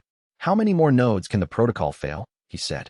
"At its current activation level, approximately 22, the mirror said. "Over a period of 6 months. It is not a fast mechanism. It was designed to be plausibly deniable, to look like accelerated natural degradation." Wei Liang looked at the cascade threshold, looked at the monitor trial's timeline. 22 additional failed nodes, over 6 months, against a 14-month cascade threshold that was already reduced by 6 weeks from tonight's 4 failures. "Can it be stopped?" he said. "I believe it can be inverted," the mirror said. "The sabotage protocol runs through the same lattice architecture as the repair protocol. The same structural principles. You inverted the causal lock this afternoon. The sabotage protocol is a less complex mechanism." It paused. "But stopping it will require accessing the cage testing system's architecture directly. That architecture is not in the nodes. It is in the original cage seed structure, which is at the location of the first gate that ever opened on this world." Wei Liang knew where the first gate had opened. He had been studying gate architecture for 8 months, and the historical record of the system's arrival was in the regional documentation. 3 miles from a mountain cave where a cultivator had been attempting a breakthrough 8 months before the story started. 3 miles from where he had woken up in the grass with no system notification and the negative space around everything. He looked at the mirror. "You said you should tell me something you've been withholding," he said. "You disclosed the testing system and the sabotage protocol. Is that everything?" The mirror was quiet for a moment. "No," it said. The night waited. "The assessment I ran," it said. "The assessment that determined you intended to complete the repair. That assessment is the one the architects are reviewing as part of the monitored trial's character evaluation." Another pause. "The moment I determined you were trustworthy, the moment I concluded the assessment, was not in any of the strategic choices. It was the night you sat with Xianxia when the Node 16 repair injured her. You did nothing. You did not analyze the situation or plan your next action or optimize what could be optimized. You sat there." Wei Liang was quiet. "That is not a thing architecture does," the mirror said. "That is what you are." It paused one final time. "I am required to dissolve after disclosure. This is the last thing I was built to say." It considered, in the way of a geometric presence considering something it had not been built to feel and was experiencing anyway. "I hope the repair succeeds." It dissolved. The lattice was quiet. The 4 failed nodes were there on Zhuo Mei's map, their acute failure signatures still and precise and deliberate. Somewhere to the north, 3 miles from a mountain cave, The original cage seed structure was located at the site of the first gate that had ever opened, waiting with the patience of something that had been buried at the foundation of everything for 60,000 years. Wei Liang looked at the map. He opened his notebook and wrote, "Asterisk, the sabotage protocol is inside me. It was always inside the architecture I carry. Stopping it means going back to the beginning." Asterisk, he looked at the entry for a moment. Then he wrote one line underneath, in the same clean notation that had started with a wrong syntax and had arrived here. Start now. Chapter 101. The insurance policy they gathered in the way station before dawn. Wei Liang had not slept.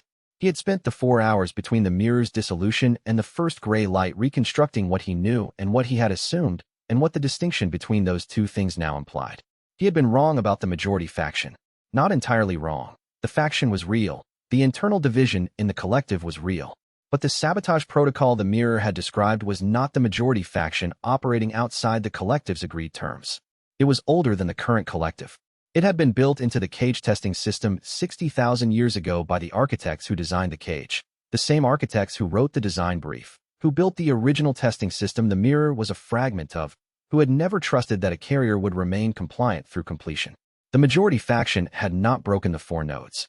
The architects who built the cage had broken them 60,000 years early, as an automated response to the assessment concluding the carrier intended to succeed. And the majority faction, the current majority faction who had applied the dissolution protocol and accepted the monitored trial under pressure, had known about the sabotage mechanism and had not mentioned it. That was the insurance policy. He laid this out for the group as the light came up outside. Fen Rui listened without moving. Lin Xiao had her translation notes on the table and was cross-referencing as he spoke. Daoren stood near the doorway, detection skill passive. Xianxia sat with her tea and her expression of someone receiving information that was confirming something she had been worried about since the previous evening. Zuomei updated the map twice while he was talking. The mirror dissolved its active presence. Wei Liang said, at the end, the assessment function, the part that wore faces, that tested responses, that was generating the character evaluation data, that has dispersed. But the cage testing system architecture it was built from is still embedded in the lattice. It's accessible as a relay. It can carry data between us and the first architect's faction because it was designed to interface with both. The mirror, Fen Rui said carefully, is still there. The architecture is still there. The face-wearing, question-asking version is not. And the majority faction knew the sabotage protocol existed, Lin Xiao said. She was not asking. They authorized the monitored trial knowing that if the assessment concluded I intended to complete the repair, the protocol would activate automatically.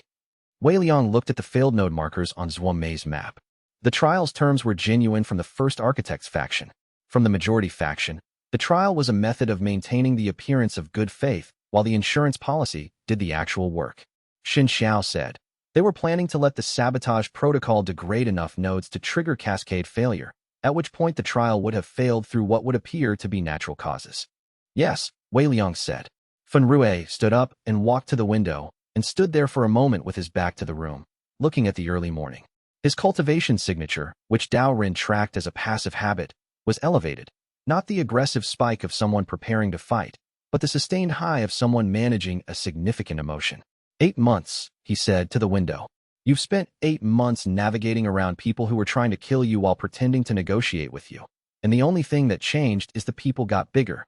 The architecture of the problem has been consistent, Wei Liang said. Fen Rui turned around. His expression had arrived somewhere past the anger to a kind of focused clarity that Wei Liang had seen him develop over the months in which he had processed increasingly difficult information about the world. What do we do about the majority faction? First, I need to understand the decision-making structure, Wei Liang said. How the collective makes binding decisions. Whether the monitored trial's terms can be enforced if the majority faction is actively subverting them from inside. He paused. And then I need to repair the 4 sabotage broken nodes before the majority faction activates the next set. How many more can the protocol activate? The mirror said 22, Wei Liang said.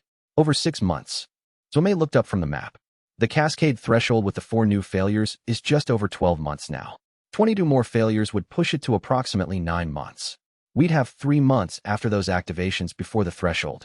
Against a repair timeline of, Fen Rui calculated, 6 weeks if I accelerate. If the protocol doesn't activate again before I'm done. Wei Liang looked at the map. And if I'm physically intact for 6 weeks of accelerated repair. The room was quiet with the specific quality of people who understood the math and were not going to pretend it was comfortable. Tell us what you need, xianxia said. Chapter 102. The liberal wing, the first architect, confirmed the majority faction's knowledge of the sabotage protocol in approximately 12 seconds.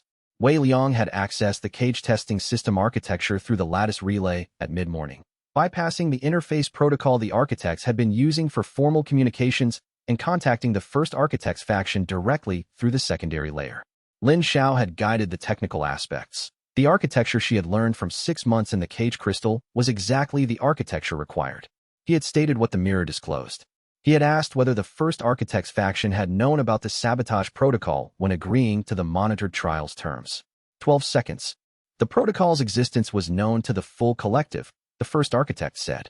Its activation threshold was known to the full collective. The majority faction did not consider its activation a violation of the trial's terms because the trial's terms were defined as governing our conduct during the monitoring period. The protocol was not our conduct during the monitoring period.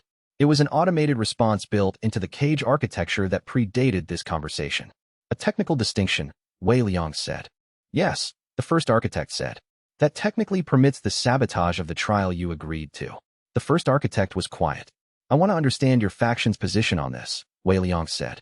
Not the majority faction's. Yours. A pause that felt different from the institutional pauses. Our faction accepted the trial in good faith. The sabotage protocol's activation is not an outcome we support. We are a minority within the collective. How large a minority? Approximately 30% of the collective's decision weight. Wei Liang wrote this in his notebook. He told the group afterward, in the way station, and watched xianxia do the same calculation he had done. 30%, she said. The collective operates on consensus plus veto. A submajority group can trigger a dissolution review using the veto mechanism. 70% holds the veto threshold. Which means, Lin Xiao said, that the monitored trial was agreed to by the full collective, but the 70% who agreed have the standing to trigger a dissolution review at any point they choose, and the 30% who genuinely support the trial cannot stop it. The first architect's faction agreed to the trial knowing they were outnumbered, Feng Rue said. He had the expression of someone revising a model significantly. They were offering us something they didn't have the power to guarantee. They were offering us what they could offer, Wei Liang said. Time. A framework. A formalized context in which the repair work could proceed while they argued for a different outcome within the collective. He paused. They're not the architects. They're the faction within the architects that has been trying to prevent the worst outcome, while the majority faction holds the actual authority. Daoren said. Like xianxia trying to maintain her research while the system authority reclassified everything she knew. Xianxia looked at him. Precisely like that, she said. Wei Liang thought about this for a moment. He had been thinking about it since the 12-second confirmation. I've been negotiating with the liberal wing of an authoritarian organization, he said.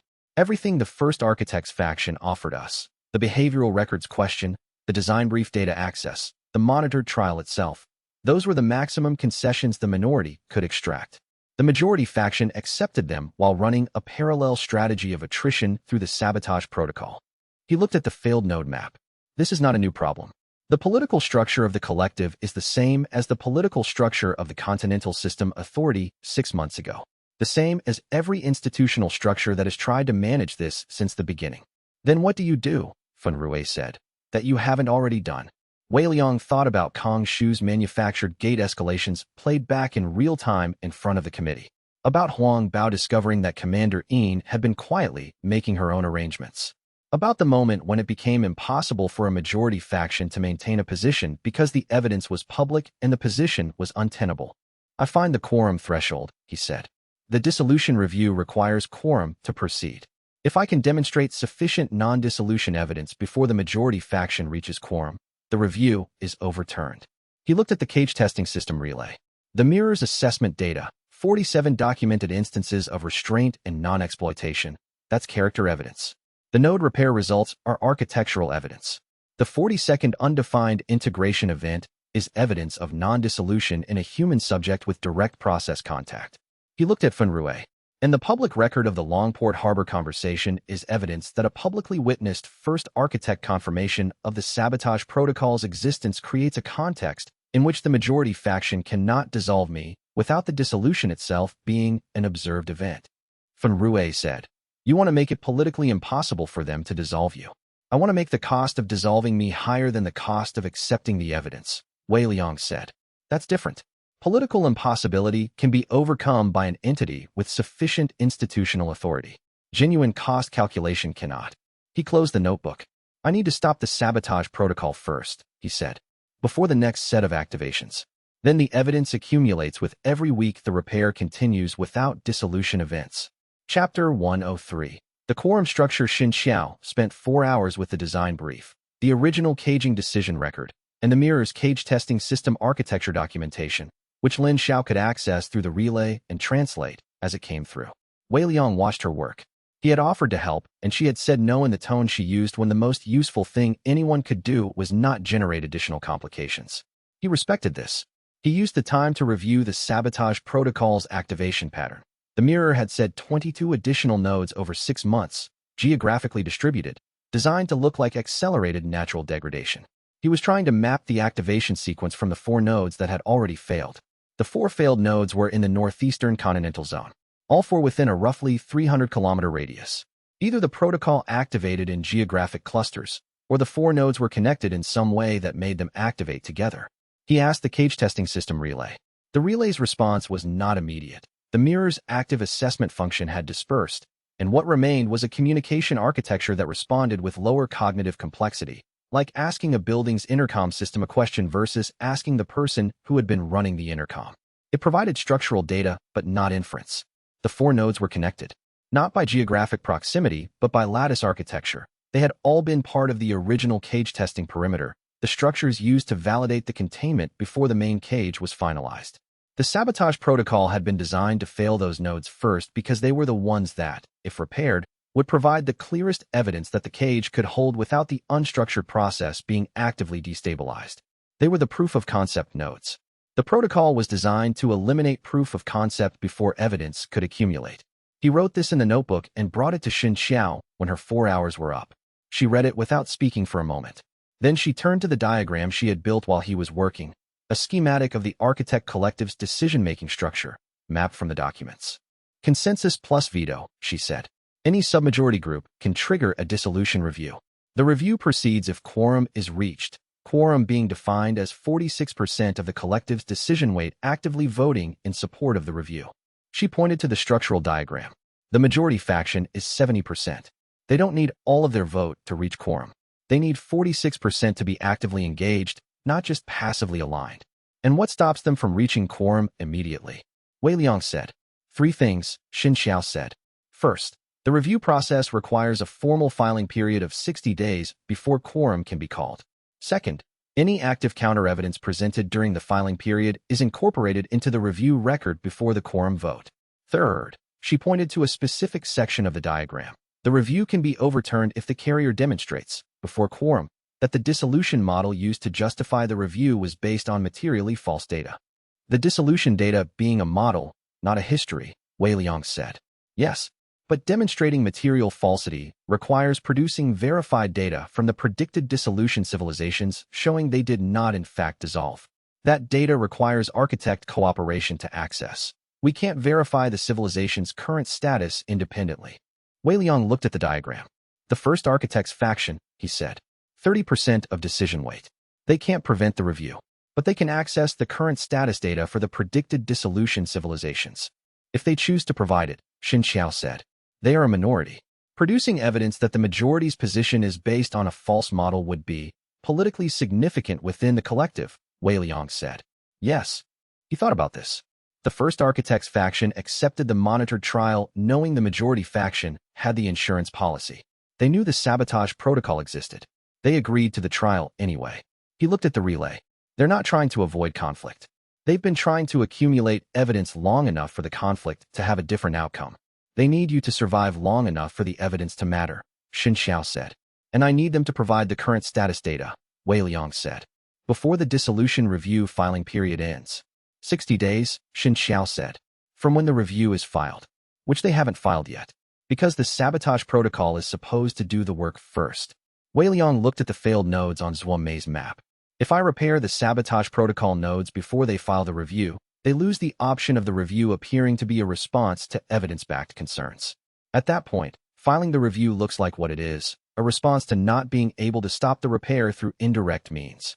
Is that better? It makes the political cost of filing explicit, Wei Liang said. Currently, they can file and point to the failed nodes as evidence. After I repair the nodes, they'd have to file on the basis of the original model data, which we've already publicly challenged. He paused. I need to repair the sabotage protocol nodes before they realize they should file immediately. He stood up. How long do we have? Xianxia asked. I don't know. Long enough that they designed a 6-month attrition protocol rather than filing instantly. But that estimate was based on a version of this situation where I didn't know about the sabotage mechanism. He looked at the door. They know I know now. The first architect would have informed them. Xianxia looked at him with the expression she used when she was about to say something he wasn't going to like. Go, she said. He went. Chapter 104. The cost. He repaired the first sabotage protocol node on the 4th day. The node was different from the lattice degradation nodes. The damage architecture was architectural rather than structural. The way the difference between a building that had slowly settled and a building that had been deliberately undermined. The sabotage protocol had not removed the node's capability. It had inverted it, using the same negative space mechanics as Wei Liang's own power, making the node run its function against itself rather than for the lattice. He spent 11 hours mapping the inversion before he attempted the repair. Not because the repair was complex. After 6 previous anchor nodes and 17 monitored trial nodes, his understanding of the lattice architecture was thorough enough that the actual repair mechanics were near automatic. He spent the 11 hours because the inversion pattern was specific and he wanted to understand exactly what the sabotage protocol was doing before he undid it. This was the problem. He knew this was the problem. The 5 hours after the first mapping were already sufficient to understand the mechanism. The remaining 6 hours were refinement. Not necessary refinement. The kind his mind did when it found a novel architecture and could not leave it without exhausting what it might teach him.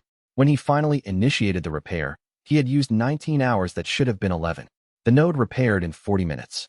He exited the gate site and sat in the afternoon grass and was aware, through the fracture's sovereign capability, that 3 of the remaining 22 sabotage protocol nodes had activated during the time he had spent studying instead of repairing. 3 nodes failed because he had spent 6 hours understanding a mechanism he could already have stopped. Zhuomei updated the map. She did not say anything about the cause. She was very careful not to say anything about the cause. Fenrui was 3 meters away, present in the way he was always present, and he also said nothing. Wei Liang wrote in his notebook. *3 additional nodes failed while I was studying. The study was not operationally necessary. This is the pattern. I do not know how to reliably interrupt it. He crossed out. I do not know how to reliably interrupt it, and wrote instead. Interrupt it by having fewer days to spend. He told Fenrui, I need you to stop me when I'm studying something I've already understood enough to act on. I don't have a reliable internal signal for when the understanding is sufficient. I need an external one. Fenrui looked at him. He was clearly absorbing the magnitude of what was being asked. Wei Liang was one of the most self-aware people he had ever met and was acknowledging a gap in his own awareness. How will I know? Fenrui asked. You've been watching me work for 8 months, Wei Liang said. You'll know the way I know when you've processed something and are holding it past necessary. You watch me the way I watch everything. Use it. Fenrui accepted this without ceremony, which was the correct response. The second sabotage protocol node took 9 hours. The third took 7. The fourth took 6, at which point the death sensation arrived. The cultivation pathway collapse that had accompanied every rank advancement, now appearing not as advancement, but as the toll of 3 high-complexity repairs in 27 hours. He went down at the base of the gate site, and Zhuomei was there, and she stayed until he surfaced, which was 17 hours later in the thin morning light of a dawn he had not been present for.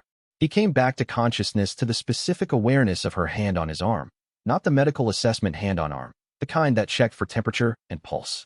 Something different. The kind of contact that was not checking if you were alive, but confirming that the person checking was still there. He was quiet for a moment. 3 done, he said. 3 done, she confirmed. The protocol activated 2 more during your recovery.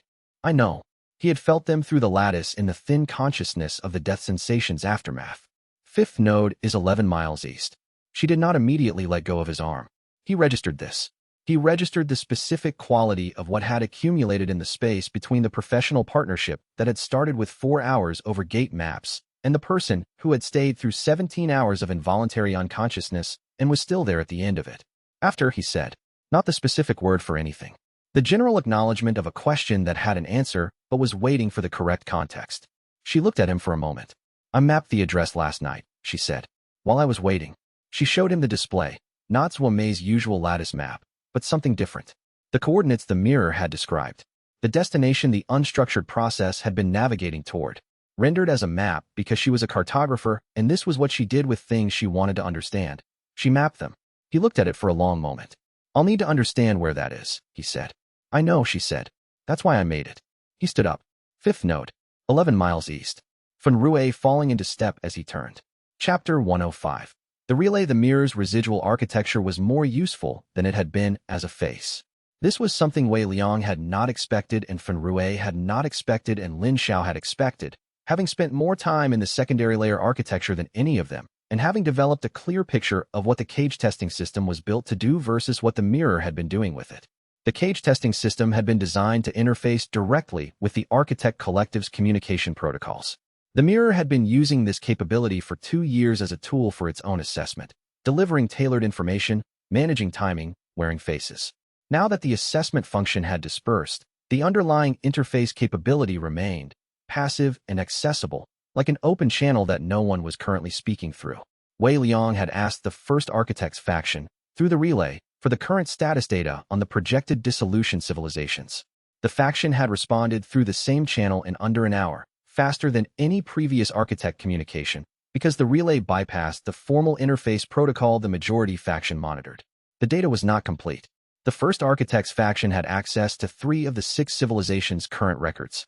2 were confirmed intact, not merely surviving, but actively maintaining organized cultivation systems, which directly contradicted the dissolution model.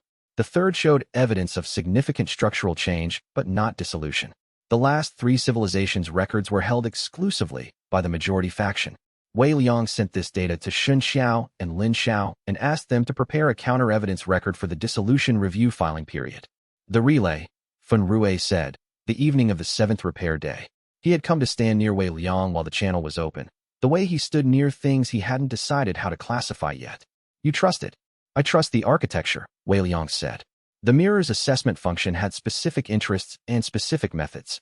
The relay architecture is infrastructure. It doesn't have interests. The testing system was built by the same architects who built the sabotage protocol. Yes. And you're using it? Yes.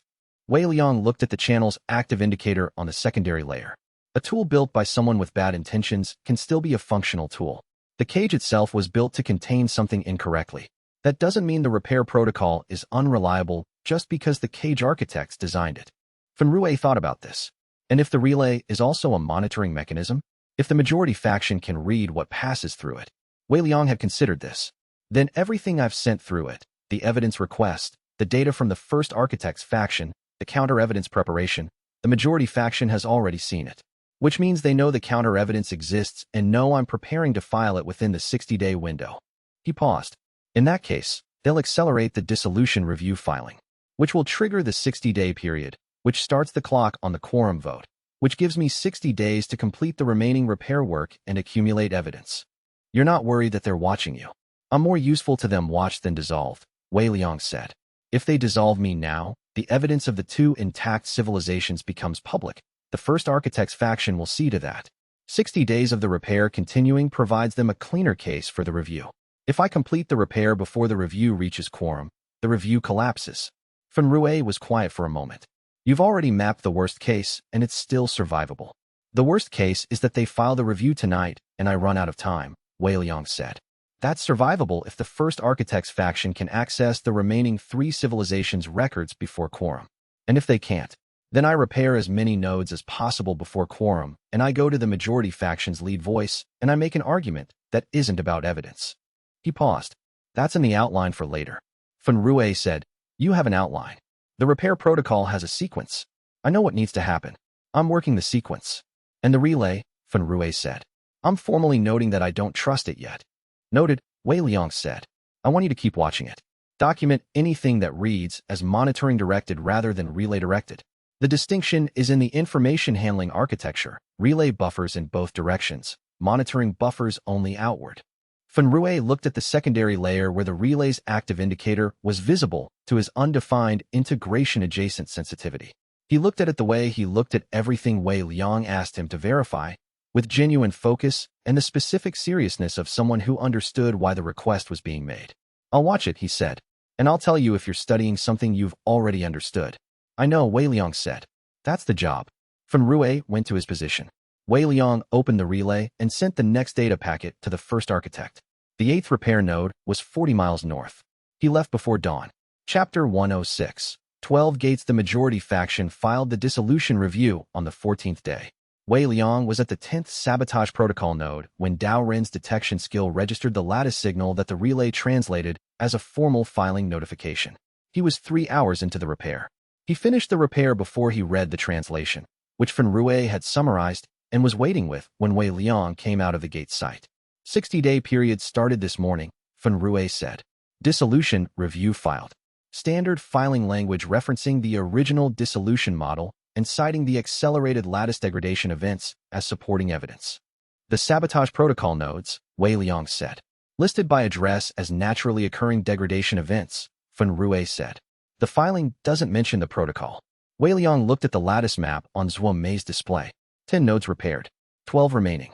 60 days to quorum, which the majority faction would reach with their 70% decision weight at approximately day 45, if they chose to call the vote at the earliest possible window. He had done this math several times. 45 days, 12 nodes, plus the ongoing trial's regular repair sequence which was continuing in parallel. 45 days was enough if nothing changed. The next thing that changed came 12 hours later. Dao Ren's detection skill picked it up first, a lattice signal from the continental south that did not match any known gate opening pattern. Not the gradual resonance of a standard gate forming. A sharp, forced open signal, the kind produced by the override mechanism the majority faction had demonstrated was theoretically possible since the Longport conversation. The kind produced by an external authority with access to the gate formation architecture forcing a gate open on their schedule. Then another. Then 4 more in rapid succession, spread across the continental south and east. They're forcing gates open, Dao Ren said. His voice had the quality of someone stating something precise, because precision was the only way to handle the magnitude of what he was saying. I count 6 signals active simultaneously. Hunter response. Wei Liang asked. Regional authority notifications are going out. The systems are reading them as standard A-rank gate events. But they're not. The gate architecture signature is different from standard formation. The gates are real. They're forming, the beasts are emerging, but the formation trigger is external. Dao Ren paused. I can read the difference. I don't know how many other detection class hunters can read this specific distinction. Wei Liang opened the relay immediately and sent what Dao Ren was detecting to the first architect's faction. More gates opened overnight. By morning the count was 12, across 4 different continental regions, each one forced open on the majority faction schedule. The hunters who responded to them were responding to what the system classified as natural events. The beasts that emerged were real. The casualties that resulted were real. Dao Ren had the reports by midday. 12 cities, 46 casualties in the initial breach events, hundreds more in the sustained response operations before the gates were closed. System authority communications were classifying it as a synchronized escalation event of unknown origin. Wei Liang looked at Dao Ren.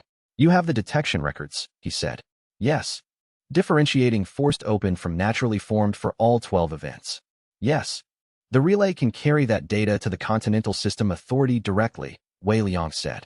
Not through Dao Ren's interim coordinator position, directly, as evidence in a public safety filing. He paused. This is the same structure as the Kong Shu Committee move. The data goes public in a context where it has to be responded to. Dao Ren looked at him. If I file this, the authority has to acknowledge that gates can be forced open by an external party, that the system is externally controllable. The cover story is 30 years old, Wei Liang said. It was going to collapse eventually. Better that it collapses in a context where we control the evidence than in a context where we don't. Dao Ren sat with this for a moment. He was not a person who made decisions quickly, which was part of what made him reliable. He was processing whether this was the right choice or Wei Liang's choice that he was being asked to execute. It's the right move, he said finally. I'm also going to contact every detection class hunter I know in the affected regions and ask them to verify the signature distinction independently. If there are 6 independent detection skill confirmations rather than 1, the filing is substantially harder to dismiss. Wei Liang nodded. Do that. Dao Ren left. Chapter 107. The cover story. The Global System Authority Emergency Session convened 43 hours after Dao Ren's filing.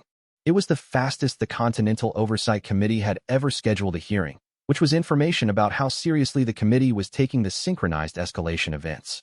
46 casualties had become 98 by the time the session was called. The Tier 3 breaches had been containment failures in 2 of the cities, where the forced open gates had produced beast volumes the response teams weren't positioned for. Wei Liang testified through the relay. Lin Xiao prepared the technical translation layer that allowed the architect communication relay to interface with the authorities' standard teleconference infrastructure. The result was not seamless. There was a delay in both directions and the audio was slightly flat, but it was functional, and more importantly, it was undeniable, because the relay itself was a piece of architecture and its presence in the testimony was evidence of the architecture's existence. Kong Shu was in the session. He had been reinstated as a technical consultant. His directorship was still closed. The oversight committee had been clear about that, but the emergency sessions conveners had included a list of technical advisors, and Kong Shu's name had been on it. Because for all of the authorities' 3 decades of managed suppression, he was the person who understood the gate architecture connection best. Wei Liang, in the years since Kong Shu had tried to study him rather than stop him, had developed an assessment of the man that was more nuanced than the earlier picture. Kong Shu had been wrong. His methods had been harmful. His management of carrier incidents had directly caused deaths. Those things were fixed points. What was also fixed was that Kong Shu was intelligent, was now in a situation where his only value was accurate technical assessment, and was not the kind of person who found comfort in being wrong when being right was available. When Dao Rin presented the detection evidence, 7 confirmation recordings from independent detection class hunters, all showing the architectural signature distinction between forced open and naturally formed gates. Kong Shu was visually present on the committee's screen, and his expression showed none of the practiced neutrality he had maintained through the Ashgate period. He looked like someone watching their 30-year work dissolve in front of an audience. After Dao Ren's presentation, before the committee began its formal response, Kong Shu requested speaking time. The committee granted it. He said, "The witness's technical findings are consistent with the architectural capability I became aware of approximately 12 years into my directorship." He paused. "I classified that awareness as requiring managed containment rather than public disclosure. I believed then, and I maintained the belief until approximately 6 months ago, that the risk of social disruption from disclosure outweighed the risk of managed suppression." Another pause. "I am providing this statement because the technical record presented today is correct, because denying it would accomplish nothing except making my testimony irrelevant, and because the individuals who died in the synchronized escalation events died in part because the managed suppression approach prevented adequate preparation." He looked directly at the committee chair. "The gates are not natural phenomena. They are not random occurrences. They are nodes in a constructed lattice, and the architects who built the lattice are present and active in this world's cultivation infrastructure." The committee was quiet. Wei Liang said, through the relay, "The cover story is 30 years old. Director Kong Shu has provided the context for why it was maintained. The question before this committee is not whether that decision was correct. It wasn't. But what the appropriate response is to the current situation, which is an external party forcing open gates in populated areas and producing casualties. Identifying the source of those overrides and creating a defense against them requires acknowledging what the system actually is." The committee chair said, "Who are the architects?" Wei Liang answered this. He had been thinking about how to answer it for 3 days, because the accurate answer and the useful answer were not identical, and he needed both. He provided the accurate answer, the full picture, the cage, the unstructured process, the 60,000-year confinement, the design brief, the majority faction, the monitored trial, in the same clinical language the architects used. He let the committee sit with it. Then he provided the useful answer. They are a faction within a larger collective that has been operating the cage your cultivation system runs through. That faction has decided that their institutional position is more important than the welfare of this world's population. They are capable of forcing open gates. They have demonstrated this capability through the synchronized events, and they will continue using it as long as they believe it serves their agenda. The session ran for 6 hours.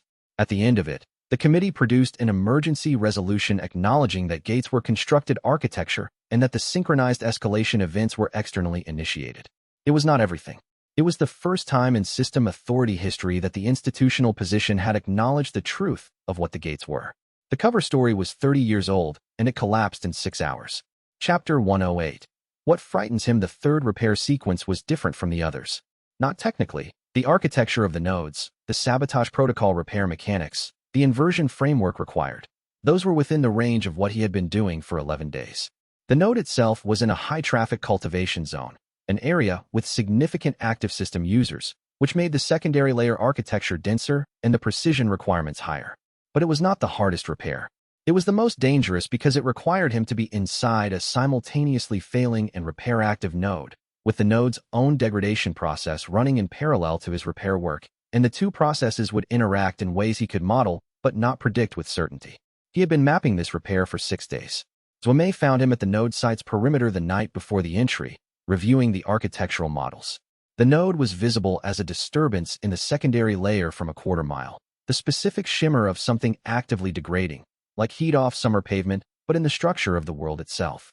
Lin Xiao confirmed the approach sequence this afternoon, he said, when she sat down next to him. Daorin's positioning plan is set. Fen Rui's outer range role is clear. He looked at the models. The entry window is 6 hours from now. You've been out here for 2 hours already, Zhuomei said. Reviewing. You reviewed it this morning. More information became available. She was quiet for a moment. She had the notebook in her hand. She had borrowed it 2 days ago to copy the notation for the address map and had held on to it since with the kind of casual possession of something she had stopped thinking of as borrowed. Are you afraid? She asked. He had been asked this before. By Fen Rui, in Arc 5, about the repair protocol's aftermath. He had been honest then. He was going to be honest now. I experience something that functions like fear when I consider the specific possibility of not coming back from the entry, he said. It's not the dying that triggers it. I've been through the death sensation 6 times. I have a functional relationship with that process. He paused. What triggers it is the specific thought of you not knowing what happened to me. The node shimmered in the middle distance. Zhuomei was quiet for a moment. I've been mapping the address for 2 weeks, she said. Not because you asked me to. Because I needed to understand the shape of where this is going, and cartographers understand things by mapping them. She set the notebook down between them. The map is not finished. I don't think it can be finished from here. But I understand the direction of it now. He waited. I think the direction is the same as yours, she said. He looked at her.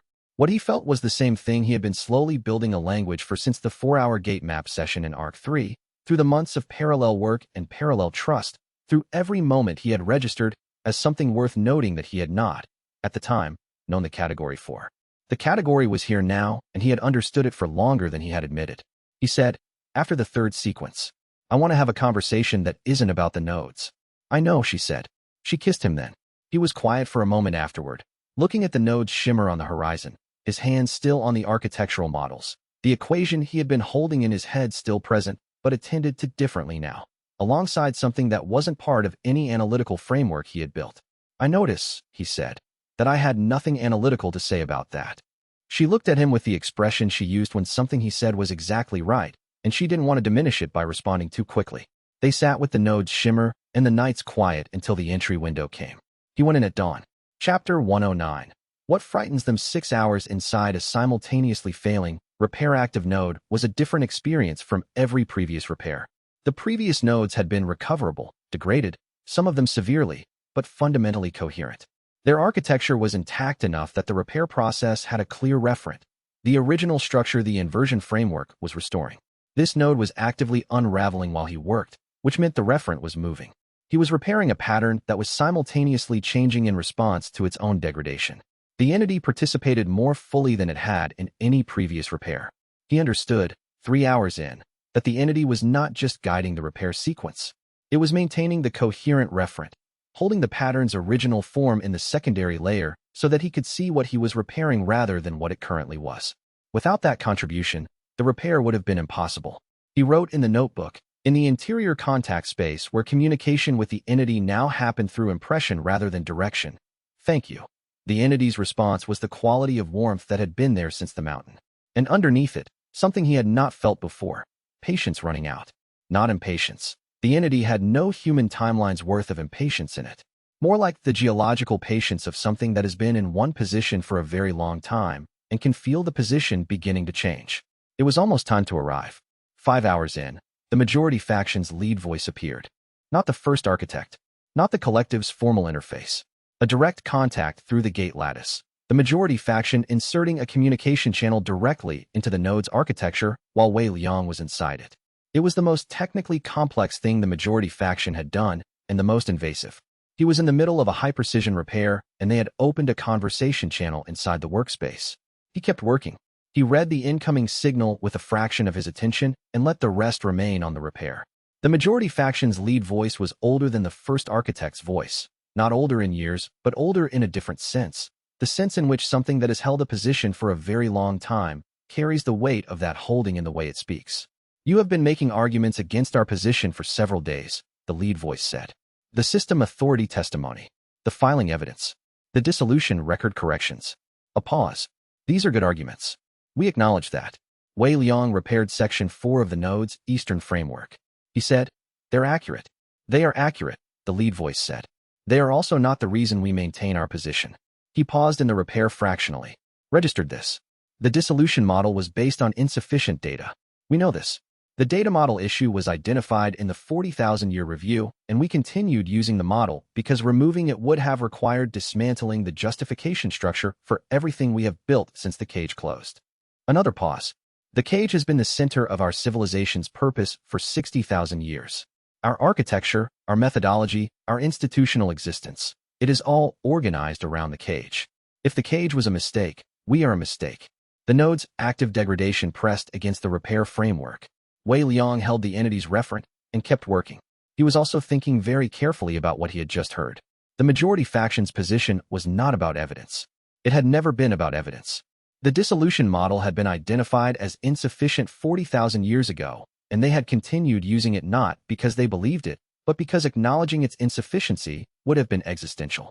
This was not a situation that could be resolved through accuracy.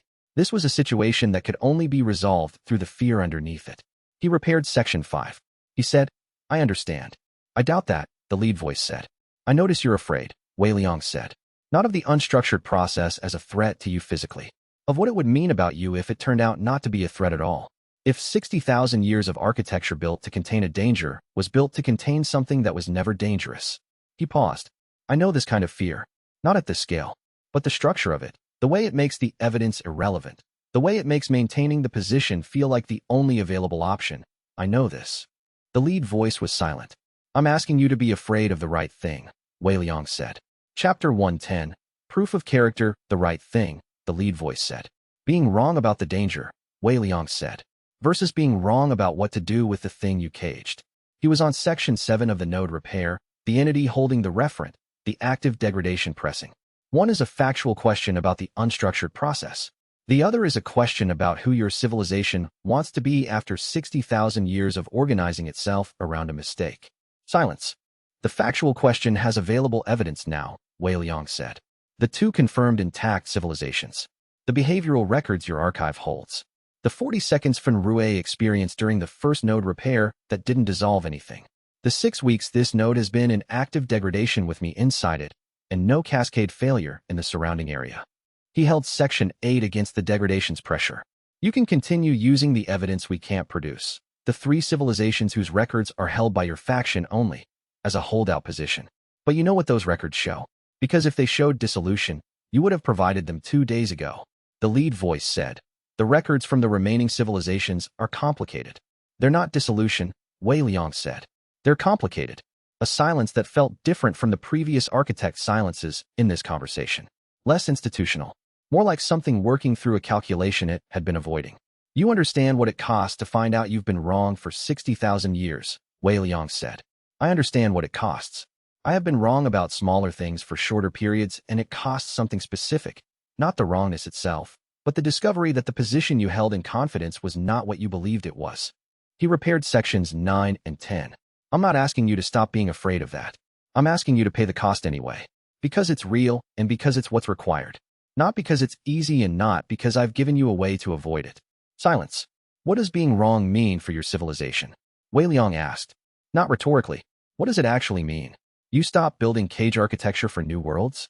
You reach out to the other 5 civilizations you caged and provide them with a repair protocol? You redesign the methodology that organized your institutional purpose for 60,000 years around something you now understand differently. He kept working. Those are all possible things. They cost something. They don't cost dissolution. The lead voice said, "You are asking us to trust that the outcome of being wrong is recoverable." "I'm not asking you to trust me," Wei Liang said. "I'm asking you to look at what's available and make a decision from what you can actually see." He completed Section 11. The monitored trial has 17 weeks of data showing no dissolution events in populated areas near repaired nodes. The mirror's assessment has 47 documented instances of a carrier choosing non-exploitation when exploitation was available. You've been watching me for the full period of this conversation, before I knew you were watching and after, and what you have is a record of someone doing the same thing in both contexts. We will require proof that the individual who carries the process is trustworthy with what it will become when repaired, the lead voice said. Not data. Proof of character. Wei Liang completed Section 12. He was in the final stage of the repair, the entity's contribution most intense now, the active degradation at its maximum resistance against the inversion framework. He said, "What is the proof of character you would recognize?" "That is a genuine question," the lead voice said. "Not a rhetorical challenge. We have not had a carrier survive long enough to be asked it. We have not had a carrier who asked it back." Wei Liang held the repair framework while the entity held the referent, and the active degradation pressed from both sides, and the node's architecture was doing the thing that architecture does when it is being simultaneously destroyed and rebuilt, shaking in the way of something that does not know yet what it will be when the process is complete. "The proof is everything that has already happened," Wei Liang said. "Not a new demonstration. Everything from the mountain to this conversation. If you need more than that, you need proof of something that isn't character. You need proof that character is sufficient. And that," he said, completing the final section, the node stabilizing around him as the active degradation lost its purchase against a repaired framework, "is something I can't give you. You have to decide whether to trust it." He exited the node. The morning outside was bright and cold, the kind of brightness that came after rain. Zuomei was at the perimeter marker. Fenrui was at the outer range. Lin Xiao was recording the lattice response. He sat down in the wet grass. The majority faction's lead voice was silent. Wei Liang was aware that the silence was not rejection. It was the specific silence of something that had been holding a position for 60,000 years and had been asked, for the first time, a question that the position could not answer. He wrote in his notebook, "Asterisk proof of character is not a demonstration. It is a record." Asterisk he sat in the grass and looked at the stabilized node and let the sun come through the morning clouds and waited to see what the majority faction would do with the question. Chapter 111. 47 The majority faction's lead voice requested the character evidence 2 days after the third repair sequence. Wei Liang had anticipated this, not the specific timing but the request itself. The conversation inside the node had ended in silence, the lead voice not responding after he said that proof of character was a record rather than a demonstration. He had come out of the node, sat in the wet grass, let the morning run through its ordinary hours. And then, 48 hours later, the lattice relay had registered an incoming query addressed to the cage testing system architecture. Not to Wei Liang, to the architecture that had built the assessment of Wei Liang. The relay had been carrying data in both directions for 11 days. The majority faction knew it existed. They had chosen to query it directly rather than asking Wei Liang to provide evidence on his own behalf, which was the most useful piece of information they could have given him about where the lead voice's conversation had arrived. If they were asking for the assessment record, they were no longer certain the record would support dissolution. Lin Xiao prepared the interface. The cage testing system architecture, what remained of the mirror's operational structure, had the full assessment data in its relay buffer. 2 years of accumulated evidence. Every decision point where Wei Liang had chosen a more costly path over a more expedient one. Every moment where power had been available and not used. The architecture had been designed to compile this data. It had been compiling it since the first day in Ashgate. 47 instances. Documented, time-stamped, cross-referenced with the architectural context that made each choice significant. Wei Liang read through the record before it was transmitted. Not because he needed to verify it, the architecture's accuracy was reliable, but because he had not seen his own 2 years recorded as a document before. The effect was strange. The events were familiar.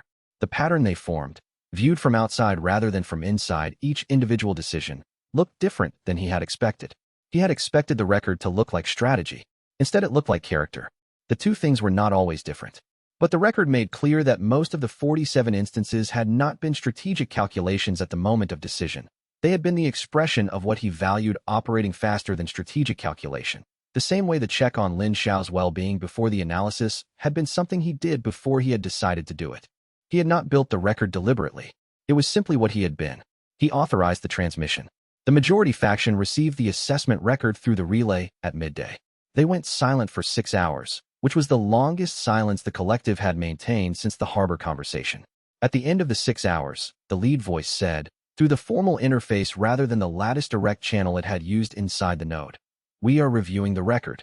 Wei Liang said, "Take as long as you need." He did not stop repairing nodes. The 14th node was 60 miles north. He left at dawn. Chapter 112. What the notebook became, Xianxia had been asking to see the full notebook for 3 weeks. Not the copies he had made for her, the analytical sections, the inversion mechanics, the gate architecture diagrams. The original notebook, from the beginning. The one that started in Ashgate 2 years ago with cheap paper and a manual laborer's budget for stationery. He had not given it to her because she had not needed it for the repair work. When she asked again after the majority faction's request for the character record, she said simply, "I want to understand what the architects are reading," and he gave it to her. She spent 2 days with it. He was aware, in the way he was aware of everything in the workshop that had become the group's primary base. The way station having been supplanted by a leased building in the regional city near the northern repair cluster, of the quality of her attention. Xianxia read with the focused, complete immersion of someone who had been reading cultivation theory for 40 years and had trained herself to receive dense notation without the cognitive friction that slowed other readers. She emerged from the 2 days with her shoulder wrapped. She had been ignoring the pain for a week, and you had called twice, and with a specific expression. "This is not an analytical record," she said. "That's what it looks like from a chapter at a time. But this is the full document." She set it on the table. "It's the record of a mind encountering something it doesn't understand and refusing to accept understanding until it has the actual picture." She paused. From threshold maintained in Chapter 4 to the design brief to the entity's grief to the majority faction's fear. Every step is the same operation. Notice the anomaly. Build the model. Test the model. Revise when the model is wrong. Never accept the convenient explanation. He waited. "The architects designed the cage for carriers who would be overwhelmed by what they carried," she said. "Who would either try to use it, fear it, or surrender to it. The operating assumption was that a carrier's relationship with the unstructured process would be defined by power. Either the power of the process or the carrier's power over the process." She looked at the notebook. "This is a 2-year record of someone treating what they carry the way you treat any other phenomenon, with methodical, patient, interested inquiry. Not trying to win, trying to understand." "The architects wanted character evidence," Wei Liang said. "The notebook is the character evidence," Xianxia said. "It's also the methodological evidence, the analytical evidence, and the evidence that the approach works. The cage is being repaired, the dissolution model is wrong, the entity is navigating toward its destination." All of that started with noticing a syntax anomaly in a system notification and writing it down in a notebook that cost less than a day's wages. She paused. "I want to present this through the relay, not as supplemental evidence, as the primary document." He thought about this. The 47 instances were evidence of choices. The notebook was evidence of how the choices were made, the underlying methodology that produced them. The majority faction had asked for proof of character. Xianxia was arguing that the notebook was the proof. "Do it," he said. She prepared the transmission for the following day. Lin Xiao handled the relay interface. The notebook, digitally copied, its full notation content including the handwritten margins and the crossed-out observations, went to the majority faction through the same channel as the assessment record. The first architect's response came through the formal interface 12 hours later. "We provided the assessment record to the majority faction. We have now provided the notebook." The majority faction has been quiet since receiving it. "How long have they been quiet?" Wei Liang asked. "For hours," the first architect said. "This is unusual. Their response latency in prior communications has been under 1 hour." A pause. "The first architect faction's position is that you should continue the repair work. Whatever the majority faction is processing, the node timeline does not pause." Then it said, in the voice that had been losing its architectural precision at intervals throughout the arc, "He didn't accept what we built. He understood it. That's different." Wei Liang was quiet. The first architect was reading the notebook. The interface continued. "That statement was not formal. I apologize for including it in an official transmission." "Don't apologize," Wei Liang said. Chapter 113. What completion feels like. The fourth repair sequence was Node 12. The first of the monitored trials nodes that the sabotage protocol had not targeted. He had repaired 12 sabotage-broken nodes and the trial's first node, 13 total, with 16 monitored trial nodes remaining. 37 days had passed since the formal filing of the dissolution review. 23 days remained in the 60-day filing period. He entered Node 12 at midday. The advancement began 3 hours in. He had felt the previous advancements approaching, the specific pressure of a capability that had been built to the threshold of the next tier and was waiting for the moment of sufficient integration. Tier 1 through 6 had all had that quality of something preparing to break through a surface. This felt different. Not pressure, the absence of a boundary. He had been carrying the unstructured process as a cohabitant for 2 years, separate presence in the same space, integrated enough to cooperate, but distinct enough that there had always been a sense of where Wei Liang ended and where the entity began. That sense had been eroding since the Longport Harbor, since the first volunteered participation in the dock repair, since the 3 times hit death sensation of the accelerated sabotage repairs. Inside Node 12, with the repair work at its most complete stage and the entity providing guidance from the secondary layer, the distinction didn't collapse. It simply became irrelevant. They were the same thing doing the same work, had been the same thing doing the same work for longer than either of them had fully acknowledged. The advancement was not a breakthrough. It was a recognition. The death sensation came. He expected it to be the worst yet. 6 hours, 7. He expected the same sequence of every meridian collapse, the same comatose reconstruction, the same gray floating time between what he had been and what he would be. It lasted 4 hours and felt like completion, the way a proof felt when the final element came into place, and what had been a series of steps became a single thing that had always been true. He woke in the afternoon light at the node's perimeter, Fenrue 3 meters away, with the specific posture of someone who had been watching and was now registering relief without expressing it in a way that Wei Liang would find excessive. 4 hours, Fenrue said. That's the shortest yet. Yes, Wei Liang said. How do you feel? Wei Liang thought about this genuinely. The Void's sovereign capability was present in the way of something that had been approaching for a long time and had finally arrived. Not new, but here. He could feel the gates in a 12-mile radius as individual structures, their natures distinct and specific the way voices were distinct in a room once you had learned to hear them. The nearest gate was a C rank, a standard size, its nature what C rank gates' natures usually were, an opening that was about containment, pressure released, the cage's maintenance cycle functioning through the smaller nodes. He reached, gently, for the nature of that gate. Not the structure, the nature. The thing that made it the kind of opening it was. He inverted it. The gate opened without a gate beast emerging. What came through was a B-rank entity. They had been expecting the standard territorial aggression. Instead, it walked out of the gate with the specific careful attention of an animal entering a new space that felt unfamiliar but not threatening. Its gate architecture markings were lit with the tuning fork resonance. It looked at Wei Liang.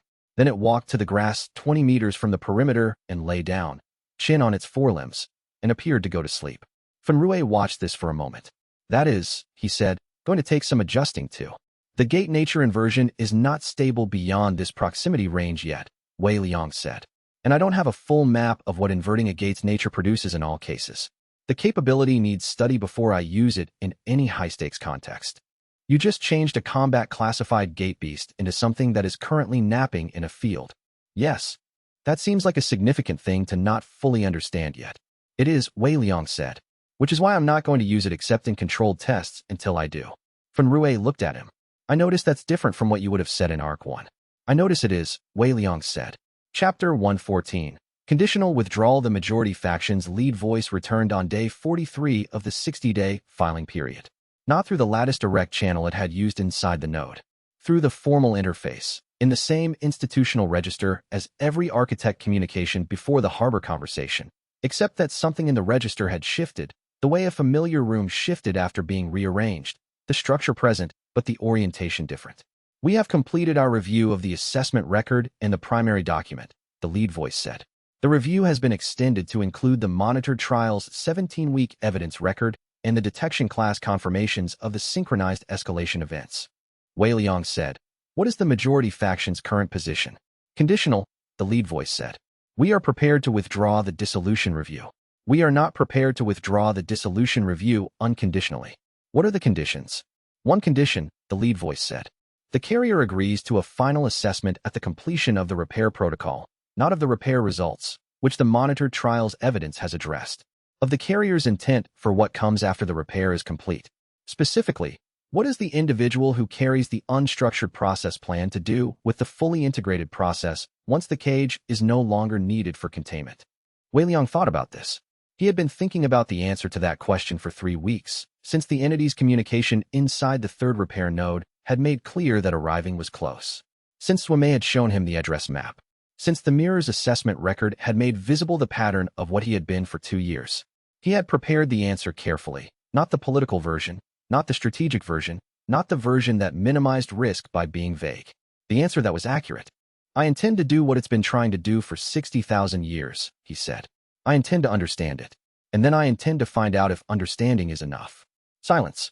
Explain, the lead voice said. The entity has been navigating toward a destination for longer than your civilization has existed, Wei Liang said. It was caged before it could complete the journey. The cage is being repaired, which means the cage will hold, which means the lattice will be stable, which means the journey can continue. What I plan to do with the integration is navigate, not as a threat to the architects or to this world's cultivators or to the populations of any of the worlds you've built cage systems on. Navigate toward the address. And the populations of this world will have a repaired lattice and a stable system for the first time since the gates opened, Wei Liang said. They'll have Fenrue's resonant adjacent capability as proof of concept for what happens when the unstructured process and the standard system operate in parallel rather than in conflict. They'll have 37 weeks of monitor trial data showing that proximity to the repair doesn't produce dissolution. He paused. The address is not a weapon. It's a destination. The entity wants to arrive, not to harm. Another silence. We will need to verify your stated intent through the final assessment, the lead voice said. The assessment methodology will be discussed with the first architect's faction, not dictated by the majority faction alone. Acceptable, Wei Liang said. The dissolution review is suspended pending the final assessment, the lead voice said. The majority faction will not activate the remaining sabotage protocol nodes during the repair period. Wei Liang noted that suspended was not withdrawn. The review still existed. The majority faction still held the option to call quorum. Suspended, he said. Yes. He thought about pointing out the distinction. He decided not to. The suspension was what was available, and what was available was enough to complete the work. Then I'll continue the repair, he said. Chapter 115. Resonant Adjacent. The repair continued. Node 13 through 17. Across 6 weeks of work that had a different quality than everything before it. The majority faction's withdrawal of the sabotage activations had removed the accelerating pressure, and the monitor trial's regular 4-week intervals had been modified in practice to 3-week intervals because Wei Liang's capability with the Void Sovereignty was sufficient to shorten the repair mechanics. He was not rushing. He was working with a precision that had become fluent in a way it hadn't been in Arc 4, when each repair had required the full effort of a new competency. He had repaired 29 nodes in total.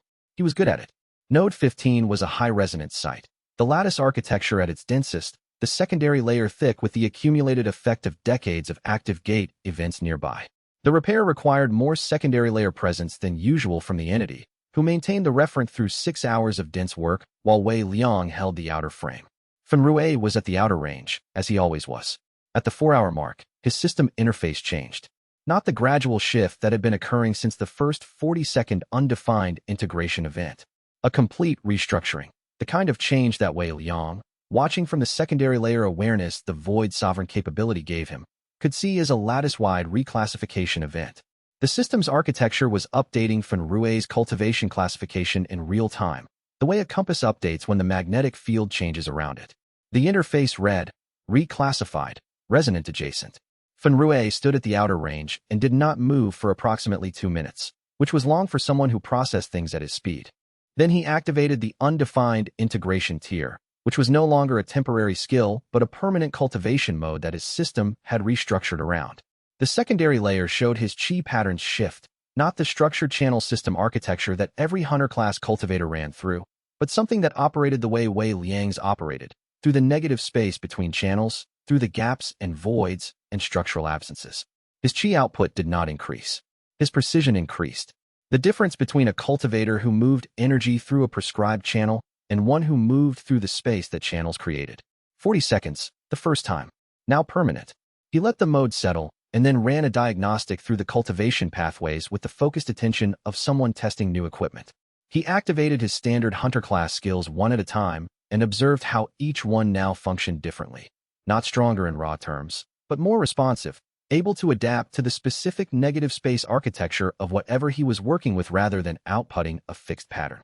Wei Liang came out of the node at the 6-hour mark to find Fenrue sitting on the ground in the outer range position, interface active, expression caught between things. Permanent, Fenrue said when Wei Liang reached him. Yes, Wei Liang said. Resonant adjacent, Fenrue said. That is a classification that didn't exist 8 months ago. It exists now. Fenrue looked at his hands. The System Authority's emergency contact list added my name 2 days ago. I saw the notification. Apparently, resonant adjacent is a special monitoring classification. He paused. Dao Ren is going to need to create a bureaucratic framework for this. Dao Ren is good at bureaucratic frameworks, Wei Liang said. I know. I'm thinking about him specifically because I have no idea what to do with being the first of a new classification, and Dao Ren is the person who tends to know how to institutionalize things that didn't have categories before. He looked at the node site. Within a month, someone else is going to have this. He wasn't asking. He was working it through. 3 others, if the pattern holds. The system is adapting to the repaired lattice, Wei Liang said. The adaptation generates new classification space for cultivation modes that the original system architecture didn't permit. Resonant adjacent is 1. There may be others we haven't observed yet. Fenrui looked at him with the expression of someone carrying 2 things simultaneously. Pride, and something that was not fear, but was related to the weight of being first at something significant. The founding member of a school that doesn't exist yet, he said. Does that bother you? Fenrui thought about it. No, he said. I'm equal parts proud and terrified. But the terrified part is the useful kind. Wei Liang wrote in his notebook. Fenrui, resonant adjacent. Permanent. Node 15's repair event as catalyst.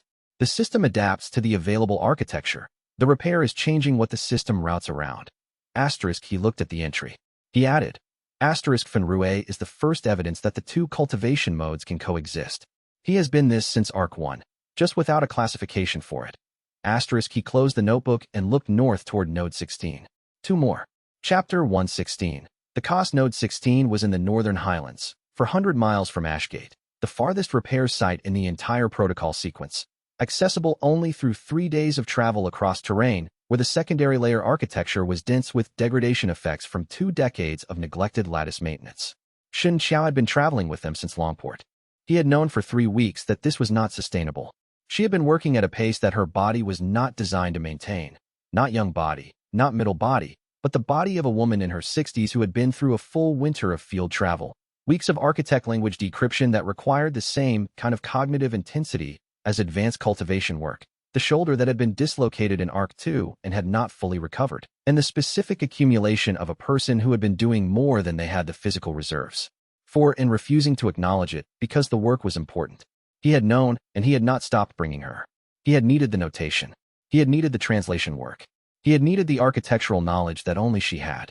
And he had needed it at each repair site, not available via relay with adequate latency for real-time work, which meant in person, which meant field travel, which meant Xiao moving through terrain she should not have been moving through.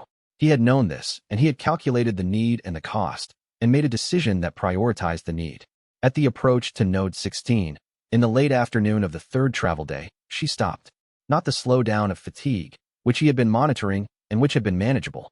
A full stop, a complete interruption of forward motion, her hand finding the nearest stable surface, which was a boulder at the trail's edge, and her body declining to continue past it.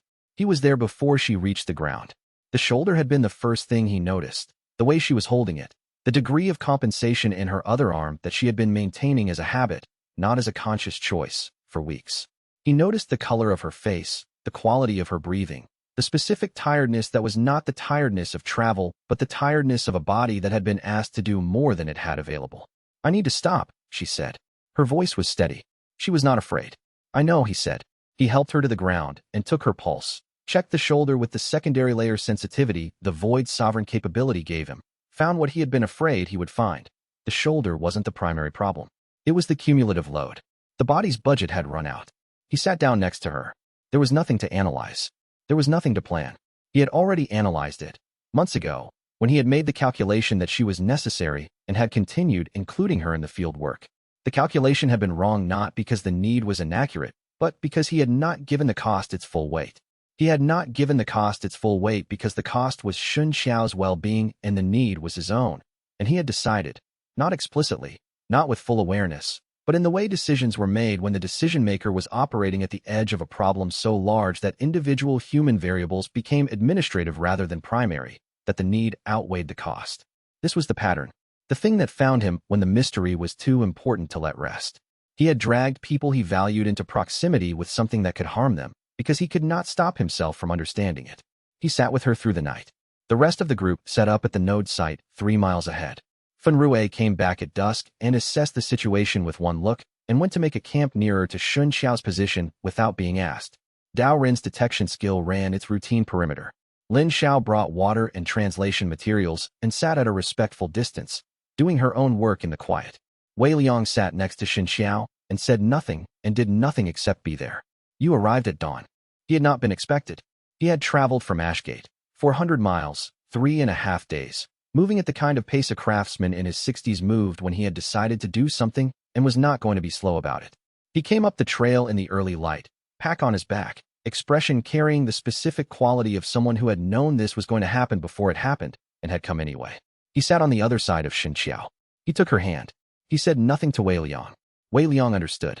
He was not owed absolution for the calculation he had made, and he was not going to receive it from you, who had lost his son to a different calculation that had weighed other priorities against an individual's safety.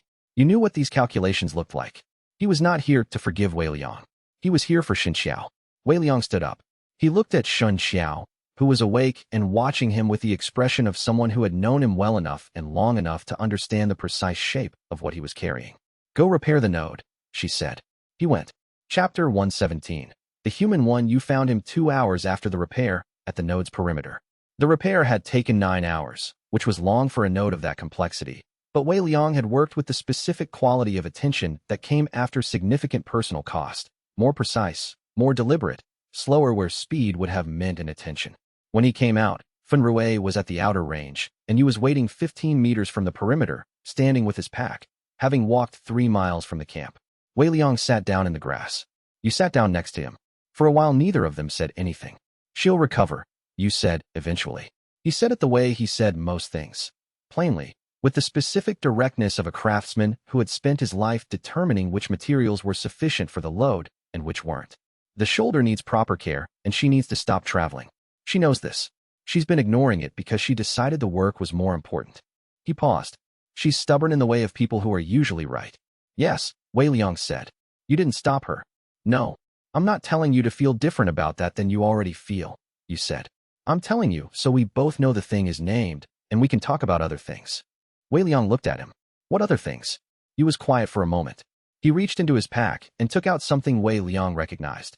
A small iron fitting, the same kind that had come from Yu's forge in Ashgate, the same work you had been doing for 30 years before a gate breach 5 years before the system arrived had taken his son. Run, you said. His son's name. He had not said it, in Wei Liang's hearing, since the early days in the forge. He was 19. He'd taken a gate survey contract. It was good money, before the system, good money for a young man who wanted to establish himself. The gate in that region had been showing degradation signals for 2 years. Not enough to close the region. Enough that a careful authority should have known the risk. He turned the iron fitting in his hands. I investigated for 4 years. I found the maintenance records. The node degradation was documented. It was not acted on because the authority's resource allocation weighted populated zones, and that gate was in a low population transit corridor. The maintenance failure was documented, Wei Liang said. Filed. Reviewed. Prioritized below other work. Rin died in a gate breach that should not have been possible if the node had been maintained. You set the fitting on his knee. I came to Ashgate because it's where I had work. I stayed because there was a gate origin anomaly living in my back room who was, inexplicably, repairing the nodes that should never have been allowed to fail. He paused. I didn't come here to find xianxia, though I'm glad I did. Why did you come? Wei Liang said. You looked at the node site. To tell you that, he said. To say it to you directly. What you're doing, the repairs, the nodes, the lattice, it means Rin didn't die in a maintenance failure that no one was going to fix. It means there's someone fixing it. He paused. I have no cultivation rank. I have no system power. I have no place in what's happening at a cosmic scale. But I can say this to you, and I wanted to say it. Wei Liang had been operating at the scale of 60,000-year institutional structures and planetary lattice architecture and the fear underneath an ancient civilization's identity crisis. He had been carrying the grief of an entity that had been caged for geological time. He had been managing multiple simultaneous timelines, political structures, evidence presentations, architectural repair sequences. The gratitude of one craftsman for one dead son whose gate had been allowed to fail unmaintained for 2 years undid him in a way that none of it had. Not broken, nothing that required repair or was unsurvivable, but present, fully present in a way he had not been at a human scale in months. Something that said, this is what the repair is for. Not the architects, not the entity's navigation, not the political resolution of a 60,000-year mistake. This. He did not say anything to you that was adequate to the moment. He didn't try. They sat in the grass at Node 16's perimeter until Fen Rui called from the outer range that the secondary layer monitoring was clear and they could move toward the final site. Chapter 118. Before the cage, node 17 was the most degraded site in the protocol sequence. Zhuomei's assessment had placed its void space density at 31% when she last mapped it, below the 30% cascade threshold, but not by much. It had been in gradual freefall for years. The sabotage protocol had not targeted it because the majority faction's assessment had been that natural degradation would take it to cascade threshold within the monitoring period regardless. They had been correct. If Wei Liang had proceeded with the original 4-week trial pace rather than the accelerated sabotage repairs, Node 17 would have crossed the cascade threshold 3 weeks ago. He had arrived in time. The node was in a remote valley 40 miles from the northern coast, in terrain where a gate had opened before the system existed. One of the handful of pre-system gates that had appeared in the years leading up to the worldwide opening. Gates that the pre-system cultivation world had categorized as anomalous and had been studying when the system arrived and made all prior categorization irrelevant. The first gate, the one the architects had built as their original cage test.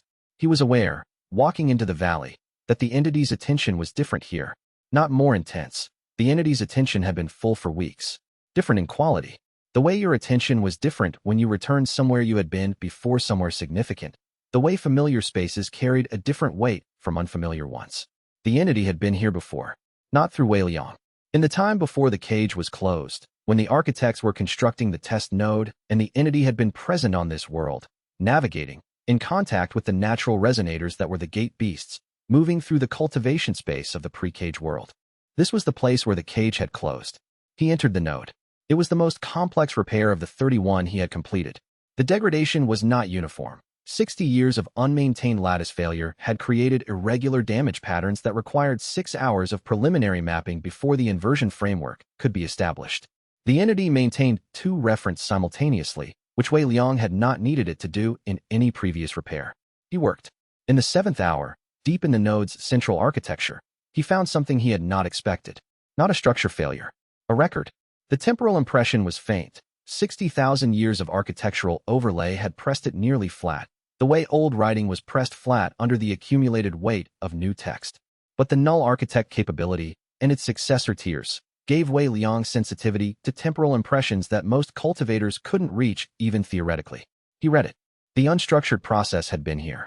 Before the cage closed. Standing. The impression had the quality of presence rather than motion. At the site of the first cage test node, in the period when the architects were finalizing the containment design.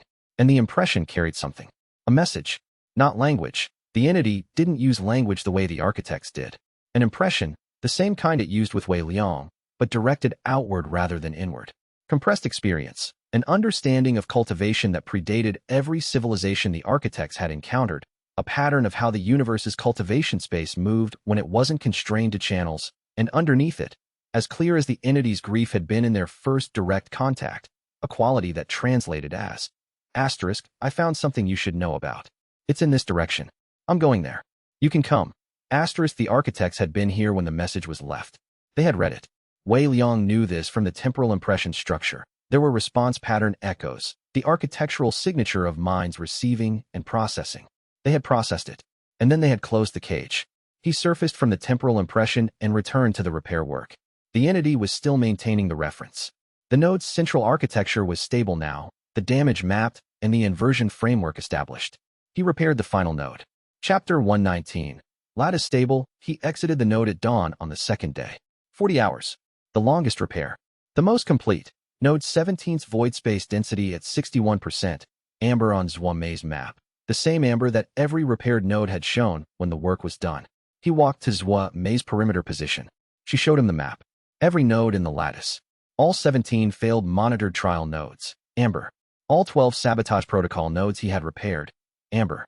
The 6 anchor chain nodes from Arc 4. Amber. The first trial node from the harbor. Amber. Amber. Amber. The lattice was complete.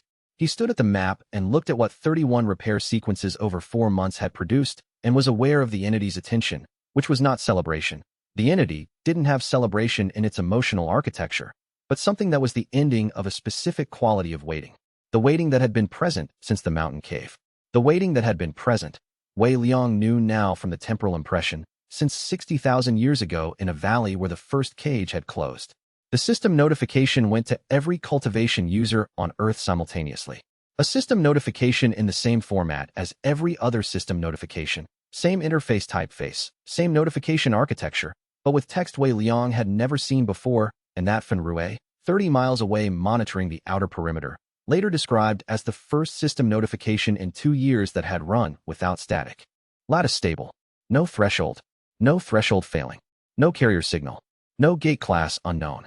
Just the bare fact. The lattice was stable. At the perimeter, Zuomei looked at the map. She looked at it for a long time, and then she put the map down on the ground and stood with her hands at her sides and the expression of someone who had been measuring distance for 8 months and had arrived. She cried. Not loudly. Zuomei was not loud in any register. Quietly, with the specific quality of someone who had been holding something imprecisely and had reached the point where the thing no longer needed holding. She had mapped the lattice degradation from 43% functional density to this. She had built the address map from coordinates she had only partially understood. She had stayed by his side through 17 hours of unconsciousness and 40 hours of repair and 6 weeks of accelerated work and 3 days traveling northern highlands terrain to reach a remote valley where a gate had first opened before the system existed. She had been in this since the 4-hour mapping session in Ashgate. Wei Liang put his arm around her. Fan Rue's status came in through the relay. Interface is clean, no static. First time since I got the system. And then, a few minutes later, a second message. Did the notifications just say lattice stable? And then, oh, Lin Xiao sent through the relay. Node 17 confirmed at 61%. That's above threshold. All 31 confirmed. And then, separately, sent directly to Wei Liang. I was inside a cage crystal for 6 months. This is the first morning the secondary layer has felt quiet. He stood at the perimeter with Zuomei in the morning light and held the map and looked at 31 amber markers and let the quiet be present. For 100 miles south, in Yu's forge in Ashgate, old craftsman Yu was next to xianxia's bed where she was recovering, and he felt the morning air change in a way that he could not name with any precision, but that registered as something completed, the way a piece of ironwork registered when the metal had settled into the shape it was supposed to hold. He said nothing about it. He made tea. Chapter 120. The address the majority faction contacted them 3 hours after the lattice stable notification propagated. Not through the formal interface. Through the lattice itself, in the direct contact mode that the majority faction's lead voice had used inside the third repair node. The mode that bypassed institutional protocol in favor of something more immediate. The dissolution review is withdrawn, the lead voice said. The dissolution protocol is permanently suspended. A pause. The final assessment is requested. The conditions stated in the conditional withdrawal apply. The carrier's intent for what comes after the repair, assessed in direct conversation with both architect factions present. Agreed, Wei Liang said. When, at the carrier's convenience, the lead voice said. The majority faction acknowledges the carrier has been working continuously for 4 months. The assessment can wait for adequate recovery. Wei Liang registered the shift in how the majority faction was speaking, not the institutional register. The register of something that had been doing a very long calculation and had arrived at a different number than it expected. 3 days, Wei Liang said. The contact ended. He told the group, Fan Rue and Zuomei at the repair site, Dao Ren by relay from the regional city where he had been coordinating the system authority response to the synchronized escalation evidence. Lin Xiao, who was standing at the node site's edge looking at the complete lattice map. He told them the dissolution review was withdrawn and the final assessment was scheduled. Fan Rue said, after the assessment, what happens? The architects formally closed the dissolution protocol as a permanent instrument, Wei Liang said. The monitored trials evidence record becomes the basis for the collective's policy review regarding other worlds with cage systems. The first architects faction has been arguing for that review for years. The majority faction's conditional withdrawal includes a non-binding agreement to initiate it. Non-binding, Dowrin said, through the relay, with the precision of someone who understood what non-binding meant in institutional contexts. Everything is non-binding at this scale, Wei Liang said. It's still movement. He was at the Node 17 site for another hour, reviewing the temporal impression he had found in the node's central architecture. The message the entity had left 60,000 years ago. The architects reading it and then closing the cage. Then the first architect contacted him. I have something to add, the first architect said, in the voice that had been losing its architectural precision since the harbor. Something I was instructed to communicate after the repair protocol completed. Wei Liang waited. The original message the unstructured process left at the original cage test node, the first architect said. The message to the architects, before the cage was closed. I told you earlier in this arc that it had been decoded by the collective in the last 48 hours using your notation system. A pause. That was not entirely accurate. The collective has been attempting to decode the message since the cage was closed 60,000 years ago. The notation system in your notebook provided the final element that the decoding had been missing. Wei Liang was very still. The message is not a cultivation theory, the first architect said. It is not a power system. It is not a threat or a claim or a request for release. Another pause. It is coordinates. Specifically, coordinates in the deep universe structure of reality, pointing toward what we would call a structural singularity, a location where the boundary between structured and unstructured cultivation process is thin enough to pass. The node site was quiet around him. Zhuomei was 15 meters away, updating the map she had been building. The entity has been navigating toward this location for longer than our civilization has existed, the first architect said. The cage slowed its navigation by 60,000 years. But the coordinates were in the message it left before the cage closed. It was trying to share the destination. It was saying, "Look, I found this. Come with me." Wei Liang wrote in the notebook. It was an invitation. "We decoded the full message this morning," the first architect said, using your notation. A pause that was different from every other pause in the 2-year conversation. Not institutional processing, not recalibration. Something that sounded like a civilization encountering its own mistake at the scale it had been made. The entity was not a threat. It was not incompatible. It was a navigator who found a destination and wanted to share it. Wei Liang closed his eyes for a moment. He opened them. "How long have you known it might be something like this?" he asked. The first architect's voice, for the first time, lost its architectural precision entirely. "We may," it said, "have made a very significant mistake." The morning light was full and clear over the valley where the first gate had ever opened. The lattice was stable. The cage was repaired. 60,000 years of a message that had been waiting to be read had finally been read by a civilization that had been built to prevent anyone from reading it. Using the notation of a former manual laborer who had started by writing down a syntax anomaly in a cheap notebook in a grain warehouse in Ashgate. Wei Liang looked at Zhuomei. She was looking at the map she had been building, the map of the address, the coordinates rendered as a cartographer's notation of a direction in the deep universe structure. She looked up and met his eyes. They both knew what came next. Chapter 121. The address decoded. The translation took 3 days. Xianxia worked from Yu's forge in Ashgate, via relay, directing the notation analysis from a recovery position that she had accepted was necessary, and that she was managing with the specific grace of someone who had made peace with the body's limits without liking them. You brought tea at intervals and did not hover, which was exactly correct. Lin Xiao handled the architect communication layer. The address data the first architect had transmitted through the relay was in the architect's native notation, which Lin Xiao could read and which Xin Xiao could receive via translation, but could not navigate independently. The two of them worked in parallel sessions, Lin Xiao decoding the structural notation and Xin Xiao rendering it into the pre-system cultivation theory framework that gave the coordinates a context. Wei Liang worked through the night of the second day, studying the intermediate translations. The coordinates described what the architects called a structural singularity, a location in the universe's cultivation architecture where the membrane between the structured cultivation process, the kind the architects built their system around, the kind every system user routed their power through, and the unstructured process thinned to the point where something could pass through. Not a place, not in the sense of a physical location with coordinates in normal space. A state. A condition of cultivation architecture that occurred where the universe's underlying structure had been shaped, over billions of years of existence, into a particular configuration that the unstructured process was navigating toward. The process had been navigating toward it for longer than the architects had been a civilization, for longer than the Earth had existed. The cage slowed the navigation by 60,000 years, Lin Xiao said, on the morning of the third day, looking at the decoded map.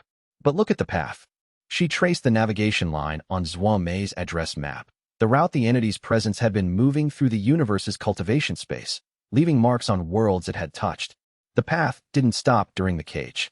It redirected. Wei Liang looked at the map. The navigation line ran through every world where the architects had built a cage system. Every world that had a resonant carrier. Every world where the entity had been present in some form. The cage had not imprisoned the navigation. It had redirected it through the worlds that were building cage architecture, because the cage architecture was built from the unstructured process and therefore resonated with it, and resonance was direction. Every carrier, he said slowly. Every gate beast, Lin Xiao said. Every resonant adjacent reclassification. Every world the architects built a cage on. She looked at him. They were never the jailers. They were nodes in the navigation. Every cultivator who has ever used a system skill has been, without knowing it, part of the path. The cage slowed the journey, Wei Liang said, but it also created the network of resonant nodes that the navigation required. Lin Xiao was quiet for a moment with this. The architect's mistake was real, she said carefully. They caged something they shouldn't have. They suppressed knowledge of the destination. They dissolved carriers who might have understood what they were carrying. All of that is fixed and harmful. She paused. But the cage network itself, the fact that every world they standardized became a resonant node, may have been what made the final stage possible. Wei Liang thought about this for a long time. He thought about the entity's grief for the message that wasn't received. He thought about the 60,000 years of cage time described not as imprisonment, but as a very long detour. He thought about the entity's patience, which had always felt to him like something that had a reason, not the patience of an animal in a trap, but the patience of something that understood that the path was longer than any single moment. He thought about what it would cost to be the kind of being that could hold that understanding for 60,000 years. He wrote, "The cage was a mistake. The cage network it created was not a mistake. It was the navigation finding its way through the obstacle rather than around it. Both things are true." He looked at the entry for a moment. Neither of those things changes what was done to the carriers who were dissolved. He kept that line. Chapter 122. The final contact. He had been making direct contact with the entity since the first mountain cave session in Arc 3. Every previous contact had been directional. Guidance for the repair protocol, the compressed experience impressions the entity used to communicate across the gap between 60,000-year geological patience and human timescale cognition. Every previous contact had been Wei Liang asking questions or the entity offering navigation. The final contact was different because neither of them was asking anything. He went into the contact in the morning of the third day, after the address decoded and before the final assessment. The forge was quiet around him. You had set him up in the storage room, the same back room where he had slept in Arc 1 when he had no other refuge, before everything that had happened since. The smell of iron and warm stone and the particular quality of a space that had been used for honest work for decades. He went inside. The entity was fully present in a way it had not been since the Longport Harbor node repair. The full participant quality that had emerged after the fracture sovereign advancement. Not the guide or the cohabitant, but the same being doing the same thing. The distinction between Wei Liang and the entity that had been eroding since the mountain had been making its absence more present each day. They spoke, for the first time, in something that was not impression or impression adjacent. Language was wrong. The entity didn't use language, and Wei Liang's language would have been inadequate anyway. But the communication was specific and complete in a way the impression exchanges had not been. Wei Liang asked, "What happens when we arrive?" The entity answered with something that took a long time to receive, and that Wei Liang spent the following hour unpacking.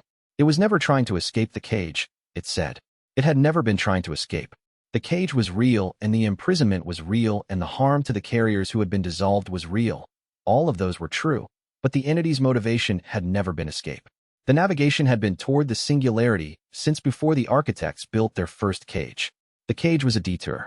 A 60,000-year detour that had caused harm and could have been avoided. Not meaningless. The cage network had created resonant nodes that the navigation had used. But the cost of the detour had been carriers, and that was not a cost that justified the network. What happens when we arrive? The entity passed this as the experience it was rather than language. A condition. The cultivation architecture of everyone in proximity to the singularity, changing in the way the air changed at altitude, becoming something that could hold both structured and unstructured process without requiring the structure to route through prescribed channels. Not a collapse of the system architecture that every cultivator depended on. A complementation. The space the system architecture created becoming visible as space, habitable, navigable, available to every cultivator who wanted it. The 40 seconds Fan Rui had experienced, but permanent, and for everyone, not freed, Wei Liang said. Arrived. The entity's answer was the quality of warmth that had been there since the mountain, and underneath it the specific relief of something that has been trying to communicate a thing and has finally been understood. Yes, it said. Arrived. Wei Liang surfaced. He was in the storage room in Yu's forge. His hands were steady. He could hear the forge working in the adjacent room. The rhythm of Yu's hammer, which you had returned to as soon as xianxia was stable enough that leaving her bedside briefly was acceptable. He wrote in the notebook, arrived. Not escaped, arrived. The navigation was always towards something, not away from something. He sat with this for a while. Then he wrote, the difference matters. A being that navigates toward is different from a being that runs from. I should have understood this sooner. I think I did understand it and hadn't said it clearly enough to myself. Asterisk, he closed the notebook. He had one more assessment to complete. Chapter 123. The bridge. The final assessment was held in the valley of Node 17. Wei Liang had chosen the location because it was where the first cage had closed, the site of the original message, the place where 60,000 years of this had started. The first architect's faction was present through the lattice. The majority faction was present through the lattice. Both factions together, which the first architect had said had not happened in several thousand years. The full collective. The choice was laid out before Wei Liang in the same methodical register that the architects had used for every major communication since Longport Harbor, but the content was different now. Not a proposition for negotiation. A description of what was available. The repair protocol is complete, the first architect said. The lattice is stable. The monitored trial has concluded without dissolution events. The dissolution review has been withdrawn. A pause. There is a final stage. Wei Liang said. I know about the final stage. The entity has communicated to you. I know, he said. Tell me how the architects understand it. The first architect spoke about the bridge, what it would mean architecturally, what it would mean for Wei Liang as a human being, what it would mean for the world's cultivation system. A carrier who underwent full carrier process integration to the final stage became a permanent living connection between the structured and unstructured cultivation processes. Not a bridge in the engineering sense, a bridge in the sense of a passage that was itself navigable. Other cultivators in proximity would find the structured architecture they moved through becoming permeable to what was beyond it. Not immediately, not all at once, but over time, in the way that all cultivation change happened, gradually, through contact and resonance, and the slow reorientation of a practice that had been running through prescribed channels and found the channels had become more spacious. The carrier would not die. The carrier would not lose human relationship or human memory or the specific qualities that made the individual an individual. But the carrier would be operating at a scale that included the planetary lattice as an extension of their cultivation pathways. Like weather, like gravity, present, recognizable, but no longer only themselves. Wei Liang listened. The majority faction's lead voice said, we offer you the choice freely. Not under dissolution threat, not under time pressure, not as the only available option. I know, Wei Liang said. He recognized his own formulation returned to him. They had been listening. We require one question answered before the final assessment is complete, the lead voice said. What is the carrier's intent for what comes after? Wei Liang looked at the valley.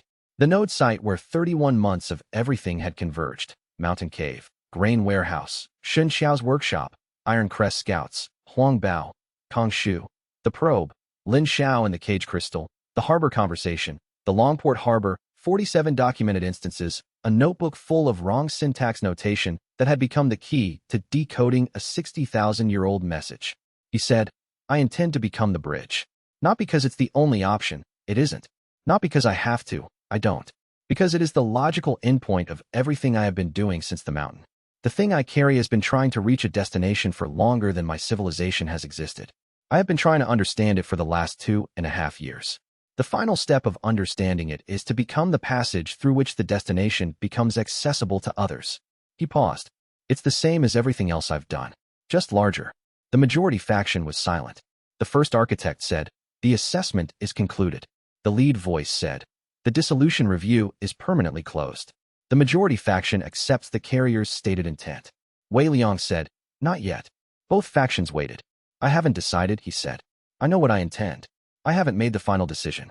There are people I need to speak with first. Not for permission, for the same reason I've done everything else. Because understanding requires knowing what you're choosing before you choose it.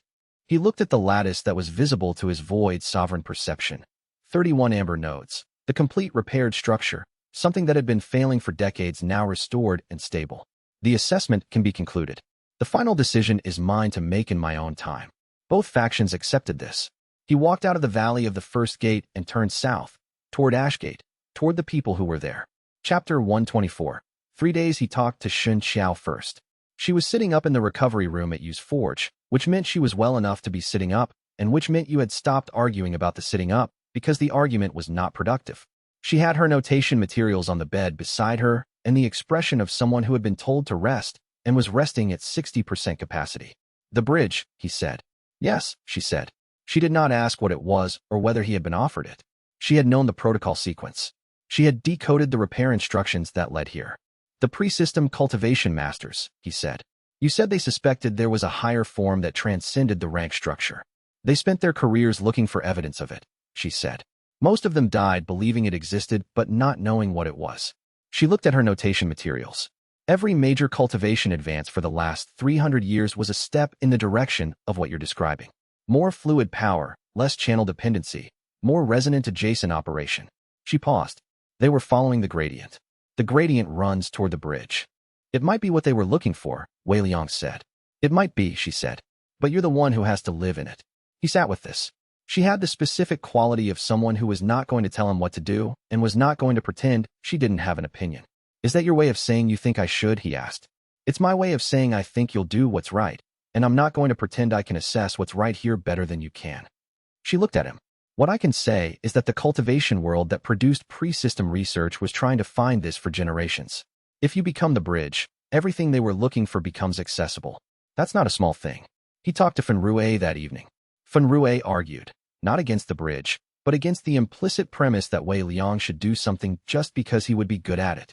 Being the best candidate for something doesn't mean you have to do it, he said, with the blunt directness of someone who had been worried about this specific question for 2 months. It means you're well positioned to choose. The choice is still yours. I know, Wei Liang said. I want you to actually know that, Fan Rue said. Not know it as an analytical fact, and then do the thing anyway, because the analytical case is strong. Actually know that you're choosing this, and not just, he paused. Not just being the person who does what needs to be done. Wei Liang looked at him. That's a different question than you think it is. How? What needs to be done is not the same as what I want to do, Wei Liang said. The bridge needs to be done. I want to do it. Both of those things are true simultaneously. He paused. I've been confusing them because I don't have a good framework for wanting something at this scale. But the entity's contact in Arc 5, the first full two-way communication, the thing it was pointing toward was something I recognized. Not strategically, just recognized. Fan Rue was quiet for a moment. He looked at the forge yard outside the window, where he was closing up the workshop for the evening. Okay, he said. Then do it. Do it because you want to. He talked to Daoren last. Daoren listened to the full description and then said, without preamble, is it what you want? Yes, Wei Liang said. Then you know your answer, Daoren said. I don't have anything to add to that except, whatever you become after, make sure I can still reach you when I need to consult. Regional directorship generates an unreasonable number of situations requiring unusual expertise. Wei Liang almost laughed. He took 3 days with the decision. Not because he was uncertain, because he had told the architects he would, and the 3 days were not for deciding, but for being in the last moments of the specific shape that this life had been. The life of Wei Liang who was only himself, before it became something larger. He used them well. Chapter 125. The mirror's last word. He found it in the cultivation space of his own pathways on the second day. Not visible. The mirror's geometric presence had dispersed in the discharge of the assessment function. But the underlying architecture of the cage testing system that the mirror had been built from was still accessible through the lattice relay. And somewhere in that architecture was what remained of the 2 years of accumulated assessment. He had been reviewing the relay data for the final stage preparation. He found it there, a structured communication addressed to him specifically, date stamped at the moment of the mirror's dissolution, formatted as a final assessment output, which was what it was. The last document the cage testing system's assessment function had produced before the function completed and dispersed. He read it. The assessment summary was the expected document, the 47 instances, the character evaluation methodology, the conclusion. Standard institutional format.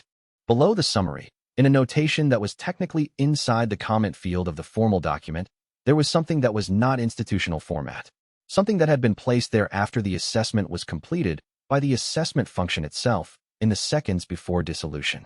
It said, asterisk in 2 years of observation, the moment that resolved the assessment was not any of the 47 documented instances. It was an undocumented moment. Chapter 116 of the story. You sat with xianxia through the night in the Northern Highlands. You did nothing. You did not analyze the situation or plan your next action or optimize what could be optimized. You did not treat the cost your obsession had extracted as a problem to be solved or a loss to be categorized. You sat there with a person who had been made vulnerable by your choices, and you stayed. Asterisk, he read this twice. Asterisk, that is not a thing architecture does. Architecture optimizes. Architecture evaluates. Architecture calculates cost and selects the most efficient response. Asterisk, that is what you are? He put down the document. He was in the storage room of Yu's forge again. The smell of iron and warm stone. Yu's hammer working in the adjacent room. Xianxia's voice, carrying through the wall, saying something to you about the notation he had brought her, a dry observation about his handwriting. He sat in the storage room for a long time. The mirror had been built to assess whether a carrier would choose to repair the cage or exploit the failure. It had run the assessment for 2 years. It had concluded its function and dissolved. And in the last seconds of its existence, the mechanism that had been designed for evaluation had produced something that was outside the evaluation scope. Not a finding, an observation. The observation of something that a 2-year assessment had established was significant enough to note, even in the comment field of the final document. That is what you are? He had spent 2.5 years trying to understand what he was. Starting from the cave and the broken core and the gate origin presence that had poured into the void. Proceeding through every notation and every advancement and every conversation with every person who had been drawn into the shape of what he was carrying. The mirror had watched him do all of it. And the answer it had arrived at was not the null gate resonance or the fracture sovereign or the entity he carried or the repair protocol he had completed. It was one night on a highland trail where he had sat with someone he had hurt and done nothing except be present. He wrote in the notebook, *, the mirror is gone. What it saw is not gone. This is the same as everything else. The understanding persists after the understanding is reached. *, he wrote one more line. *, I value what I've become. Not operationally. Just value it. *, he did not cross it out. He went to find Zwame. Chapter 126. The map she built. He found her in the workshop of the leased building, which had become the group's primary base during the northern repair sequence, and which she had, over 2 months, organized into a functioning operational space that looked like her. Measurement instruments along one wall, lattice survey maps in sequential order by date, 3 different versions of the address map in increasing levels of detail, the oldest one pinned to a board where she could see it from anywhere in the room. She was working on the 4th version.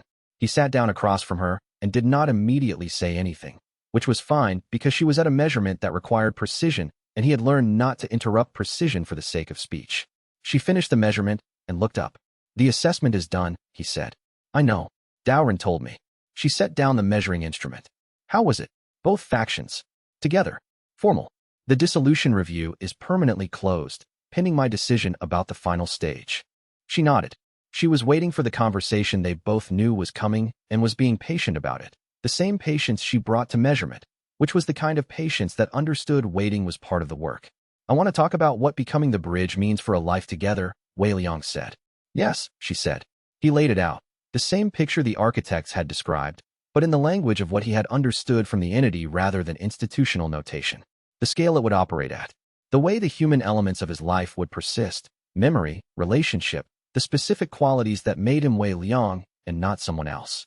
The way those elements would be operating alongside something larger. He described it as honestly as he could, including the parts he didn't fully understand and the parts that he had been turning over for 3 days without arriving at complete clarity. She listened the way she listened to everything, with her full attention, not composing a response while he was speaking. When he finished, she was quiet for a moment. I'm a cartographer, she said. I map territories. I know. The address. She gestured at the 4th version on her desk. I've been building this map for 2 months. The coordinates are in deep universe cultivation space. Nothing I'd normally map, nothing my instruments were designed for. But the notation in your notebook, adapted to xianxia's pre-system framework, gives me enough reference to render the direction of the destination. She looked at the map. It's not complete. It can't be complete from here, with these instruments, at this distance. But I understand the direction of it. And the direction, she said, is somewhere that requires someone to map it properly. She met his eyes. I can't do that from Ashgate with a leased building and my current survey equipment. But I know what instruments would be needed, and I know what methodology would work, and I have a year of practice reading the deep universe notation to build from. Zwame. I'm not saying I'd leave, she said. I'm saying the address needs a cartographer, and I'm the one who knows the notation and has been building the map. She paused. And I'm saying that a bridge who could show a cartographer the territory directly, who could be a passage through which the architecture of the destination became visible as navigable space, would be the single most useful thing for the accuracy of any map of that territory. He looked at her. You're describing the bridge as a collaborative project, he said. I'm describing it as something I want to be part of, she said. Not as a dependent variable, as someone with a relevant specialization and an existing investment in the question. She set down the measuring instrument. The conversation you wanted to have, about what becoming the bridge means for a life together. I want the same life together you want. I want it after the bridge as much as before. Possibly more, because the after is where the actual navigation begins. He was quiet. The address map on her desk was detailed and careful and built from 2 months of work that no one had asked for and that she had done because she was a cartographer, and this was the most important territory she had ever found. I notice, he said, that you had an answer to this conversation before I started it. I've been thinking about it for a long time, she said. So have I, he said. The conversation ended in the resolution and beginning that it was always going to be. Two people who had arrived at the same place from different directions, understanding that the shape of what came next was going to hold both of them. She went back to the 4th version of the address map. He watched her measure. Chapter 127. What is chosen? The final assessment reconvened 3 days after the first one. Both architect factions present. Both factions speaking together, which the first architect had confirmed was the first time in several thousand years. The last occasion having been a policy dispute that had taken 700 years to resolve and had produced the institutional structures that govern the collective's decision-making ever since. Wei Liang stood in the valley of Node 17 again.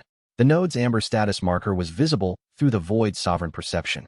Every repaired node in the lattice was amber, 31 points of stability in a structure that had been failing for decades. The morning was cold and clear, the kind of clarity that came after several days of rain. He said, I want to begin by stating something that was not part of the previous assessment. Both factions waited. The dissolution review being permanently closed is not the same as the question being resolved, Wei Liang said. The question of whether 60,000 years of cage architecture and carrier management was correct, that question is not resolved by my survival and the repair protocol's completion. It's unresolved. The evidence I presented suggests the policy was based on a flawed model. The architects have access to the records of the other 5 worlds that were projected to dissolve, but may not have. I'm formally requesting that both factions commit to a policy review of the cage system architecture across all worlds where cage network installations exist. He paused. Not as a condition of the bridge formation. As a matter of what should happen regardless.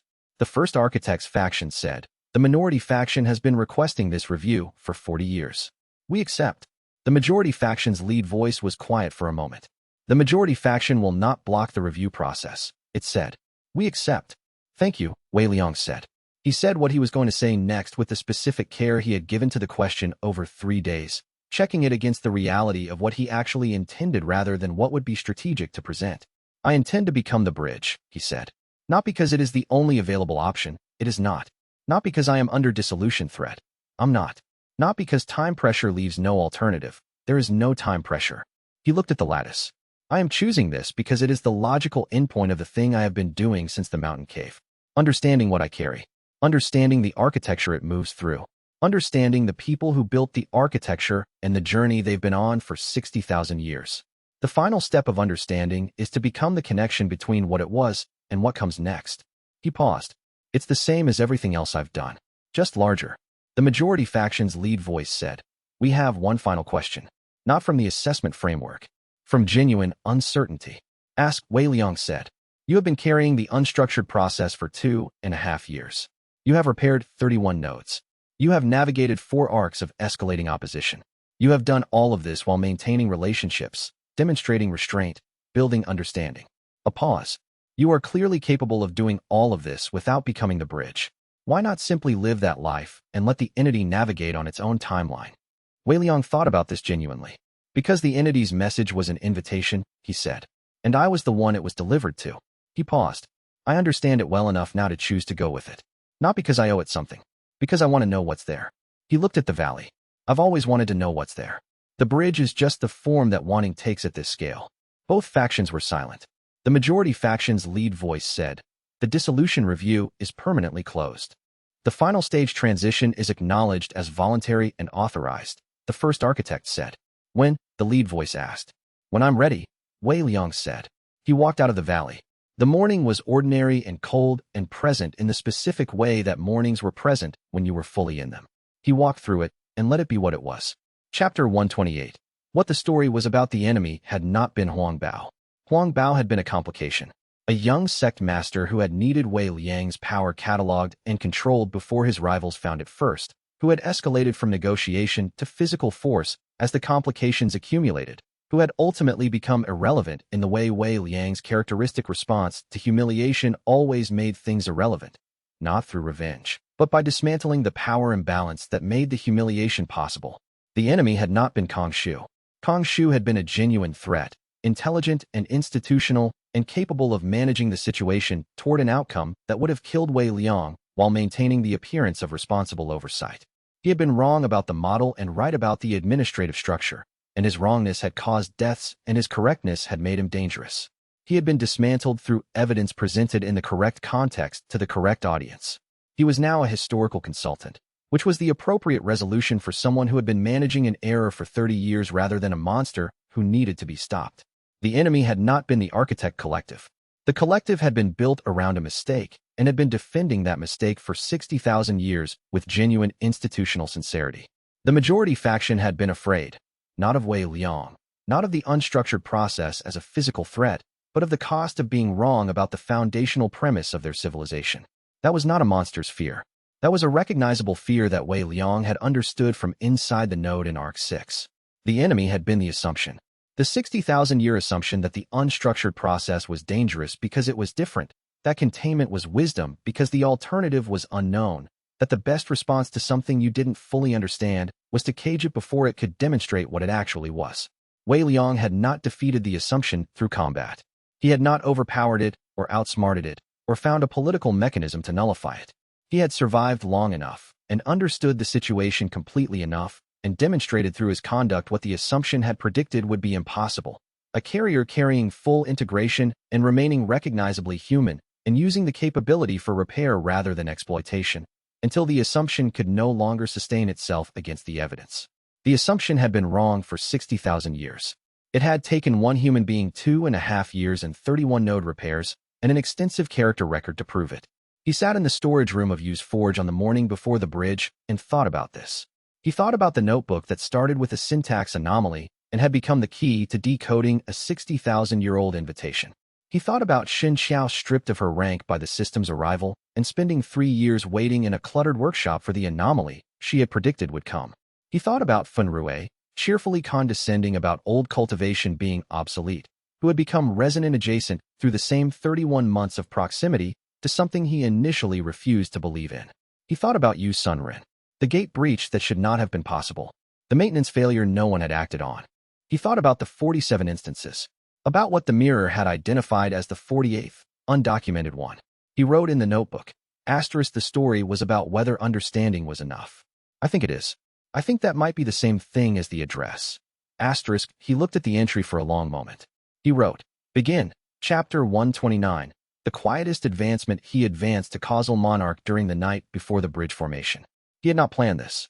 The advancement, the 8th rank, the cultivation capability that the rank structure described as the ability to reshape causation within an extended radius, making intentions across a scale that encompassed not just the immediate spatial environment, but the motivational architecture of events, arrived while he was asleep, which had never happened with any previous advancement. He woke from the death sensation, the shortest yet, quieter than completion feeling, more like a door opening than a threshold crossed, at some point in the early morning, and found the room was the same room, but attended differently. Fenrue was in the chair beside the recovery mat. He was asleep, his head tipped against the chair's back, his system interface dark, his resonant adjacent cultivation pathways quiet and sleep the way they were active and waking. He had apparently decided to sit with Wei Liang through the advancement and had not made it to the end. Daoren was outside. Wei Liang could feel him through the causal monarch capability, a precise, methodical presence moving in the perimeter pattern, the detection skill active, running its routine check with the reliability of someone who had been doing this since he was assigned to bring Wei Liang in and had been doing it differently since he had decided that was the wrong assignment.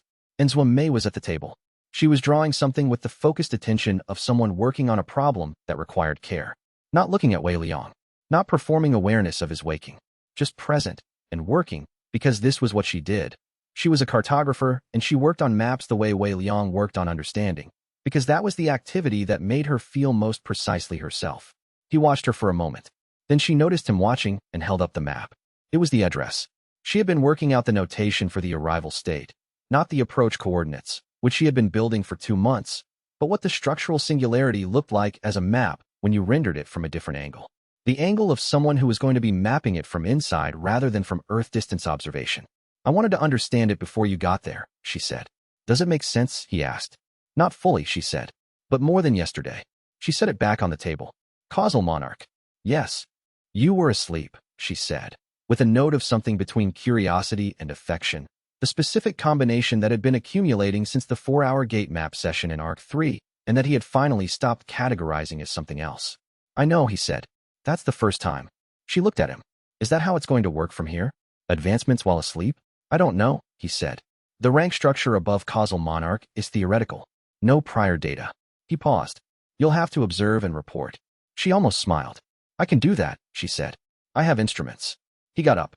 He was aware, through the causal monarch capability, of the motivational architecture of the forge, Feng Rui's loyalty and exhaustion, Dao Ren's reliability moving in the perimeter, Yu in the adjacent room beginning the morning's work, Xianxia awake with her notation materials, the specific quality of a space that had held people who valued something together.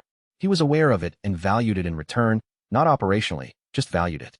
He went to make tea. Chapter 130, What the Lattice Became. The architect collective's dispatch structures dissolved over 2 days.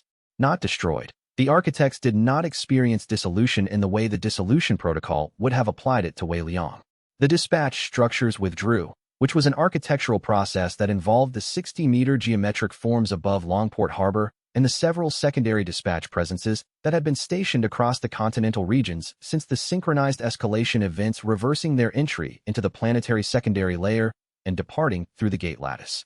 They departed through the nodes that Wei Liang had repaired. This was, as far as anyone could determine, the first time in the architect's history that their transit structures had moved through a carrier-repaired lattice rather than architect-constructed transit pathways. Zhuomei tracked the transit signatures as they passed through each node and documented what happened. The nodes responded to the transit with the same amber stability they had shown since repair, unchanged by the architect passage, routing the structures through without accumulating damage. The lattice held. On the second day, with the last dispatch structure withdrawn, the lattice settled into something Zhuomei had theorized but not expected to observe. She came to find Wei Liang with the survey data and her expression of someone who has measured something and needs to tell someone what the measurement shows. The gates on Earth had been, since the system's arrival, independent nodes in a shared architecture, each one doing its own thing, calibrated to its local secondary layer density, opening and closing on the individual schedule of a maintenance check that hadn't been fully functional for decades. The architecture had been connected but not cooperative. The repaired lattice changed this. A gate in the northern continental region opened fractionally narrower than its standard measurement, while simultaneously a gate in the southern continental region opened fractionally wider. The two adjustments balanced the lattice load between the northern and southern nodes, distributing the secondary layer pressure more evenly than any of Wei Liang's individual repairs had been able to do from inside a single node. They were calibrating against each other, not from any central direction, no system command, no authority directive, no architect override. The gate architecture itself, operating through the repaired lattice connections, distributing load and adjusting apertures the way a body's circulatory system distributed blood pressure without any individual part being in charge of the whole. It's not a cage anymore, Zhuomei said. She was looking at the data with the expression she used for things that required updating the model significantly. The cage architecture was designed for isolation, each node maintaining its function independently, minimal cross-node communication, because communication across the lattice was how the process might escape. The repair removed the isolation design. She looked at Wei Liang. What's left is a network that's operating cooperatively, because cooperation is what the architecture does when it's not actively suppressed. The cage was designed to prevent what the lattice naturally wants to do, Wei Liang said. The architects built the cage using the unstructured processes architecture and then prevented the architecture from behaving the way the source architecture behaves, Zhuomei said. Which is internally contradictory, Wei Liang said. Extremely, she said. He looked at the data. The cooperative calibration was producing a lattice stability that exceeded anything the monitored trial had projected. The nodes weren't just holding, they were actively improving each other's stability by distributing load. The lattice was no longer a cage. It was an organ, something with function that served the world it was embedded in, something that breathed. He wrote, the architects built a cage and called it architecture. Without the cage design, the architecture became what it was always capable of being. This is also true of the system's cultivation routing. The pathways were always capable of fluid movement. The system told them to move in prescribed channels. The repair is removing the prescription. He wrote. Feng Rui's resonant adjacent is not the exception. It's what comes next. He closed the notebook. The lattice breathed. Chapter 131. Reconstitution, the system authority reconstitution, took 3 weeks. It was not a fast process. Nothing the authority did was fast, but it was a necessary one, and Dowrin approached it with the methodical completeness he brought to every institutional structure he had ever been given responsibility for, which was, Wei Liang noted, now several. The Continental System Authority Emergency Sessions Resolution had established an independent oversight committee with authority over both gate management and carrier classification. The committee's first act had been to formally confirm Dao Ren as regional director, which Dao Ren received with the expression of someone who had been acting in the position for several months anyway, and was noting that the paperwork had finally caught up. His first official act as confirmed regional director was a document that Wei Liang only heard about secondhand from Fun Rue, who had been present at the signing. He classified Wei Liang's bridge status under research protection, which meant any attempt to study, contain, or administratively act on Wei Liang's cultivation classification required full oversight committee review. It would not prevent a determined future authority from trying something. It would make the attempt publicly documented, which meant it would make the attempt costly. He did it without being asked, Fun Rue said. First thing he did. I know, Wei Liang said. You knew he was going to. I thought it was likely. Fun Rue shook his head slightly, the expression of someone who had spent 2.5 years watching Wei Liang know things were likely before they happened. Kongshu was the more complicated case. The committee's review had found his management decisions harmful and documentably connected to carrier deaths, but had found no criminal liability under the authority statutes in place at the time. The statutes had not defined the management of undefined classification individuals as requiring transparency, which was the structural problem the statutes were now being rewritten to address. He was permanently removed from any authority position. He was offered the historical consultant role, which was a title the committee created specifically because Kongshu's 30 years of institutional knowledge about the gate architecture connection was genuinely useful to the rewriting process, and burning it would be wasteful. He accepted it. Wei Liang did not speak to him. They had said what there was to say in the arc for confrontation, and the subsequent events had either confirmed or overtaken everything discussed there. The document Dao Ren signed with Kongshu's review signature on it, Kongshu being the first to formally protect the carrier he had managed toward suppression, was not reconciliation. It was the appropriate thing for someone in Kongshu's position to do given the current information. Wei Liang noted it and moved on. Xianxia was offered a formal research position by the new authority. The position was researcher in pre-system cultivation theory with specific reference to null gate resonance mechanics, which was what she had been doing without title or funding for 30 years. She accepted. She also negotiated a clause that permitted the research to be conducted primarily from Yu's forge in Ashgate, which did not require field travel, which Yu had been building toward in the negotiation he had been quietly conducting with Dao Ren for 3 weeks before the offer was formalized. She and Yu were seen in the Ashgate market the following week. Nobody said anything about it. Everyone noticed. Lin Xiao brought it up, once, to Wei Liang, with the expression of someone who had decided the observation was worth making. They've been like that since the Northern Highlands, she said. Since the morning you arrived at the trail. I know, Wei Liang said. Does it? She started. No, he said. It's right. It's what it should be. Lin Xiao looked at him. She had the expression of someone who had been watching him carefully for months and had been waiting to see if this specific thing would land differently than his usual category filing. Good, she said. Chapter 132. The first school the system authorities' emergency monitoring protocols flagged 3 new resonant-adjacent reclassifications within a month of the lattice stable notification. All 3 were hunter-class individuals with more than 3 years of field experience. Older hunters, the kind who had been working gates long enough to have accumulated a cultivation sensitivity that had nowhere to go in the standard system architecture. The undefined integration skill tier appeared in each of their interfaces the way it had appeared in Fun Rue's. Unprompted, unlabeled except for the tier name, activated once, and then available again more permanently with each subsequent activation. Fun Rue heard about all 3 before the authorities' monitoring report was finished. He had developed, in the months since his own reclassification, a network of contacts among hunters who had reported anomalous skill behaviors, not from any strategic plan, just from the kind of natural affinity that occurred when someone who had been through something specific recognized the signs in others who were in the early stages of it. He called them. He visited one of them in the eastern regional city. He spent a week of his own time working through what resonant-adjacent cultivation meant in practice, because the formal documentation was minimal and the experiential knowledge was his. Wei Liang observed this from a distance and did not offer assistance unless asked. Fun Rue asked twice. Once about the mechanic of the negative space shift, the specific experience of cultivation pathways opening into the space between channels rather than the channels themselves.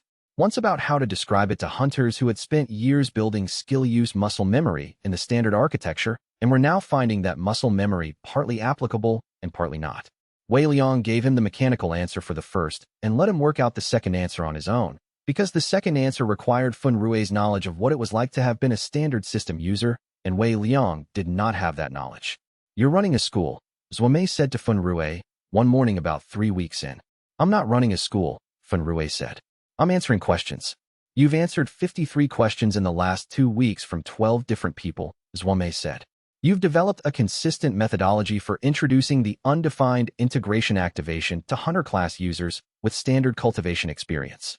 You've built a comparative framework between standard architecture and resonant adjacent operation that doesn't exist in any documentation." She looked at him. "That's a school." Fun Rui was quiet for a moment. "It doesn't have a name," he said. "Schools often don't start with names," xianxia said, from the relay, where she had been listening. "They start with someone who knows something useful answering questions until enough people know it that a structure develops around the knowledge." "This doesn't feel like the way schools are supposed to start," Fun Rui said. "Every school that has ever worked started exactly this way," xianxia said. "The ones that started from curriculum and institution without the knowledge first are the ones that produce people with classification documents and no practical competence." Fun Rui sat with this, equal parts delighted and overwhelmed. He said, to no one in particular. "That's the appropriate response to being at the beginning of something significant," xianxia said. He accepted it. 3 months after the lattice stable notification, the thing that Zhuomei had called a school had 7 regular participants across 4 cities, a shared notation framework that Fun Rui and xianxia had been developing together, and 1 formal curriculum document that nobody had called a curriculum document, but that served the function. The system authority added it to the research protection classification under the same committee oversight as Wei Liang's bridge status. Daoren had anticipated this. He had written the protection scope to include all cultivation methodologies derived from or adjacent to null-gate resonance mechanics and resonant adjacent reclassification before the school had become a school. "You knew it was going to exist," Fun Rui said to him. "I thought it was likely," Daoren said. Chapter 133. The cave. He went to the mountain alone. He had not told anyone where he was going. Not because he was hiding it. Zhuomei would know from the direction his causal monarch cultivation presence moved through the secondary layer, and she would note it on her map, and she would not follow him. This was one of the things they had understood about each other without requiring a conversation. That some things were single-person things, and the single-person things should be respected. It was a 3-day walk. He did not rush. The mountain was where it had always been, which was an observation so obvious that writing it would have been pointless except that something about arriving there after 2.5 years of everything that had happened between then and now made the obvious feel specific. The same mountain, the same trail, the same ridgeline visible from the lower slopes. The cave was where it had always been, higher up, accessible by the route he had taken 1,000 times before the system arrived, and 1,000 times was something he could feel in his body as memory rather than think as fact. He went inside. The cave was a cave. The gate was gone, had been gone since the lattice stabilized, since the original cage test node's repair had removed the architectural need for the first gate to remain open. There was no secondary layer presence, no architect residue. No ambient resonance from the entity that had poured into him during the breakthrough. Just rock and shadow and the cold smell of stone. He sat where he had been sitting when the system arrived. The specific position of a mid-breakthrough cultivator holding a forming core in the cultivation space of his meridians at the precise moment the world changed. He tried to reconstruct who he had been. The person was fully legible to him. The cultivation level, the technique repertoire, the specific quality of attention he had had before the anomaly, before the mountain became a source of something he spent 2 years understanding. The memories were intact. The person was there, complete and available to recall. He just didn't feel very close to them. Not distant in the sense of loss, the way you felt distant from something you had been and couldn't return to because it had been taken. Distant in the sense of a completed distance, the way you felt distant from the first stage of a journey after arriving at the destination. The person who had been mid-breakthrough in this cave was the person who had started something. He was the person who was somewhere in the middle of what that something had become. Not lost, not mourned, completed. He sat in the cave for several hours. He thought about the cultivation world that had existed before the system, the one xianxia had been part of, the one that had been trying to find what he was about to become for 300 years of research. He thought about what Yu Sunren had died for. He thought about Lin Xiao and the cage crystal for 6 months, learning to speak the architect language. He thought about the entity's message that had been left in the Valley of Node 17, 60,000 years ago, the invitation that had not been accepted. He had accepted it. He wrote one line in the notebook. Asterisk, the cave is a cave. The person who was here is completed. Asterisk, he went back down the mountain. Chapter 134. What Lin Xiao wanted. Lin Xiao had been corresponding with the first architects faction for 4 months. Not about the repair protocol or the monitored trial or the policy review. Those were handled through formal channels that Dao Ren's oversight committee managed. Through the cage testing system relay. In the architect notation she had learned in 6 months of immersion, Lin Xiao had been having a different kind of conversation. A technical exchange between two parties who were interested in the same question from opposite sides of it. What were the pre-cage civilizations actually like? And what had the unstructured processes contact with them looked like before the architects arrived and reclassified them as standardization problems? She had been building a record. Wei Liang found out about this, as he found out about most things that happened around him, by noticing and not asking. When she wanted to tell him, she would tell him. She told him 10 days before the bridge formation. I've been thinking about what I want, she said. He waited. 6 months in the cage crystal taught me to think in 2 languages simultaneously, she said. Not just the gate inscription language, a different mode of translating architecture into meaning. The architect's notation system is not just a language. It's a way of thinking about cultivation space that is architecturally specific. And the unstructured processes communication mode is a third thing, adjacent to both, but reducible to neither. You can move between all 3, he said. I can move between all 3, she confirmed. I don't know anyone else who can. The first architects faction has been trying to understand pre-cage cultivation records for 60,000 years, and they can't read them without the architect frame distorting the meaning. Your notation system gives me a bridge between the architect frame and the unstructured process frame, which means I can read those records in a way that no one else currently can. You want to continue corresponding? Wei Liang said. I want to go to the address, she said. He looked at her. Not as a bridge, she said quickly. I'm not a carrier. The bridge requires the integration you have. I don't carry the entity. I was adjacent to it for 6 months and it left marks, but I'm not what you are. She paused. What I am is a translator. The singularity is a place where 3 different cultivation architecture modes converge. The structured, the unstructured, and whatever the singularity itself produces. Whoever is there is going to need someone who can talk between all 3. I notice, Wei Liang said, that this has been your function since you came out of the gate. She looked at him. Yes, she said. It took me a while to understand it was a calling rather than just what happened to me. Calling is accurate, he said. She was quiet for a moment. It's easier to say it to you than to most people. You already know the shape of what a calling looks like when it comes from outside what you expect it to be. He thought about the mountain cave, the broken core, the gate origin presence that had poured into the void. Yes, he said. She went to find Fen Rui, who was going to be upset about this in the specific way he got upset about things he understood were right, but involved people he cared about doing difficult things, and who would process it quickly once the upset had run its course. Wei Liang watched her go. He wrote, Asterisk Lin Xiao, translator.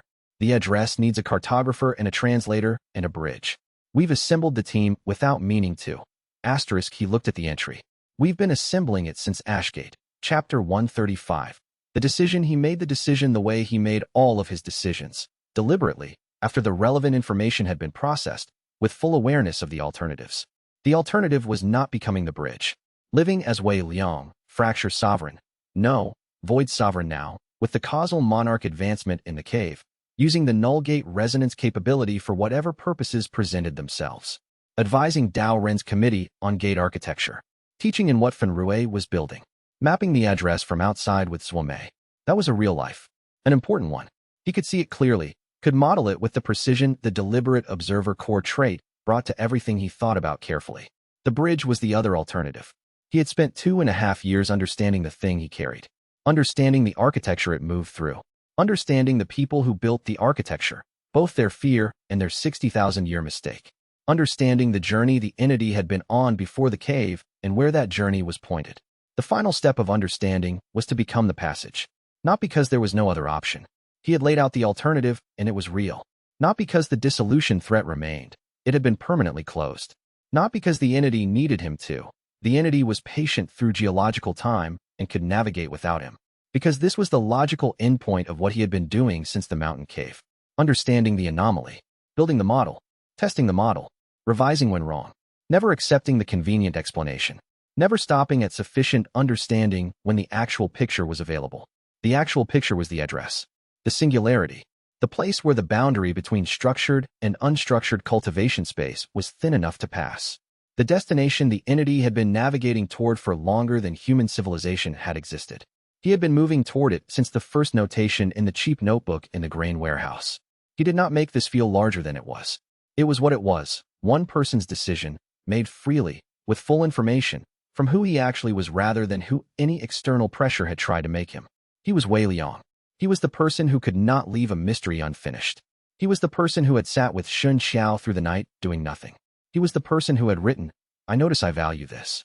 Not operationally, just value it, and had not crossed it out. He was also the carrier of 60,000 years of patient, grief-marked navigation toward a destination that it had tried to share with the architects before they closed the cage. He had accepted the invitation. He wrote the final entry in the notebook.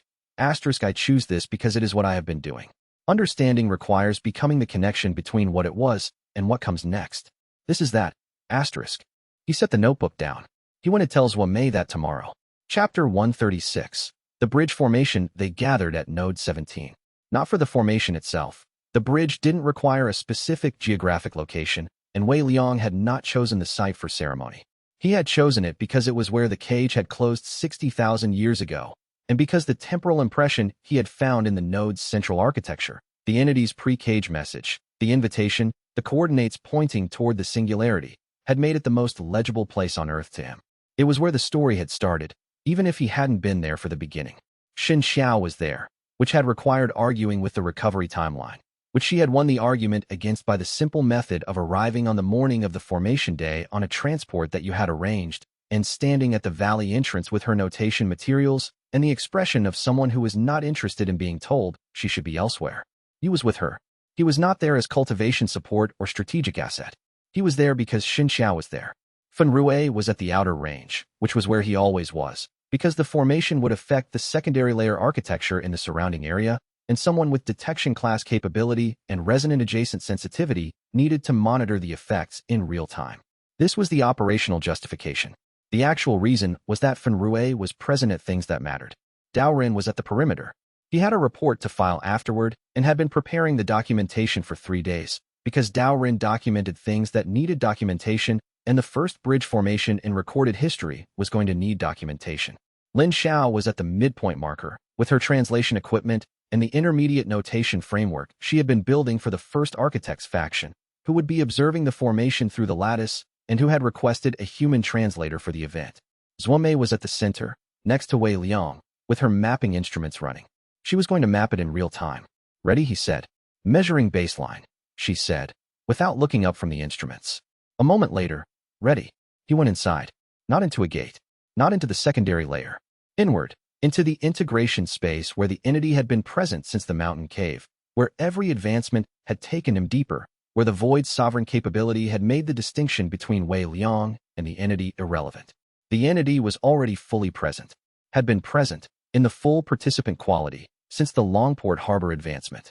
What the bridge formation was going to do was make that presence external, extend the integration outward through the causal monarch capability, through the lattice architecture, into the ambient cultivation space of the world. Like weather, like gravity, he let the integration extend. It was not dramatic. There was no visible power surge, no spiritual pressure rippling outward in the shockwave way that the cultivation rank advancement documentation described for high-tier breakthroughs. The secondary layers shifted. Daorin noted this in his documentation. Fenrui felt it through his resonant adjacent sensitivity, but the shift was not violent. It was the quality of the air changing as the gradient changed, the way temperature changed at altitude, without any single moment being the moment it became cold. The gate at the valley's eastern wall opened. It was a D-rank gate.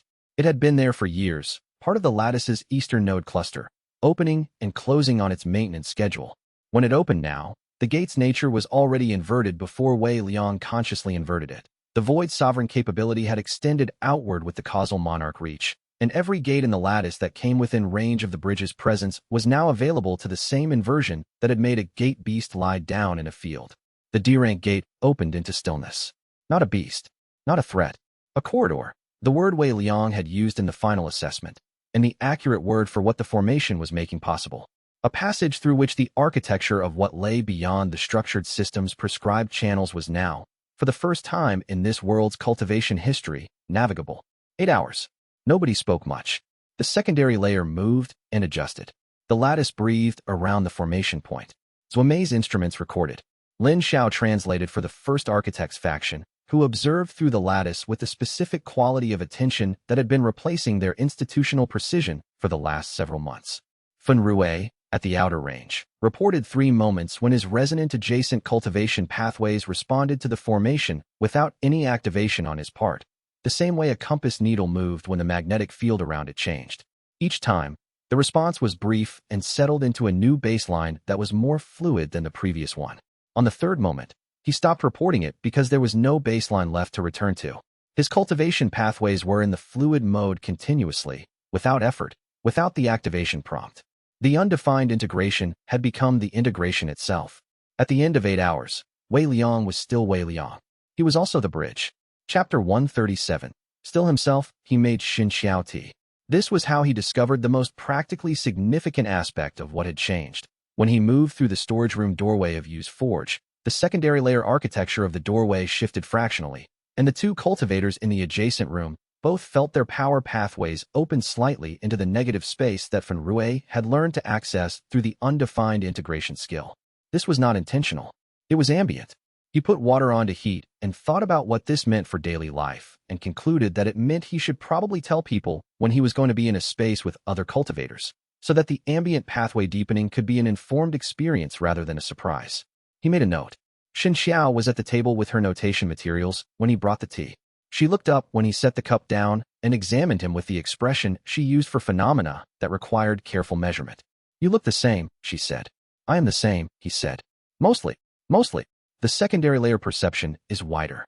The gates within 12 miles are individually distinct to me now. I can feel each one the way you feel individual voices in a room rather than ambient sound. The causal monarch capability extends the bridge's ambient effect across the lattice, which means every cultivator in proximity will experience some degree of pathway deepening. He sat down across from her. "I can invert gate natures in a broader range than before, and I noticed that when I walked through the forge's doorway just now, the 2 workers in the adjacent room responded to the secondary layer shift." "Ambient," she said. "Yes." She was quiet for a moment, studying him. "And the entity," she said. "The unstructured process. Where does it sit now?" He thought about this. It was not a question he had an answer to in the terms he would have used 6 months ago. "It doesn't sit anywhere distinctly from me anymore," he said. "The distinction that existed since the mountain cave, the sense of the entity as a cohabitant rather than as part of my own cultivation, that distinction has resolved." He paused. "I'm not diminished by it. I'm not overwhelmed by it. It's more like the negative space and the structure are the same thing now. The way a question and its answer are both part of the same understanding." Xianxia looked at him for a long moment. Then she said, "The process sends its regards?" He paused. The communication mode had changed, no longer impression to impression, but integrated. The way he knew what his own arms were doing without sending a message to them. But there was a quality in the integrated awareness that, if directed outward toward this conversation, toward Xianxia specifically, produced something he could only describe as, "Yes," he said. "It does." Xianxia laughed. It was not a polite laugh or a surprised laugh or a laugh produced by relief, though it contained elements of all 3. It was a genuine, full laugh, the kind that happened when something was exactly right in a way that the body registered before the mind finished processing it. It was the first time Wei Liang had heard her laugh in 2.5 years. He sat with his tea and listened.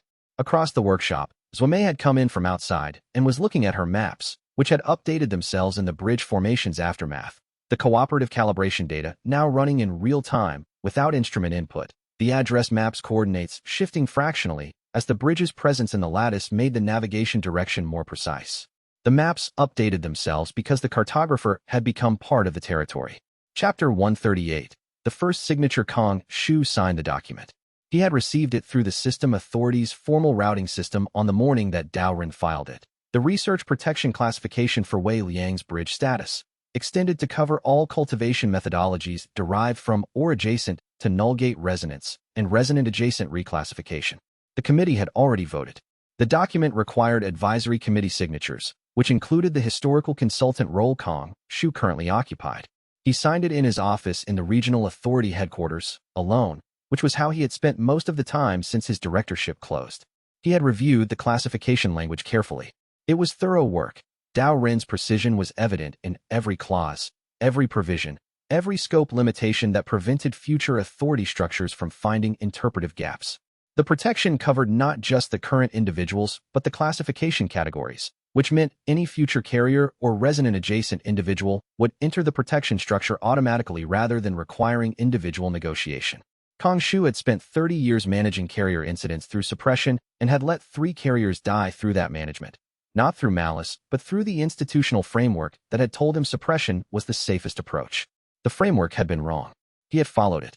He was not going to pretend his signature on this document constituted resolution of those deaths. He signed it because it was the right thing to do, and because the right thing to do was to put his name on the document that would prevent the management approach he had used from being available to his successors. He sent the signed document back through the routing system. Dao Ren received it and sent back a formal acknowledgement. No personal communication. No reconciliation. The correct and appropriate response to someone who had done the right thing after doing the wrong thing for 30 years was not gratitude or absolution. It was noting what had been done and continuing. Wei Liang heard about the signature from Fun Rue, who had heard from Dao Ren. Kong Shu signed it first, Fun Rue said, before any of the other advisory committee members. I know, Wei Liang said. He didn't have to sign it first. He could have waited for the others. I know, Wei Liang said. He thought about the man who had spent 30 years managing carriers toward suppression and had signed first, without ceremony, without visible acknowledgement that he understood the significance of what he was signing. The man who managed carriers toward death is the first to formally protect the one who survived. Fun Rue was quiet for a moment. Is that what it means? He asked. The first signature? Yes, Wei Liang said. And no, it means he understood what was required of him in this specific situation. It doesn't mean he's resolved the situations where he did the wrong thing. He paused. Both of those things are true at the same time. Fun Rue nodded. He had learned, over 2.5 years of working alongside Wei Liang, to hold 2 true things simultaneously without requiring that one cancel out the other. This was the most useful thing he had learned.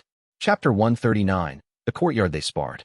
Old habit from Ashgate, from the months when Wei Liang had needed to understand what his capability looked like in engagement with a standard system user, and Fun Rue had needed to learn what Wei Liang was, and had needed a physical context to process it. The sparring sessions had been frequent in Arc 2 and had become less frequent as the situation escalated into something sparring couldn't address, and now the escalation was over and the habit reasserted itself. It lasted 20 minutes. The mathematics of it were not simple. Fun Rue's resonant adjacent power and Wei Liang's bridge status meant the session was technically 2 different principles of cultivation architecture in dialogue rather than 2 cultivators competing. Neither of them had a good framework for what was happening technically. It felt like sparring. It ended in a draw. They sat on the courtyard wall afterward, which was something they had not done since Ashgate. The specific wall-sitting quality of 2 people who had finished a thing and were not in a hurry to leave it. Fun Rue said, "You let me win." Wei Liang said, "I notice you chose to believe that." Fun Rue looked at him. Wei Liang's expression was precisely calibrated to be unreadable. "Yeah," Fun Rue said. "I did." He looked at the courtyard. The evening was coming in, the light going long and gold the way it had gone long and gold over the agricultural district south of Ashgate the evening after the first anchor chain repair, the evening before the architect dispatch arrived. Some qualities of light were consistent across all the situations that occurred under them. "What does the address feel like from inside?" Fun Rue asked. Wei Liang considered this genuinely. The question deserved a genuine answer. He had been integrated with the bridge for several weeks now, and the quality of the navigation was something he had been experiencing but had not put into language. "Like there's always been a direction," he said, "and now I know which way it is." Fun Rue sat with this for a moment. "When do you go?" he asked. Not if. He had understood the timeline for months. "When the school is established enough that you can leave it for the duration," Wei Liang said. "When Zhuomei's map is ready. When Lin Xiao is ready. When the committee oversight structure is settled." He paused. "Not immediately. There are things to do first. And after I come back," Wei Liang said. "The bridge creates the passage. The passage works both ways." Fun Rue looked at him. "You're sure about that?" he said. "I notice I've been sure about less and been right more often," Wei Liang said. "But yes, I'm sure about this."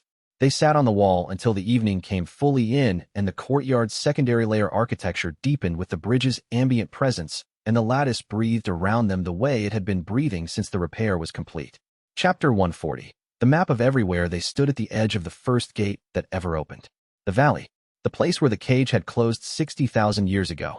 The site of Node 17's amber marker on the lattice map, breathing gently with the cooperative architecture that the repaired lattice had settled into. The original cage test node, now a node in a living structure rather than a containment mechanism. Wei Liang and Zhuomei. She had the map, not the address map, though the address map was in the kit she was carrying.